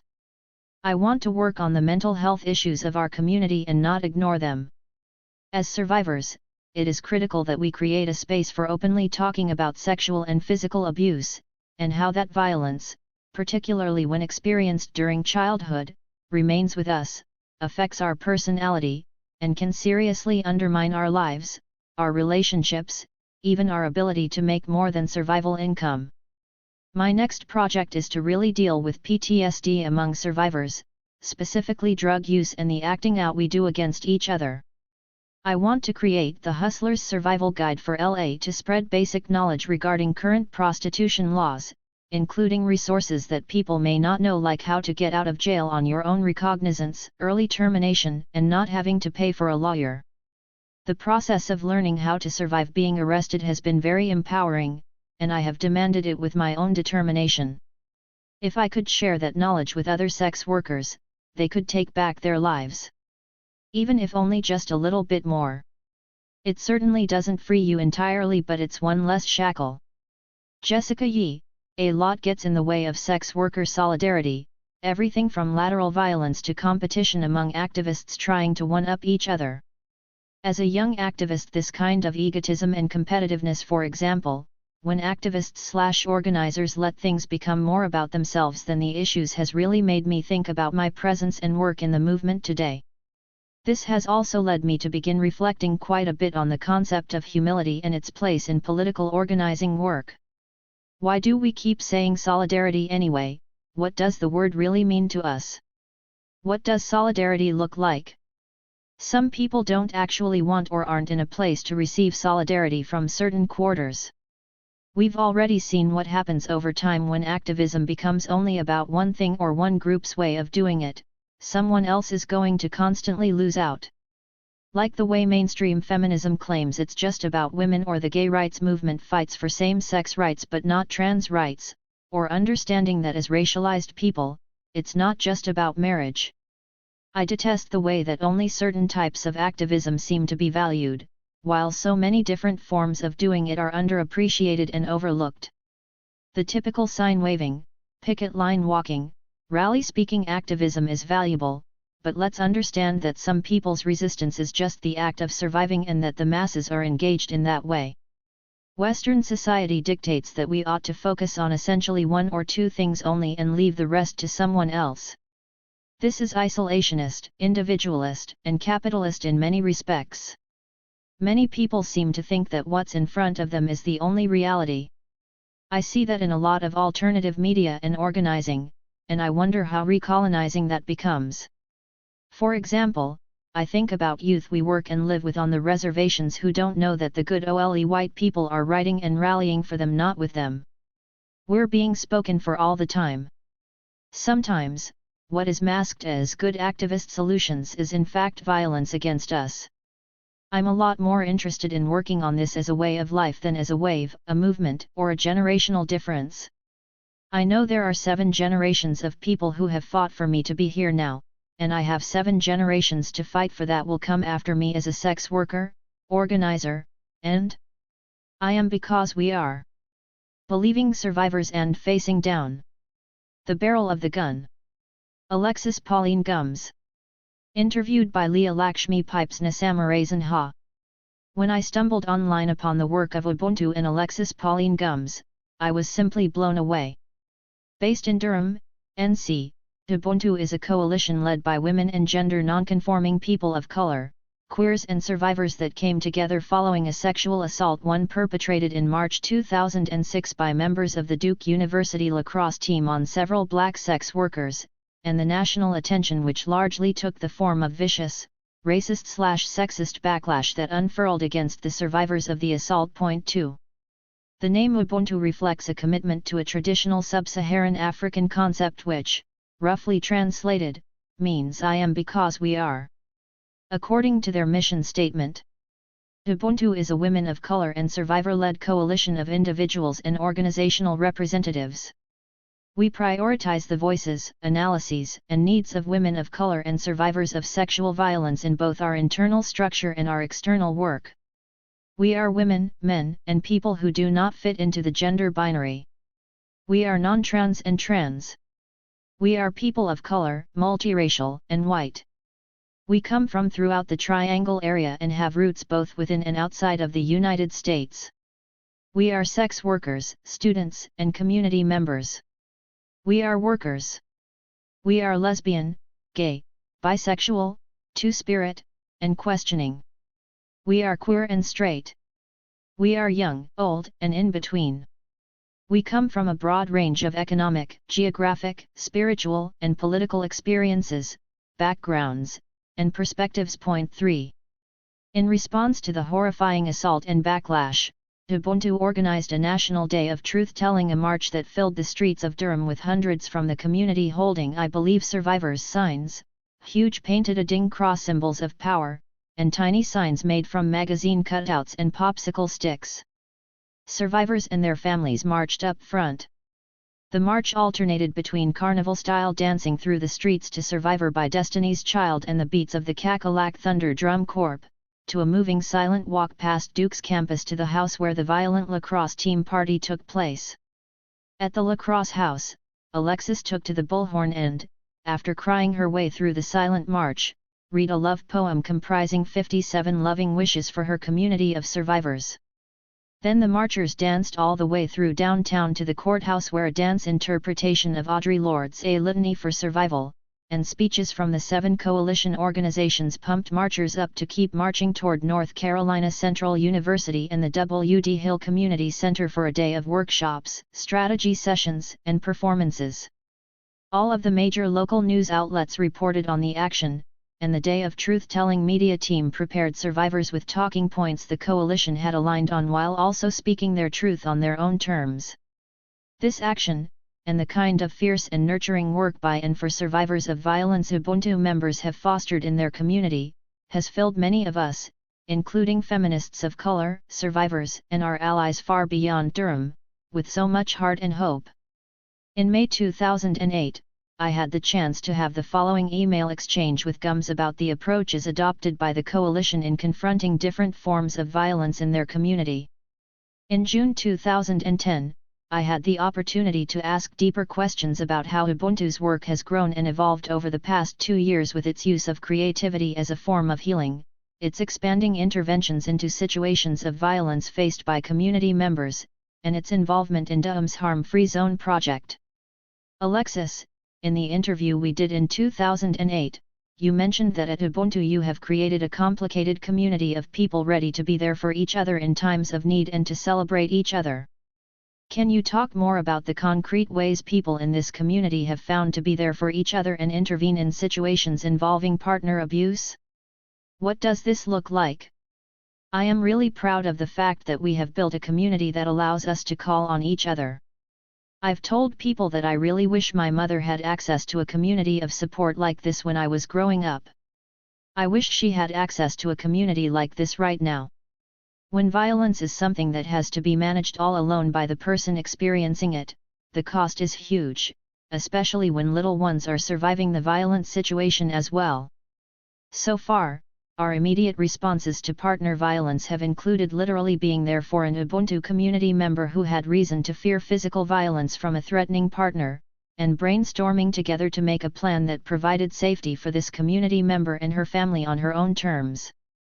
Creating a safety plan might include offering our homes as safer places to stay, staying at the community member's home, providing child care, researching legal options and community-based alternatives, coming up with plans, backup plans, and times and places to check in and shift the plan, and listening and being ready to support. In one instance, an Ubuntu member happened to meet a young woman of color who was walking down her street after being beaten by a former partner. She called the rest of us to see who was home and available in the immediate neighborhood, took the young woman into her home, and contacted the spiritual leader of the woman who had experienced the violence. Calls were also made to other women from her spiritual community that the young woman trusted, who also came to the home and made sure she received medical care. She also arranged for members of our Ubuntu family to have a tea session with the young woman to talk about healing and options, to share our experiences, and to embrace the young woman and let her know she wasn't alone in her healing process. In each case, these responses were invented on the spot, without a pre-existing model or a logistical agreement. But they were made possible by a larger understanding that we, as a collective of people living all over the city, are committed to responding to gendered violence. This comes out of the political education and collective healing work we have done, and the building of relationships that strongly send the message, you can call me if you need something, or if you don't. You can call me to be there for you, or someone that you need help being there for. Since we have come to see each other as resources, we no longer think our only option is to call the state when faced with violent situations. In that way, everything that we do to create community childcare, community gardening, community dinners, film screenings, political discussions, and much more helps to clarify how, why, and how deeply we are ready to be there for each other in both times of violence and celebration. I know Ubuntu was instrumental in intervening in a situation of relationship violence where a member of your community was facing violence from a partner who was armed and a member of the local police force. This is a worst-case scenario for a lot of folks trying to figure out how to use community accountability strategies, the kind of situation where most folks feel like anything we do won't be enough. Yet your community was able to intervene to make sure that your friend and her kids were safe. Can you say more about the strategies you used, and why you think they worked? At a very complicated time, during the midst of a complicated relationship transition, an Ubuntu member/co-founder's husband, who was also a police officer, issued a gun, began threatening her and having violent outbursts. The night after the first violent/threatening outburst, she and some folks on her behalf called other Ubuntu members and asked them to gather at her home to brainstorm. After arriving at her home, we asked her if she would rather have the conversation someplace other than the home which she had been sharing up to that point with her husband. She agreed, and we moved the meeting to the home of another Ubuntu member. There the conversation started with her needs and priorities and vision for the situation. Her priorities were that she and her kids be safe, and that her kids know that they were loved by everyone. From there we brainstormed possible plans of actions, including information to be obtained. Then we assessed what resources we could assemble, including a place for her to stay that her husband did not know about and to which he had never been, people to accompany her to meetings with him on arranging logistics regarding the kids and the separation, folks to attend the kids' dance recital that the husband would also be at, people to hang out with the kids while they did their homework, etc., so that she could have difficult phone conversations with her husband that she did not want them to overhear, people to stay at the house with her and the kids so that she would not have be there alone with the threat of her husband possibly showing up. We also wrote out plans for what would happen at every point of the day and stayed available by phone in case plans needed to change. we arranged check-in points as well as plans for June to leave town for her mother's home, where she and the kids felt safer at night. My personal involvement included spending time at June's home, watching her kids at my home, and volunteering my home as a stopping place for checking in and a workstation for handling logistical issues, like changing all of her passwords, creating her own bank account, and searching for contact information for her husband's family members who might be able to advise and convince him to act in everyone's best interest. Of course, there were also many hugs, mugs of tea, and needed laughs that were not planned and yet were so very crucial to the process. Looking back, I think the purpose that we served during this intervention was to help the survivors attain safer passage through the most difficult and potentially volatile time of their crisis. By supporting our fellow Ubuntu member, and honoring her vision for her children to have their father in their lives in a loving and safe way, we created the possibility of space and safety for everyone involved. By providing safer spaces for June, we also gave her husband space with himself to get through a time when he was verbally abusive and indicated that he would resort to physical violence without allowing him the opportunity to inflict more verbal violence or to realize his threats of physical violence on his family/our community members. I know that now June's vision is fulfilled in a long-term and sustainable way. She has transitioned into a different relationship with a partner who loves her children, and still has a working parenting partnership with her former husband, which allows her children to have access to infinite love and the support of a family that has grown without the trauma of witnessing or experiencing the level of violence that it seems would have been likely without the support plan that she led us in creating for and with her. This experience has taught me so much about the complexity, contingency, and power of mothering as a relationship and as a community vision. I know that at times in my life when my mother had no one to turn to, I witnessed and experienced violence that would likely have been prevented if she'd had the support she deserved to fulfill her vision for herself and for our family. Too often simple but crucial resources, like people to talk to, and space and time to deal with something hard and/or scary, are not available to most people. But when we decide to support each other, we have what we need. In Ubuntu's statement of principles, you say, although our work is long-term, it is also urgent and immediate. We see providing immediate support for individual survivors and longer-term social transformation as interrelated and mutually strengthening types of work.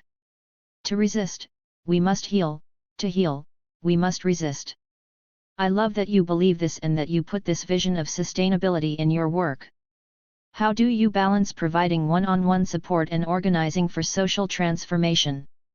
I know that in a lot of groups I've been part of, even as folks talk about self-care, it's hard to provide direct support to folks in crisis and work to organize on an ongoing basis. This is definitely a difficult set of issues. Currently, our major strategy for balancing individual healing work and long-term community building relies on several key tactics, including working in coalition. As a coalition, Ubuntu consists of many individuals and some organizational entities. Some of the organizations, such as North Carolina Coalition Against Sexual Assault and Orange County Rape Crisis Center, are direct service providers that respond to individual crises and have much of the legal and organizational information that helps us navigate situations of violence, even when those experiencing it don't want to go directly to the service provider. This coalitional relationship means that the political visioning and creative work we do likely influences the work of those organizations. And people who end up connected with those service providers also have access to the work of Ubuntu, a survivor-led space of continued healing through the long-term process of building community. Creating access to community in a broader sense. Ubuntu also functions as a site of sustainability in another sense. The fact that we have built informal mechanisms to offer childcare, trade massages, do aromatherapy work, share personal fitness training, cook for each other, grow food together, help with homework, borrow cars, and offer a space to crash, means that as each of us takes seriously the work of responding to violence in our scattered community, we also have a support network to help us, feed us, hug us, massage us, or create a healing oil for us when we need it. And we often do. I know I so often just need a cup of tea or a poem from my community. On a broader scale, Ubuntu, in partnership with local coalition partners Spirit House and Southerners on New Ground, has started organizing community dinners at WD Hill to let people know that this work exists as a tangible resource. Ubuntu has been strongly present at important community celebrations from Kwanzaa to Community Day to the Milk Celebration. I think this builds the message that since there are people in this community who will show up to provide community support for face painting, food, and art, people who volunteer to get something done and bring their vision for ending violence into those spaces, that means there is a visible community of support on hand to help and show up when it comes to responding to violence. We are not formally providing services, but, from our experiences so far, I feel confident when someone in a state of emergency calls that I have a rich set of resources to offer them, be it legal help, relocation assistance, a breathing circle, a poem, medical attention, or a meal. Since we are not linked to the state, we have the potential to provide people with a more robust set of options that can respond to their needs and desires, and I think that is important, especially for women and genderqueer folks of color and immigrants who have such good reasons to avoid the re-traumatizing impact of the state. Can you talk about how Ubuntu has changed, 4 years after its founding in 2006? Currently, Ubuntu does not meet regularly as an organization, but does organize and provide support as a community network in some of the same ways we did during June's situation. We have gathered several times since then to support a different survivor and Ubuntu member whose partner became violent and threatening at the time of a breakup. We provided the survivor a safe place to stay, listening ears to help her process and figure out what to do next, and support as she transformed what had been a shared home into a safe space for her spirit. We have gathered to support a young survivor who was never directly involved in Ubuntu. Her former partner sexually assaulted her, and also stalked and threatened her and her support network at her school. Ubuntu members provided housing, a book of love letters, many conversations, and our presence in spaces where she thought she might be confronted alone by her attacker. We have supported families whose children have been assaulted at school in designing responses that spoke to their vision for accountability and communication. Ubuntu has also continued to show visible support for the self-identified survivor of the Duke lacrosse attack, speaking out publicly when the scene of the crime was bulldozed in an effort to erase the memory of what had happened, and showing up to support her in an ongoing court battle for custody of her children. We also have shown up for each other big time for rituals of birth, rebirth, partnership, breakups, death of loved ones, and graduations. We are gathering to write love letters to survivors for Lisa Factor Aborcher's collection of letters of support for survivors next month. The most tangible outgrowth of the Ubuntu process, however, is the Durham Harm-Free Zone, an explicitly abolitionist organization which includes Ubuntu members and co-founders, as well as participants who were never involved in Ubuntu, dedicated to developing practices of ending interpersonal and state violence in our communities. We have held community roundtables geared toward creating a community mediation council, and currently are working, in partnership with the Ella Baker Project in Chapel Hill, with a group of public housing residents who are finding ways to create safety and accountability in their community, which right now polices the parenting and lives of its residents in ways that threaten their ability to manifest their visions for their families. Notes: 1. Viv Bernstein and Joe Drake, rape allegation against athletes is roiling Duke, New York Times. 2. For just a few examples of victim blaming, racist, sexist, and whorephobic media coverage of the case, please see Crystal Gail Mangum, Profile of the Duke Rape Accuser, Fox News, http://www.foxnews.com/story/0,2933,264,374,00.html Duke accuser lying, second stripper says, http://nbcsports.msnbc.com/id/1523877/Chris Cuomo and Lara Strakian, exclusive. Guard who saw alleged Duke victim says no sign or mention of rape, ABC News, http://abcnews.go.com/gma/legal center/story?ID=1849938 %. Page =1, That Night at Duke, Newsweek, http://www.newsweek.com/id/35379 3 http://iambecauseweird.wordpress.com.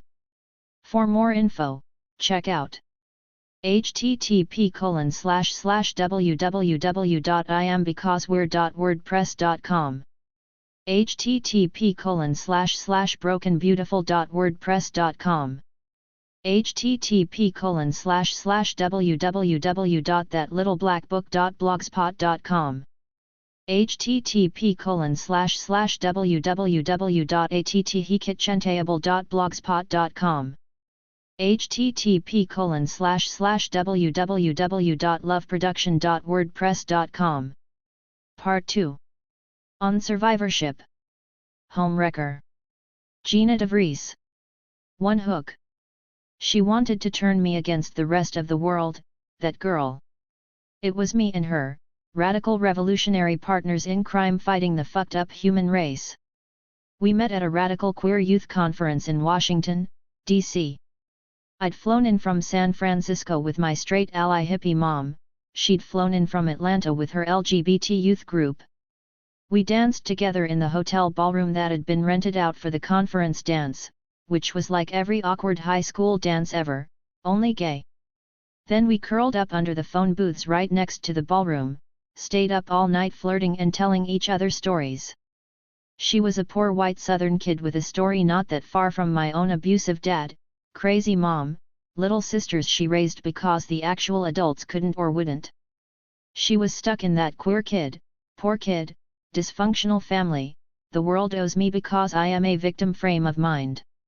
The kind of girl who'd experienced enough drama for 7 lifetimes, who was 15 going on 50, and who didn't have a goddamn clue or reason to trust or love anyone, least of all herself. She made up for what she didn't know by being big and bitchy and loud, taking up as much space as possible. And always having the last word. I was 16, and just as enraged and betrayed by the injustices of life. The problems of my world, my father's drinking, institutionalized racism, my best friend's depression, the boys at school who threatened to rape me all felt insurmountable. But she made me feel stronger by proxy. Like maybe I could absorb some of her self-assurance, inherit her cocky attitude. I liked her strength, her confidence, her wicked sense of humor. I liked that she was trying to get her southern accent back. She had short, spiky hair, a wiry, boyish body. She was pale and skinny, had almost no tits at all. She wore baggy jeans and tiny baby tees, one of those metal ball chain necklaces, black Converse. The classic baby dyke, cute and vaguely punky, not even close to butch and aloof, my usual type. But her voice had that lingering hint of North Carolina drawl and she was hopping mad, and the anger and sass were enough to hook me. We didn't even kiss, that first night. We held each other, sweetly, tentatively, while the tired and annoyed hotel night shifters threw us shade for cuddling under the phone bank. But it turned into so much so fast, the way it does when you're 16 and the smallest gestures take on the deepest meaning. The way it does when someone finally gets your rage and your politics. The way it does when you can will yourself in love with someone you barely know, because they like you, they really like you, a lot, and you're flattered, not used to that sort of attention. Flirting under a hotel phone booth turned into being instant best friends with big crushes, long-distance phone calls and 3 a.m. AOL-IM conversations on my dad's ancient laptop.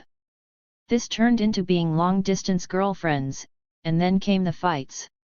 She was jealous of my exes, she was angry that I couldn't visit her because of money and distance and time, she was enraged when I said that I wanted to cool off, just be friends again. Something felt wrong, too big, too possessive. But she liked me, and she was so smart, so funny. What was my problem? We were hyper-aware of every power dynamic in everything, be it ageism or classism, heterosexism or white supremacy. We were young, revolutionary, radical queers together. We had deep bonding conversations that involved the words problematic and fucked up. How could someone like her possibly be so controlling, especially from 3,000 miles away? Was I crazy? And she became such a good friend after we broke up, after we'd taken some time apart. She'd changed and she'd worked on her boundaries and she was so kind and supportive, and, God, she listened. She was always there. Always there. Sending me smiley faces on the computer, leaving sweet, silly messages on the family answering machine. I'd get home from school and my dad would yell, "The phone's for you," and hand me the receiver with a knowing grin on his face. And then we were both applying to colleges and ended up deciding to go to the same school, and we were such good friends, we had such history, we liked each other so much, why not try dating again? That old stuff, the stuff that had happened before, that had changed, right? We were aware, we were watching. She was different. When I met her, I could have been any scared 16-year-old girl, easily ensnared by someone tall and smart and manipulative. The criticisms and demands started small, but then they were all she ever offered me. All the ways I was failing her. All the ways she needed me desperately. Me and my girl against the terrible world. It worked until I became the enemy. 2. Passing/desire. According to her, my offenses were as follows: I stopped wearing my wire rims and started wearing cat's eye glasses. I wore my hair in pigtails and put glitter on my eyelids at inappropriate times. I didn't want to own a car. My makeup was glittery. I didn't want to be monogamous. I was turning into a hipster. I didn't like sex enough. I didn't care about passing. I was friends with people she thought were famous. I didn't believe in marriage. I thought trans women were women. I got scared when she threw her alarm clock at my head. I got scared when she threatened to jump out the window. I got scared when she hit herself and left bruises the size of grapefruits on her thighs. When she pushed her fingers inside me after I'd already said no, loudly, clearly, I told her to stop. I didn't want to bottom to her anymore, because the only times she wanted to top me were after she'd thrown something. When I was anorexic, it took the attention away from her. I dressed slutty and punk. I wasn't professional enough. No one would ever take me seriously. No one would ever understand me like she did. No one would ever love me as much. I wanted to pierce my lip. She told me I'd be more beautiful without a lip ring, so I didn't. I said no. I was a baby. Oversensitive, overdramatic, making a big deal out of nothing. This wasn't abuse, she wasn't hitting me, not exactly, she wasn't raping me, it only happened once and she'd stopped when I said no the second time. She wasn't cutting herself in front of me, just hitting herself, that was different. The absence of blood and razors made it okay. Boys were the problem, she said. Masculinity was the problem, she implied, every time my eye wandered away from her jeans and fitted tees to women who wore their clothes very differently. I didn't love her enough. The kind of sex I wanted was too perverse, too queer. The women I wanted were too tough, the men I wanted wore more makeup than I did. I wasn't really queer because I was bisexual. I was too queer because I was bisexual. Why did I have to talk about it? A hot flush of my desire was enough to enrage her for days. I wanted to suck cock and I didn't care if it was flesh or silicone, I just wanted to be on my knees and have my mouth filled by someone who wanted it as much as I did. I wanted someone to hurt me because it made them wet, made them hard, made them shiver. Not because they were angry. I wanted dangerous things. I had sex with someone she'd told me I could have sex with. People wanted to fuck me and they didn't want to fuck her. I asked her to pick up the Mountain Dew cans she'd strewn around my bedroom. I didn't eat red meat. I don't think sex should be an obligation. I didn't believe in punishment. I didn't want to process all the time. I wanted one night a week to be alone. I wanted to sleep in my own bed. I missed my friends. But these problems were our business, our life as a couple. Talking about it would be, as she put it, breaking her confidentiality. In our world I tried to pass us off as healthy, happy, normal, meanwhile I barely passed at all. I wanted to be held, loved, cherished like I had been before, I wanted to do right by her, I truly did. But no matter how hard I tried, everything I was, everything I wanted, was wrong wrong wrong wrong. We had to be middle class. Married. Respectable. Respectable lesbians were not bisexual leather dykes. They were not outspoken perverts and sluts and queers. Respectable lesbians did not dress like glam rock Italian Catholic school girls, they did not wear short skirts and keep their hair long and still never, ever get mistaken for straight. They were not the trampy, brazen, not gay enough, too queer failure of a lover that I was. 3 Homewrecker. When I left her the last time, she screamed at me. A clear, loud, thick sound, ricocheting off the tiny walls of her messy bedroom. I could hear our housemates discussing us timidly in the living room. They were worried. "How dare you!" she shouted, as more objects from her floor whizzed by my face, a foot, 6 inches, 3 inches away from me. Her clock, as per usual, books, pillows and blankets, too. "You're going to fuck him tonight, aren't you?" The boy she'd told me I could have sex with and then demanded I cut off after we made out against a brick wall. He was dangerous because he was a boy, but really what that meant was he was dangerous because he wasn't her. I said, weakly, "This isn't about him. I just can't do this anymore. I'm tired."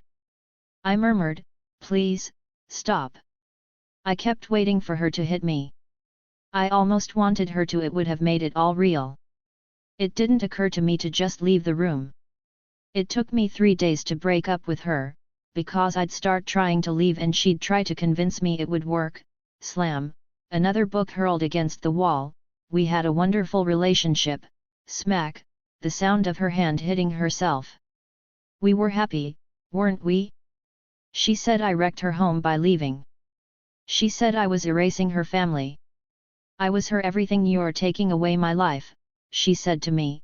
5 years of my life, all this history with you, how can you do this? How dare you? I don't know what made my words stick the third night. My Nana says that sometimes these things just happen in threes. She clung to the story of how I ripped her safety out from under her, discarded the holy sanctity of our 5-year lesbian partnership to fuck boys. The mantra she screamed at me as I cried and ducked and weaved and tried to walk out of her room unscathed, an entire gender shouldering the blame for my leaving. "You're leaving me to fuck boys." The disgust in her voice was so thick.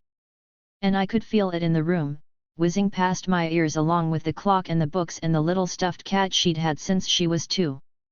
"No one will ever be this good to you, you stupid girl, and you're leaving me to fuck the enemy? You're wrecking our home for this? But how do you wreck a home that's already way past broken, the foundation rotten to its awful core?" Even when my senses of safety and individuality had crumbled to dust I swept under the carpet, even when I'd convinced myself that everything she did was okay, that nothing was a problem, even when I lay awake at night having tense spinning conversations with myself, repeating over and over that if I just worked hard enough, if I was just good enough, she'd stop. I still had my desire.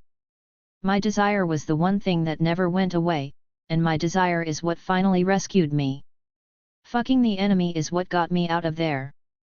Yes, I wanted to suck dick, yes, I wanted to get beaten because I actually wanted it, not because it was how someone punished me for wanting freedom. Being a homewrecker was my last and only survival strategy. Being a homewrecker was the only way I could get out. I left to make my home in myself, and that is something no one can ever take away from me. The secret joy of accountability. Self-accountability as a building block for change. Shannon Perez Darby. The domestic violence movement has claimed many victories.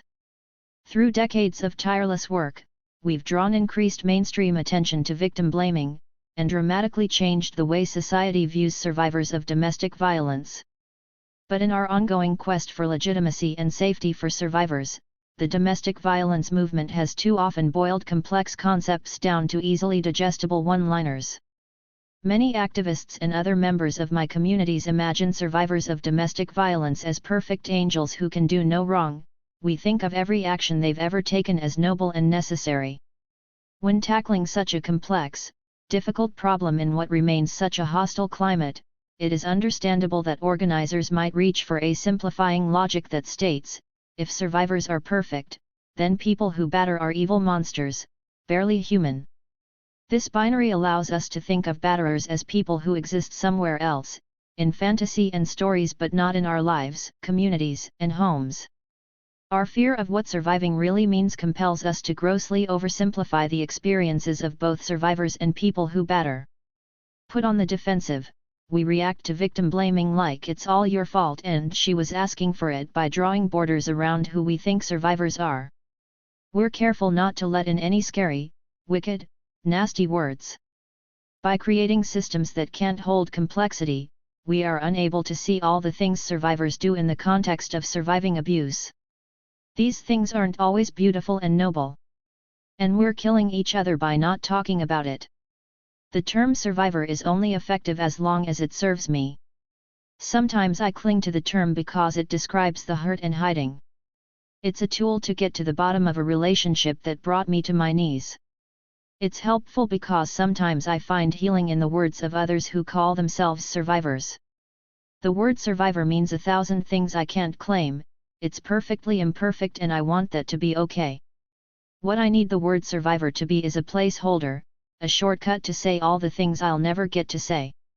It's a tool to get inside and understand all of the moments of choice that came together and brought down my world, the times I went back, over and over again, how I gave away every part of myself while chasing a story I made up about my life.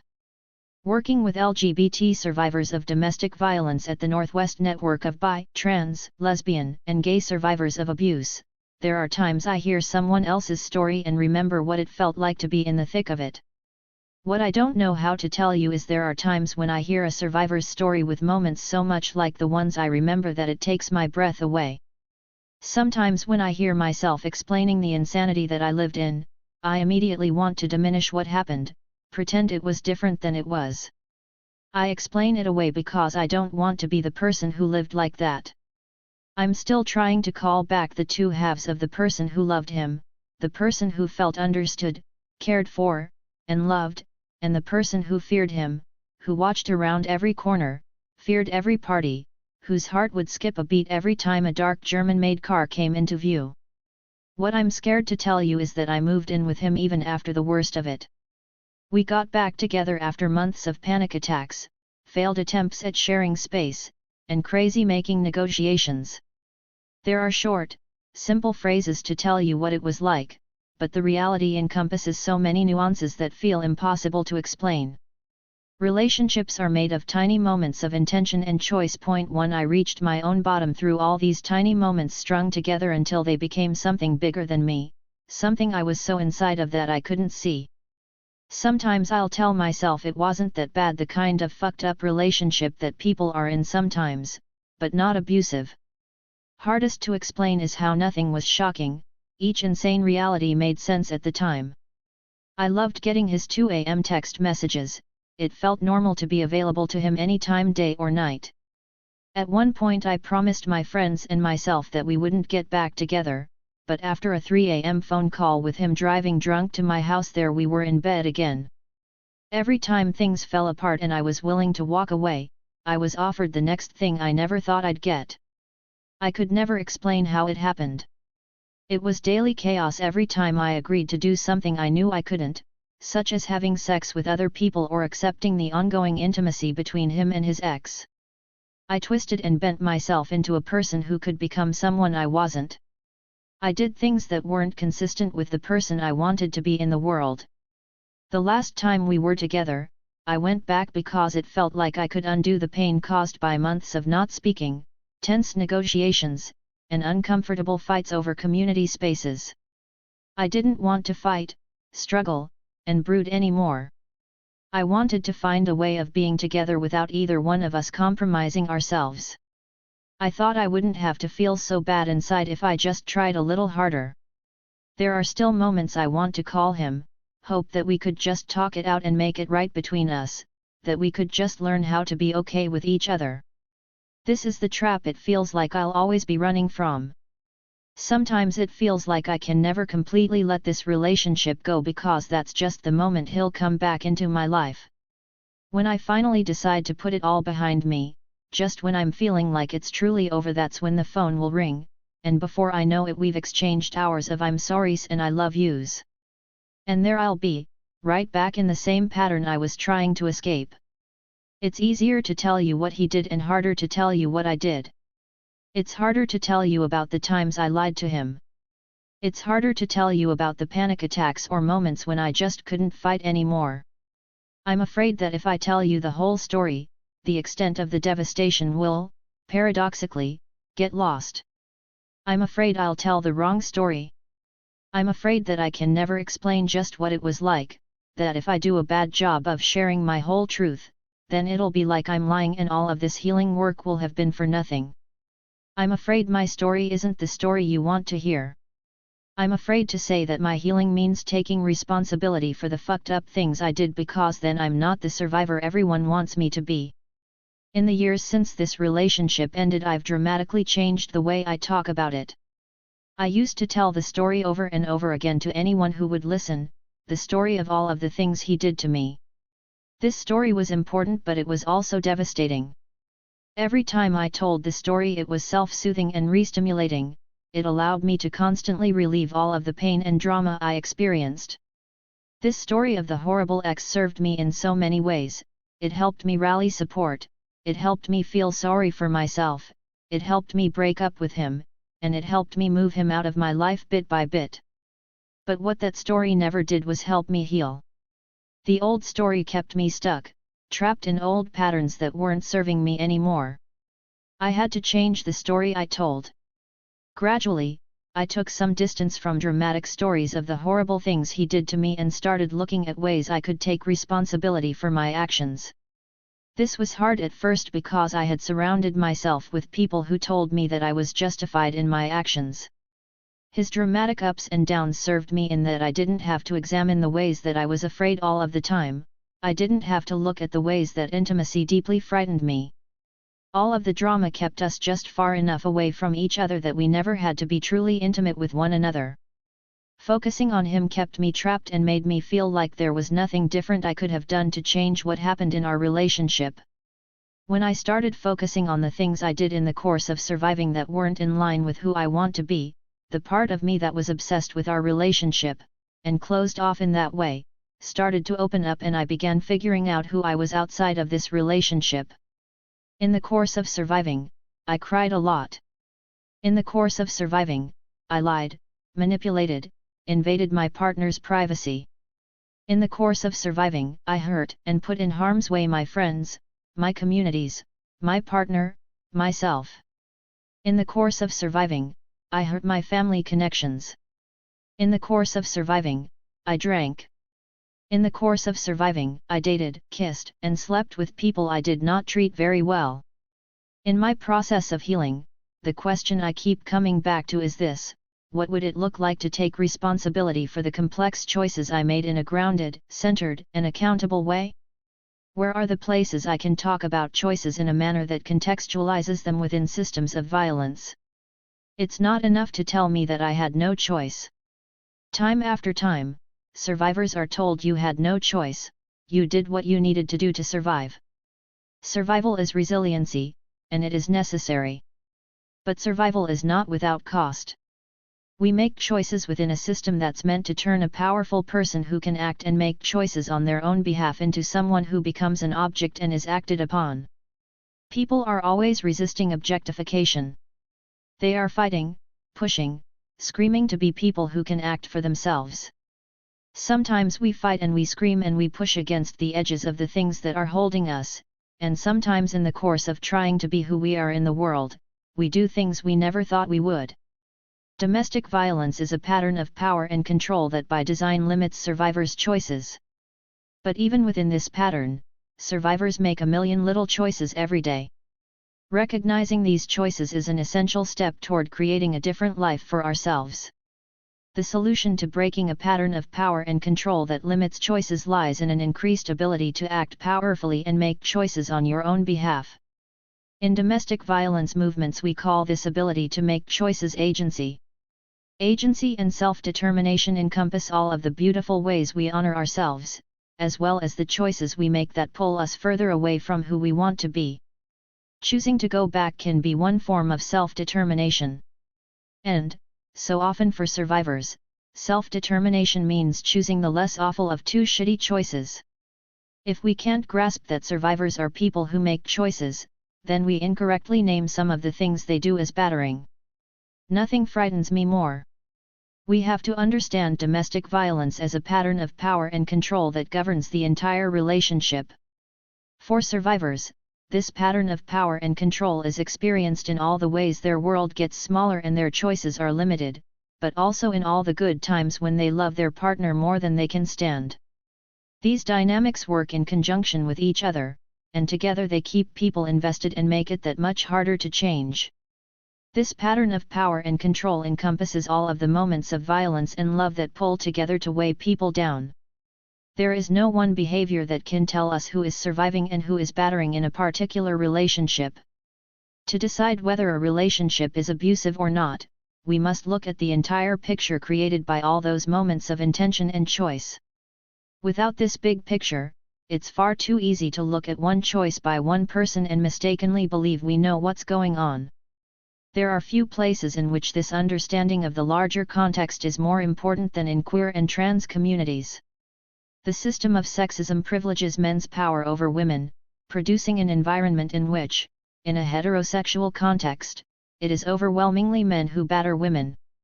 Because of homophobia, transphobia, and sexism, gender becomes a much less reliable tool in queer and trans communities for evaluating who is battering, and who is surviving in relationships. This added complexity has pushed our queer and trans communities to find other ways to suss this out. At the NW Network, people have worked over the years to develop powerful tools for holding this complexity. What we have come to learn is that a process of open questions and information gathering does not only help queer and trans folks in abusive relationships, but that it can be helpful to everyone struggling in their relationships to step back and look at larger dynamics. When thinking about how we can respond to violence within our communities without using the institutions that are set up to mess with us, it's essential we understand the context in which people are making their choices. It's amazing to see all the ways that social justice activists are imagining to respond to violence within our communities. Where I think we need help is in the application of our innovative and brilliant notions. We need to build the capacity within our movements to respond to violence, and I believe that work begins with building our own internal capacity to look at and be responsible for our choices. Among the frameworks my queer and trans communities have used in response to violence are community accountability models. In their simplest form, community accountability models strive to address violence using community-centered responses based outside of the state's criminal legal system. Where I think our community accountability models have missed the mark is in our desire to rush into action. In our visioning, we have confused our desire to have communities with the skills and knowledge to respond to violence with the reality that most of us are walking around with a dearth of accountability skills. In other words, I think we've gotten ahead of ourselves. We've started to think of community accountability models as services the anti-violence movement might provide rather than as a set of internal skills we are all working to build with the goal of creating the conditions necessary for loving, equitable relationships. In my observation, we fall short each time we've tried to apply our beautiful notions of community accountability to our daily realities. I don't think this is because it's impossible to engage in a structured accountability process, but because we haven't spent the time building our individual skill sets to help us reach this goal. Think how far forward our movements would be if everyone got just 25% better at taking responsibility for their actions. I understand the impulse to swift reaction because people are in abusive relationships right now. If we don't act immediately, we feel like we're failing the people we love. So we've often rushed to solutions while trying to find ways to hold people who batter accountable. Sometimes I think we want to swoop in and be the hero. But urgency isn't serving us in this goal. In the face of crisis we have to find the time to pause and reflect, otherwise we'll remain trapped in these same cycles of violence. In that reflection lie answers, and further clarifying questions, that will help us learn how to respond to these challenges from a more centered and emotionally resourced place. Community accountability models raise many challenging questions. Whom do we want to be held accountable? And what do we want them to be accountable for? Too often I've seen people ready to jump in head first and try holding someone who is battering accountable. Only later, they realize that the process isn't what they thought it would be. Sometimes the story shifts and changes, and suddenly what we thought we knew may make no sense at all. We have the potential to do a lot of harm with partial information. I'm cautious about using community accountability models not because I think they're impossible but because I don't think we're there yet. We are still building the skills we need to engage in this work, and first and foremost among these skills is learning how to engage in our own process of self-accountability. In the process of exploring community accountability models we often come to the following question: what do we do with people who perpetrate violence? To engage in a process of holding people who batter accountable, we must understand who batterers are. Something we often don't understand about batterers is that they're people. Most often they're hurt people who have almost no support in taking responsibility for their actions. They are also people often determined to avoid taking responsibility for their actions by nearly any means. People who batter are scared. People who batter often believe down to their very core that they are the ones being harmed. Many batterers believe that the world is out to get them and that no one could ever understand. People who batter are also very persuasive when it comes to convincing others that these beliefs are true. Batterers are people skilled at messing with others and exploiting vulnerabilities. Among the most compelling things I learned while working at the NW network was how people who batter can use their own real and perceived vulnerabilities to set up and maintain patterns of power and control. One of the myths of battering is that people who batter are all-powerful villains who both are and feel themselves to be strong and capable. Due in part to mainstream understandings of domestic violence, we typically equate battering with privilege. We've seen heterosexual men utilize male privilege to batter women, and again we've boiled down a complex set of dynamics to a simple idea: men batter women.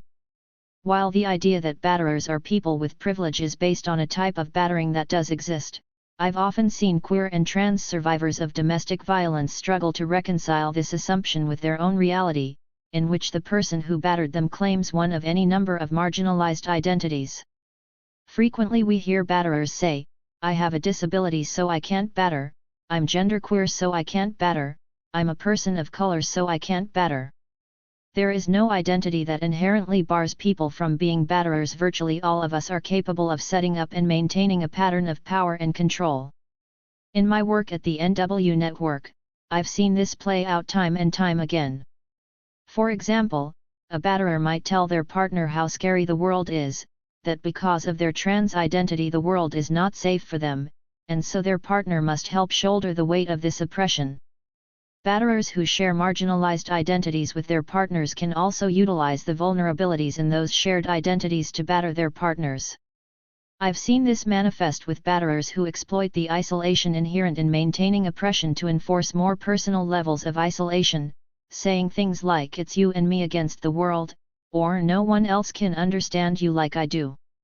Perhaps even more insidiously, batterers from activist communities can skillfully yield anti-oppression language to weave an ever-tightening web where, because of the oppression inflicted by the outside world, a person who is surviving must forever do what their abusive partner says. Many survivors who are legitimately trying to be allies to their partners become caught in a trap where no amount of listening or compromising will ever offset the oppression their partner experiences. For social justice activists and people working hard to dismantle intersecting oppressions, this can be an extremely effective strategy for setting up and maintaining a pattern of power and control. Survivors, having been taught to take more than their share of blame, often take too much responsibility for the struggles in their relationships. Survivors are hiding, lying, steeped in shame, afraid to tell their friends, families, and support networks the truth because they believe there are things they've done that are too horrible to talk about. For a person who is battering, a survivor's shame and silence is an extremely powerful tool for maintaining power and control. There should never be anything we do that's too shameful to talk about. Shame is our enemy, a ghost that keeps us trapped in all the ways we hurt ourselves and others. I can't tell you the number of survivors I've talked to who believe there is something they've done in the course of surviving for which they can never be let off the hook, something so shameful they believe they deserve to suffer and be unhappy. What survivors need is support in their own self-determination and safety. What batterers need is support and accountability. Point 2. One of the many gifts of my job is talking with brilliant and skilled people about complex topics such as accountability.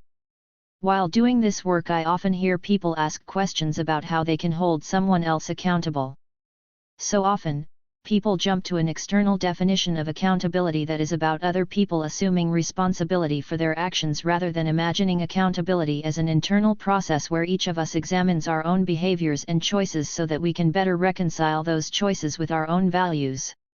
I define accountability as a process of taking responsibility for your choices and the consequences of those choices. Point 3. I deeply believe that the skill of self-accountability is one of the fundamental principles we've overlooked in developing community accountability models.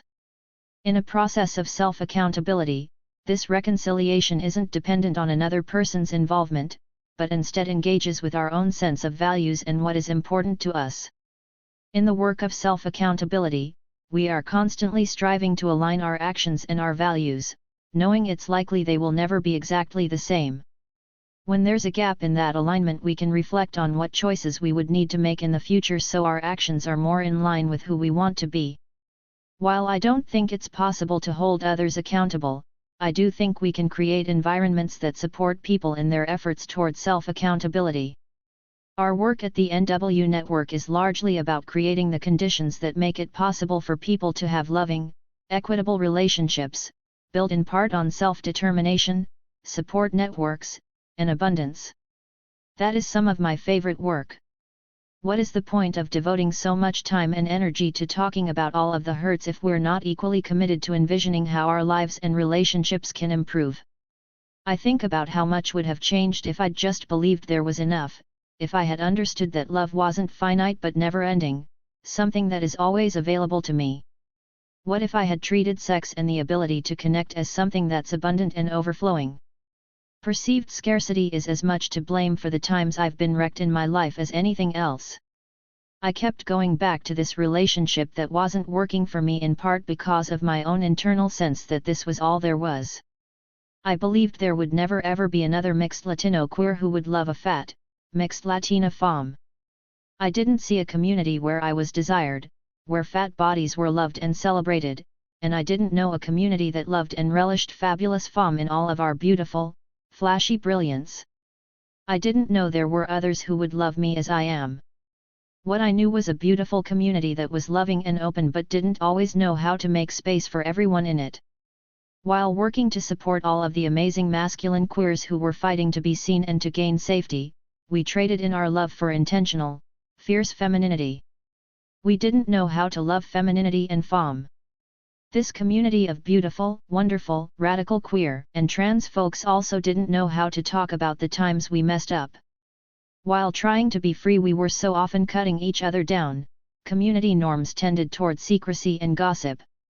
Today I'm able to recognize how the larger community context surrounding my relationship was as important as what happened between the two of us. There weren't people around me whose relationships I wanted to emulate. It was hard to envision what transparency, good communication, and boundary setting could look like in radical queer and trans communities when the romantic relationships I saw around me continued to fall very short of the radical theory we were claiming allegiance to. I watched my friends and loved ones struggle through tireless negotiations, and often when someone tried to find new ways of constructing their relationship, they either got exhausted and gave up or simply left the community entirely. I want to create more places where my fellow activists can advance practical applications for all of our visionary ideas. Healing is like a corkscrew, spiraling forever upwards. There's no end, no final destination, just new tools and understanding as I hit those familiar bumps in the road. My healing has come in waves, and key to that process has been recognizing the choices I made and the choices I have. Beyond recognizing these choices, I am searching for communities that will lovingly support me as I take responsibility for the choices I made in the course of surviving that weren't aligned with my values. Today my life is so different, and so are my relationships. I left the relationship, and eventually I left the state. I left a community that loves and supports me fiercely because I didn't know how to heal, surrounded by the same community-wide conditions that were reinforcing the similarly broken parts of our relationships. So I made the difficult choice to leave in search of other ways of creating loving, equitable relationships in queer and trans communities. What I found in this exploration was a place where femmes are loved and where there are fat queers in every part of my life. I found a place that offered me the space and time to heal. I found a place that was eager to support me in my journey to find ways of relating and loving without the obsessive insanity that had become my second nature.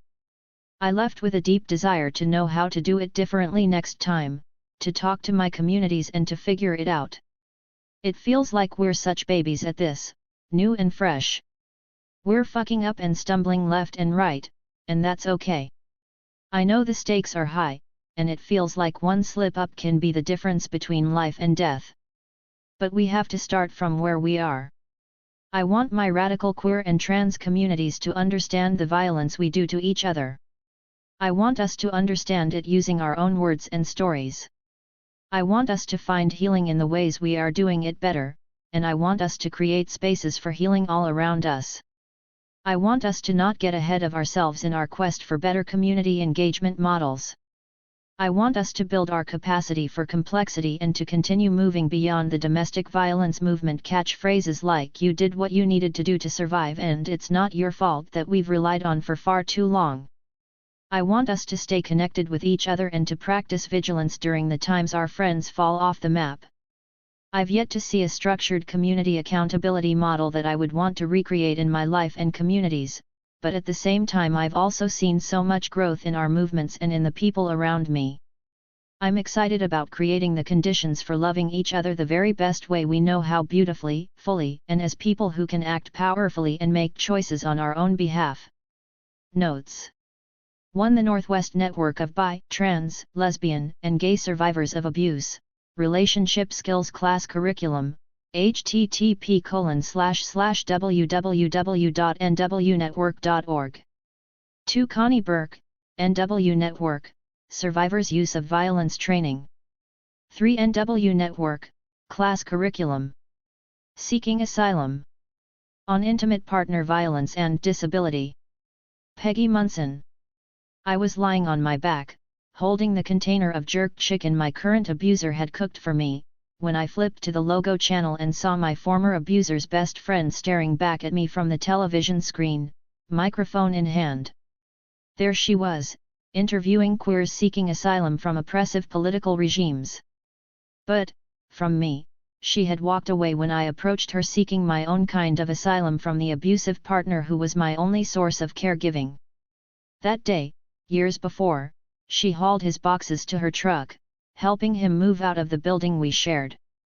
At one point when she was alone, I approached her and began to tell her about the abuse. She spun quickly on her heels, leaving me hanging in mid-sentence. Later, when I was with another abuser, and even more disabled and homebound, I watched her interview then U.S. presidential candidate Barack Obama on another channel. They were talking about able-bodied issues that transcended race and sexuality, complete abstractions to me.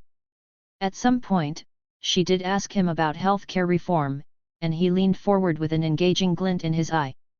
I knew neither of them could comprehend my situation. For months, I had been trying unsuccessfully to get a telemedicine or home visit doctor to give me an echocardiogram at home, as I was growing terrifyingly ill yet could not travel to doctors' offices. All I thought about was how on earth I would get care if my abuser left me. Watching her with Obama, I couldn't help but think about social collusion and the forces that had entrapped me. Social collusion with intimate partner violence can start to feel Orwellian, and in my case, this feeling was pretty literal, since my former abuser's best friend had become a prominent voice of the left and people around me referenced her to me all the time. Yet, in my own universe, built on activist ideals, with enlightened and brilliant friends, I could not find anyone to care for me most of the time except for abusive partners. The best friend, in her moment with my abuser, had been only an unwitting pawn, but she was an example of how pervasive civilian dismissal of the disabled really is, by both larger society and left movements, and how easy it is for even the most informed person to ignore violence against us. Abusive relationships are often difficult to escape. But when inflicted upon a person living with disability, and thus buffered by social ableism and inaccessibility, abuse is often virtually or literally inescapable. In my own life, gaslighting had become not just an abuser's tool, but literal gaslights spewing mercaptan or carbon monoxide or illuminating gas injured me too. With my various disabilities, including multiple chemical sensitivities, total strangers cause me injury all the time by using common products that outgas chemicals just like old gaslights, and abusers have often helped me when the world had left me for dead. The day the best friend dutifully hauled his boxes to her truck, my abuser stood on the other side of my window screen and blew cigarette smoke into my apartment to intentionally make me sick. So one abuser's ally broadcast to my living room in a glowing box was not my problem, it was the masses she represented, and the pervasiveness of both social ableism and inaccessibility. Lundy Bancroft devotes a whole chapter in his book Why Does He Do That? To the allies of abusers, who function at all levels of society. If you are aware of chronic or severe mistreatment and do not speak out against it, your silence communicates implicitly that you see nothing unacceptable taking place, writes Bancroft. Abusers interpret silence as approval, or at least as forgiveness. To abused women, meanwhile, the silence means that no one will help just what her partner wants her to believe. Anyone who chooses to quietly look the other way therefore unwittingly becomes the abuser's ally. Abusive partners have been the same people who often saved my life and gave me caregiving for much of the last 10 years, while simultaneously brutalizing me. I found myself, by my late 20s, trapped in a city where I knew almost no one, so sick I could barely leave my bed, unable to move back home due to the severity of my illness, trying to negotiate with ableist strangers over the internet and phone to get love, care, help, anything. The reality was nobody, including my family, wanted the responsibility of taking care of someone with my extreme combination of limiting disabilities, and it was nearly impossible to get anyone to become fragrance-free to even meet me, or even to pay people to get fragrance-free to run errands for me. I was beaten long before I ever met a batterer. Though my kind, non-abusive partner took care of me for many years before that, when she moved away I was screwed. For years, I was offered a Hobson's choice, abuse or neglect. My disability seemed a magnet for abusers, and only got lip service from everyone else. Weighing my options, I tried desperately to figure out which one would enable me to survive in a post-modernity that, once I left academia, began slowly killing me. The abusive partners were actually more likely to save my life than not having the care I needed would. They were rare in their willingness to offer consistent, reliable caregiving for long stretches of time, whereas other people I met and dated offered other trade-offs for my disability, such as their addictions that made them willing to hang out with someone who could only lie around. The problem was, I was too ill to even date those people without adequate outside care. I needed care from within a close relationship to even date because I got so ill from interacting with people. Able-bodied activists tend to see my need for a partner caregiver as a theoretical abstraction, focusing for example on notions of heteronormativity that conflate romantic partnership with social well-being. However, such an analysis falls flat on the survival issues disabled people need discussed: who is going to help with bathing and toileting the way a loving partner, rather than an unknowing stranger, would do? The world of the disabled is more complex than a clean political agenda will allow. My queer disabled friends and I talk about how we get more disability acceptance from right-wing Christians than from the queer community, for example. Dr. Judith Wallerstein found, in the largest longitudinal study of divorce, that disabled/vulnerable individuals fare worse in terms of care in divorced families, so that makes an argument that a partnership-obsessed society might actually benefit many people with disabilities. With intimate care needs, an intimate, lifelong relationship can become a necessity. My survival, for example, often depends on someone having a comprehensive knowledge of my disabilities, something that cannot be easily trained but has to be experienced over time. It is often a chore to get my revolving door crew of personal care attendants to make a phone call or send a package correctly, let alone take care of the intimate tasks of caregiving, especially when the turnover rate of PCAs is so high. A relational element seems almost intrinsic to effective care in my experience. There is something like an oxytocin effect in which those who truly bond to me are the only ones who give care that is actually life-sustaining and helpful, rather than dangerous or not that useful. It's easy for activists to argue academically about social privileges, but I personally wouldn't choose a more impersonal form of cooperative or institutional care over the personal model of the Amish, where in-law suites are built into every house because it is assumed that people will take care of their elder relatives. A more socially progressive, cooperative care model could certainly borrow from the Amish, but the problem is, many severely disabled folks can't afford even an hour in a failed utopia. My queer disabled friend told me a story of how she had to lie about why she was sending her uber-religious PCA to buy vibrator batteries so that she could get off with her lover. She had no one else to do the shopping.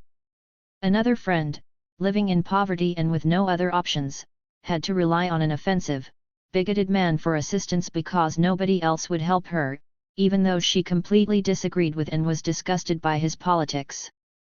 Our lives don't fit a simple political agenda due to the ubiquity of ableism even in the most forward-thinking circles. I got sick right after leaving Oberlin College, known for its radical activism and coursework geared towards social change, and yet most of my friends after college could not help or care for me except in minor or temporary ways. So imagining a care system based on friendship and activist ideals is hard for me, though I may wish for it.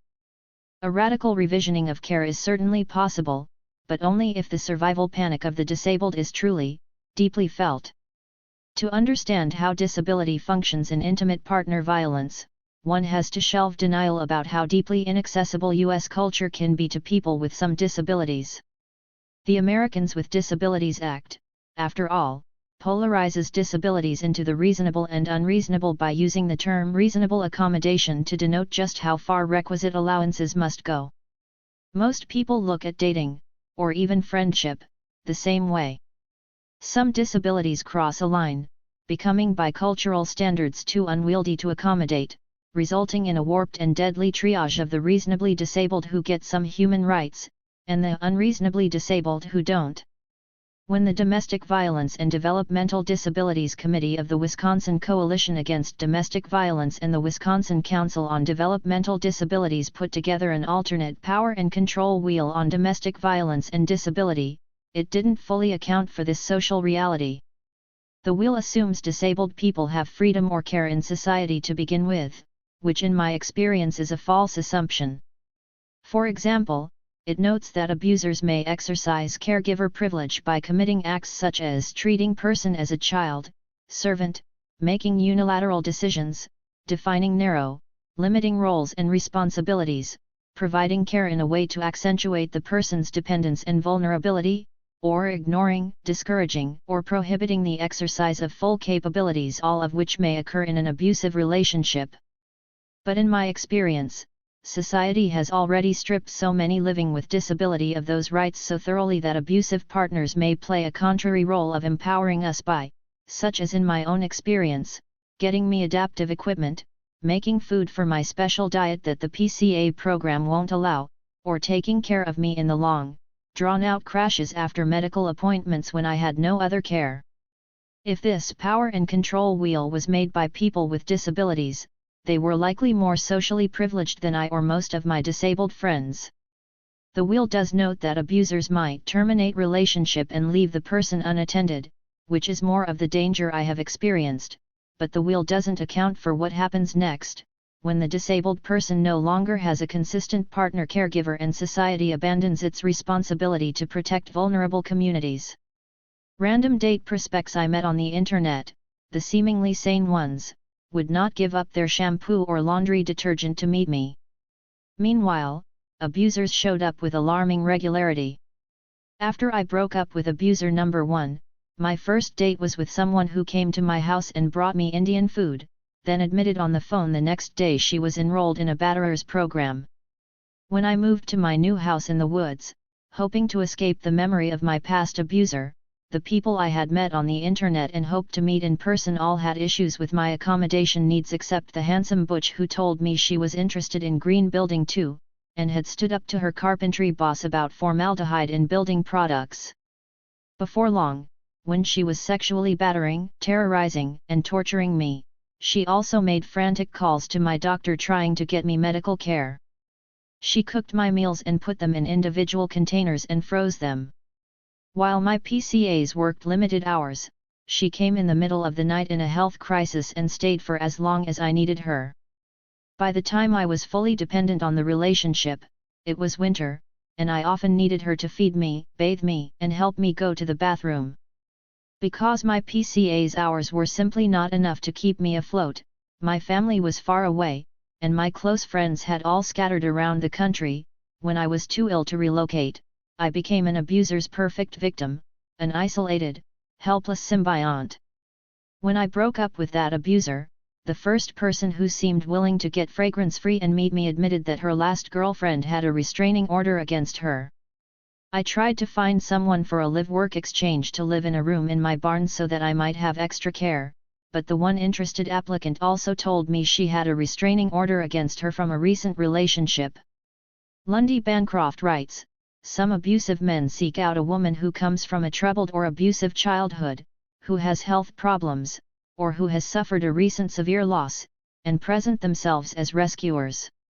Here Bancroft is touching upon something much more socially endemic.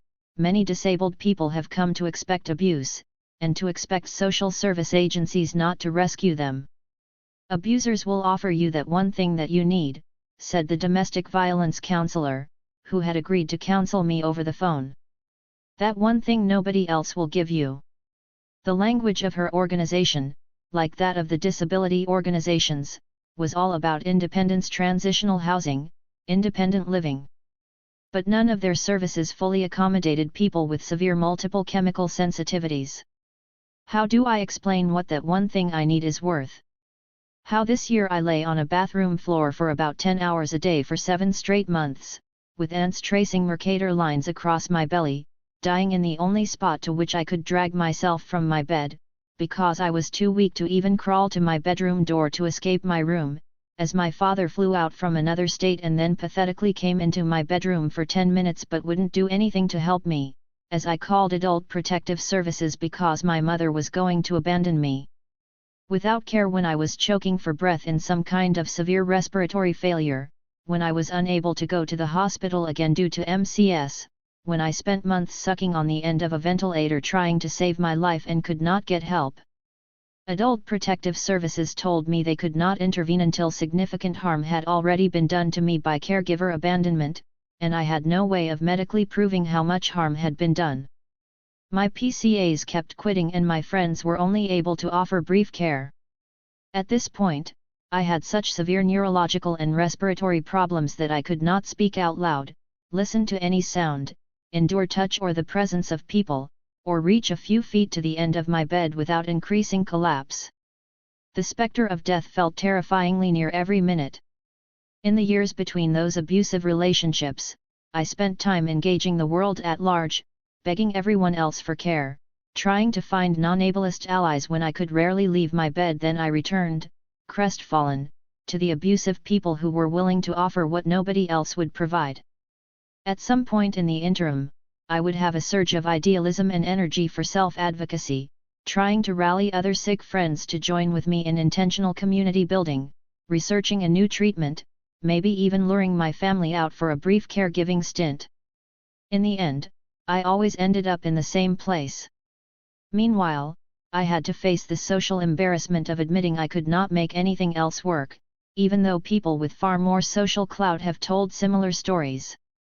Pulitzer Prize-nominated writer Susan Griffin wrote about her terrifying search to find adequate care when she was very ill, night after night, thinking about how I would survive, as fear dissolved into anguish only to become panic again, I was afforded a vision beyond my private history into the nature of society itself.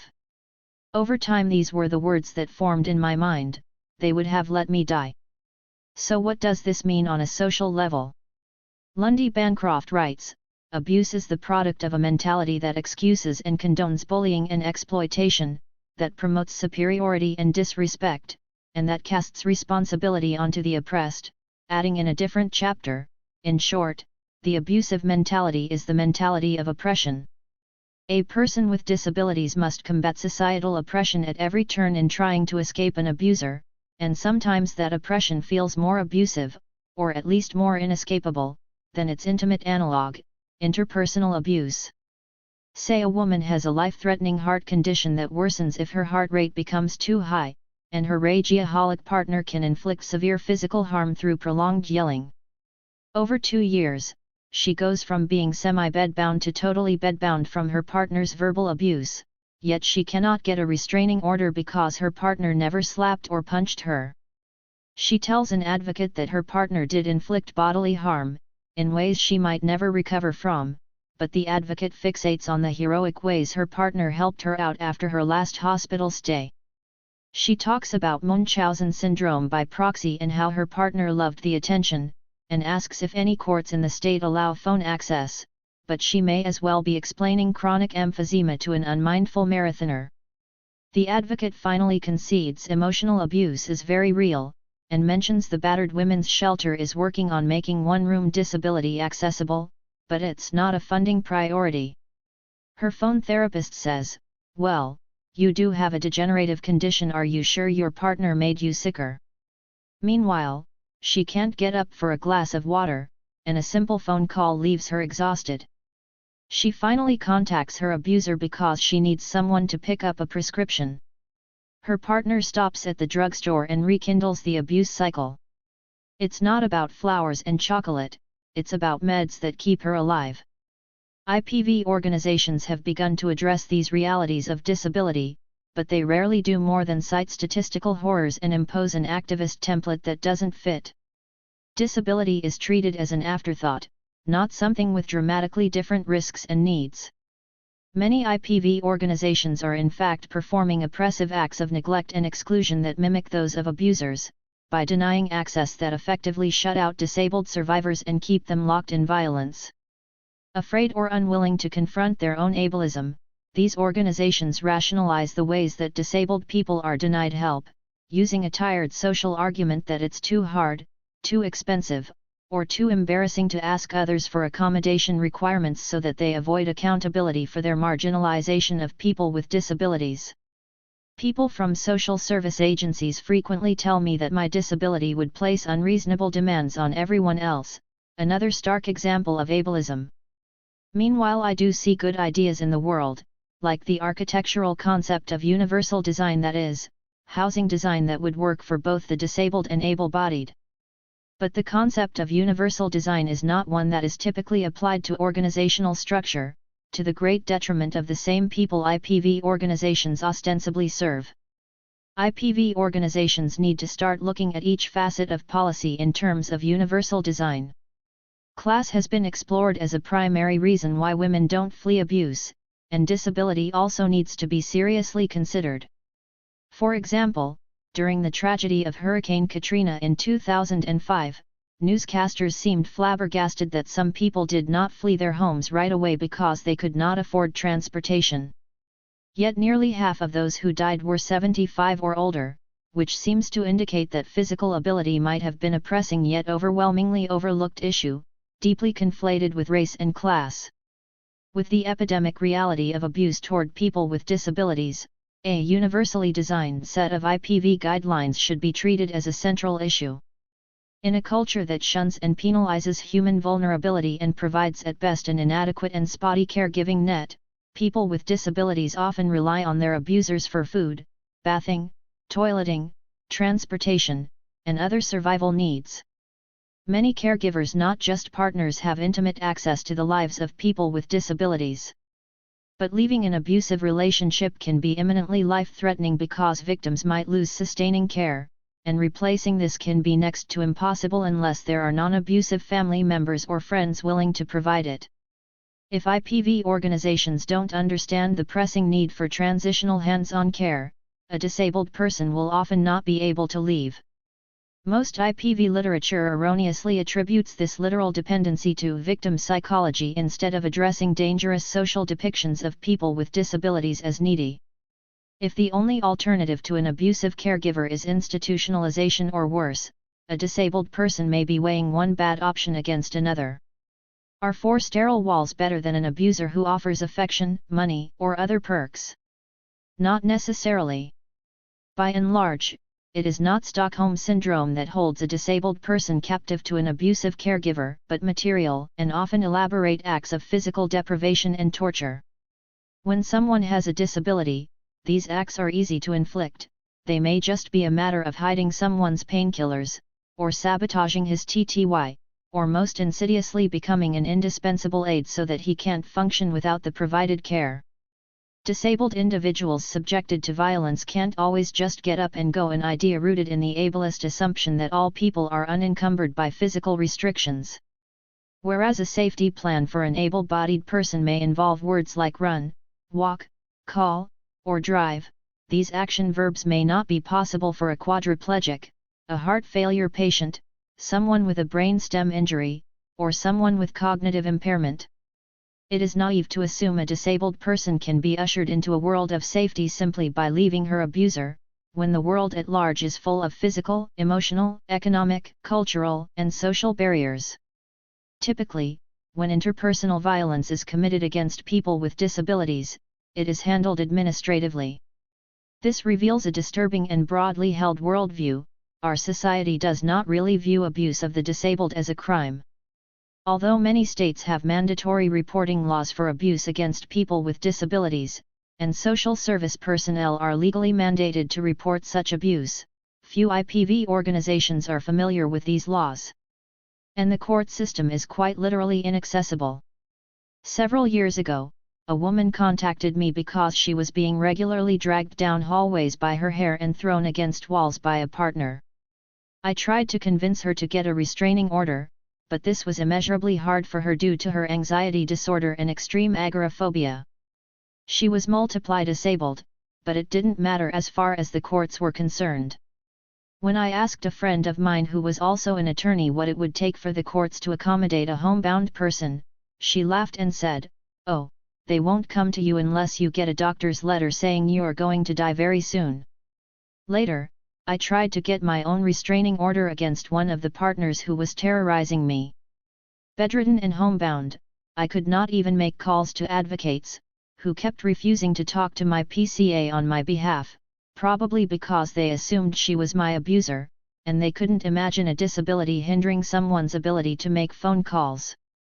Finally, they agreed to speak to my PCA, telling her there was no way I could get a restraining order without going to the courthouse unless an attorney filed a special motion on my behalf.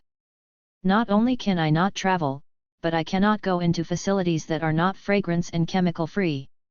It took my PCA about 50 calls to find an attorney who would do this. The attorney said time was of the essence as weeks had passed since my last contact with the abuser, and then she stopped returning our calls. I gave up in a state of complete despondency. I was extremely ill and couldn't even fight for appropriate medical care, let alone coordinate the changing of my locks or legal action against my partner. My helplessness wasn't learned, it was literal. Even lifting a phone receiver or talking into it required more strength than I generally had. The West Virginia Coalition Against Domestic Violence reports that disabled victims are more likely to be blamed for their abuse, because they are perceived as difficult to be around or care for, and caregiver stress is considered a legitimate excuse for bad behavior. These social myths are no different from abuser jargon that habitually accuses those harmed of provoking the abuse.